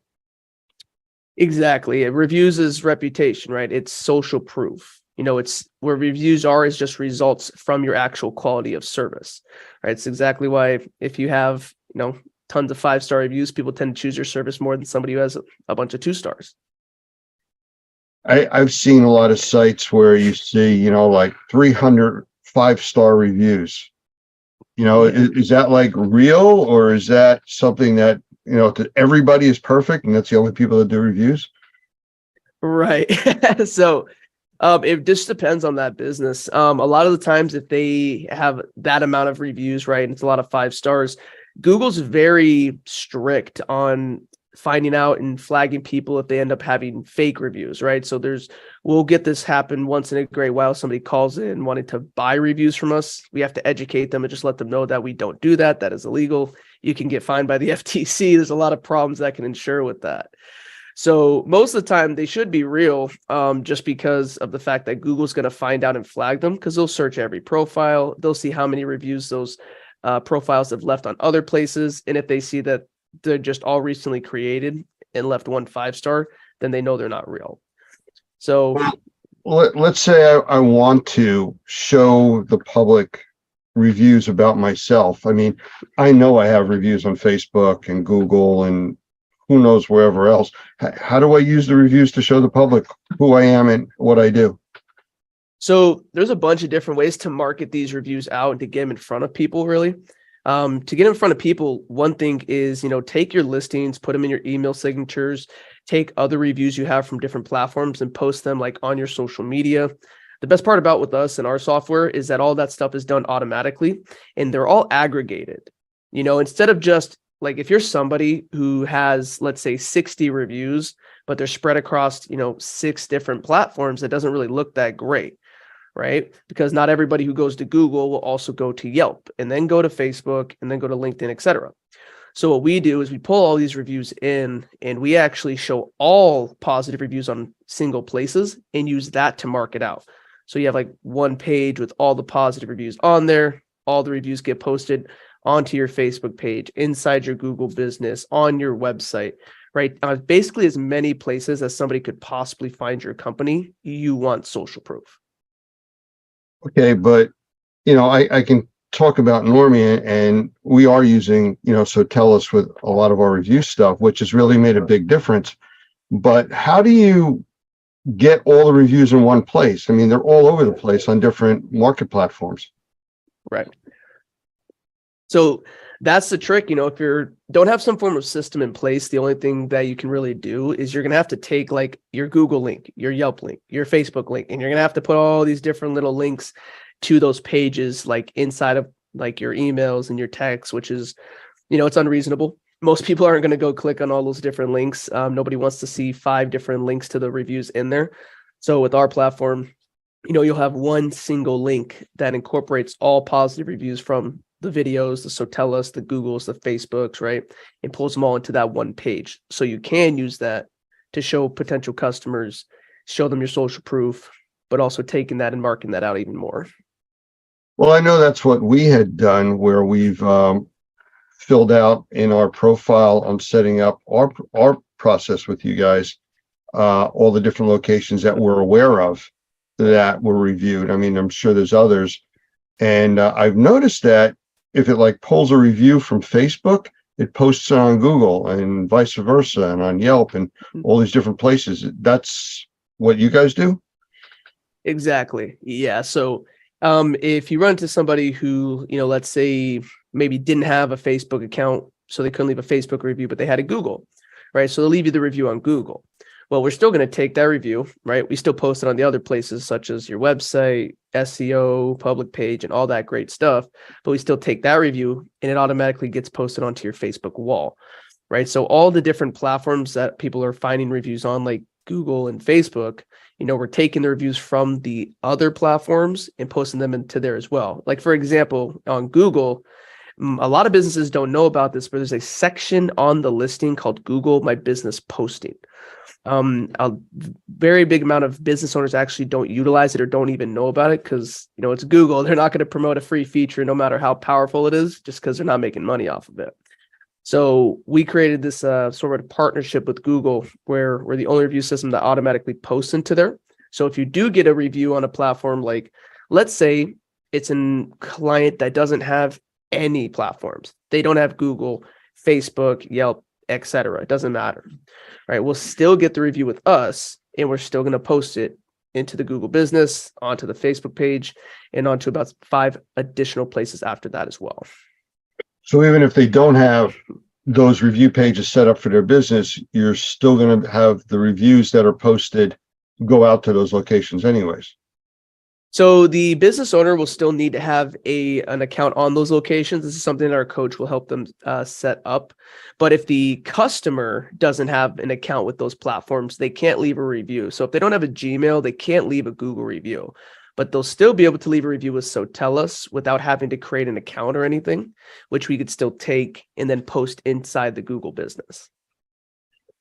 Okay, I remember from the trade show that we were at where we talked with you guys a lot. You had a specific app that would handle all that stuff right on the spot. Matter of fact, that was one of the things I liked most about your stuff, where not only can you do typing, I like your stuff. It could be an audio or video review also.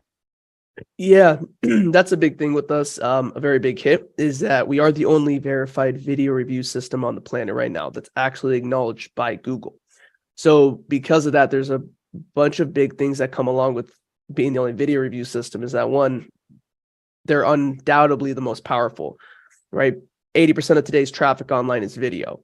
Okay, so it's like everybody has seen a 5-star Google review that doesn't even have a review. It's just a rating, or they just said highly recommend. Right. But when you see a video of an actual customer that's been verified by another company showing and proving that it's real, and that customer is just raving about how much they loved your service, they loved your product, the great business owner that you are, right? That becomes a lot more powerful and enticing for potential clients.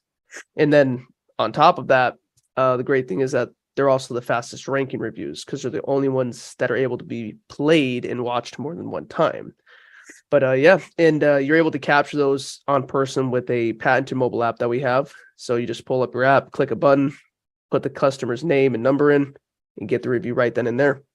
And that way, that's why we have such a high capture rate, is because we figured out that just sending out invites is great, text and emails, of course, following up with them. It creates a higher conversion rate, if you follow up. But when you ask somebody in person, like right after the service is done, right at the height of their either excitement, their emotions, their gratitude, right, that is the best time to get a review, is right then and there on the spot. Because even the customers that want to leave reviews, not all the time, they don't always leave them just because something comes up, right? As soon as that service was done, they might have had to run out the house 2 minutes later to go grab the kids from school. I work for a review company, and that's happened to me before. So that's why the mobile app is such a useful tool, because you can capture a review on the spot in under 30 seconds. Complicated to do. I've done those, but I haven't been out in the field recently doing that. And, is it a changed process, or is it just really click one button? This is just click one button. You pull up the app. There's 3 types of reviews and 4 total buttons. It's that simple, right? It's video, audio, text review, or send an invite. If you're getting on the spot, you're choosing between the 3. Click whatever review you want. Just put the client's name or initials, and then you could do number or email. And then you just get the review right then and there. About as simple as it gets. Yeah, it could not be any easier to capture a review in person. One of the things that I noticed, and I had done this several times when I was out at trade shows and stuff, I've gotten video reviews, audio reviews from what I would call influencers. And, the regular reviews powerful, but when you get somebody that's an influencer in that industry and they're giving you a video review on the spot, you can buy testimonials like that if you would want to. I mean, it's great. I totally agree with that. We actually have in my, I have a presentation that I like to show people just how I explain the system. And in there, we have a lady named Heidi Powell. There's probably going to be somebody who watches this who knows who that is. She's very big in like the fitness space. We got a video review of her because one of our clients actually did a DJ thing for her wedding or something around those lines. But because of that, we got an awesome review of somebody who has I think over 500,000 following or more. Right. So, and then being able to also get that person to also share that on their social media, which is what our system also does. I mean, you can't even buy that type of publicity. I know when we first introduced you guys to the Normie base, there was a lot of excitement about it, which there still is. But Doug Hoffman, our CEO, actually did a lot of personal video reviews for some of our members, especially our charter members and people that have really been around for a long time. And again, I consider him an influencer with the industry. That was a very powerful thing for a lot of these people. Yeah, 100%. Again, having a figure in that industry giving you the review. We have a coach who does something similar. Her name's Krista Mayshore. Another online, she's pretty well known and influencer as well. But in the real estate industry, she's one of the largest well-known coaches. And all the people who go through her coaching program, a lot of the time they'll send, her the invite to get their first video review, right? So when, obviously getting somebody of that magnitude in that industry, right? It makes a huge deal, especially when people are going and checking out your service and trying to look at your social proof, and if you're an established company. And those video reviews will also show up on all the different platforms that you're tied into for reviews? 100%. Yeah. It goes to the public page with all the other reviews, the website, Facebook, Google Business. Also, they get to share it on their Facebook as well in front of their friends and family, all with a call to action from the business as well. So it goes on about at least 6 to 7 different places minimum. That call to action you just mentioned, is that or considered the referral side of what this does, or is that different? Yeah, so there's a few things in there. We have a special offer and lead magnet program that's attached with a referral program. So every customer that gives our clients a review, that customer is going to be asked to share the review. They could share it with people directly, and they can also share it on Facebook by just clicking a button, right? When they share it on Facebook, we know the average person's got about 500 friends, right? So instead of just a one-to-one referral, we figured let's try to get one to many. Okay, instead of just trying to capture one new customer per person, let's try to capture 10. So they get to share it on Facebook with an offer from the business. Now, if it's like a cleaning company or something, you can offer a discount off the service. But then we work with people who could be in real estate who will give out a free market analysis. So it's really just a call to action. It doesn't necessarily need to be an offer. It could be scheduling a consultation, things like that. But it's just a very easy way for a customer to refer as many people as they know instead of just referring one person that they know. Because most people can't think of somebody off the top of their head anyways. Any secrets on how to get more referrals? Yeah, so this is something that our team will do in the training and the setup process, but I always tell the people that I work with, you should run some form of incentive program, and almost everybody can do this. There's a few industries where we do have exceptions that we have workarounds to, but a big thing is just an incentive program. Tell a customer hey, if you share this offer on Facebook and anybody who claims this offer from you, I'm going to give you a discount off your next service with me. So it could be a share one, get one. If you share this 10% and they claim it, you get 10%. But maybe if it's a one-time service, right? Maybe something you don't need consistently or on a subscription, then you can just offer out some kind of, almost rebate. Hey, if you share this and somebody claims it, I'll give you a $20 gift card to Starbucks. Right? That's a big one. People just giving out gift cards if they refer people into them. So to me, that sounds like a lead generating program. I mean, is there a way to capture the leads automatically, or do you have to manually go and look for them, or how's that work?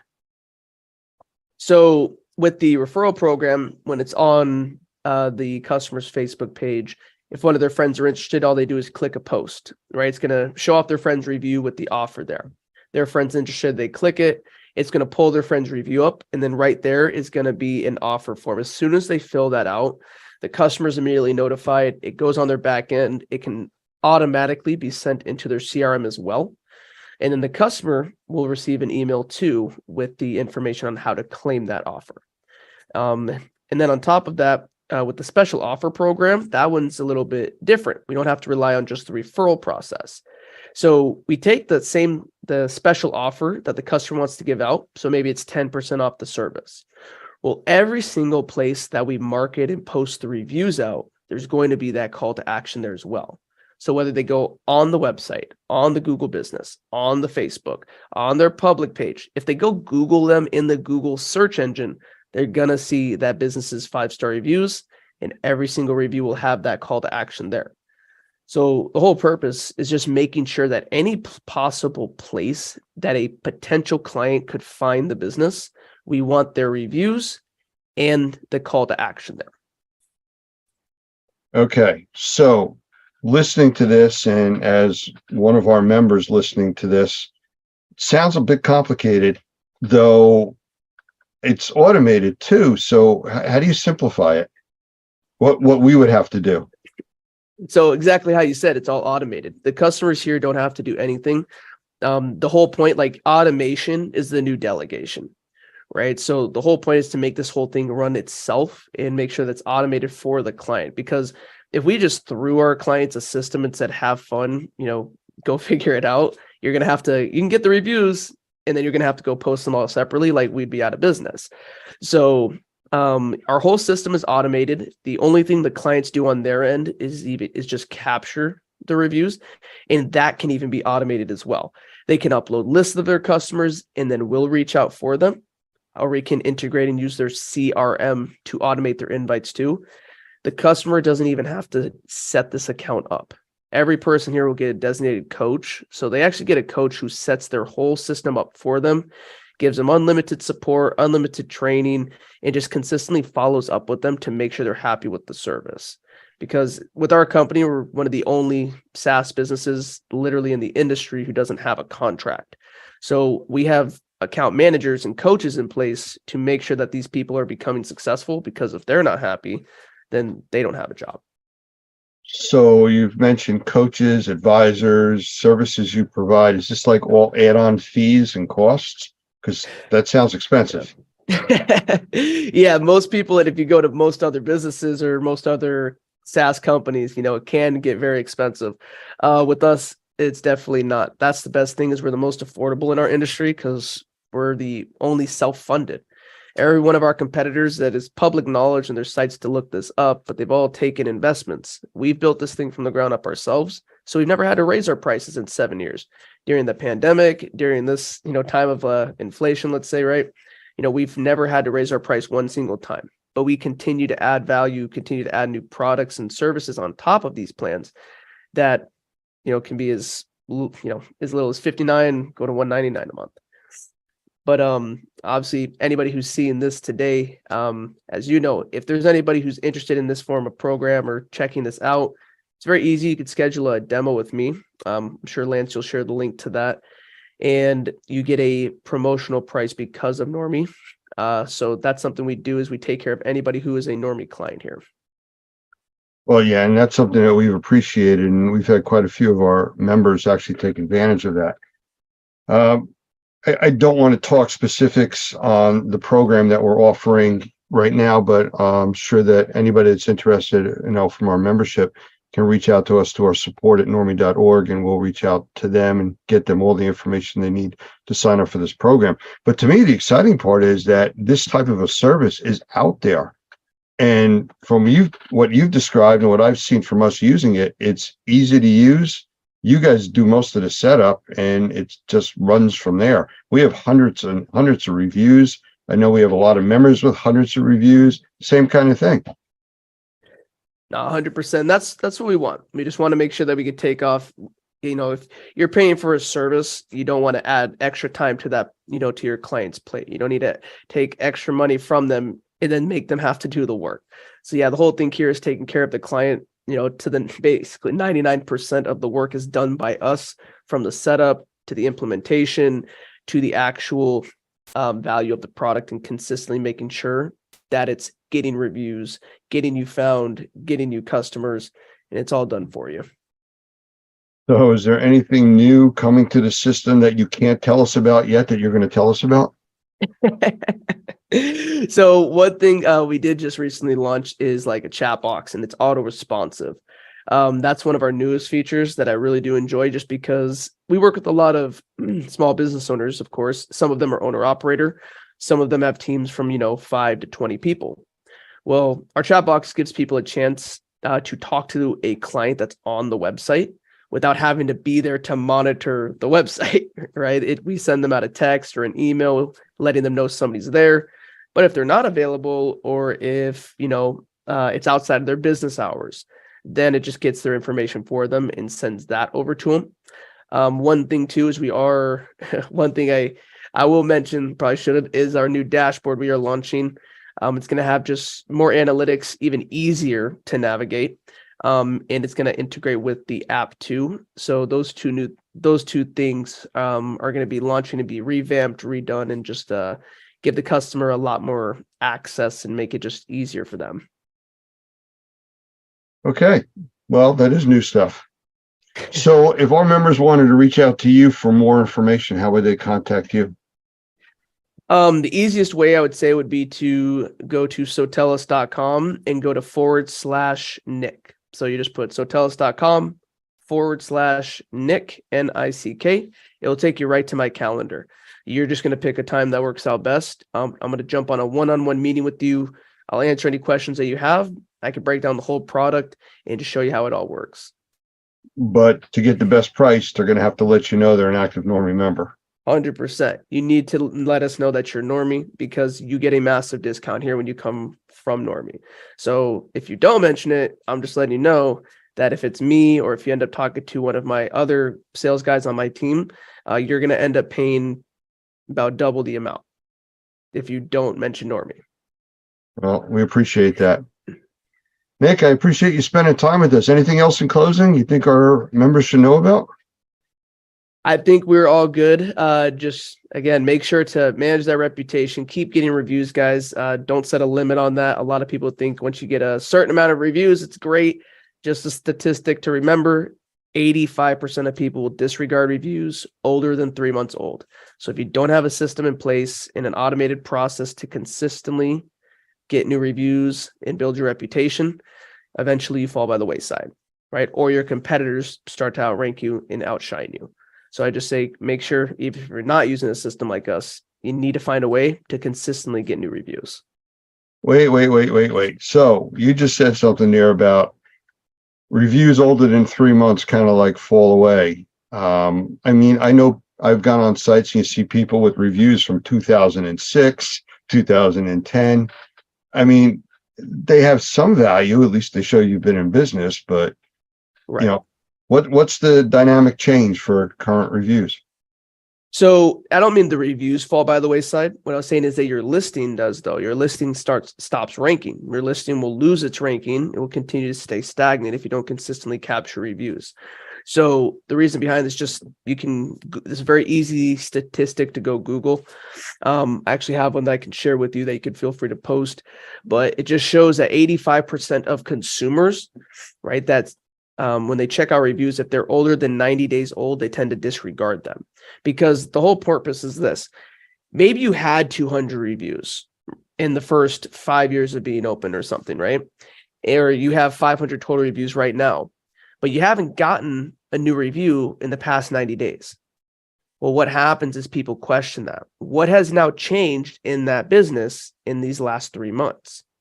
You know, what is there a difference in quality? Did they sell it? Is there a new management?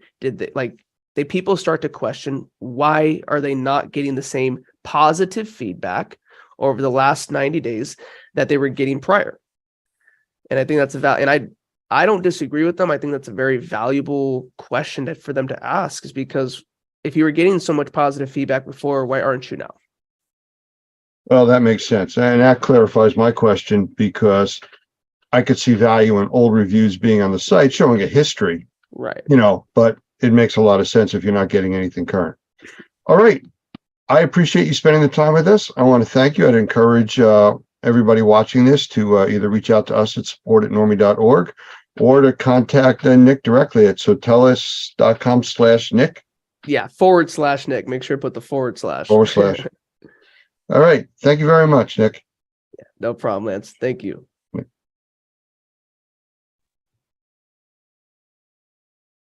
I want to welcome today's guests from Robert Pettyjohn Cleaning, Mr. Robert Pettyjohn and Katie Ruther. Guys, want to say a quick hello? Hello there, Lance. It's a joy to join you and the millions watching on their computer. Thank you, Robert. Hi, Katie. How you doing? Thank you. I'm good, Lance. How are you? Good.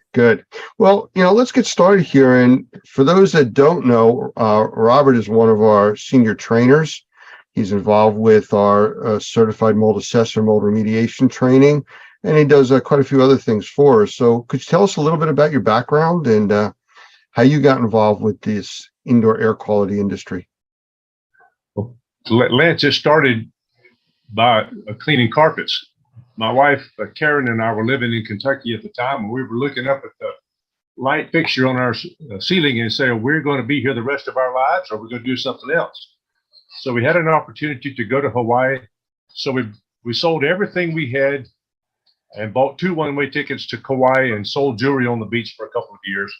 And then, like everybody should do, but then we had a little baby born over there. This little girl here to my right and to your left. Little Katie was born over there on Kauai, and we couldn't imagine raising her far away from my mom and daddy or Karen's mom and daddy, Mr. and Miss Chapman in Easley, South Carolina.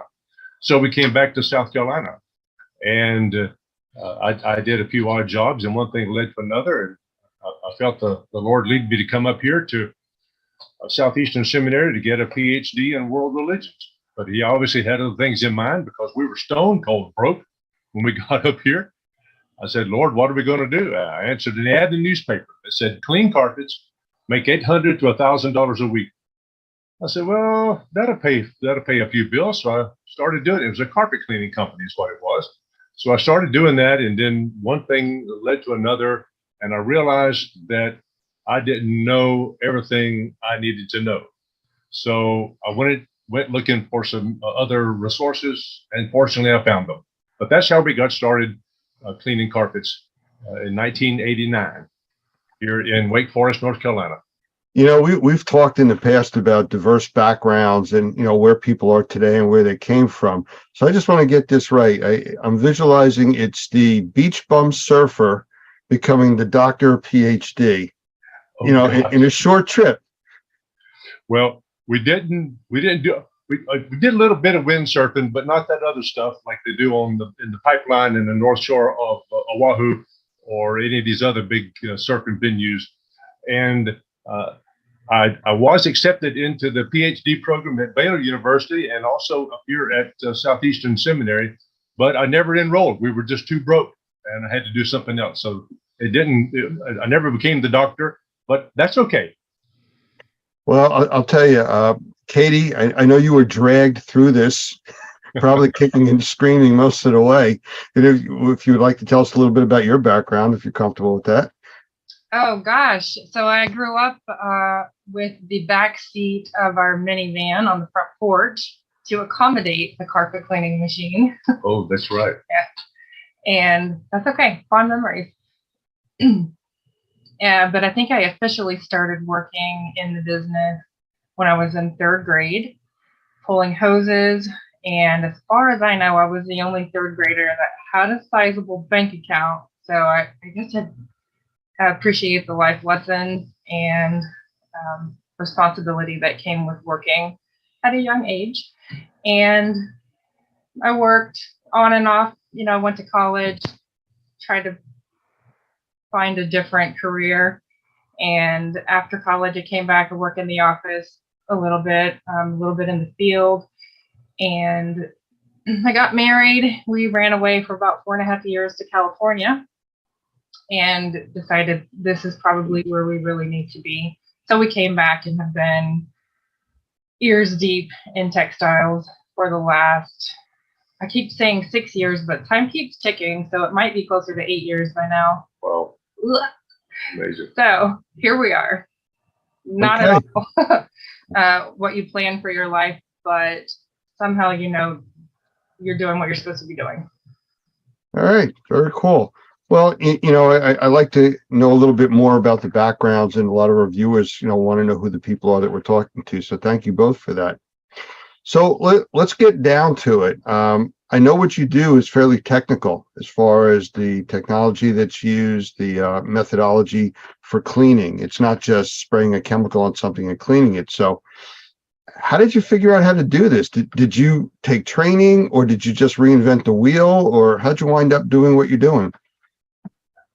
Well, we got started in our training because I had done some work.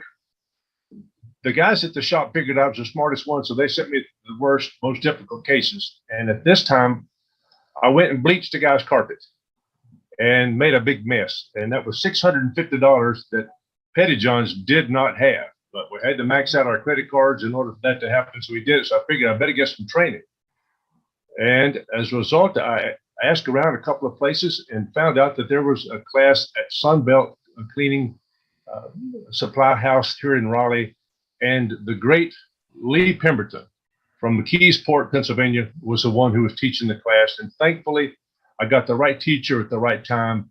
And he told me everything I needed to do and to know in order to get started properly.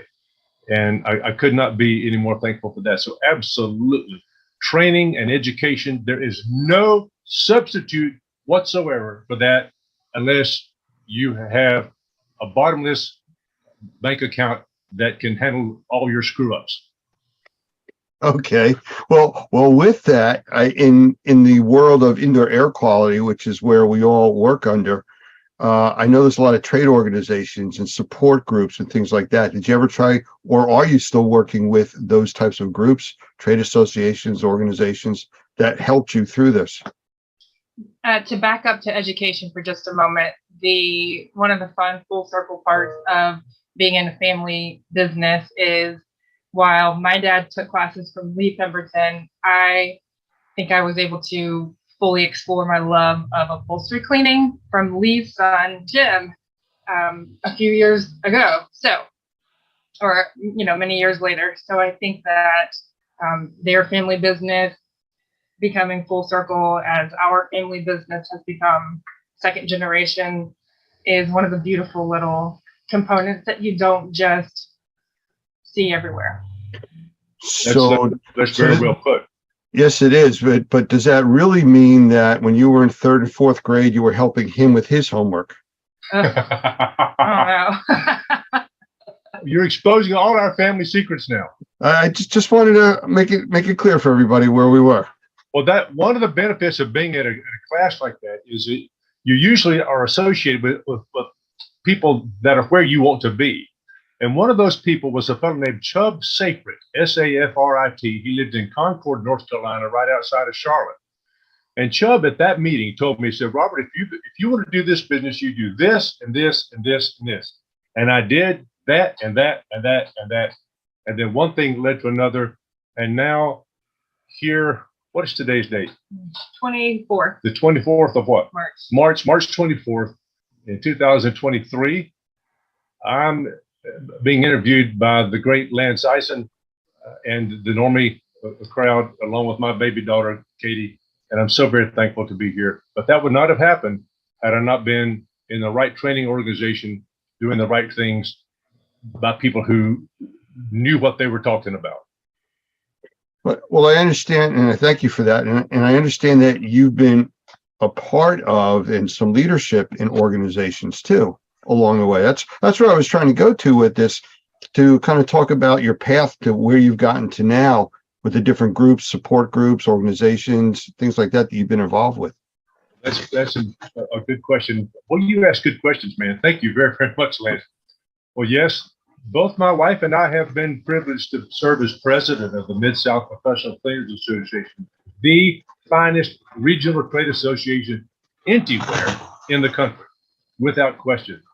My daughter Katie is on the board of directors right now at Mid-South. We were the founding members of the Association of Drug Care Specialists that is headquartered in Dallas, Texas. One of the charter members of that organization. I'm one of just a handful of certified rug specialists here in the United States, the only one in the Southeast. I'm also privileged to be a part of the Restoration Industry Association, where I'm one of about 125 certified water loss specialists in the whole country, and that's a real big deal.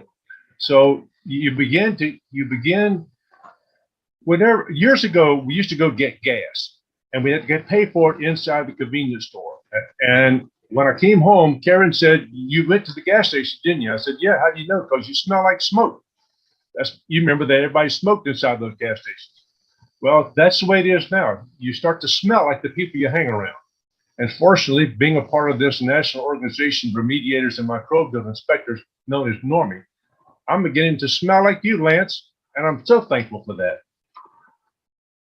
I know there's a compliment in there someplace. I'm just not quite sure how far I have to dig for it. So I'm just going to kind of move on, and let's talk about indoor air quality, as long as you talked about, smells and things like that.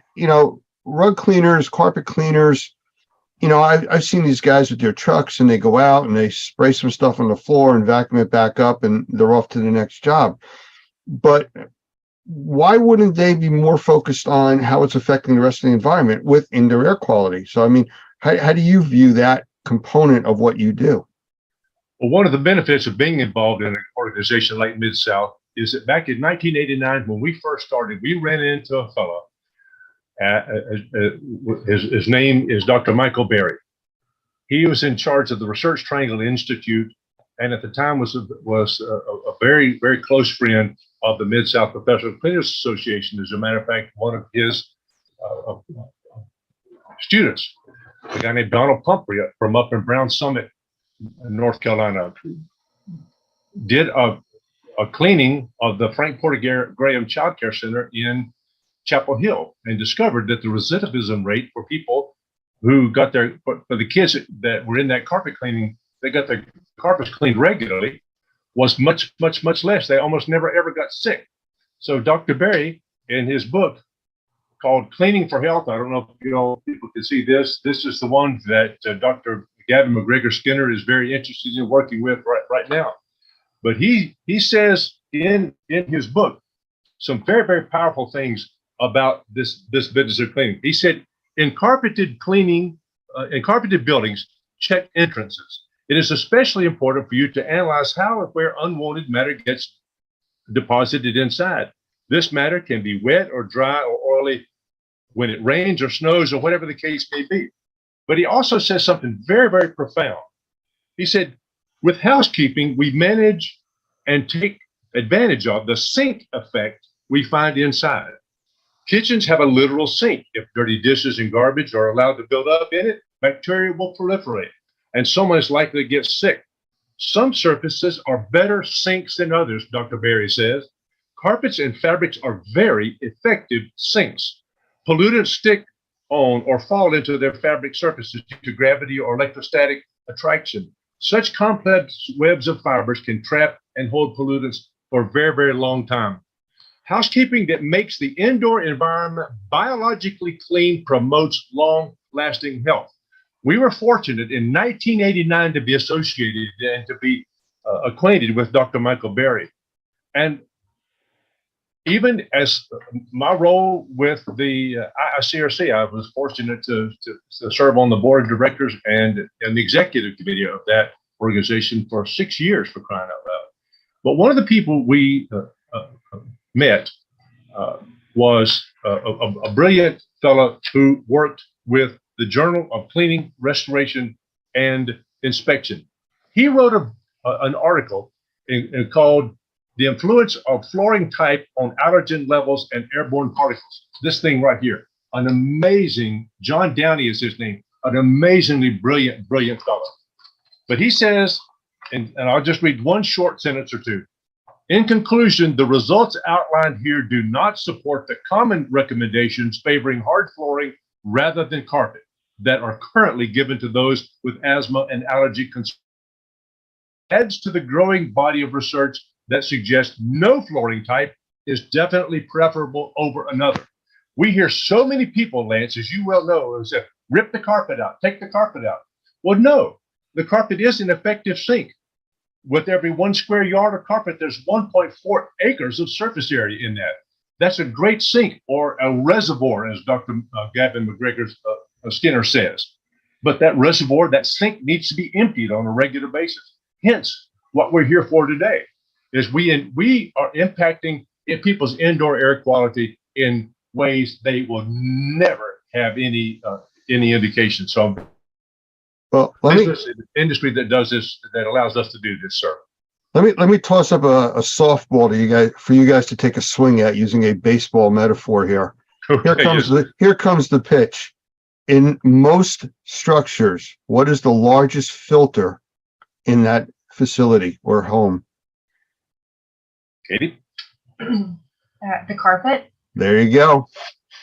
Pretty much what you just said. I mean, it's a massive filtering system, and it's so important to address it the right way. It's crazy when the largest filter has been ripped out and replaced with a filter that can't hold on to anything, like a hard floor. That changes the whole maintenance protocol for the house, the whole level of expectation for the homeowner, for the inhabitants and their respiratory existence, in my opinion. But your opinion is right. And the fact is that big sink that filter has got to be cleaned and emptied on a regular basis. I'm sorry, nobody put a gun to your head, made you buy that carpet or buy that Oriental rug. but still you got to maintain it. Nobody made you have babies. Nobody made you buy that house, but still you got to maintain it properly. Absolutely. And that was the whole purpose for asking that question like that. You know, when you do take out the carpeting, it does change everything. The whole indoor air quality structure changes. So let's get a little bit more into the technology side of it. Could you give us some examples or demonstrations? I know you have some videos that you were talking about in a previous conversation we had about carpeting and cleaning and things like that. That's a very good question, Lance, because cleaning carpets really does impact the 7 elements of indoor air quality. And those 7 elements, of course, are particles, odors, gases, biopollutants, temperature, relative humidity, and comfort. That's how you got to measure something somehow. So let's measure it with these standards, these criteria that Mr. Hoffman and Normie have established as extreme, and research over the decades as established as necessary elements of healthy indoor air quality. How does what we do impact healthy indoor air quality? Katie, how does all that happen? How would you show that?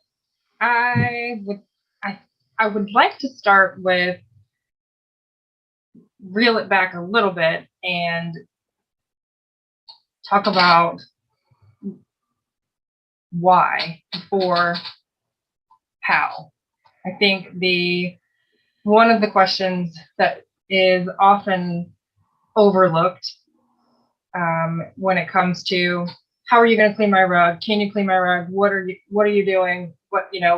Why should I choose you over someone else? Is come back to why are we even doing this in the first place? And the Sunday school answer is indoor air quality. But there are other answers to those questions, and those are going to be very simple. Why do you do what you do? Because it's important to your precious customers for one, but you've got to also understand what you're doing. Where does this rug come from? Where do these textiles come from? How did they come about even in the first place? And I think you may have a couple. We're going to show you a couple of videos, Lance, and your audience too. They're short videos. They're not going to last forever, but sometimes a picture says more, 1,000 words, 10,000, or whatever it is. Short videos, like an active picture, so you can just catch a little glimpse of interaction and not necessarily watch the whole movie. And you got some of those videos? I think I've got a few. Oh, that's great. Let's do it. Okay, we'll go for it. Good. All right. So let's do a share screen. Eeny, meeny, miny, moe. So why do we clean rugs? Oh. One of the first whys is this right here.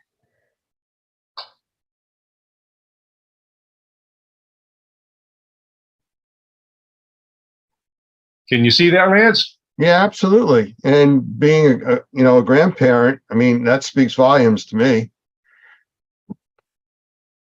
All right, that little bugger is my nephew, and clearly, oh, there's my niece. And this is one of the primary reasons I clean things, is because I've got little kids and nieces and nephews that are crawling on my floor. And I've got a dog at home, and I know what the dog has done. I know what my kids have done to my floor. And while they're not this young anymore, literally eating the carpet as they pull themselves along, it's still shoes in my house. I know what's this close to their face. And it's important to keep the little people in my life safe. Plus, their respiratory systems are much less developed than the rest of us. And there's that bell curve of life that from the very beginning, you're more sensitive, and at the very end, you're more sensitive too. So not only for babies, but for seniors in their homes, for people who are having elective surgery, for people who are bringing children home from freshly been born. Oh gosh, there's all kinds of reasons. But this is why we do what we do, dadgummit, is because there's people lives that are dependent on what we're doing. We're cleaning for health, my friend. That's a big deal. Well, you know, one thing that's a little different is most indoor air quality mold assessment work is measuring environments in that 4 to 6 foot breathable range. That's kind of the standard that most industrial hygienists look at, and testing is done at because most people exist in that area breathing wise. The children that we're looking at, they don't fall into that range. They are way below it. They're down in the more humid area. They're down where the bigger particles are collecting because they're heavier. So they're more exposed to more, and the carpeting. So I agree with you completely. And if people don't take their shoes off when they come in their house, that's the single most important thing you can do to maintain your carpets, by the way. We clean for a lot of Asians, and they're accustomed to taking their shoes off and their slippers, they call them. We lived in Hawaii, and everybody would take their slippers off when they came into the house. Well, these people that we clean for from the Philippines and from other Asian places, their carpets, I said, what are we here for? And they said, to clean your carpets. Well, they look fantastic. Why? Because they don't walk on them with their dadgum shoes. They take the shoes off before. It makes a huge difference. Okay, let's look at some more videos. Let's have some fun today. Okay, Kate? All right. So as a company, Petty John's, we do a lot of oriental rug washing, area rug cleaning, loose rugs, not to differentiate between installed carpeting. And matter of fact, there's a rug on the back right behind us in the screenshot. That is an Afghan war rug with the tanks. Yep, the tanks and all that. That was made at a special time. We have a rug here on the wall from Tabriz in Iran. We got a bunch of rugs out there from Iran and from Turkey, Syria, from up in the Four Corners area of our country where the Navajo rugs are. Big deal. Let's show the video and see where they come from. so before you clean something, it's helpful to have an understanding of how it's made. And I like to differentiate between loose rugs and installed carpet because there's a lot of, can't you just clean my rug in my home? It's sitting on the floor just like my carpet is. Well, the construction difference between broadloom carpet that's installed in your home and a hand knotted oriental rug or even a machine made loose rug is wildly different. The density of the tufts, the material, the backing in and of itself is just wildly more accessible and meant to be cleaned in home on a broadloom installed carpet versus a hand knotted rug, which is super, super dense, and a lot of that dry soiling is going to get driven into the foundation, and it's just not accessible from a cleaning standpoint in the home. While Katie's looking at these videos, let me say one thing to you, Lance. You used the term broadloom a while ago. Hey, Robert, hang on one second. If you're guys are gonna talk for a while, stop your share so we can see you on the big screen instead of just a little screen with your files. Okay. Oh, that's fine. So I understand. So that was just the tiny amount of background before we get into where does the oriental rug come from, or where does the hand knotted rug come from?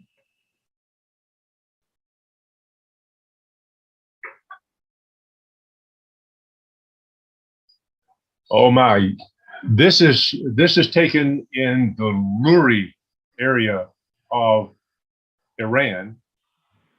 There are two major nomadic tribes there, the Luris and the Qashqai's.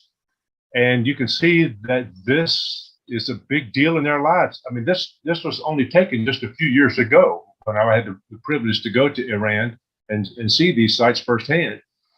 This is something that you just don't see very much at all in our society, particularly in America, but gosh, almost anywhere. And then look who's bringing up the rear, being sure that the job's done right. Two women, by George. Isn't that fascinating? Wow. So we start the journey with the sheep walking on the dusty road, And we are going to go to the sheep have got to be shorn and the wool's cut off. It's got a very high lanolin content in it, so it's got to be washed first. Once it's washed, it can be put into a dye vat and dyed almost any color imaginable. And these guys that do this, these dye masters, using all kind of natural vegetal dyes, are some of the most incredibly brilliant people on earth. They are the most highly respected anywhere along this rug chain. It's those people who know how to match colors and to get them exactly what the customer's looking for. Those are really huge. And I've had the privilege of getting to know some of these folks and to watch how hard they work. Man, you just never see them taking breaks. So one of the questions we pose to ourselves before we clean a rug or anything in reality, what's it made of, what's happened to it, and what's the value? We're going to dig into the what's it made of portion right now as we've been. And so people may find this awful pedantic or something kind of, why you show me all these things like this? Well, there's got to be an entertainment value to what we're seeing. You're seeing some stuff that you've probably never, ever seen before. We're lifting up the sheets, and now you can see what's going on in between. And it's a beautiful story of what all has been happening over the years. And to see that this, by the way, the oldest Oriental rug discovered was in the Pizric Mountains of Russia. It dates back to 5000 BC. It is constructed exactly the way that Persian or Iranian rugs are constructed today. Amazing, amazing. This here, you're seeing a lady in the Luri tribe. She is spinning the wool that's been cut off of the sheep, and it's all been cleaned up, and now they get big old skeins of this stuff, and it's got to be spun now into a yarn that can be used in a rug. But just look at all the times that this is being held by the human hand. Look, all the oils, look at the soil that's on the ground. I mean, these things, you'll see how this is taken care of down the road. This is a beautiful process. And whether you're washing upholstery, whether you're cleaning dishes, whether you're cleaning up a television set or whatever, you got to know how things are constructed. And look at these incredible ladies there in the Kashka'i tribe that are actually weaving a rug on the ground. These are nomadic tribes, much like you read about in the Old Testament. And these girls are all dressed up, ready to meet their husband should he come by. And it is, I mean, literally, that's the truth. And just look at what they're doing on the ground, for crying out loud. Wow. If this doesn't want to make you want to preserve the investment, we're, as Ron Toney says, who's the IICRC #1 certification, by the way. Ron Toney says we are able to preserve time spent. Oh, what other job can you do that can preserve time that's already been spent? I've got 2 daughters, and a lot of these people who are making rugs, as you'll see in the videos, they're all women. Men are out there smoking cigars and drinking tea and trying to sell something. But no, these ladies are the ones working.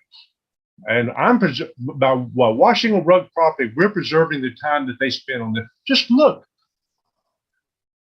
at the incredible dexterity that these ladies have got in their hands. They're taking 2 or 3 of these yarns together, and this lady is cutting this yarn off as she goes. Those knives are unbelievably sharp, but her fingers, no slices whatsoever. Just a beautiful, beautiful context of why we do what we do. And if you don't know why you do what you do, it becomes a game of gossip, somebody has said. No, you've got to know why you do what you do. This is why we do it. And once the rug is got to be finished. So let's see what's going on here. If you've ever felt a wool rug on the back of the rug, it can feel kind of scratchy and kind of rough. Well, in order for that not to happen, they actually set fire to the bottom of a rug. Wool, on the other hand, wool rugs do not catch a fire. That's why they are used exclusively in the airplane business. You look at the airplane that you fly on, the Delta, Pan Am, whatever you got. There's not Pan Am anymore, is it? No. Okay. But any other airline you fly, they all have wool carpets. Why? Because they don't catch a fire and burn. What does the burning actually do? The burning actually removes the scratchy stuff that's on the back of the rug. And there's an aesthetic value to having an Oriental rug. And one of them is it feels so soft and so plush under your hands. You can pick it up and look at the back side of it. But now, after all those rugs are dealt with so many times, they got to be cleaned somehow. Let's watch and see how these folks are washing the rug. There's 6 elements to any cleaning process. There's chemical action, mechanical action. This is where you're brushing your teeth or your hair or your dishes or whatever. Chemical action, mechanical action, dwell time, temperature, rinse, or dry. Those 6 elements. You can see that they're wetting this thing down. They're actually using laundry detergent to wash these rugs out on. And they want to wash them and get them as clean as possible before but you just look. Are they rinsing them out completely? Are they really getting those things completely clean and rinsed out? There's a question about that. Let's continue. Now, once you wash something, you got to dry it up. This is Mr. Reza Zolanbari, one of the most brilliant and compassionate men you'll ever meet. He has Zolanbari rugs. You can look them up. And these are, you see the rocks out in Iran, that sun is beating on those rocks all the time. And they've taken these rugs, they've turned them face up, and the rugs, the bottom of it, what Mr. Zolanbari is explaining is that these rugs are drying from the bottom and from the top with the sunshine and a little bit of air. There's not very much air movement. Temperature, air movement, and dehumidification are the 3 factors that influence drying anything, whether you have a flood in your house or you're drying wet rugs. Temperature, air movement, and dehumidification. You're seeing that process. Plus, they're being exposed to the UV light, which is helping to deepen the colors in these yarns. They thought of everything over the thousands and thousands of years that they've been doing this. It's in the book of Judges. You can read it. But when you make a rug, you got to sell it. So here they are, flipping rugs. It's called flipping rugs to the public. Here's what that looks like. And this was taken in Iran or Persia, whatever you want to call it, by some of the most careful, beautiful human beings. Just look at these textiles. Look at how beautiful they are. Oh, my stars. So many hands are involved in the production of the rug before a brand new rug gets to a showroom or gets to your home, where it's new and presumed to be clean and ready to use. And the concept of clean, the definitive clean, it's kind of vague because, hold on just 1 second, you'll see in this video, it's about 2 seconds away. You're going to see that has just potentially touched a brand new item that you're going to bring into your home and your child's going to crawl across, or you're going to drop a little crumb and you're going to pick it up and eat it because that was a really good blueberry muffin and you just bought the rug so it's clean. So this is actually the very first rug I ever bought. It's actually a grain bag. I bought this at the Grand Bazaar in Istanbul, Turkey. And to be able to, and what happened was the folks used to put the grain in these bags and put their bags on top of, on the back of the horse and take them back and forth to wherever they needed to go. So this is now, fortunately, this has been cleaned. And that man that you saw in there has got a huge, huge heart, but he is unfortunately no longer with us. A dear, dear friend of our rug industry, and he's no longer with us. So, but this is understanding where these come from and how they get around and how they make it into people's houses. There's a story behind every one of these rugs. There may not be a story behind a carpet, but there's almost always a story behind an Oriental rug. We bought this rug in Ephesus on our honeymoon when we were on the Mediterranean Sea. We bought this, the very first purchase we bought, we went downtown and bought it at the rug shop. And now this is the first thing we ever bought as a married couple, somebody would say. Or I don't want to start crying or nothing, but my granddaddy taught me how to dance on this rug. Or this is when my brother and I used to play the Hot Wheels around the outside edges of the guard border on these rugs. All kind of stories behind them. And you just mentioned one about your mama a while ago. There's stories behind them all. And these are very, very real. A lady brought a rug into us the other day, about 6 or 9 years ago, something like that. And it was a polypropylene, tore up and all that. And I said, ma'am, if you'd prefer, we could just go ahead and put it up back there. And I was pointing to the dumpster. She said, oh, no. This is the only thing my mother ever gave me. I can point to you in our shop right now where the two of us were crying, and we cleaned it just like we cleaned the governor's rugs, even better. This was a big deal to me. We made this just like it was. It belonged to Jesus himself. So that's just. You know, when you're talking about how the rugs were made, the care that goes into them and everything else, I mean, just like with anything that you would want to clean or repair or fix, you have to know what it's made of. You have to know how it's constructed. Otherwise, you're blindly going in there and possibly doing something to damage it, throwing bleach on it to get the dirt out. Well, that's going to take out the color, or using the wrong type of equipment to disassemble something. So it's really important to understand how things are constructed, which is what you just showed us. So thank you very much for that.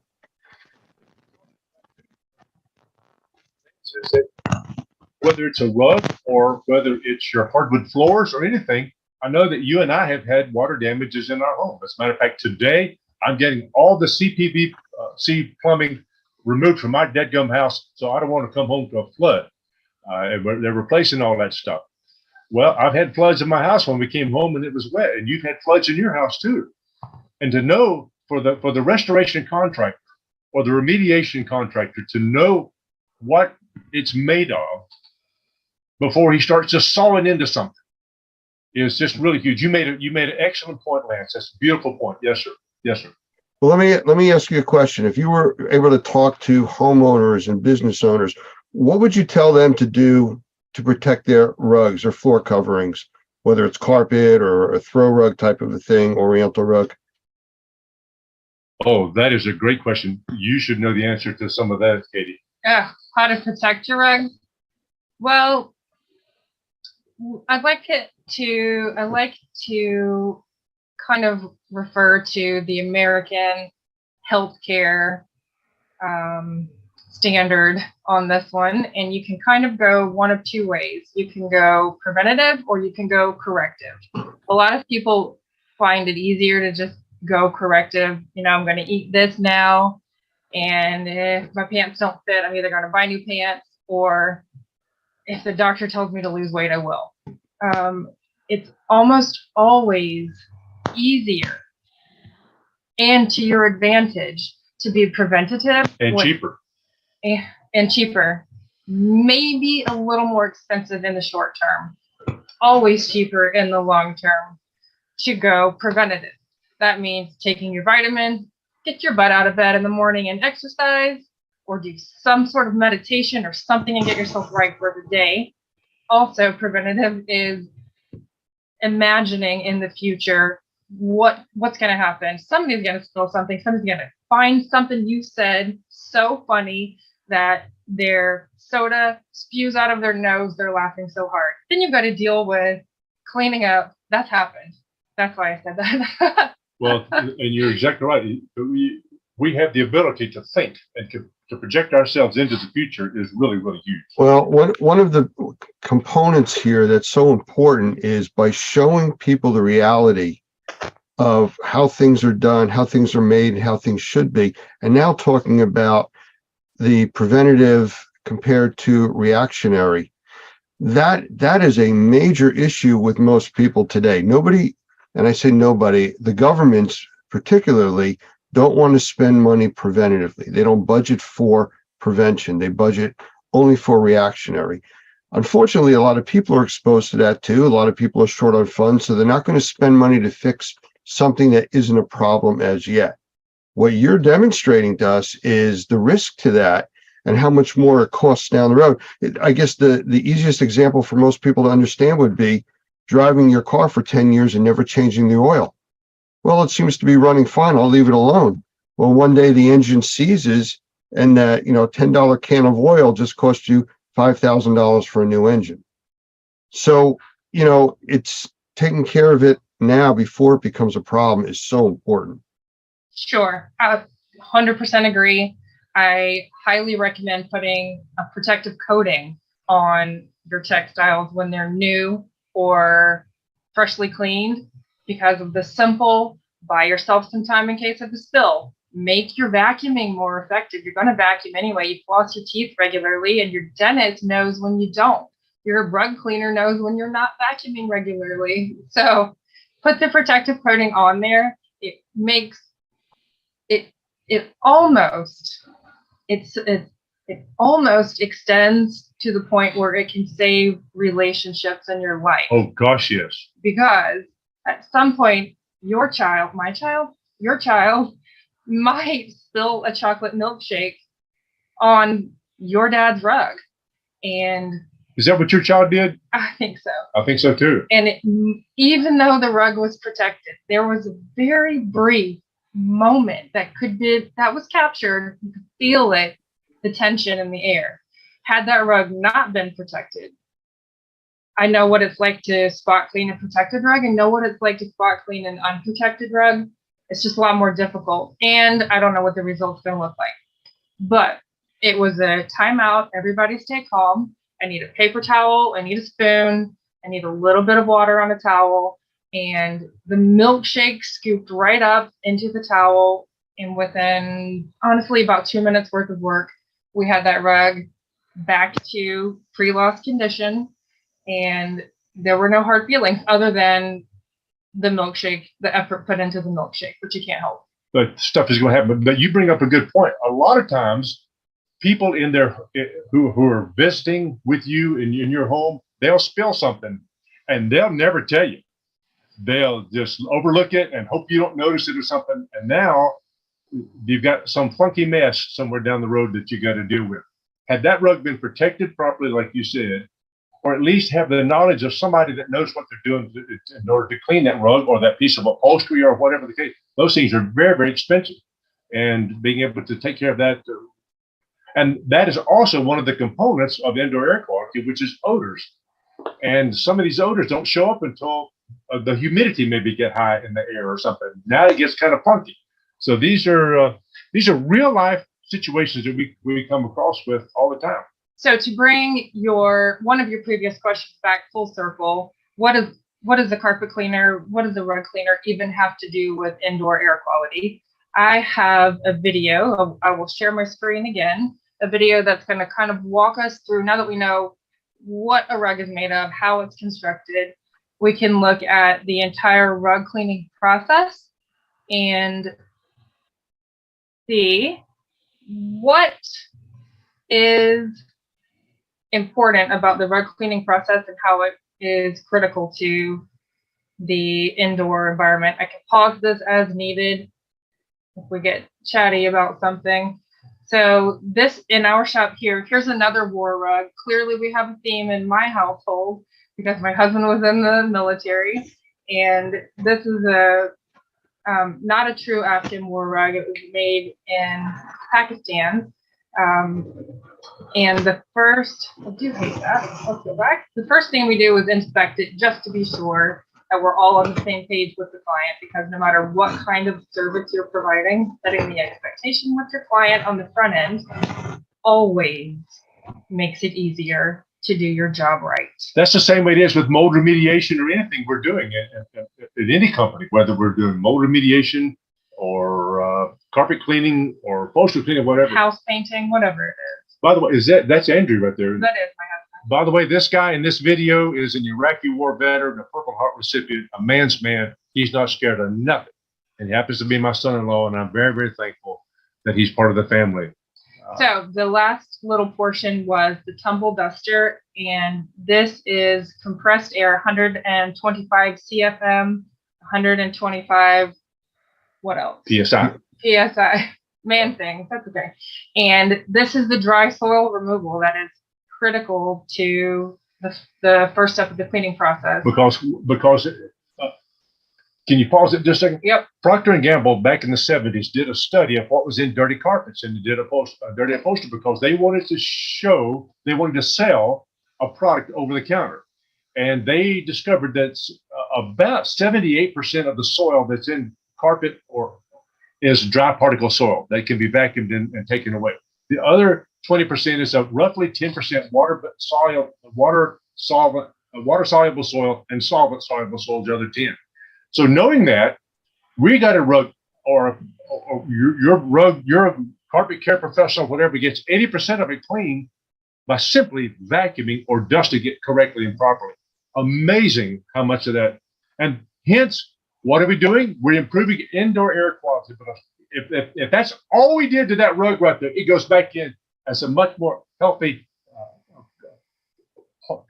part of that customer's indoor air quality. But look at all that dry particle soil, and these are big chunks. We're not seeing the little stuff. So you see the dusty, the skin cells, the things that come in off your shoes. And I think you've said in the past, if you were to only do this, you'd still get an 80 on the test, which I'd like to point out as a child was not acceptable. And, as a rug cleaner, I still don't think it's acceptable. So we'll continue on. I am slightly embarrassed that's how much came out of a rug from my house. That's okay. So here is 1,200 gallons of naturally softened rainwater that we harvest from our roof.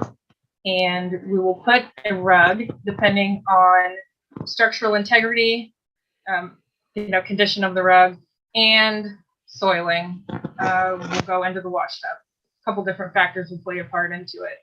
So swimming around with a little cleaning agent, the rug will release the water-soluble soils and things that can be addressed by the cleaning agent. And if there's urine in the rug, it'll spend a little more time there. This is one of the elements of the cleaning process. There's 6 elements to any cleaning process. Chemical action, like you saw some detergents inside that wash tub. Chemical action, mechanical action. This is mechanical action. You brush your teeth, for instance. This is brushing your rug's teeth. Chemical action, mechanical action, dwell time. You don't stick a rug into that wash tub and then pull it right back out. Give it 30, 45 minutes of dwell time. Chemical action, mechanical action, dwell time, temperature. That rug is at a certain temperature. Then rinse and dry. Those 6 elements. If you wash your hair, you rinse it. You don't just walk out of the shower. No, you rinse yourself off. The same thing happens in a rug. You rinse it off. And we put now, this goes into the wringer rinser to where it's rinsing a rug off. If you could stick yourself in there, it would be really good. That would hurt. No, it hurt, wouldn't Okay. it? So we have a little bit of warmth to the water, not hot water. A little bit of warmth because we know that does a little better job of rinsing out the cleaning agents. It's going to slowly creep through this process. And on the other side of those jets are those little rubber guys right there that kind of squeegee out a lot of the loose water. So That's just like Granny had it in her wash thing in the back on her back porch. Yes. She kept all the National Enquirers in there though, instead of washing rugs in it. Did she? I don't know. Okay. And then the rest of the water is spun out in the centrifuge, which is going to spin at about 960 RPM. And it's a little faster than the Gravitron at the fair. It would literally liquefy you if you got into it. And 10,000 PSI is what it is. That's the RPM. Yep. And then the final grooming. When you wash your hair, you comb it when you're done so that it doesn't dry out and knotted and tangly. And then you dry it. So then our rug is going to go into the dry room where we duct in hot, dry air. and recirculate that heat, duct out the humidity, use air movement and temperature and dehumidification to get this rug dry. Most rugs are going to be dry in that 4 to 8 hour window because we're able to really seal it in and get it nice and warm and a very effective drying system. And then the next day we'll detail any little spots that maybe didn't come out because they're solvent soluble, detail the fringe is needed, roll it up, put it on the wall and say, come get me. So that is our rug cleaning process. And that is how you pull particulate out of a rug to make it a clean, healthy filter again. And we do the same thing with upholstery too. We blow it off to get the dry particles out of there. By the way, we've had extremely good success, even with moldy upholstery, to be able to blow it off, to put a disinfectant on there first, blow it off completely with 125 PSI, 125 CFM, and then wash it again thoroughly, and then blow it off again, and then test it and send it off to the lab, and it comes back food grade clean. We've taken rugs that we put 15 gallons of raw, untreated sewage, doo-doo, on those rugs, rolled them up for 4 days, and taken them off and cleaned them and got them washed and clean. Send them to the lab up in Grand Rapids, Michigan, where they test all the cereal boxes and all that, and it comes back food grade clean. That's a huge, huge deal for people that have mold in their homes, or they have any kind of an illness or something that's causing them to have bad indoor air quality. Well, we can now, my goodness, we can save the roads, and there's people all over across the country who can do the same thing. One of the things that Katie was talking about is preventive maintenance.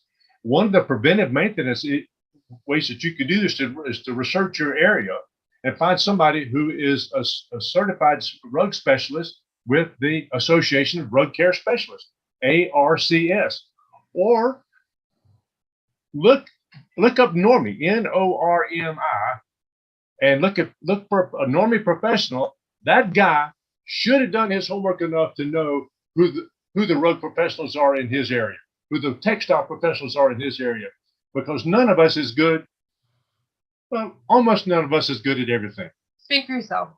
Well, before you kids start arguing, let me jump in here and say that obviously the passion is there for what you do and how you care about your customers and their property and how you take care of it. So kudos for that. Absolutely. We only have only the way we were raised. It's only the way we were raised, Lance. Mr. and Miss Chapman ingrained that into Karen, and my mom and daddy surely did the same thing for us. Well, they did a good job, but we have a few minutes left. So is there anything you'd like to wrap up with or say to anybody watching this? I just want to reiterate the fact that cleaning your textiles in your house impacts the indoor air quality of what you're breathing. Mr. Hoffman says that these cleaning techniques and all that are for people who like to breathe, and we enjoy breathing, and our customers enjoy breathing. And these rugs. Oh, I'm glad you put this up. This is from Shaw Industries, by the way. I'm not screen sharing right now. Can you screen share it? I can. All right. I sure can. This is important. It was said of the parson in Chaucer's Canterbury Tales, but first he wrought her, and then he taught her. Well, if I'm going to sit there and tell you stuff to do, I ought to at least do it in my own dadgum house. So let's go to the next one, too. Okay, so let's talk about this, though. Okay. The first lines of defense. We always say vacuuming is one of the best ways of maintenance, but before vacuuming, what can you do to reduce or prevent the load of soiling that's going to be on your floor covering? And the 3 zones, as Shaw calls it, zone 1, 2, and 3, is get the moisture off of your feet first, and then something to collect the bulk of like a scrubby, bristly kind of floor mat. Yep. and then something to get whatever might be left on it. So why does it keep going the same direction? That's okay. I'm sorry. Here. This is my front porch, and you see that I've got some rug pad that was cut wrong, so we use it out there. That's absorbing the moisture off from the bottom of my shoe. And you see that little scratchy little green rug mat. That's an AstroTurf mat. I want to scratch the stuff off the bottom of my dadgum shoes. Studies have shown it takes 15 steps to remove the soil from the bottom of your shoes. So let's accelerate that, please, and we can do that. And then another thing we do is we put a nylon walk-off mat there and put our shoes over to the side so that we're not traipsing that stuff all in our house. Why? Because my wife and I breathe about 3,000 gallons of air every day, just like you and Andrew and your babies don't drink quite that much, but everybody that's watching this video, you drink 3,000 gallons of air a day. And do you want to get it clean as possible for your healthy indoor environment? And fortunately, we're starting them off young at Petty John's. But she needs to put the phone up and not talk to her friends while she's doing some work, though. You know, Katie, you had spoken earlier about that whole child labor thing when you were growing up. And Oh, gosh, no, I see this isn't really skipping a generation. Okay, just handcuff me now. You can go ahead. Friends and family. All of the little ones have been obsessed with vacuum cleaners, which is funny. Is it funny? I think it's in our DNA. But it goes back to these things here we're talking about here, Lance. These cleaning for health.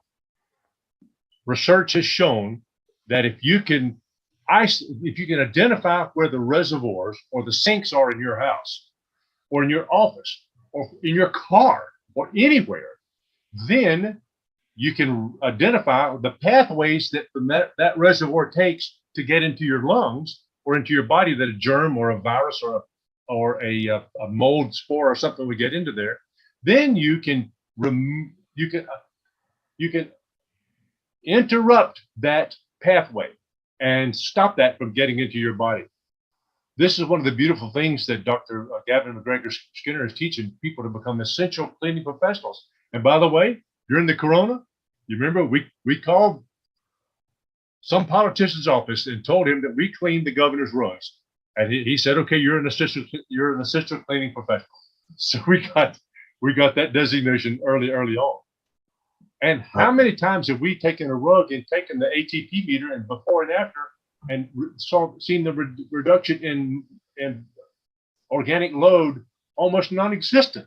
We had fun playing with that during COVID when everyone was hyper aware of ATP meters and organic load. And we tested a random rug out in our shop. I think it had urine in it, so we knew it was going to have a decent organic load to begin with. And when we were done cleaning it, literally right out of the centrifuge, we groomed it, we put it on the poles like you saw in the video, did another ATP swab on it, and did one of those cartoon eye rub things, did another swipe with another test, and it said 0. We were like, did you do it right? Unbelievable. No. Well, I'll tell you what, I want to interrupt you here because I think you're giving away all the secrets to part 2 of Petty John Cleaning here. So we're just about out of time for this segment. So if we can wrap this up, maybe we'll do another segment in the near future and go into some more detail on that.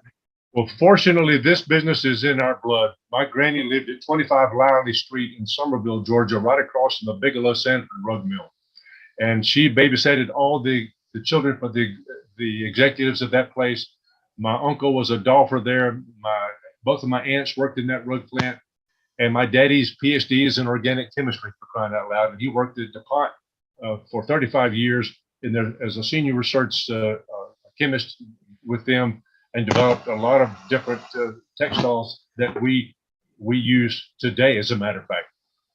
And fortunately, it's in our blood, but also a respect for the people who made this rug is in our blood, and respect for our precious customers is in our blood too. We're not here. John Donne says, no man is an island unto himself. We're not here by ourselves, and we're part of the whole. And what we do impacts people's lives. And that's the beautiful thing about Normie. is that Mr. Hoffman and you, Lance, and Roger, and all those guys, and David, and all those guys out there are just are preaching this sermon over and over and over again, and it's taking. I think our society and our culture is really beginning to develop a huge appreciation for proper indoor air quality. And thank you, Lance, for what you've done and for allowing us to look under the sheets to see what's going on at Petty John's too. Well, Katie, Robert, I thank you very much for spending this time with us. Very educational, and maybe we'll do this again with the part 2.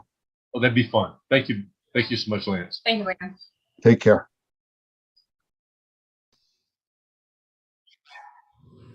It's my privilege to be able to introduce Michael Pinto, who's the CEO of Wonder Makers. He's a very valued partner with us at Normie, and actually he's fun to work with. So I'm going to bring Michael in. And I also have Doug Hoffman here, who is also a good friend of Michael's, and this is going to make for a very interesting conversation tonight. That's the easiest way to do it. So Michael, you want to come in and say a quick hello to everybody? Well, thank you, Lance. I appreciate it very much. And yes, I was smiling because too much fun. When we deal with Normie, I know we get a lot of work done and everything, but it's just good people to work with, and certainly count you in that, as well as Doug.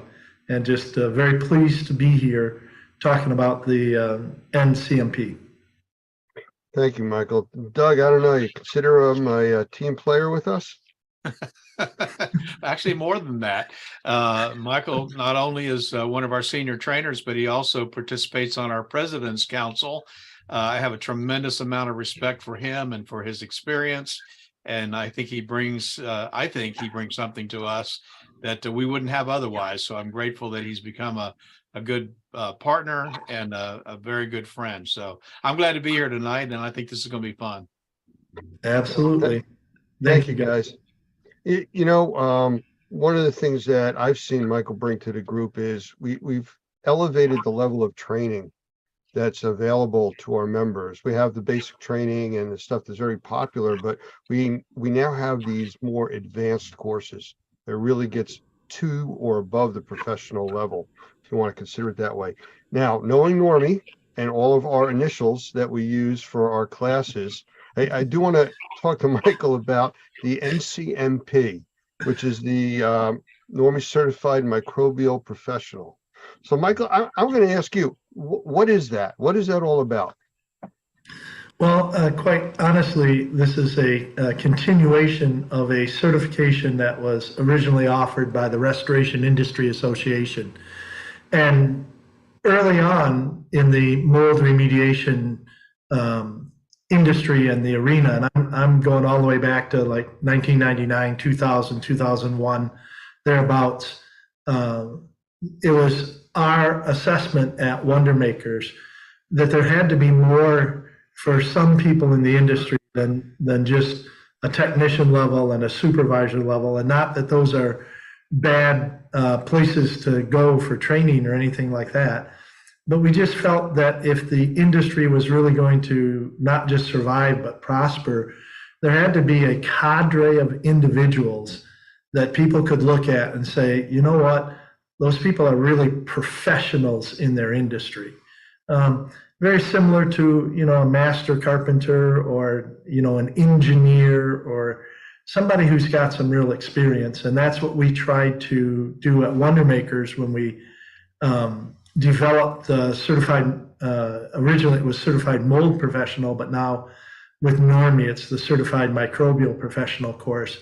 And that's a good move too, because it broadens up what the students learn about, and it really helps to give us that bigger picture in terms of the students coming through the class. So the basic answer to the question is that the NCMP is, as you said, the Normie Certified Microbial Professional. And what we're trying to do is elevate the knowledge of the individuals who come through that class so that they're more well-rounded and they're able to be the sort of person that if I have a question that just is really a tough one in the industry, that's the sort of people that you go to, the NCMPs. You know, I've heard it described as upper level type of training.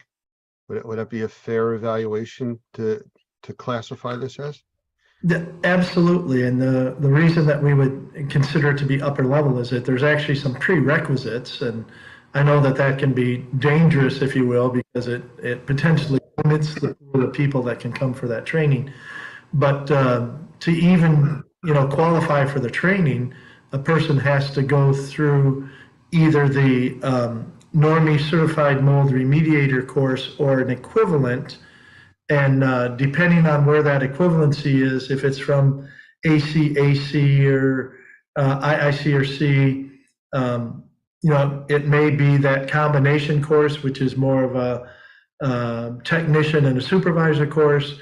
It could be, somebody who gets into the CMA, CMR, where they're learning a little bit about the assessor side as well as the remediator. But like I said, there's going to have to be some level of training and generally experience in the mold field or in the microbial field before somebody qualifies for this course. Now, since it's the NCMP, they also, which isn't a tough criteria, but they do have to go through the Normie Professional Practices course, and that's just so that they understand what they're dealing with. Again, if they're professional and we have professional practices, it's pretty bad if professionals don't know the professional practices they're supposed to be following. So that's a prerequisite too, and that's built into the emphasis of those professional practices is built into the NCMP course. So it is good that they know that before they get there.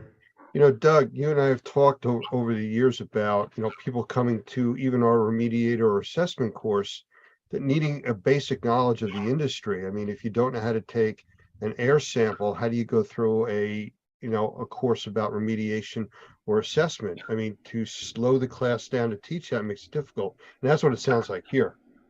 Yeah, I think that's exactly right.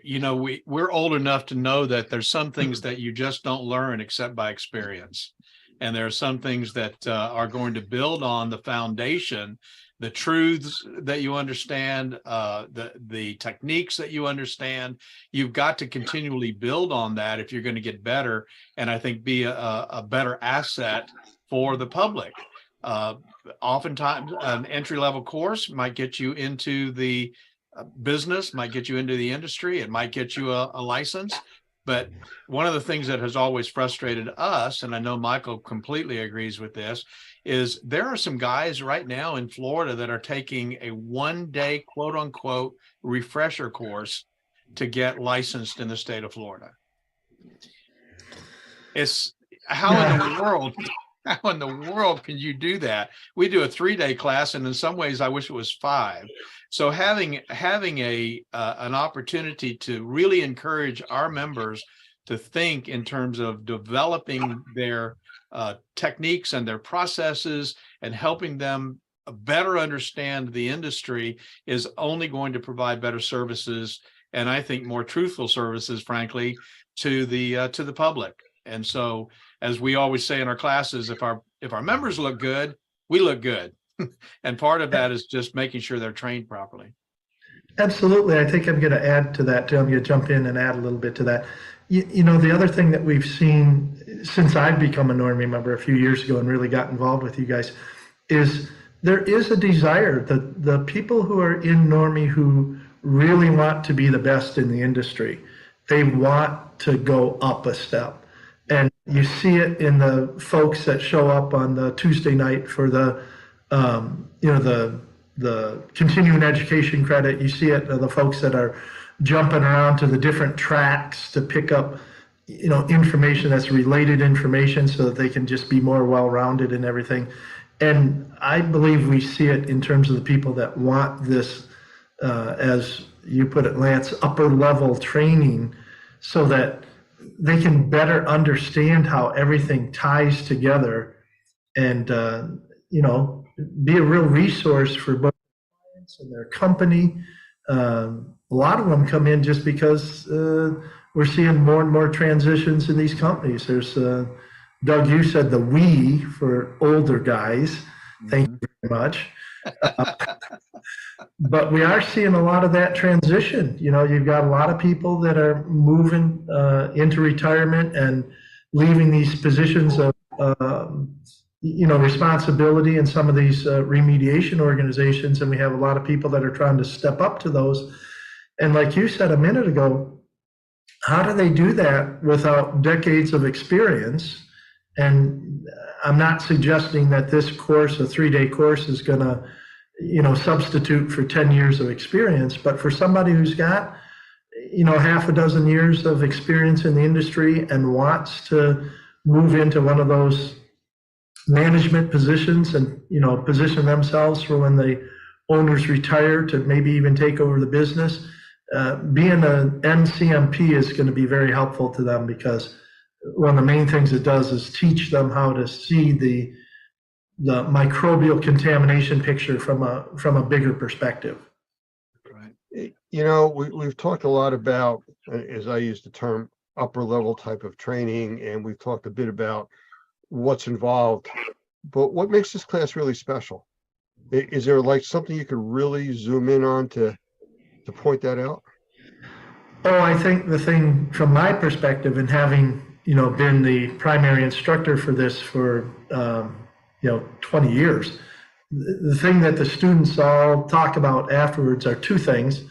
One, it's a combination of learning and learning together. So there's a big emphasis on case study, and we get the students in the class, whether they're even participating online or live in the classroom. We get people working through these different case study scenarios, and honestly, at the end of the class, we hear every class where people say, and quite bluntly, what we learned from you, Michael, and the slides and everything was interesting, but what really made a difference in terms of this class resonating and us feeling more confident to go out and deal with some of these projects was working it through the case studies, because they're not simple.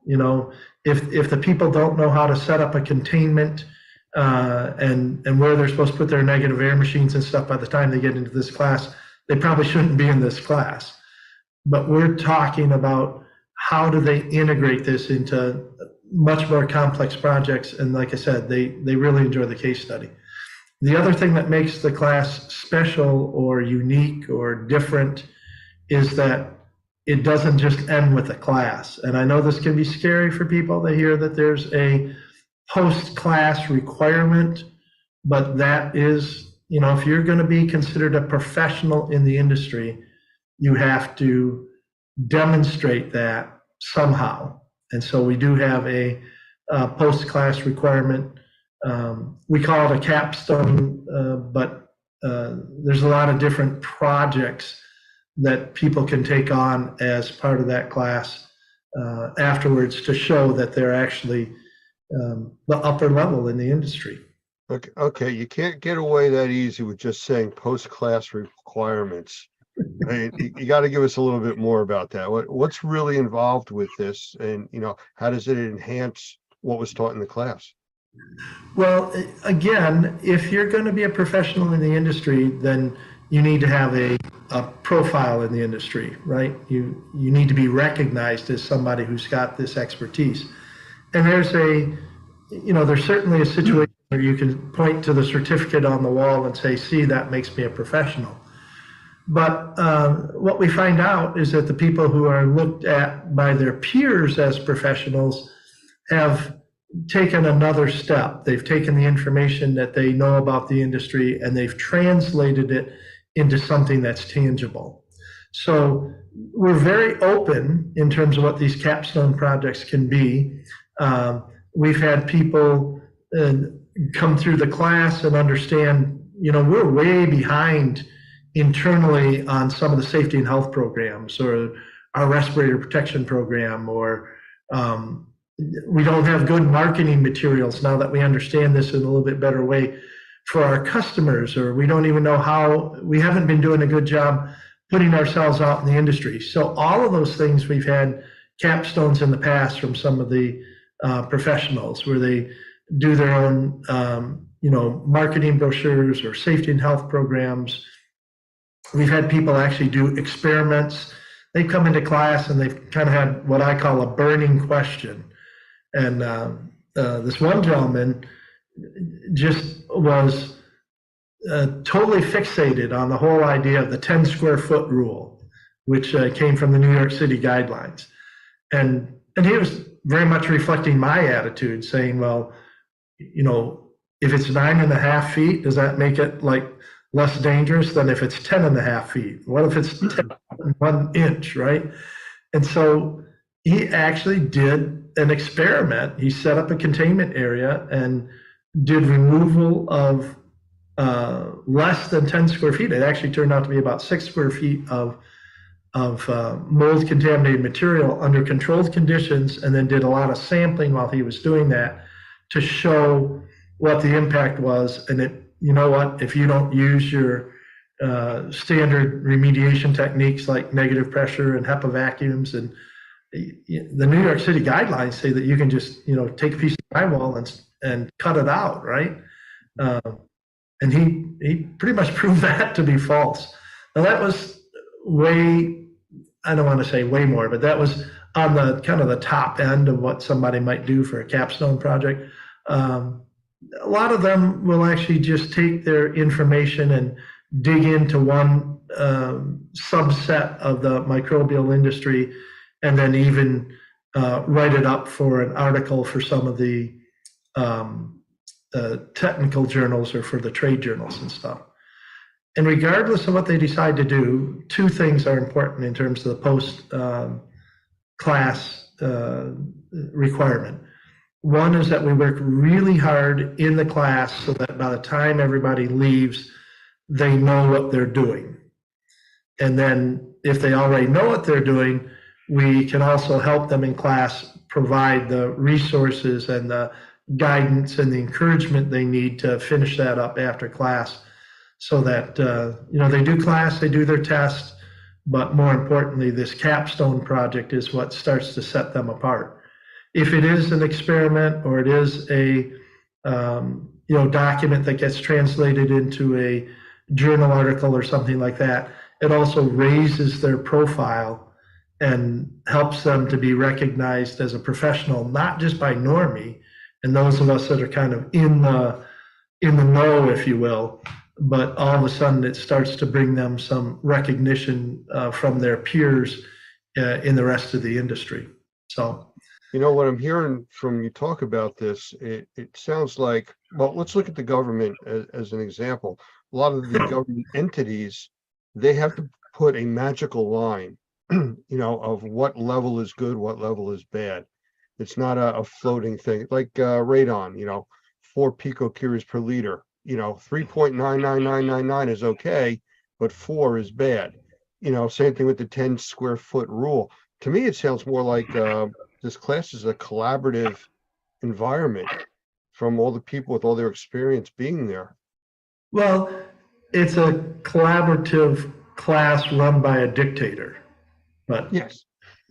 I mean, it is, there's structure to it. You have to be careful with that. And again, I think that's one of the reasons that you see individuals like myself and Doug being the primary instructors on that class, is because, we have to have the experience in the industry, but also as instructors to know how far to let that run and then when to rein that back in.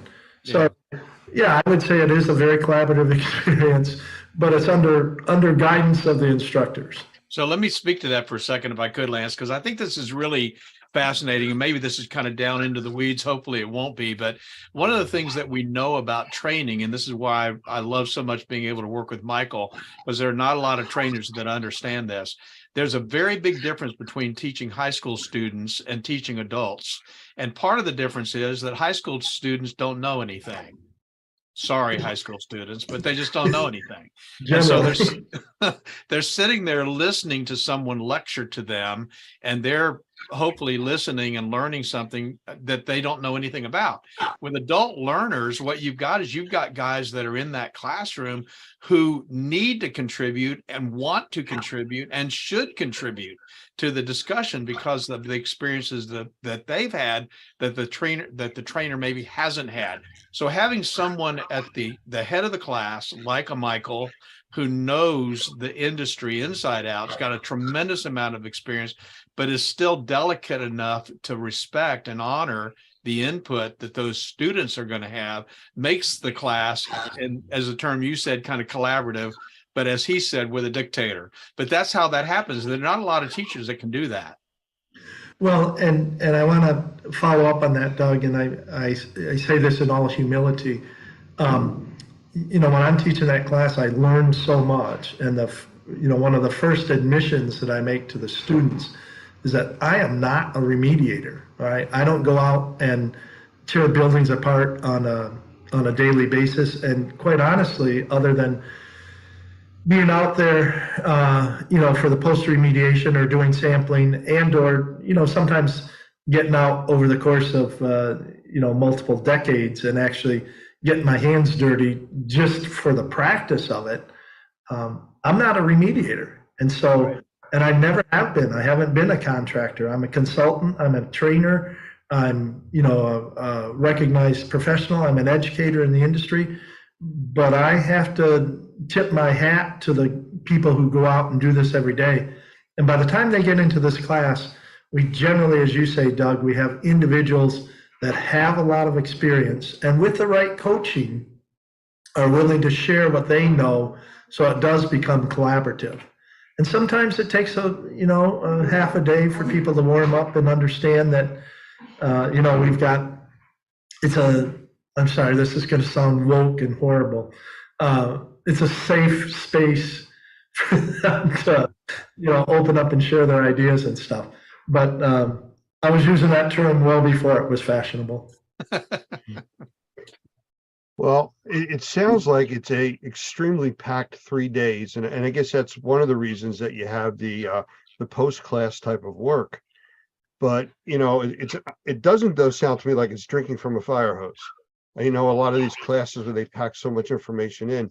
So, Doug, I know you've talked about that kind of stuff in a long time, and you've seen Michael teach this class several times.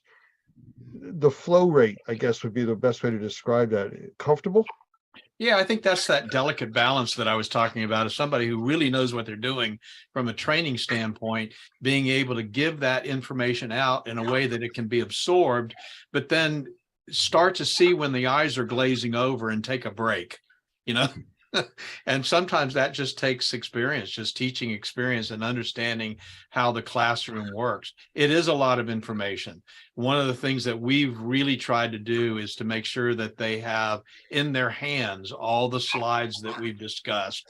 They can take copious notes, obviously for an exam that would follow, the certified proctored exam that would follow. But I think the idea is that being able to gauge the climate of the class, that's just something that, as I said, not a lot of people are able to do. But that's why one of the reasons I'm so happy that we've got Michael on board, because I think we have several trainers like that, and they're not easy to find. Well, thank you for the compliment. What I will say is that it's real work to teach that class too. I mean, to be an active listener, it takes as much energy as to be an active speaker. And each class is different, more so than the mold technician class or even the sensitized individual classes that I teach. The NCMP class is different because I have, as a lead instructor, I have a little bit more tendency to let some of that collaborative discussion run, and then have figured out how to bring it back, or how to, if I have to trim a little bit from some of the, subject matter that we're going to talk about.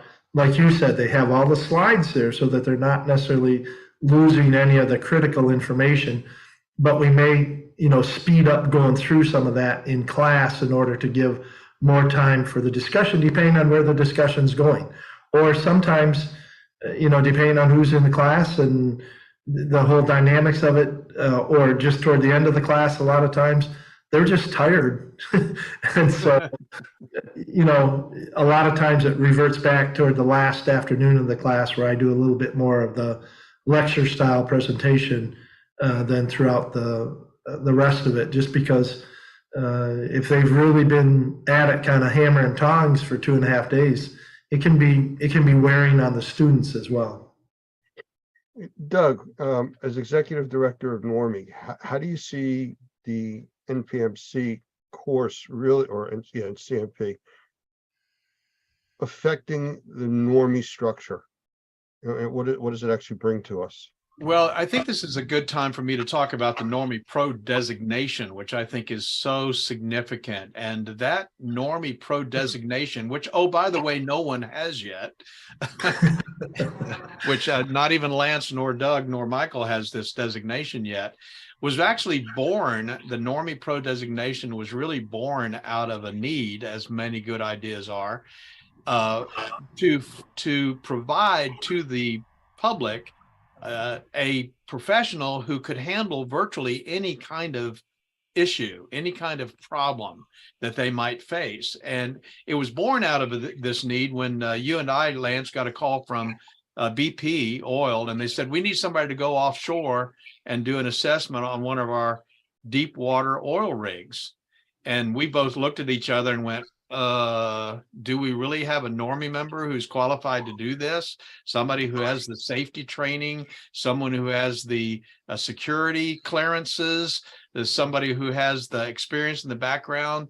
Because when you get out on an oil rig, deep water oil rig, there's only one way out and one way back, and it's a helicopter. And there's not a lot of discussion or being able to, run to Lowe's and get something. So we decided, well, this is something that we should do. And so we did that. But out of that was born this idea of how do we get our guys to a master level? I think everybody's very familiar with what that terminology is. ICRC talks about that, and others.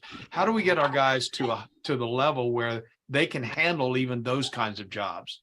And so our dream was, and our goal was, which is now coming to fruition, was to have enough advanced training where we could have the designation Normie Pro, and we could give that to individual in the Normie membership who had the training of sensitized individuals, regular CMA, CMR, understood how to deal with formaldehyde, understood building sciences enough to be able to deal with air infiltration issues, knows what a blower door test is, knows how to spell a manual J, has had the advanced microbial professional classes.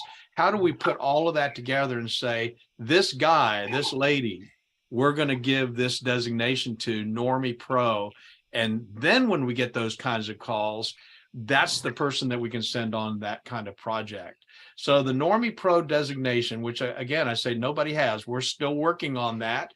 We're hoping that by the end of the year, with the help of the President's Council, we'll have some very specific criteria so that folks can get there and get that designation. And we have some now that I think we could get pretty close, may already be there, to be able to have that designation.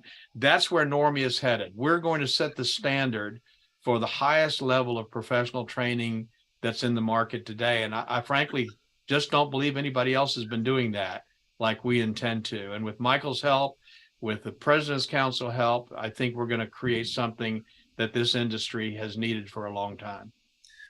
And again, I just love jumping in on what Doug lays out as the foundation here.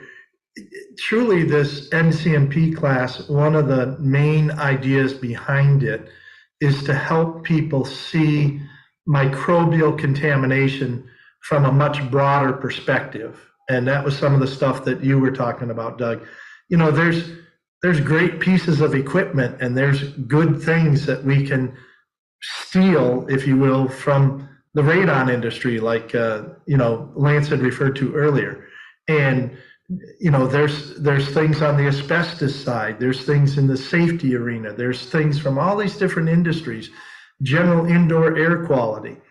And the more we can get people to think about it in terms of concepts and how these similar concepts can be applied to a project, but when we're faced with a potential problem, we don't have to be restricted to trying to find a mold piece of equipment or something, right? We can see it from a bigger perspective and reach out and realize that, hey, there's things from the indoor air quality arena that we may want to put in here. A great example, just if I can be a little bit, suck up just a little bit, is the ionizer for the tail of the negative air machine that's available, the PRVK, right? That's not really a mold remediation piece of equipment, or that's not an idea that really came from the mold remediation arena. But it's an idea that fits the mold remediation arena really well, as well as asbestos abatement and lead and just air cleansing, air washing when you're doing whole house cleaning. It's a technology that we're bringing over from somewhere else, and people need to understand a little bit about how that interacts and can be used in so many different arenas. So I'll give you one, if I can, Lance, I'll give you one insight into some of the things that are going to be different in this particular class and some of the other classes that we're doing. In fact, at the new CMA CMR class that we're going to teach next week, we're going to introduce the concept of air washing, low pressure air washing, which is something we've never done in our training before. But it's brand new, 2023 for us. It's not new to Michael. Michael knew what it was. In fact, he helped me understand how we could fit it into our training program. But I think the point that I'm making is that our classes hopefully will stay up with the industry, and in some cases maybe stay ahead of the industry. And that's why they're constantly changing. You come to a CMA CMR class that we do today, it's not the same class that we did before COVID. It's just not. And the NCMP class that we're going to do next is going to be different than the one that we did before. Yeah. And the other thing I would share there, Doug, and building on that, is that the only way we stay at and above where the industry is to rely on the people that are working in it every day. That's right. That's right. And tease out of them I'll be blunt with you. I'm thinking about it now over the course of the last 2 decades. Basically every concept that's in this NCMP course I have taken from with their permission and with their discussion in class, but basically I've taken from experts in the industry that are doing it every day. Yeah. And that to me is the best knowledge to share. Is not, and again, I have gone through lots of levels of academic training, but there's a difference between information that's coming at you from an academic standpoint and information that's coming at you from things that have worked and really made a difference in the real world. So, Michael, that's so important on so many levels. I mean, we teach in our classes about, for people that are becoming supervisors, to ask the people doing the work that have the working knowledge, how to improve their conditions, improve the technologies, give them what they need. And that's exactly what it sounds like you're talking about. Well, the other thing I would add to that, Lance, is that it's important for the professionals to look and listen and learn. As I said, the more advanced I get and the more little buttons and designations and all the stuff I have, quite honestly, the humbler I'm getting, because I just am figuring out how much I don't know in all these different areas that I probably should know to pull together. And I'm honored, quite honestly, it truly is. I think about it, I'm honored to be an instructor in this class, because I'm sharing ideas. And, you may have heard the term, I'm sure a lot of people have heard this term, standing on the shoulders of giants. And the crazy thing about that is that a lot of the giants whose shoulders we're standing on for this class are peoples whose names are not necessarily household names or even really well known in the industry, quite honestly. They're just individuals who go to work every day, do a really good job, and are creative as how they do it. And we're kind enough to share some of that in that collaborative portion of the class that then we can, build on and use for the next one. I knew the word collaborative was going to come back in there someplace. Well, I had to for your benefit, Lance. Thank you. Anything else about the class either of you would want to say? Well, yes, I'll just say that I think this class, whenever it happens, we're looking at dates coming up in the next couple of months. But whenever this class actually happens, I'm really highly encouraged by the guys that have been taking our CMA CMR class. It's not too soon to get into this class, even whether you have a little bit of experience or a lot of experience. I think if you've been trained by Normie and you have that basic foundation CMA CMR class, this would be a very, very good class for you to take. I want to add something completely different, and that is that our experience in this class is that it's challenging. It's a fair amount of work and everything. That shouldn't necessarily scare people who want to be professionals. But probably the biggest thing is it's fun. And the people that come through this class talk to me even years and decades later about the relationships that they built in that class and their team when they were on their, because we divide them up and then put them in different teams at different points in time for the case study and stuff, and how they got to know some of the other people in their class. And a lot of those, believe it or not, in 3 days become friendships and professional relationships that they hang on to for years and decades. And just, it's one of those things where if you're a professional in the industry and you start to see yourself as a professional in the industry, you want to hang around other professionals in the industry. You have that desire to want to learn from them and share with them. And so we see this, and we see it happen in a very fun way in the class. So the fun factor is actually quite high, as compared to some of the other ones like the CMA, and not that that's not a fun class, but there's so much basic information that's getting across in some of these other classes that you don't quite have the same ability to allow the students in class to express themselves. And the collaborative nature and the case study nature of portions of this class allow some of those personalities to come out. And basically it just usually turns it into a pretty fun class. I think listening to the two of you, and we've talked for probably close to 40 minutes already, the way I would just sum up what I've heard is 2 words: upper level. Yep. I think that does it. That says it all. Gentlemen, anything else? I think we've covered quite a bit of information here tonight. Well, I'm just really appreciative of having the opportunity to chat with you and with Doug all at the same time and everything. And I would encourage anybody who's even, remotely curious to dig into it. And they can certainly call Normie and talk to Doug about it. They can, get the referral. They can chat with me about it. I'll be happy to spend more time explaining it. But it's a great class. I'm looking forward to having the next crop of people come through it. And I'll just tell you that I'm excited to say that we've updated our website at training.normie.org to incorporate information about this class, the NCMP.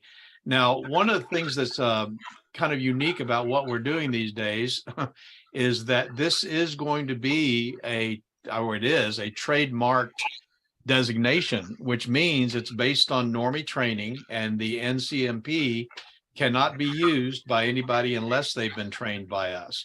And so I think that's an additional level of credibility that you're going to get in the marketplace if you're in the industry that you'll not get anywhere else. And I'm just grateful in a very big way to Michael and what he's been able to bring to the team. And I think he's filled a void, and I'm excited about where we're headed with this whole advanced training program. So thank you, Michael, and thank you for being here, especially for this interview today. Oh, absolutely. Thank you, both of you guys, and have a blessed afternoon, evening. Michael Pinto, CEO of Wonder Makers, and Douglas Hoffman, the Chief Executive Officer from Normie. Thank you both for being here. Thank you. Yep.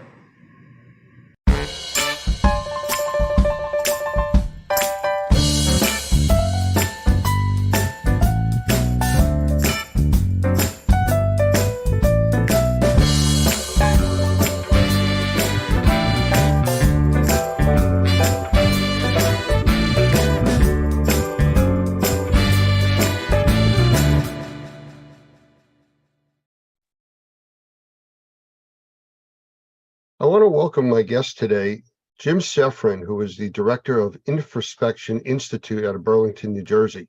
He's also a level 3 thermographer, and he is qualified as an expert witness to testify in court on thermography issues. So Jim, welcome. Thank you, Lance. It's a pleasure to be here.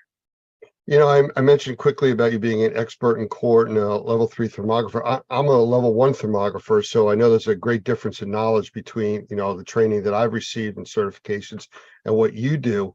But maybe just to start off, could you explain just the brief difference between the different levels? I know there's 1, 2, 3. Correct. Generally speaking, in the thermographic community, there are 3 levels of training, appropriately labeled 1, 2, and 3. While I can't speak to the levels of other organizations, with my company, Infraspection Institute, we define level 1 thermography as the basics of thermography and heat transfer and qualitative infrared inspections, that is thermal imaging. In our level 2 courses, we build upon the subject matter that students have learned in level 1 and then add in accurate non-contact temperature measuring. In level 3, this is about best practices. And in level 3, we continue to build upon the skill sets that a level 2 thermographer has gained and teach them how to appropriately manage an infrared inspection program, even if they manage a program with just 1 thermographer. We talk about the safety standards, compliance with international standards.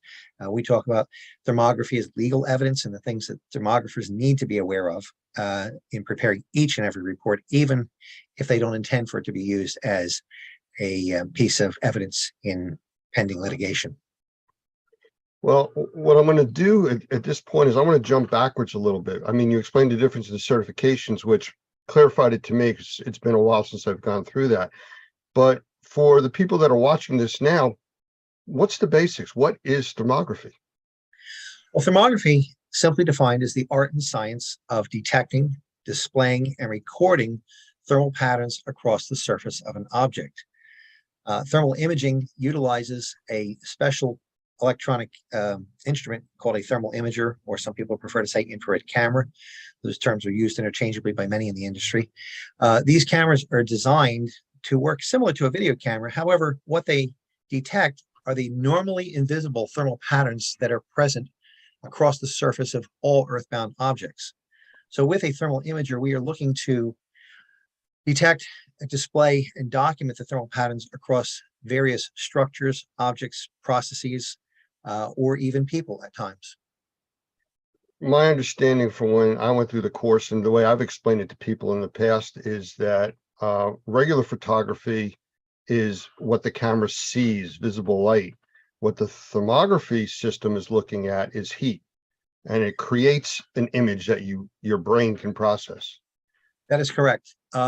We as humans have evolved to see visible light, something we're all familiar with. Infrared behaves similar to visible light, and it is given off by all earthbound objects. So it's the heat that's given off or radiated or emitted by an object that the infrared imager sees and then turns into a graphic representation in the form of a video image, which appears on a monitor screen.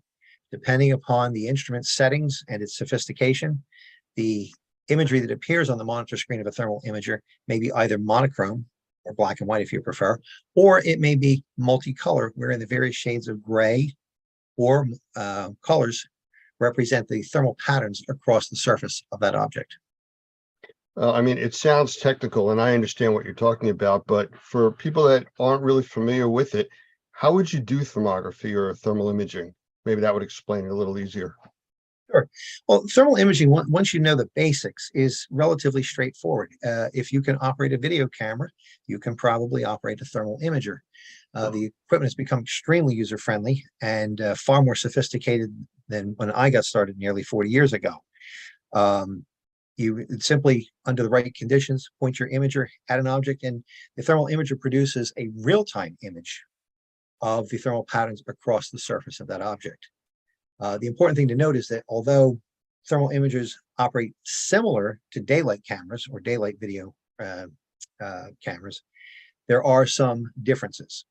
For example, thermal imagers will not see through glass or plastics. In fact, they won't see through any solid material. So what you see on television, like programs like NCIS New Orleans comes to mind, where law enforcement is routinely pointing a thermal imager at a building and they're seeing the suspects moving around inside. Well, it's clever and entertaining for the TV program. It's wholly inaccurate. No thermal imager sees through solid walls or glass or nominal thicknesses of plastics. So the black helicopters with the thermal imaging cameras can't see into your house from, 2 miles up? Not to my knowledge, they can't. Okay. Just wanted to clarify that for everybody. So our industry, indoor air quality, which is a big umbrella over mold assessment, mold remediation, flooding, biohazard cleanup, all different verticals. How do you see this working in, let's start with the indoor air quality or assessment industry. Okay. Well, the thermal imaging, first of all, can be applied to any situation where knowledge of thermal patterns across the surface will provide meaningful data about that system, object, process, or structure.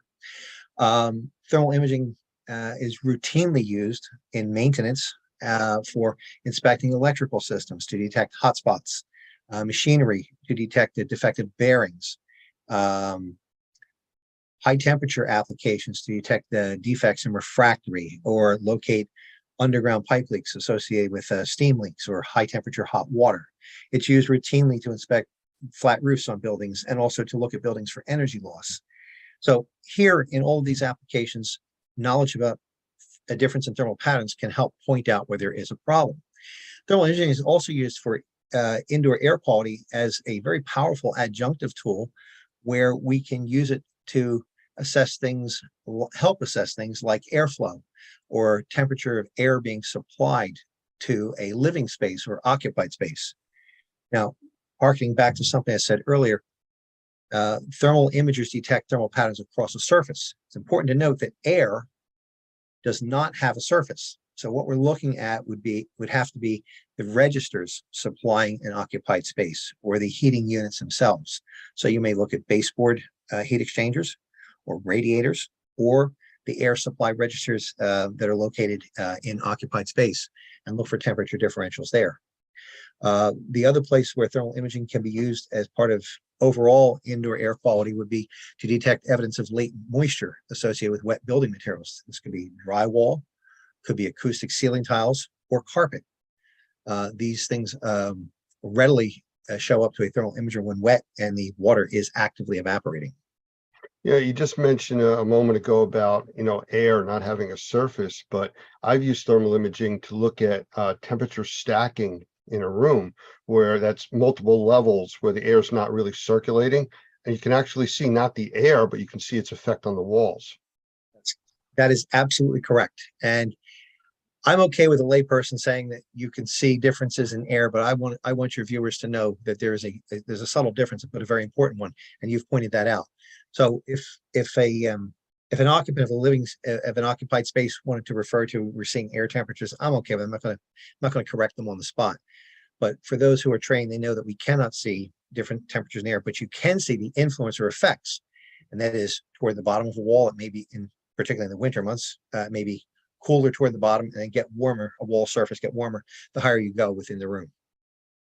Yeah, it was a pretty powerful photo that I use in some of the training that we do showing stacking, because you try to explain it to people, they don't get it because you can't see it till you look at the results of it with thermal imager. And it definitely speaks volumes. So what kind of limitations are there on the thermal imaging equipment, at least that's available now? That's a great question, Lance. Where we stand right now in 2023, with respect to equipment, there has never been a greater variety of thermal imaging systems available to the public. They range from very, very simple. In fact, for as little as $200, you can buy a module that go onto a smartphone or smart device. And with the software that comes with it, turn your smart device, your cell phone, if you will, into a thermal imaging system. It can range up to hundreds of thousands of dollars for the top of the line systems that do very specialized applications. But let's say between the range of $1,000 US and up to $30,000 approximately, there is a wide range of equipment out there that will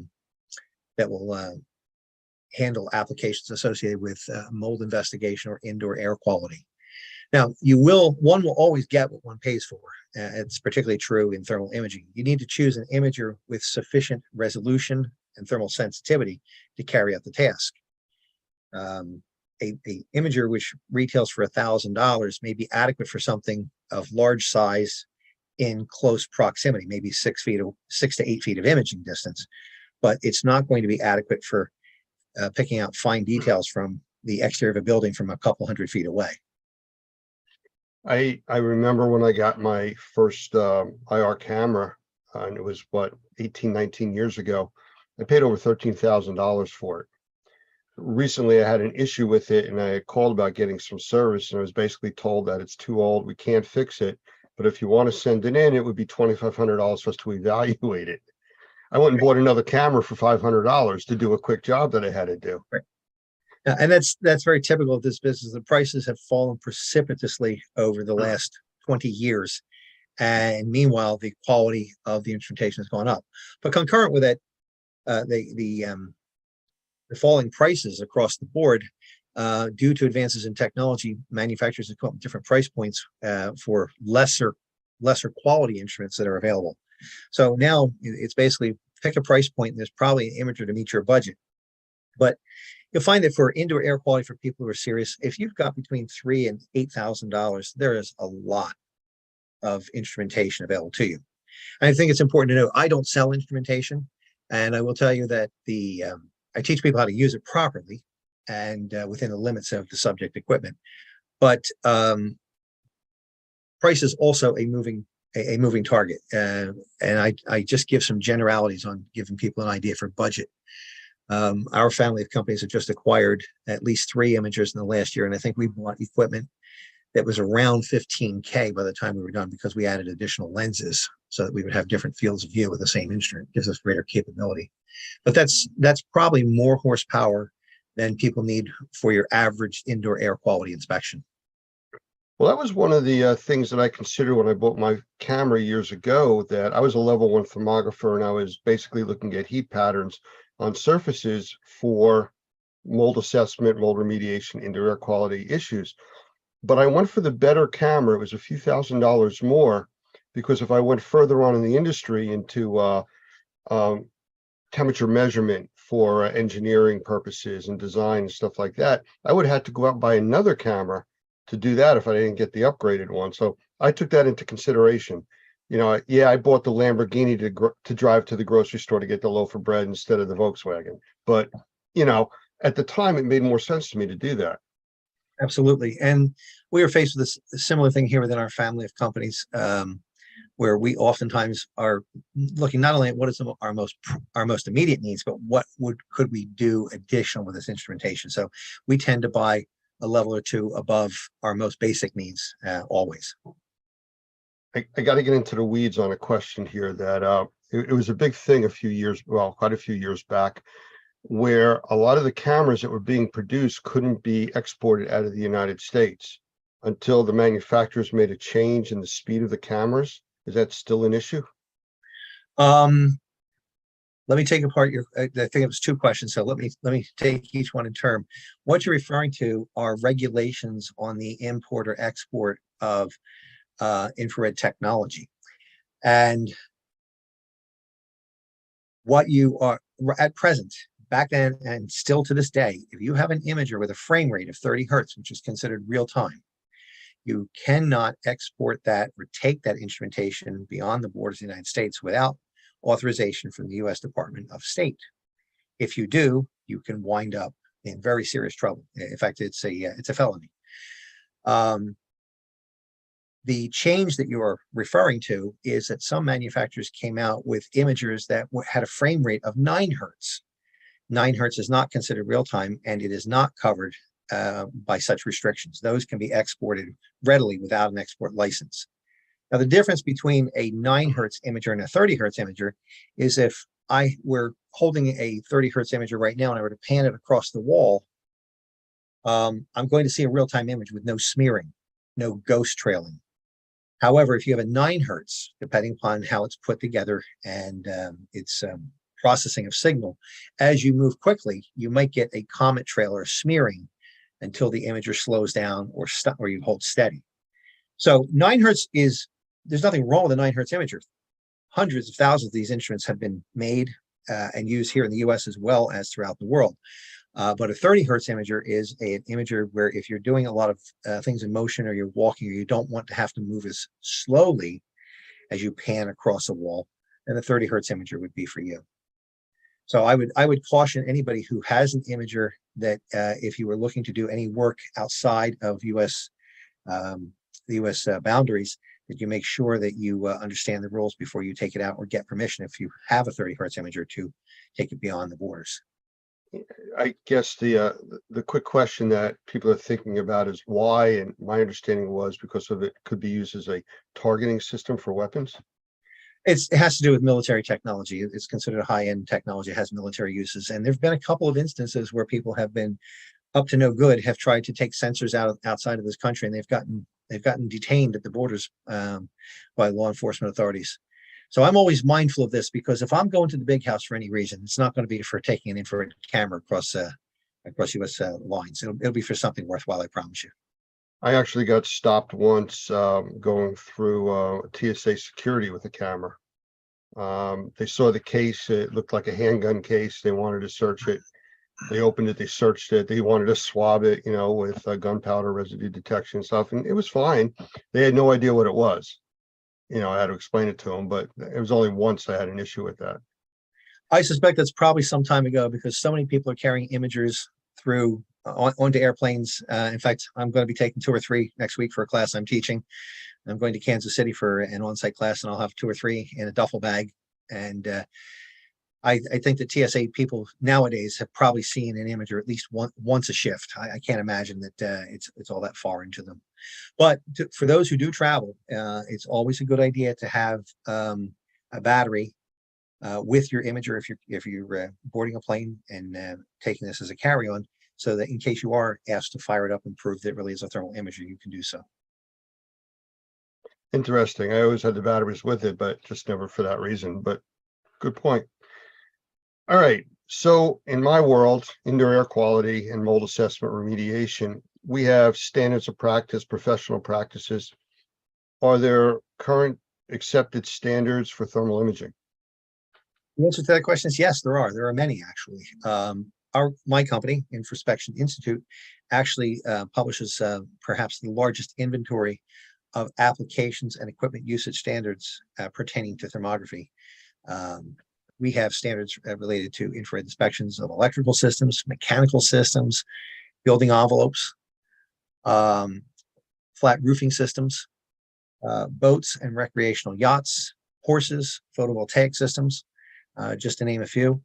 We also publish standards on proper use of the thermal imager, and all of these standards are taught in our courses. Those standards are also available for purchase by lay people or people with an interest in thermal imaging, and they can be accessed through the Infraspection Institute website through our online store. They're available for immediate download. Very reasonably priced, I might add. I say that because I'm a practicing thermographer, and I've seen standards published by ISO and other international entities that retail for as much as $200 to $300 each. Ours are nowhere near that in price.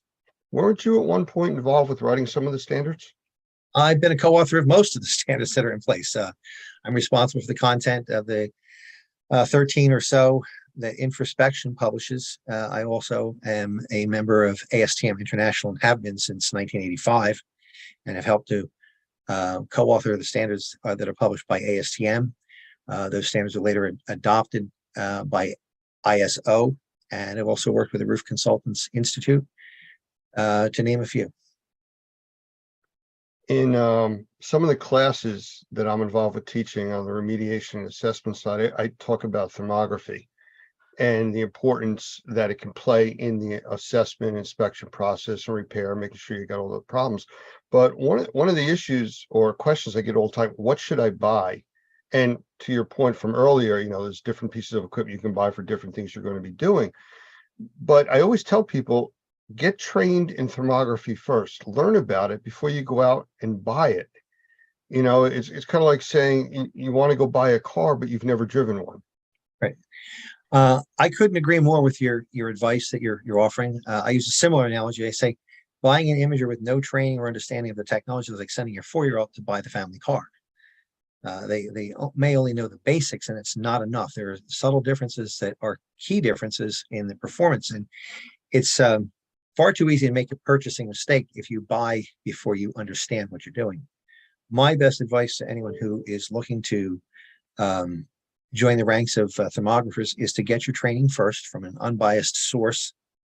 And then when you see the different applications, it may change your mind about what instrumentation that you are going to buy, or you may see other business opportunities with respect to infrared inspections that will dovetail nicely with your existing business that would lead you to buy a different piece of equipment.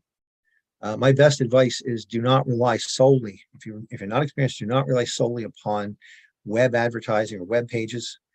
The infrared business is unlike many others in that many companies practice image substitution in their print literature and especially on their websites. That is, they'll take the imagery from their highest quality thermal imager and put it onto a web page for a much lesser capable imager. So it's like getting it's like going into a car dealership and ordering a Corvette, and when you arrive to take delivery, you find, if you're old enough to remember them, a Chevette in its place. And you say, wait a minute, that's not what I ordered. I said, well, come on, they're both vets. I mean, they're both modes of transportation. There's photographs in the literature we shared with you are just for illustrative purposes. So here in the infrared business, and I mean this in all seriousness, image substitution is a widely practiced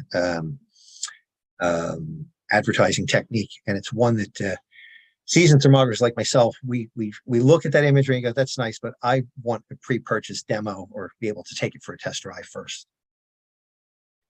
So while you were explaining all that, I was just thinking about, you know, people not understanding the technology. And I remember being out on an assessment and the homeowner was following me around and watching me look with the camera on things. And I still remember them saying, is that a ghost? There was a tile wall and it was catching a reflection and it was bouncing back the heat pattern. And I said, no, it's not, but it's making me think about the Ghostbusters TV show that was on where they were using thermal imaging cameras. Yeah, and to your point, thermal imaging is often portrayed in the mass media, but frequently it's misrepresented. My wife is a big fan of NCIS New Orleans, so I don't want to besmirch her favorite TV program while she's not around. But NCIS New Orleans is a program where I've noted that there's multiple uses of thermal imaging which are incorrect. But we see other forms of entertainment, ghost hunting programs where thermal imaging is used to find spirits. The topic of UFOs is another. Now, and we touch on this, by the way, in our level 1 course. And the reason I touch on it is because many lay people have been exposed to this and they come away with false impressions of what thermal imaging can or cannot do. And I advise our students, and I would advise your members the same that are using thermal imaging, is when somebody's wrong in their assessment or understanding, just be patient with them. Chances are they've just been misinformed and they've seen it misrepresented on TV. But I point out in our level 1 courses that don't believe everything you say because inaccuracies abound. Another good example, I was giving a level 1 class not so long ago, and I mentioned this on a Monday as part of our day 1 course content. And Tuesday morning, one of my students comes in, he has a bottle of Snapple, and he says, I want to share something with you. And he takes the cap off, and underneath is a Snapple fact, which I had no idea existed until I saw this one. And the Snapple fact stated that polar bears are covered with fur that renders them invisible to thermal imagers. And I found that interesting because it's 180 degrees from the truth. The U.S. Fish and Wildlife Service actually uses thermal imagers from airborne platforms to do census counts of polar bears. And in doing a little more research, I found out that there's somewhere on the order of 1,000 Snapple facts available to the public at large, but there are many things that are incorrect, including the one about polar bear hair. Well, there's something we didn't expect to learn today. Speaking of learning. Bonus. Yeah, bonus. Tell us about the Institute, Infraspection Institute. Sure. Infraspection Institute, my company, has been in business since 1980. And as such, we are the oldest infrared training and certification firm in the world. Infraspection Institute provides training, certification, and support for infrared thermographers from around the globe. We do not sell or take commissions on the sale of infrared equipment. So it puts us in a very unique position in that we offer unbiased training. We are not manufacturer neutral, we're manufacturer or vendor independent. We stay completely above that. We also are recognized as an authoritative body in the business, in that we have written or co-authored many of the standards that are in place for the conduct of infrared inspections for infrared equipment use. Like I mentioned earlier, you're here in New Jersey, where I'm located, you're the southern part of the state. But if somebody wanted to take a course with you, can they do them online? Absolutely. We offer training all across the country, and for that matter, throughout the world. We actually have a network of course materials licensees who are authorized to teach our courses. And at present, we have representation on 6 of the 7 continents. We just have not found anyone in Antarctica yet that is ready to set up and offer training there. But we have live instructor-led training available on 6 of the 7 continents. And we also have the world's most comprehensive inventory of distance learning courses for thermography. Those courses are professionally produced, and they are available as recordings, meaning that they are available to a student 24/7. And a student can go back during their subscription period for training, can go back and see those recordings as many times as they like.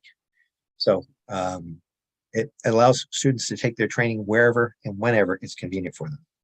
Well, in a few minutes, I'm going to ask you to give us some information about where people could reach out to your school or you for more information about training and anything else. But before that, it just popped into my head, and I don't want to forget about it. I remember talking to you years ago, and you telling me about being called out to find the mysterious lights over the Gulf of Mexico. Actually, I appreciate that recollection. I'm going to make a little bit of a correction there.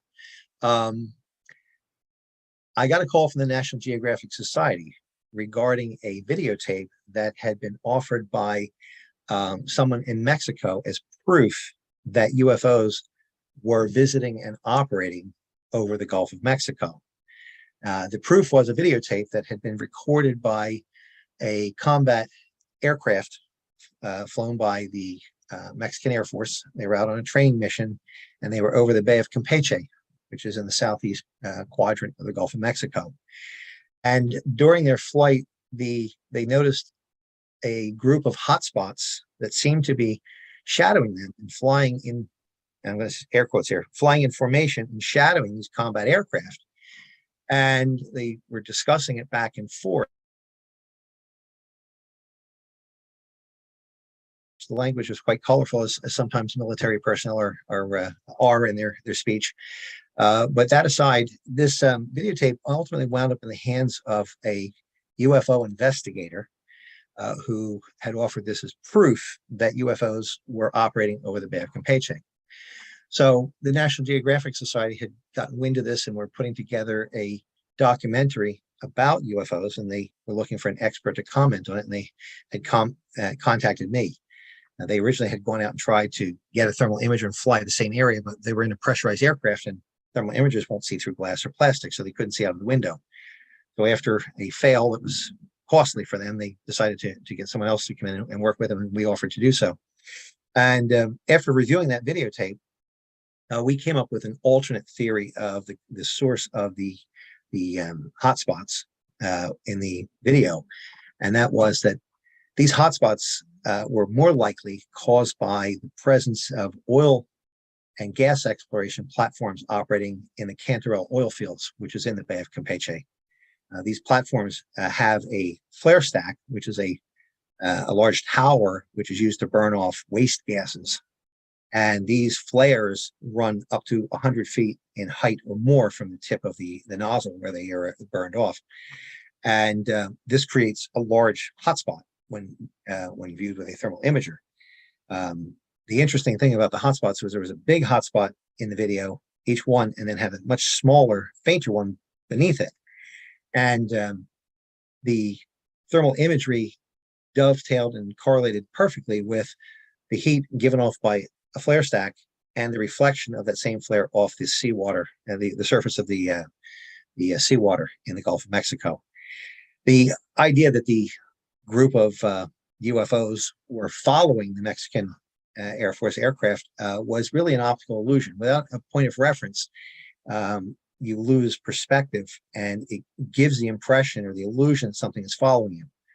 The analogy I use when I talk about this in our classes in the introductory part of thermography, the analogy I use, the experience I have firsthand, is when I was young.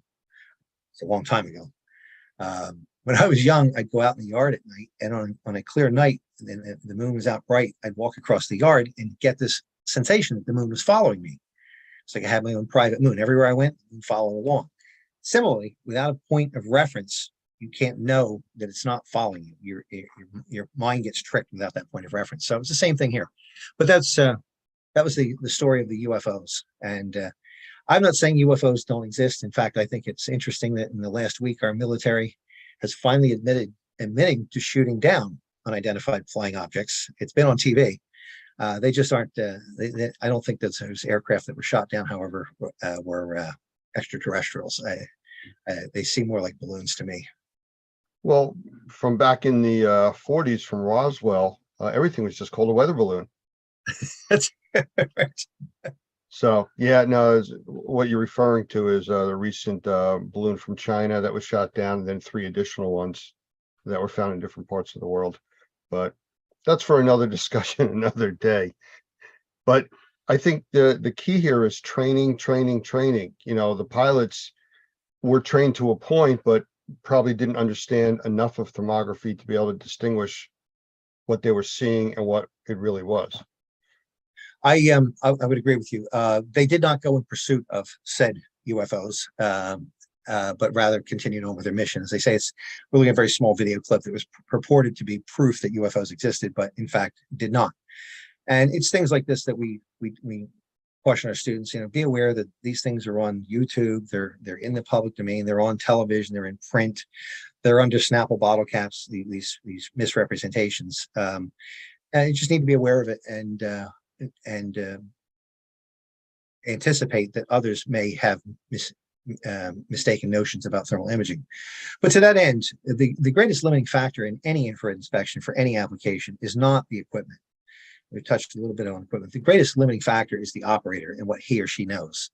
One of the things that's most important is, in addition to using the right equipment, it's understanding infrared theory and heat transfer, understanding the system or object or structure that you're inspecting, how it's put together, and how it's interacting with its environment, and also being able to anticipate what type of thermal pattern is going to be indicative of a defect or an unwanted condition that you're there to detect. So all of that, it should be part of one's training, and also experience plays a part in this. But with proper training, a person should be able to go out and with their understanding of structures or electrical or mechanical systems or any other systems being inspected, be able to apply that in a meaningful way. You know, you mentioned something when you were talking about the pilots not going after or in pursuit of the lights that they saw. If we take that into the indoor air quality mold assessment arena, it's like looking at a wall and seeing a heat pattern or cold pattern, depending on how you want to look at it, and not verifying that it is a problem with like a moisture meter, going that next step to validate what you're seeing. That's absolutely correct. In fact, one of the things that I stress in my class is that infrared by itself is not a standalone technology.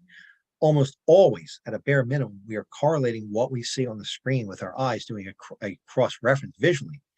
Now, step beyond that, which is oftentimes required, would be the use of moisture meters, whether it be invasive or capacitance type moisture meters. But there's always additional confirmation that's necessary. You cannot know that a certain pattern is caused by the presence of moisture or an air leak until, or missing or misapplied insulation, until you have verified it with the next level of verification. And with indoor air quality, most often it's first visual and then touch. Sometimes it's touch. You reach down, touch the carpet, and it's wet. Or it could be just that simple, or then moving on to a moisture meter, or in some cases, physical disassembly of a structure, a wall structure, to look at what's inside, or even using a borescope. That's a lot less invasive, but that's a possibility as well. I mean, it could even be as simple as just a nest from a squirrel inside of a wall, or mice or something, just generating heat on that surface. Yeah. Or under cold weather conditions, if the squirrels or rodents have removed the insulation, it's misapplied insulation. That's a possibility. We have seen in some cases where insects, in particular termites, can bring enough moisture back to the nest to create a cold spot on a wall. And you look at that, and yes, it's moisture causing it, but it's not because of a leak. It's because you have an insect infestation. And that is also a possibility for detection with a thermal imager under the right conditions. So because of the specialty way that you get information, or specific way that you get information back from the thermal imager, it changes some of the legal requirements, I think, or liability requirements on the assessor. I mean, we work normally under what we consider within view. You know, if you can look at it and see it, okay, that's what you're really liable for making assessments on. But this gives a little bit extra, but you're really not seeing through walls. I mean, you're still looking at the surface that you can see. So does that change the requirements or the legality of your assessment or your liability? We suggest to our students, and through the standards, that thermal imaging is a visual inspection, albeit a different wavelength of light. It's a visual type of inspection performed at a specific point in time. What we see today doesn't mean that that's what we'll be seeing tomorrow. So if you stick to your square of expertise and follow the standards, it is an inspection at a given point in time. We do not suggest that people offer opinions beyond the scope of thermography unless they are so qualified. And they also should not misrepresent what the imager and the imaging system is capable of. So we're not going to see into a wall. A good example is thermal imager does not detect mold. Now, I've seen many people offer that verbally. I've seen it written on websites, and I've seen others allude to it. But thermal imagers do not detect mold. Rather, they detect thermal patterns across the surface. One of the things that can create a detectable temperature differential would be the presence of moisture. And when building materials become wet for a prolonged period of time, we all know that they can be conducive to mold growth.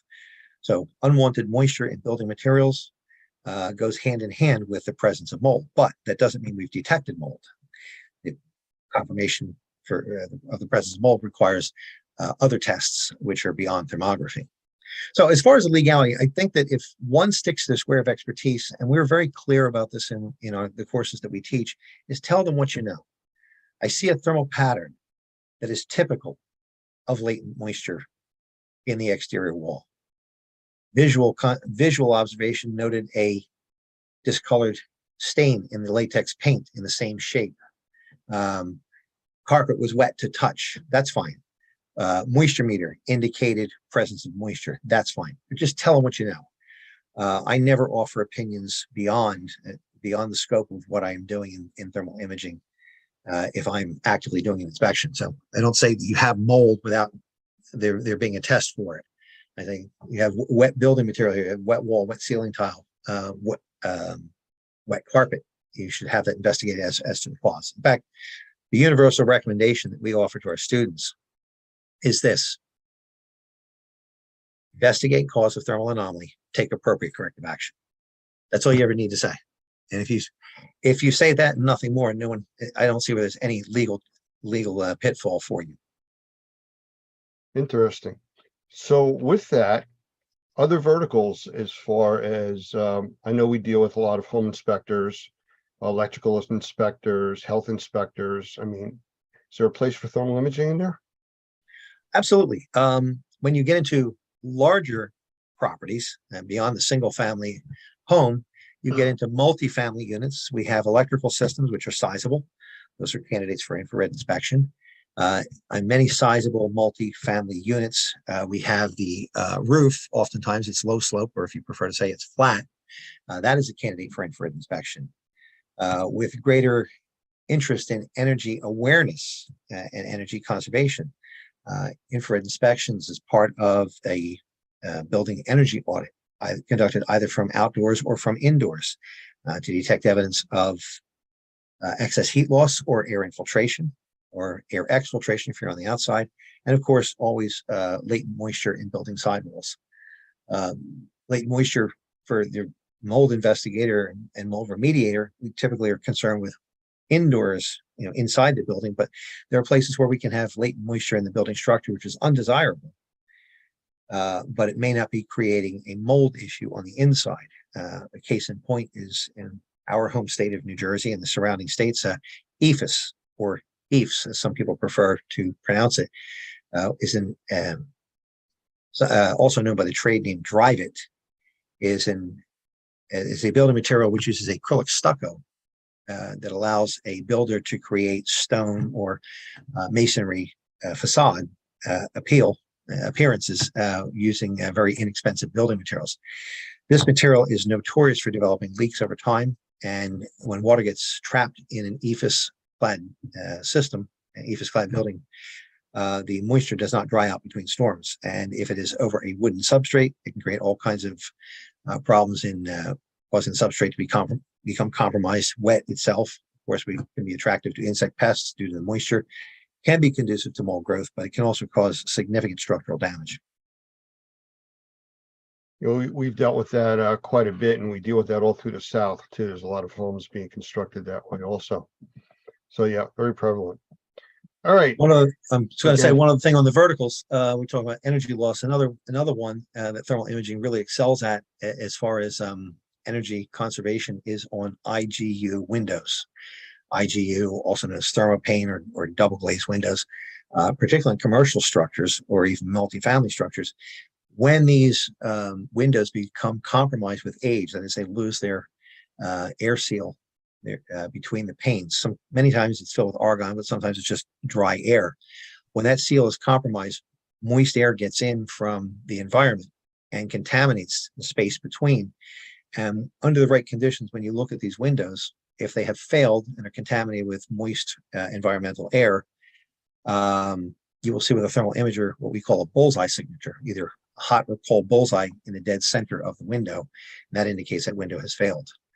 I've recently been involved with a large pharmaceutical here in the state of New Jersey, where they are renovating their properties on a regular basis. And we were inspecting for them annually from the exterior of the building under energy loss conditions to detect excess energy loss, either in air leakage or missing or damaged insulation. And we found in the first year, certain number of windows getting about 20 years in age exhibited this bullseye pattern indicating they're failed. Next year, far more. The third year, almost every window exhibited that. So they went through and replaced all those windows as part of a major renovation. We came back as part of a QA, and most of the windows look good, except for the inspection I was on. 3 of them, right out of the box, were failed. And on our web, you'll find the imagery on our websites showing this big bullseye signature indicating a failed window right out of the box. Lance, I've lost your voice. I'm sorry. You can't see the window that I have here in the office, but there's a slight crack in it and the bullseye is there. So Okay. yeah, that does happen. Could you tell our viewers where to find you?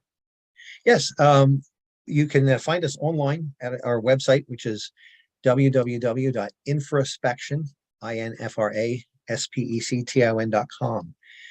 There you'll find information about our company, our Courses that we offer both in person and online. You'll also find information about all of the standards that we publish.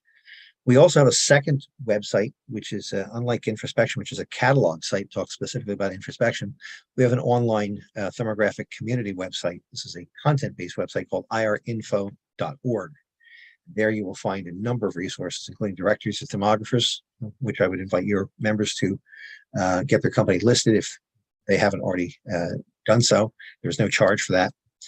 We also have a number of technical articles published there, somewhere around, so it's over 200 technical articles and about 300 tips of the week, which are short essays pertaining to thermography. So all of these things, these resources are free.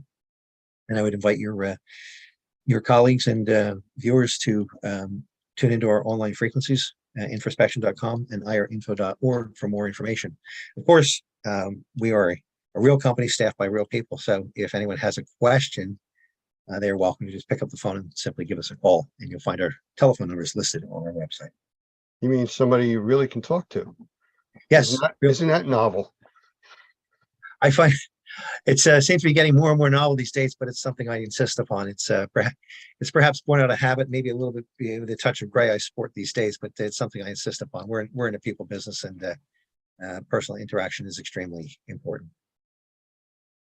Jim, I thank you for spending the time with us today. I really appreciate it. And maybe we'll do this again. I know I want to talk to you more about search and rescue and a few other uses for the thermal imaging.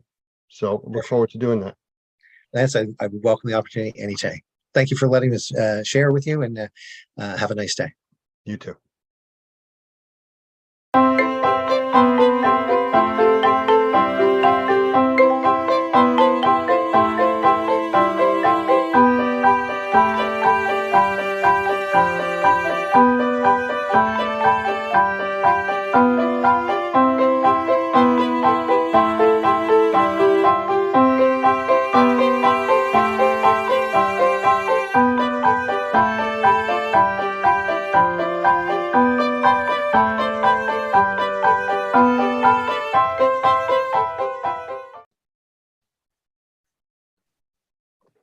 Well, tonight we have a special guest with us, Robert Pettyjohn. Now I met Robert, I don't know, several months back. I believe it was in Treasure Island at a class that we had going, and very, very interesting gentleman. And you'll see as we start talking tonight, just the experience that he brings with him to the table here. But I can't do him justice. I was actually reading through some of his I guess designations and certifications, and there's so many of them. I gave up trying to figure out what some of them even were. So I'm going to let him tell you a little bit about himself. But Robert, I just want to bring you into the room and say, just kind of let everybody know who you are and a little bit about your background, and we'll go from there. First of all, it's a real honor to be sitting with you on this phone call tonight. You have impressed me from the very first time we met. And of course, the whole Normie organization is so impressive, and I'm very thankful to be here. And it's another step in this whole progress that you and I go through in our life, how we meet people and they influence us one way or the other. And I'm very, very thankful that my friend Scott Mitziff, with whom I serve on the board at the IICRC, introduced me to you guys and told me about Mr. Hoffman and about Mr. Adams and the tremendous relationships that y'all have got going on down there. And I'm glad I opened the computer and looked at and talked with y'all. This fits very nicely in my personal and professional development. And I'm very thankful for that. Yes, sir. Well, thank you. So who are you? What's your company? What do you do in this industry? Well, the way I can best answer that by how I started out. And I came up here to Wake Forest, North Carolina, in order to get a PhD in world religions. And everything was going just fine, except for the fact I was stone cold broke. And we had to get something to do. So I said, Lord, what are we going to do? And he led me to a fellow named Chubb Seyfried in Concord, North Carolina. And Chubb says, Robert, if you want to do this business. And by the way, I had, in order to make ends meet, I had entered an ad in a newspaper that said clean carpets make $800 to $1,000 a week. But it was one of these bait and switch organizations where they send the flyers out in the mail. We'll clean your carpet 6 rooms for $31.95. But when you get to the job, you have to add on and add on and add on because there's no way you can do it for that away. But I saw that there was people that had a lot of carpet and a lot of it needed to be cleaned. So I asked my friend Chubb Sapert, who is also in the Mid-South Professional Cleaners Association, a regional trade association. And Chubb said, Robert, if you're going to do this business, you got to do this and this and this and this and this. And thankfully I did that and that and that and that and that. And an amazing thing happened to me just this week. And that is that a gentleman from New Jersey asked me to be a part of a Zoom call for the National Organization for Remediators and Mold Inspectors. And I could not believe that this happened. So what an honor to be here and to see how things have progressed from one stage to the other. And now I'm in a Zoom call with you. Who would ever have believed this 31 years ago? I'm so honored to be here. You are most welcome, and thank you for that. We appreciate you being here and talking with us, and just bring the wealth of knowledge that you have, for our members to hear the things that you've done. I know you talked about the carpet cleaning industry, and I know you specialize, I believe, in like Oriental rugs and stuff like that. But I think there's also something out there about you with the infection control also. So it's like, this is a big gambit that you cover of, things for the cleaning industry and restoration side. Well, you know everything about me, don't you? What? Well, there you go. Okay, thanks a lot. No. Oh, you're too cool, buddy. I like you. You ask very good questions. Yes, sir. Thankfully, my mom and daddy instilled me with a huge curiosity. My professor at graduate school said, learning is disciplined curiosity. And that means that once the spark goes off, you still got to get up and grab the encyclopedia or whatever, wherever you get your information from, and then learn it and digest it. And I've been very, very fortunate that I've been placed in front of the right people at the right time. My very first IICRC class was with Lee Pemberton, the great Lee Pemberton from McKeesport, Pennsylvania.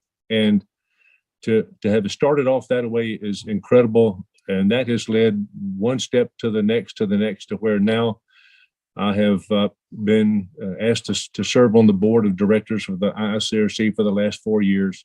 I'm a secretary of the executive committee, and what an honor that is. But along the way, as you know, other stuff happens. And we usually start in carpet cleaning, and that curiosity leads to upholstery cleaning, and of course, water damage restoration. And of course, people now say, can you wash this rug? Oh, yes. And I'm sitting in a home office out here in Wake Forest, and I can look out in the backyard where we used to wash Oriental rugs in my daughter's swimming pool, a little bitty plastic swimming pool. So even back then, it was a big deal. And we used to hang the rugs on the side of the fence out there. And one day it came up a cloud. And we had 21 rugs we had to dry in our house.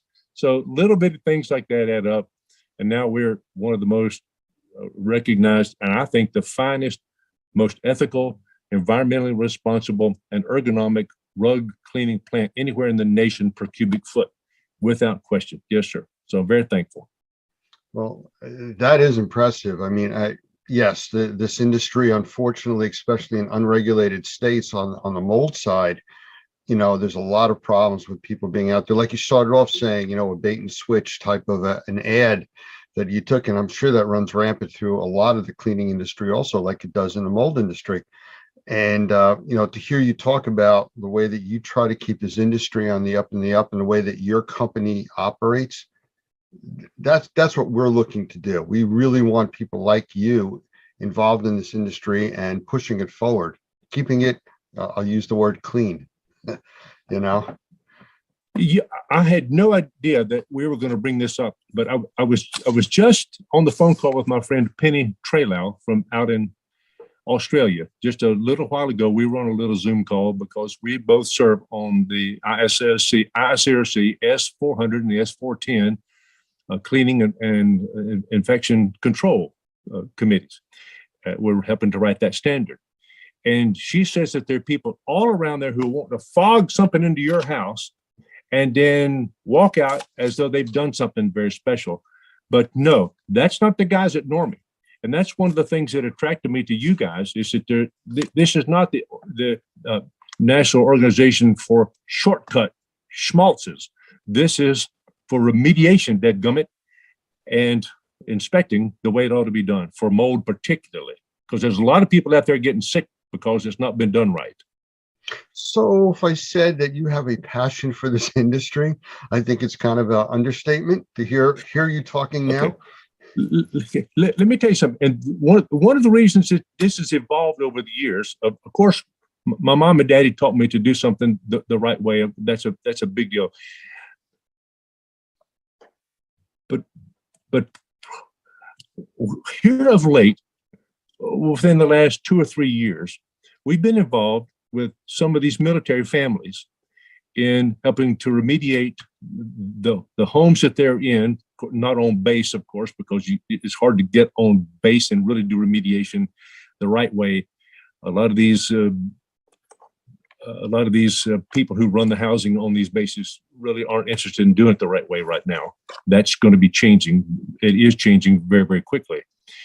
But being into their homes where they've had to move off base and helping them clean and decontaminate their stuff that was involved in this mess in these houses. And thankfully, one day I was up in Kalamazoo, Michigan, meeting and speaking with my dear friend, Dr. Michael Pinto. And he put me on the phone with a lady named Shelley, who was involved in this military mess about 10 or 12 years ago, the very first lady to prove in a federal court causation between mold and brain injury. She is the one who proved in a Dahlberg standard that this thing really happens. And she turned me on to another lady who was going through some problems there at Camp Lejeune. Her name was Lindsay. And I went down to see Lindsay and immediately saw the horrific circumstances her kids and her family had been placed in because of this mold business, and really became a passion of mine because, goodness, these are folks who are defending our country. And her husband even told me he felt better in old nasty Iraq than he did in his own house. That's a deadgum shame. And we're working to correct that mess. You ask very insightful questions, by the way, and I appreciate that, Lance. You're amazing, son. I see it's kind of getting your dander up there a little bit, but it's questions that have to be asked. And we've done a lot of work on military bases also. We've done training on military bases.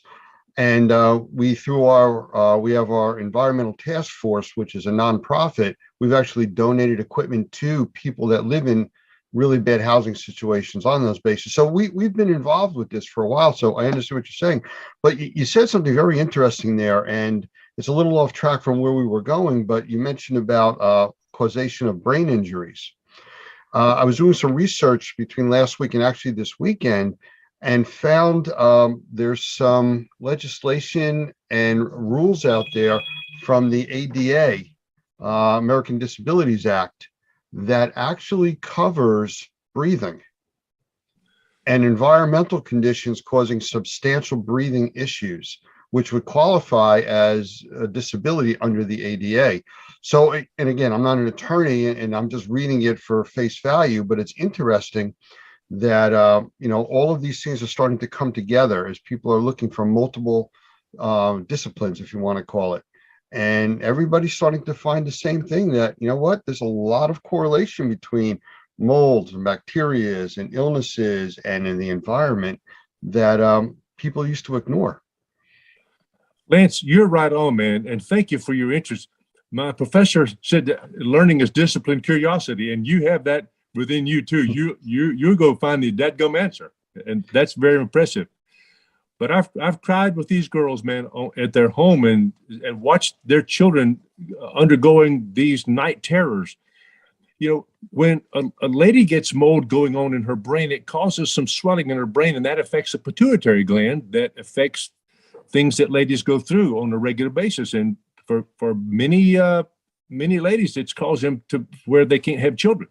And that is a dadgum shame that that's going on. But yeah, thanks to organizations like Normie and the IICRC and the S520 and the standards that we produce, things are, there is good news ahead if people are willing to accept it.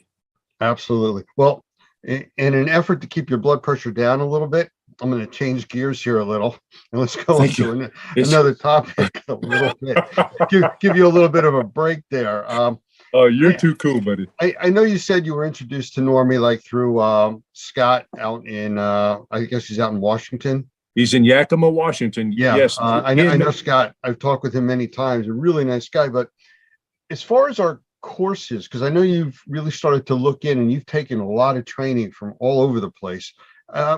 What do you think is one of the most important things that we do as far as teaching a course? What kind of courses, do you find of interest, especially with your background? Well, the most important thing, the most amazing thing about Normie is not your courses and all that stuff. It's the people that are there. I mean, goodness gracious, of course, you, Lance, and Mr. Hoffman, and Mr. Adams, and Mr. Zawalaga, these people are really huge. Justin and David and Roger, and the ladies that answers the phone call out there in Arkansas. Arkansas, yeah, that's right. Yeah. Those people are the people that are surrounding, that are with you guys at Normie, are what's really, really impressive. Then you start to take a course and you say, well, dang, it's no wonder that you guys are so impressive, your coursework, because I'm sorry, that's okay. That's a phone call from somebody at Normie, as a matter of fact. I'm so sorry. Good. That's announcing our training for tonight. And you can tell I'm old fashioned with that ringtone, can't you? Okay, good. All right. But you mentioned the courses, and to me, the most important course you guys teach down there, I'm sorry, but this is my opinion, is this mold remediation for sensitized individuals. Why is that? Because if you can do it for the sensitized people, you can do it for anybody. So if you can gear your program up in such a way that you're cleaning now for the most sensitized individual out there, then you're going to pass every clearance test. You're going to pass every important evaluation that goes on in somebody else's home. Plus, you don't know whether somebody is carrying that dreaded HLA gene in their body. We don't even know that. So if we take a chance and we miss something that we should have gotten, well, shame on us. That means you've not done it properly, and you've not done it according to Normie standards and regulations. And that's what's impressive about you guys. So to have somebody like Dr. Pinto, Michael Pinto, come down and lead that course is just unbelievable. That's a pivotal course. It is a good course. It's a very good course. I've Yes. seen him teach it, and I know it's not cheap. I know that. This is one of the most expensive courses y'all have got. But if you can do this, you can do anything. well, you got the two rock stars teaching it. You got Michael and Doug both teaching that course. Unbelievable. Yes, sir. Yes, sir. Wow. What a thrill. Well, let's talk about certifications. Like I started when I was introducing you at the beginning about the different things that you have, and education wise, there's a ton of stuff that you do and that you're trained in. And I don't know if you want to ramble off a few of those, just kind of some of your background enhancements. I know you said you were first starting for a PhD in religious studies, but you've like morphed into a whole nother direction. Well, when you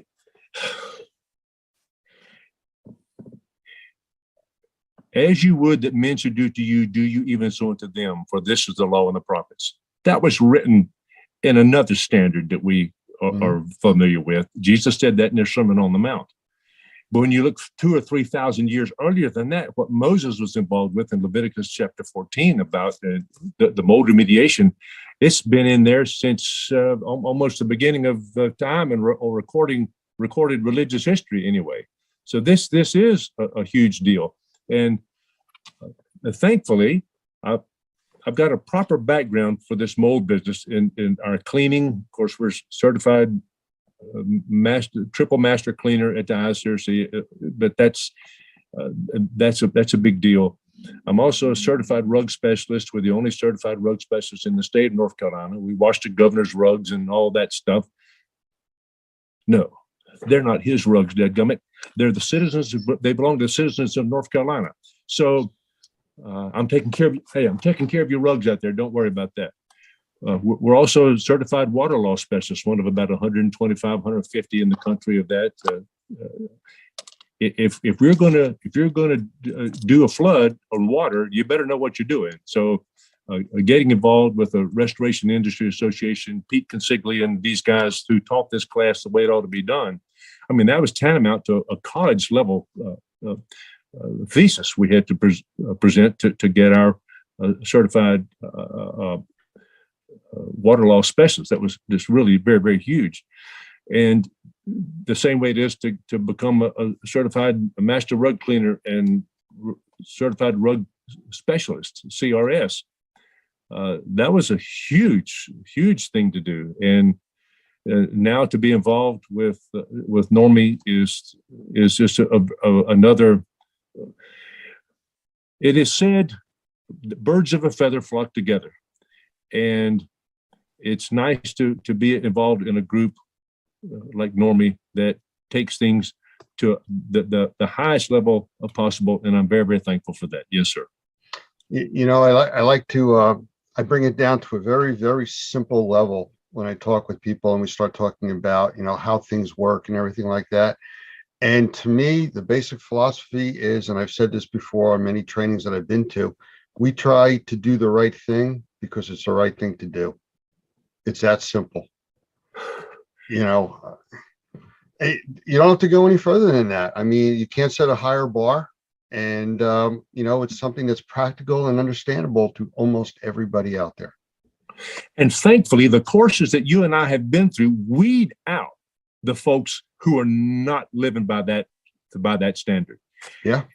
And any schmaltz, any bedwetter can go out and take a course. We know that. But they're not going to stick with it to the end to where the results that they're looking for is a cleaner rug, a healthier environment, a more responsible way to treat. We're not just fogging something in somebody's dadgum house. No, we're really getting it clean the way it ought to be clean and documenting it and proving it with our field tests and third-party confirmation of verification of what we're doing. Yes, sir. Well, there you go, back to the do the right thing because it's the right thing to do, and the results speak for themselves. They really do. I'm going to put you on the spot now. Sorry about that. All right. And I know you've kind of alluded to it, but if you were going to sum up what really you like about Normie, and you know, if you were going to tell somebody about us, where do you think you would go with that? Well, as I mentioned a while ago, the people are number one. You've got to trust somebody. You don't trust a book unless it's a Bible or something. But you don't. And even the Bible says that its purpose is to reflect what Jesus did on earth. So the same way it is with Normie. You guys, man, are from the ladies that answered the phone call all the way to Mr. Hoffman. That's what's so impressive. Not only that, but you base your course material on standards that have already been in place. And it's no secret that whenever you teach a course, you show up there on your screen, the IICRC S520 standard for professional mold remediation, for example.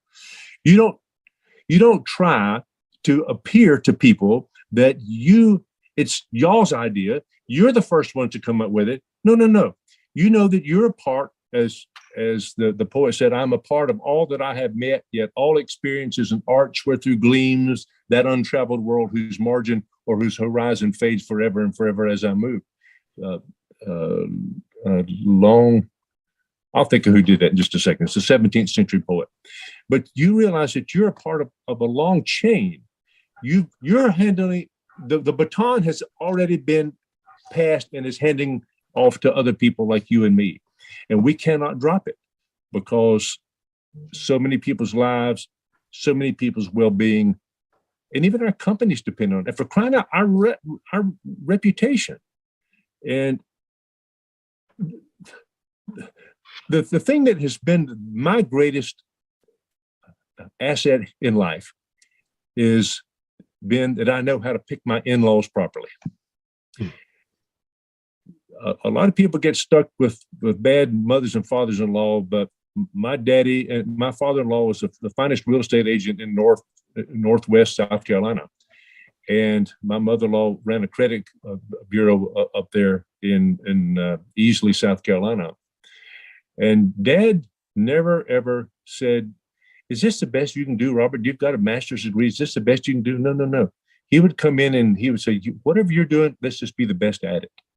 And from my mother and father-in-law, it's been that way. And to be a part of an organization like that is like Normie, that is consistent with my values is really, really huge to me, because I don't have to wonder about some schmuck trying to tell me something that's not right, or some bedwetter lead me into down some road that's not going to lead to anything. No, that's why I like Normie. Okay.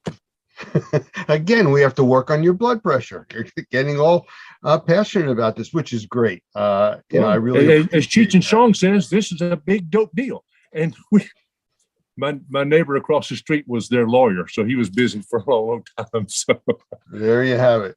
And, yes, sir. But these are big deals, and we've got for crying out loud, people's lives and their future children depend on what we're doing. Yeah. Well, you know, I was just at a lady's house, a dear friend of mine outside of St. Louis the other day.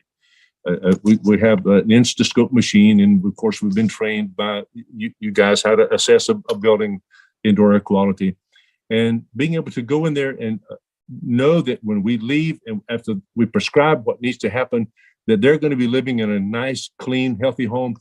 And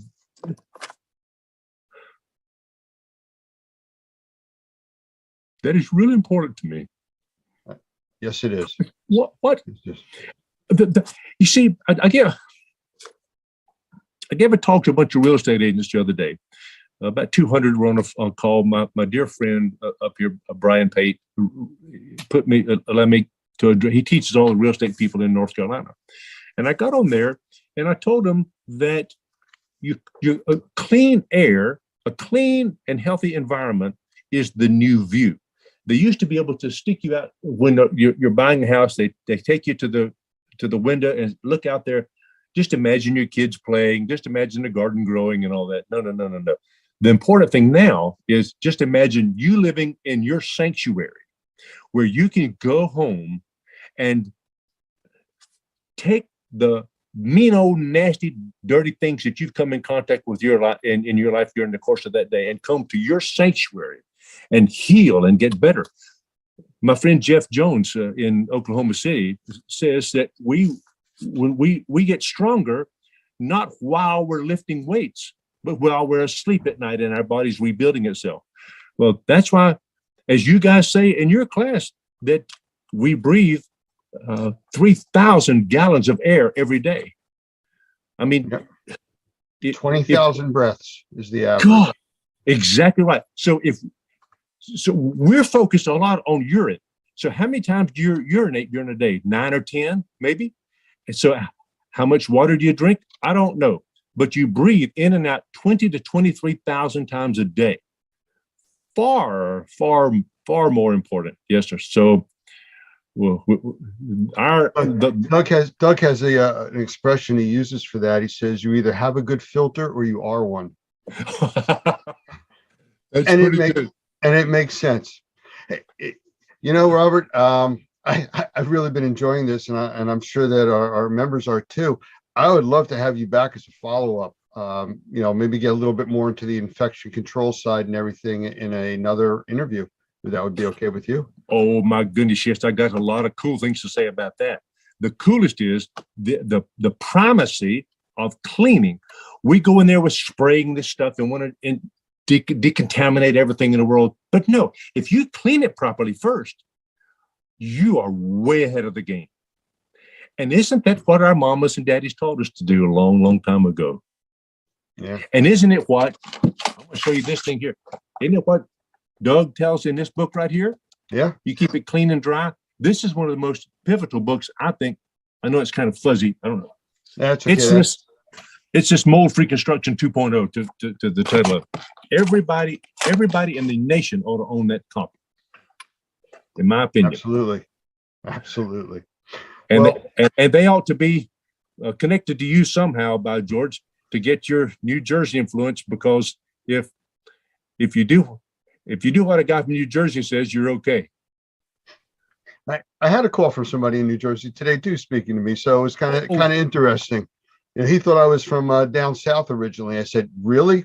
With my lack of accent? Yeah. Okay. So, but listen, Lance, y'all got the best tomatoes and the best corn on the cob anywhere in the country up yonder in New Jersey. Yes, we do. Man, hey, it's the Garden State. That's what they call it. That's true. It's not all Patterson and Passaic. No, of course, it was also 9 degrees out yesterday morning, but we'll go beyond that.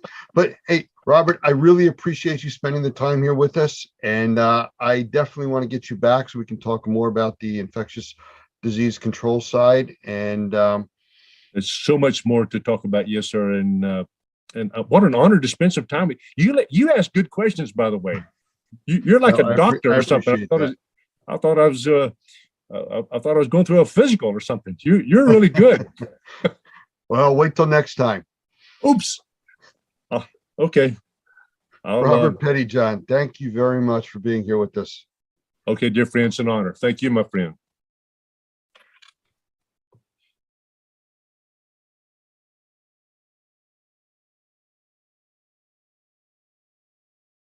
So I'm excited to be here today with Larry Cooper because we're going to talk about a absolutely incredible event that we've got coming up in October. I'm so excited about it.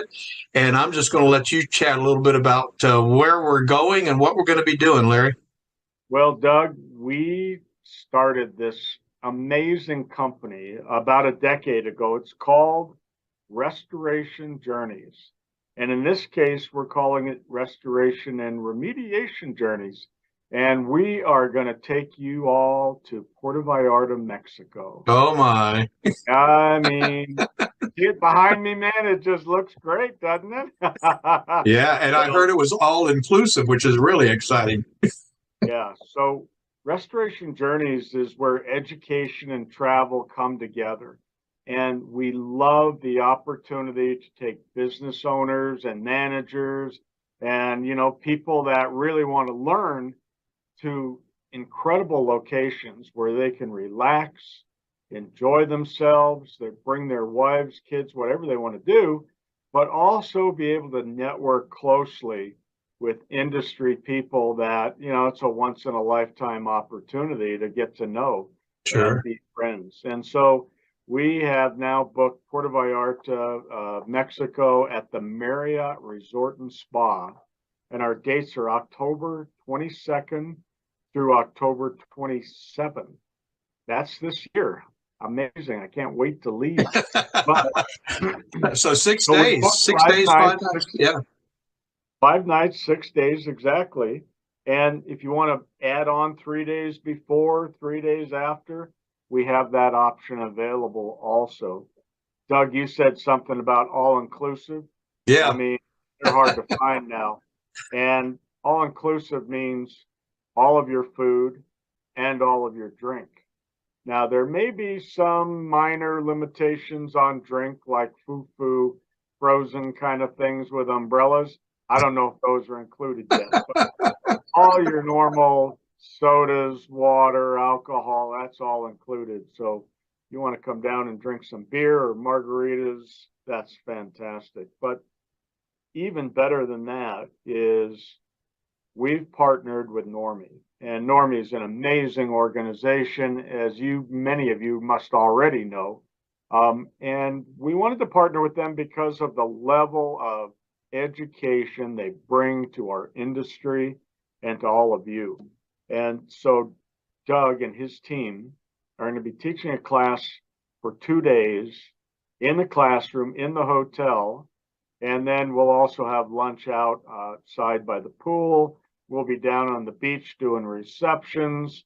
Doug, tell them a little bit about the education. What are you guys doing there? Well, I'm going to be teaching for 2 days while my wife is laying at the beach. I don't know what that's all about.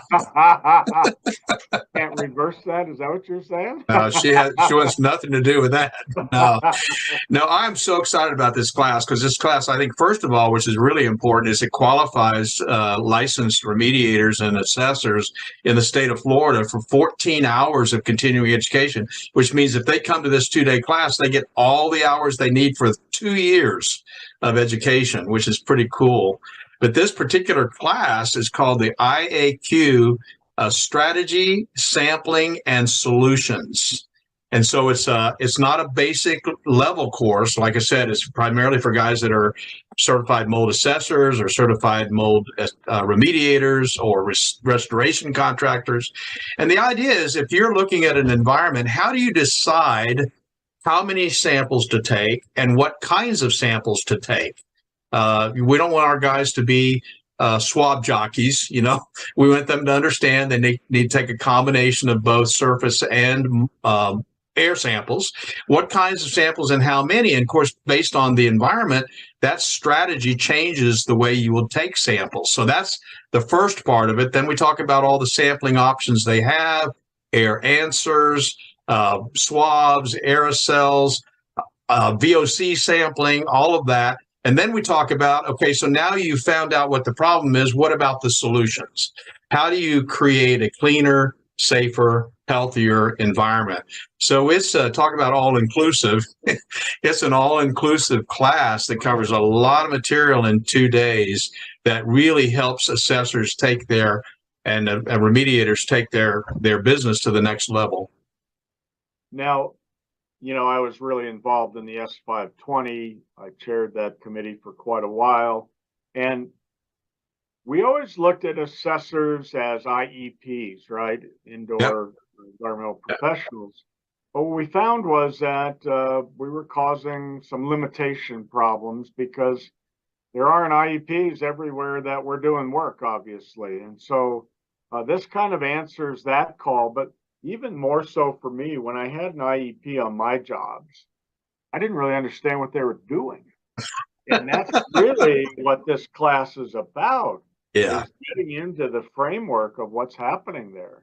Yeah, unfortunately, some guys in the industry, as you know, like to keep everything kind of close to the vest, make it all kind of mysterious and don't know how they come to the conclusions they came to. And one of the things I think that you and I have agreed on from the very first time we met is that the entire industry needs to share information, share education. Nobody has the magic bullet. Learn what you can learn from everybody. And that's really what this class is about. It's about saying, look, you want to understand how to do this? This is the way you do it and the way you do it right. Of course, it supports not only the S520, but it also supports our Normie professional practices, which is now the insured best practices document used in all states that require licensing. So we're real proud of this class. It's a great, fun class, a lot of interaction, hands-on stuff. And so it's going to be fun. That is pretty darn awesome. And that magic bullet, while we're down in Puerto Vallarta, I plan to search for that, just so you know. Been looking for it for a long time. Well, you can look at it and I'll be at the beach. How's that? I think that's a fair thing to do, man. There you go. What we want you to know is that this package will include 5 nights hotel at the Marriott Puerto Vallarta Resort and Spa. Beautiful spa there. All meals, breakfast, lunch, dinner, snacks, midnight snacks, whatever it is, all included. There's actually mini bars and snacks in your room. There's room service. There's a fitness area, golf course across the street. Beach is right out the back door. The marina is walking distance. And then we'll look at excursions also.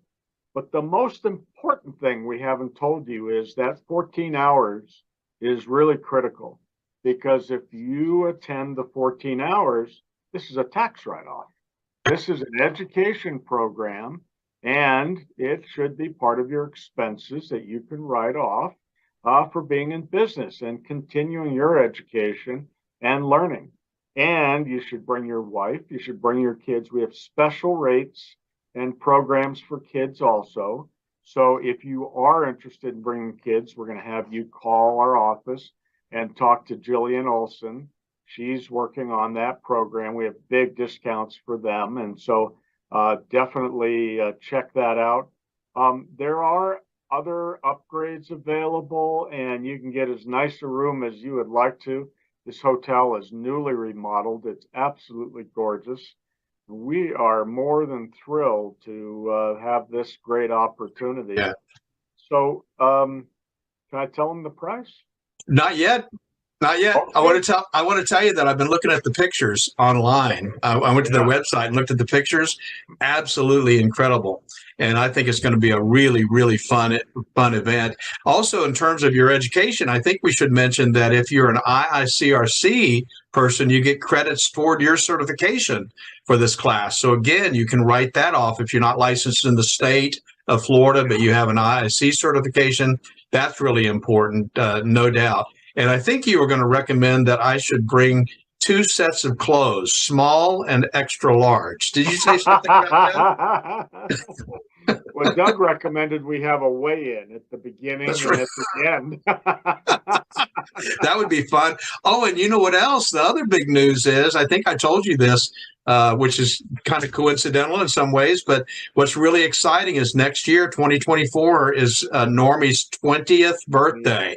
So let's have a birthday party down there and we'll celebrate, and I'll let you try to blow out the candles. How's that? I think I could hit 20 still. Absolutely. So anyway, you were going to talk about the price. Well, I don't want to talk about it, but I think everybody will know that this is an amazing opportunity. So the all-inclusive with hotel includes the education, includes transportation from the airport to the hotel and back. We are looking at $2,100 a person. That's a great rate, obviously. It is. Yeah. There's going to be a lot of activity, a lot of fun. And then you can stay at the hotel the whole time at the beach and have an awesome time. Swimming pool area is gorgeous. Or you can go travel and see Puerto Vallarta.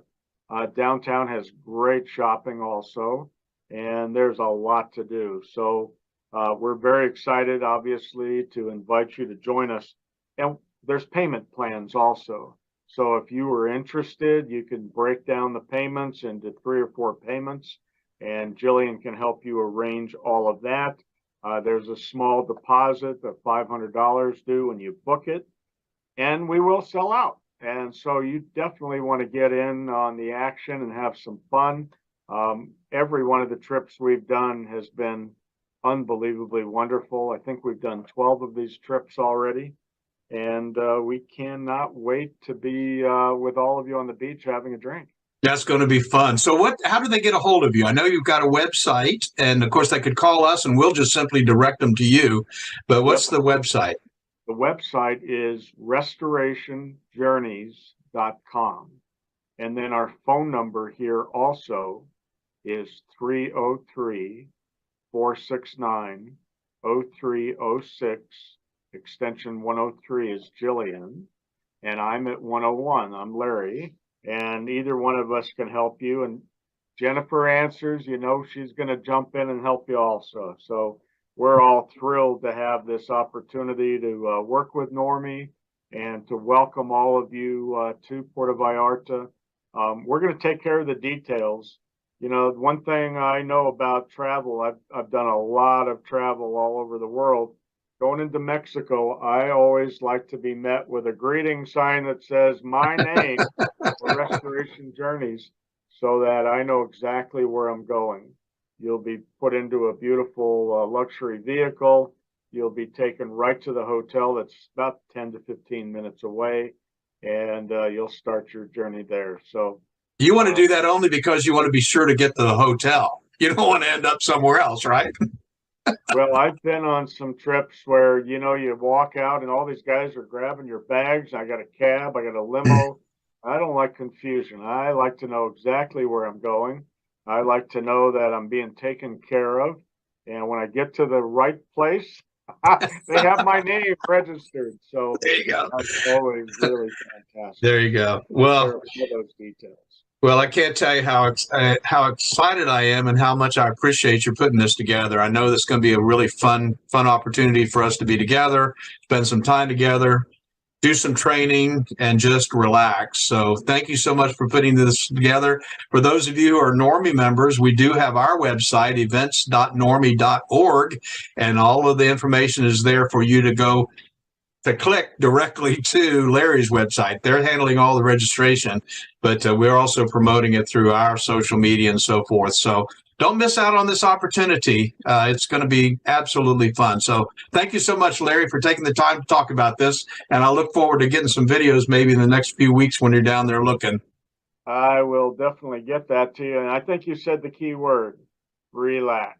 Just come on down and relax and enjoy yourself and learn as you're participating also. So there you go. All right. Puerto Vallarta.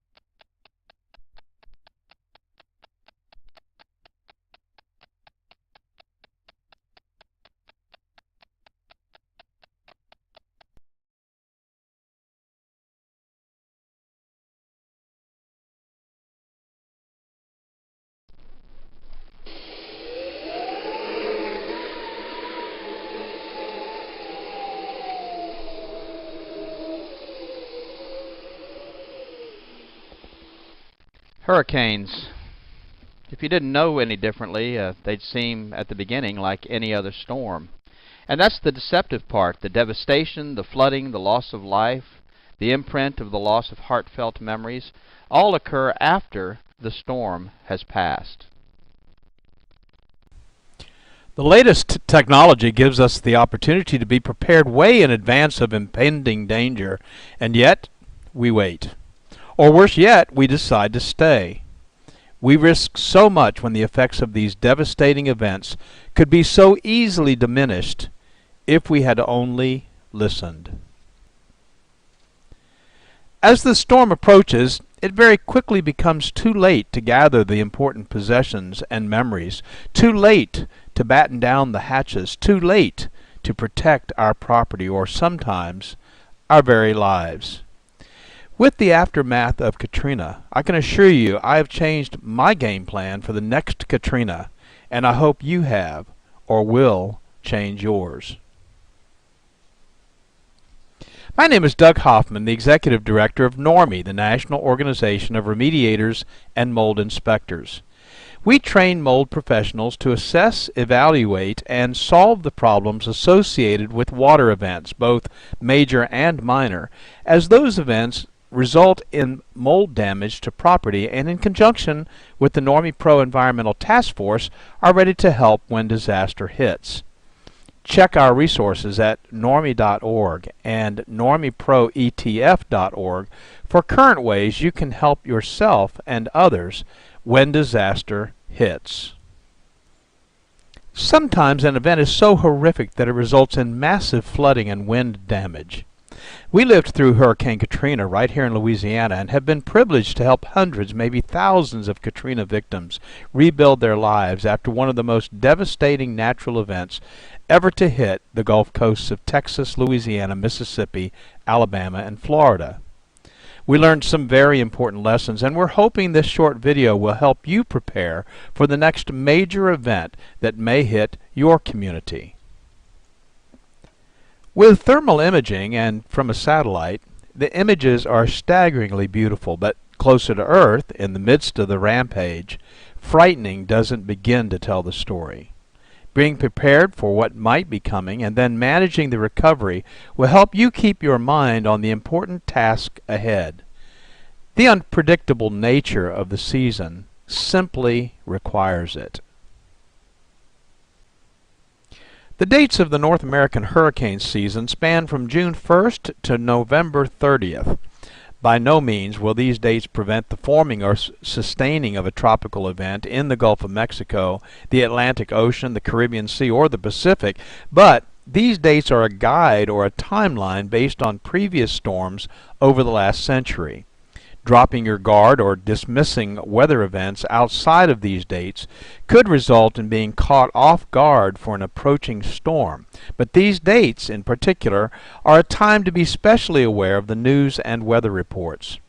26 named storms churned in the Atlantic in 2005, and many of them hit land. Following their paths shows the unpredictable nature of nature. Because of the fickle nature and path of many tropical storms, a large part of the general population hesitates or fails to take precautions until the last minute. In the year 2005, an unprecedented number of named storms developed in the eastern and Gulf Coast, exceeding even the English alphabet, and many of those storms made landfall. And when that occurs, especially in densely populated areas, the results are mass evacuations, highway gridlock, and supply shortages. In simple terms, everyone that waited until the last minute is scrambling to prepare or leave. The following information is provided as part of the Community Awareness Program, CAP, from NORMI, the National Organization of Remediators and Mold Inspectors. Additional CAP programs can be found at normi.org or at flood.normi.org and include realtors awareness, first responders awareness, and other information targeted to specific groups. These are presented in an effort to fulfill our mission and fill a void in accurate and timely trainings. How often have you seen news reports about the long lines at hardware stores where residents of areas prone to tropical events are waiting in lines for hours to purchase plywood or other needed supplies? The general rule of thumb is if you find yourself in this situation, waiting in line to take your turn, you may have waited too long. Our goal at NORMI is to provide you with general preparation and safety information for your time before, during, and after the event. Let's get started, and please feel free to take notes or revisit this video often. Sometimes a reminder can be very timely. So let's get started. Plan to be prepared before the event. Know how and where to get emergency information from your local emergency management offices. Follow instructions for evacuations if you are advised to leave, and leave. Understand that if you do not evacuate or find yourself in a situation where you need emergency assistance during the event, you may be on your own until the event has passed.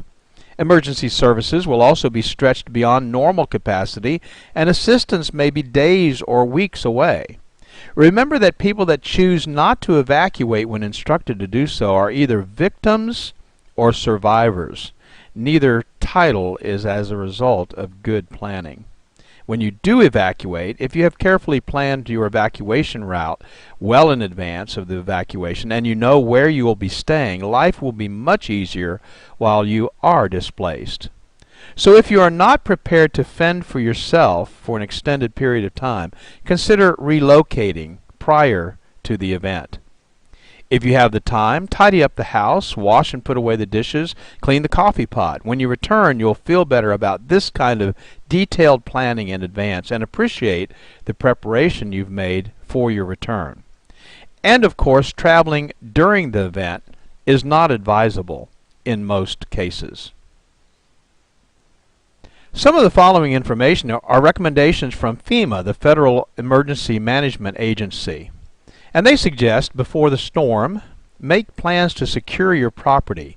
Permanent storm shutters offer the best protection for windows. A second option is to board up those windows with 5/8 marine plywood, cut to fit and ready to install. Tape does not prevent windows from breaking. Install straps or additional clips to securely fasten your roof to the frame structure. This will reduce roof damage. Be sure trees and shrubs around your home are well trimmed. Charge your cellular phone and refill your meds. Clear the gutters and downspouts of any extra debris that could become airborne. Secure your boat. Consider a safe room, a place where you will not be hurt by broken glass or structural damage.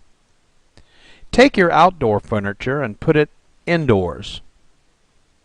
Get evacuation information, which is readily available, and get a local shelters list. Where can you go if you need to? If you can't get out quickly enough or you get stranded because of traffic, where can you go? In regards to evacuation guidelines, there are really just two categories: what you should always do and what you could do if time permits. As my dad used to say, if you prepare for time to permit, it will. This list gives you these two priorities to consider. Always keep a full tank of gas in your car if an evacuation seems likely. Gas stations may be closed during emergencies and unable to pump gas during power outages. Plan to take one car per family to reduce congestion and delay. If time permits, gather disaster supplies and put them in a kit stored in your home. Always make transportation arrangements with friends or local government if you do not own a car. If time permits, make sure you've got sturdy shoes and clothing that provide some protection, such as long pants, long-sleeved shirts, and a cap. Always listen to battery-operated radio and follow local evacuation instructions. And if time permits, let others know where you're going. Always gather your family and go if you are instructed to evacuate immediately. Knowing your family is safe will give you a great peace of mind during the uncertainty of the events that might follow the storm. If time permits, secure your home. Close and lock the doors and windows, unplug electrical equipment such as radios and televisions and small appliances such as toasters, microwaves, leave freezers and refrigerators plugged in, or if time permits, empty them so that there'll be no risk of damage being done to those freezers or refrigerators. You should take some precautions on your way out. Leave early enough to avoid being trapped by severe weather. Plan to then follow recommended evacuation routes. Do not take shortcuts. They may be blocked. Be alert for washed out roads and bridges. Do not drive into flooded areas. And stay away from downed power lines. And of course the question always arises, when should we evacuate? Well, you should evacuate under the following conditions. First, if you are directed by local authorities to do so, be sure to follow their instructions. If you live in a mobile home or temporary structure, such shelters are particularly hazardous during hurricanes, no matter how well fastened they may be to the ground. A Cat 4 hurricane can remove the entire roof of a commercial structure, so what do you think it could do to something as light as a mobile home? And of course, you've always got the added concern of tornadoes. If you live in a high-rise building, you should evacuate. Hurricane winds are stronger at higher elevations, so your safety might be jeopardized if you decide to stay. If you live on the coast or on a floodplain, near a river, or on an inland waterway, flooding might be the biggest concern because a storm surge of some kind always precedes a hurricane. The Gulf Coast of Louisiana and Mississippi experienced anywhere from 15 to 40-foot surges, enough to totally wipe out the coastline for several miles back into the non-water frontland. If you feel you're in danger, you should leave.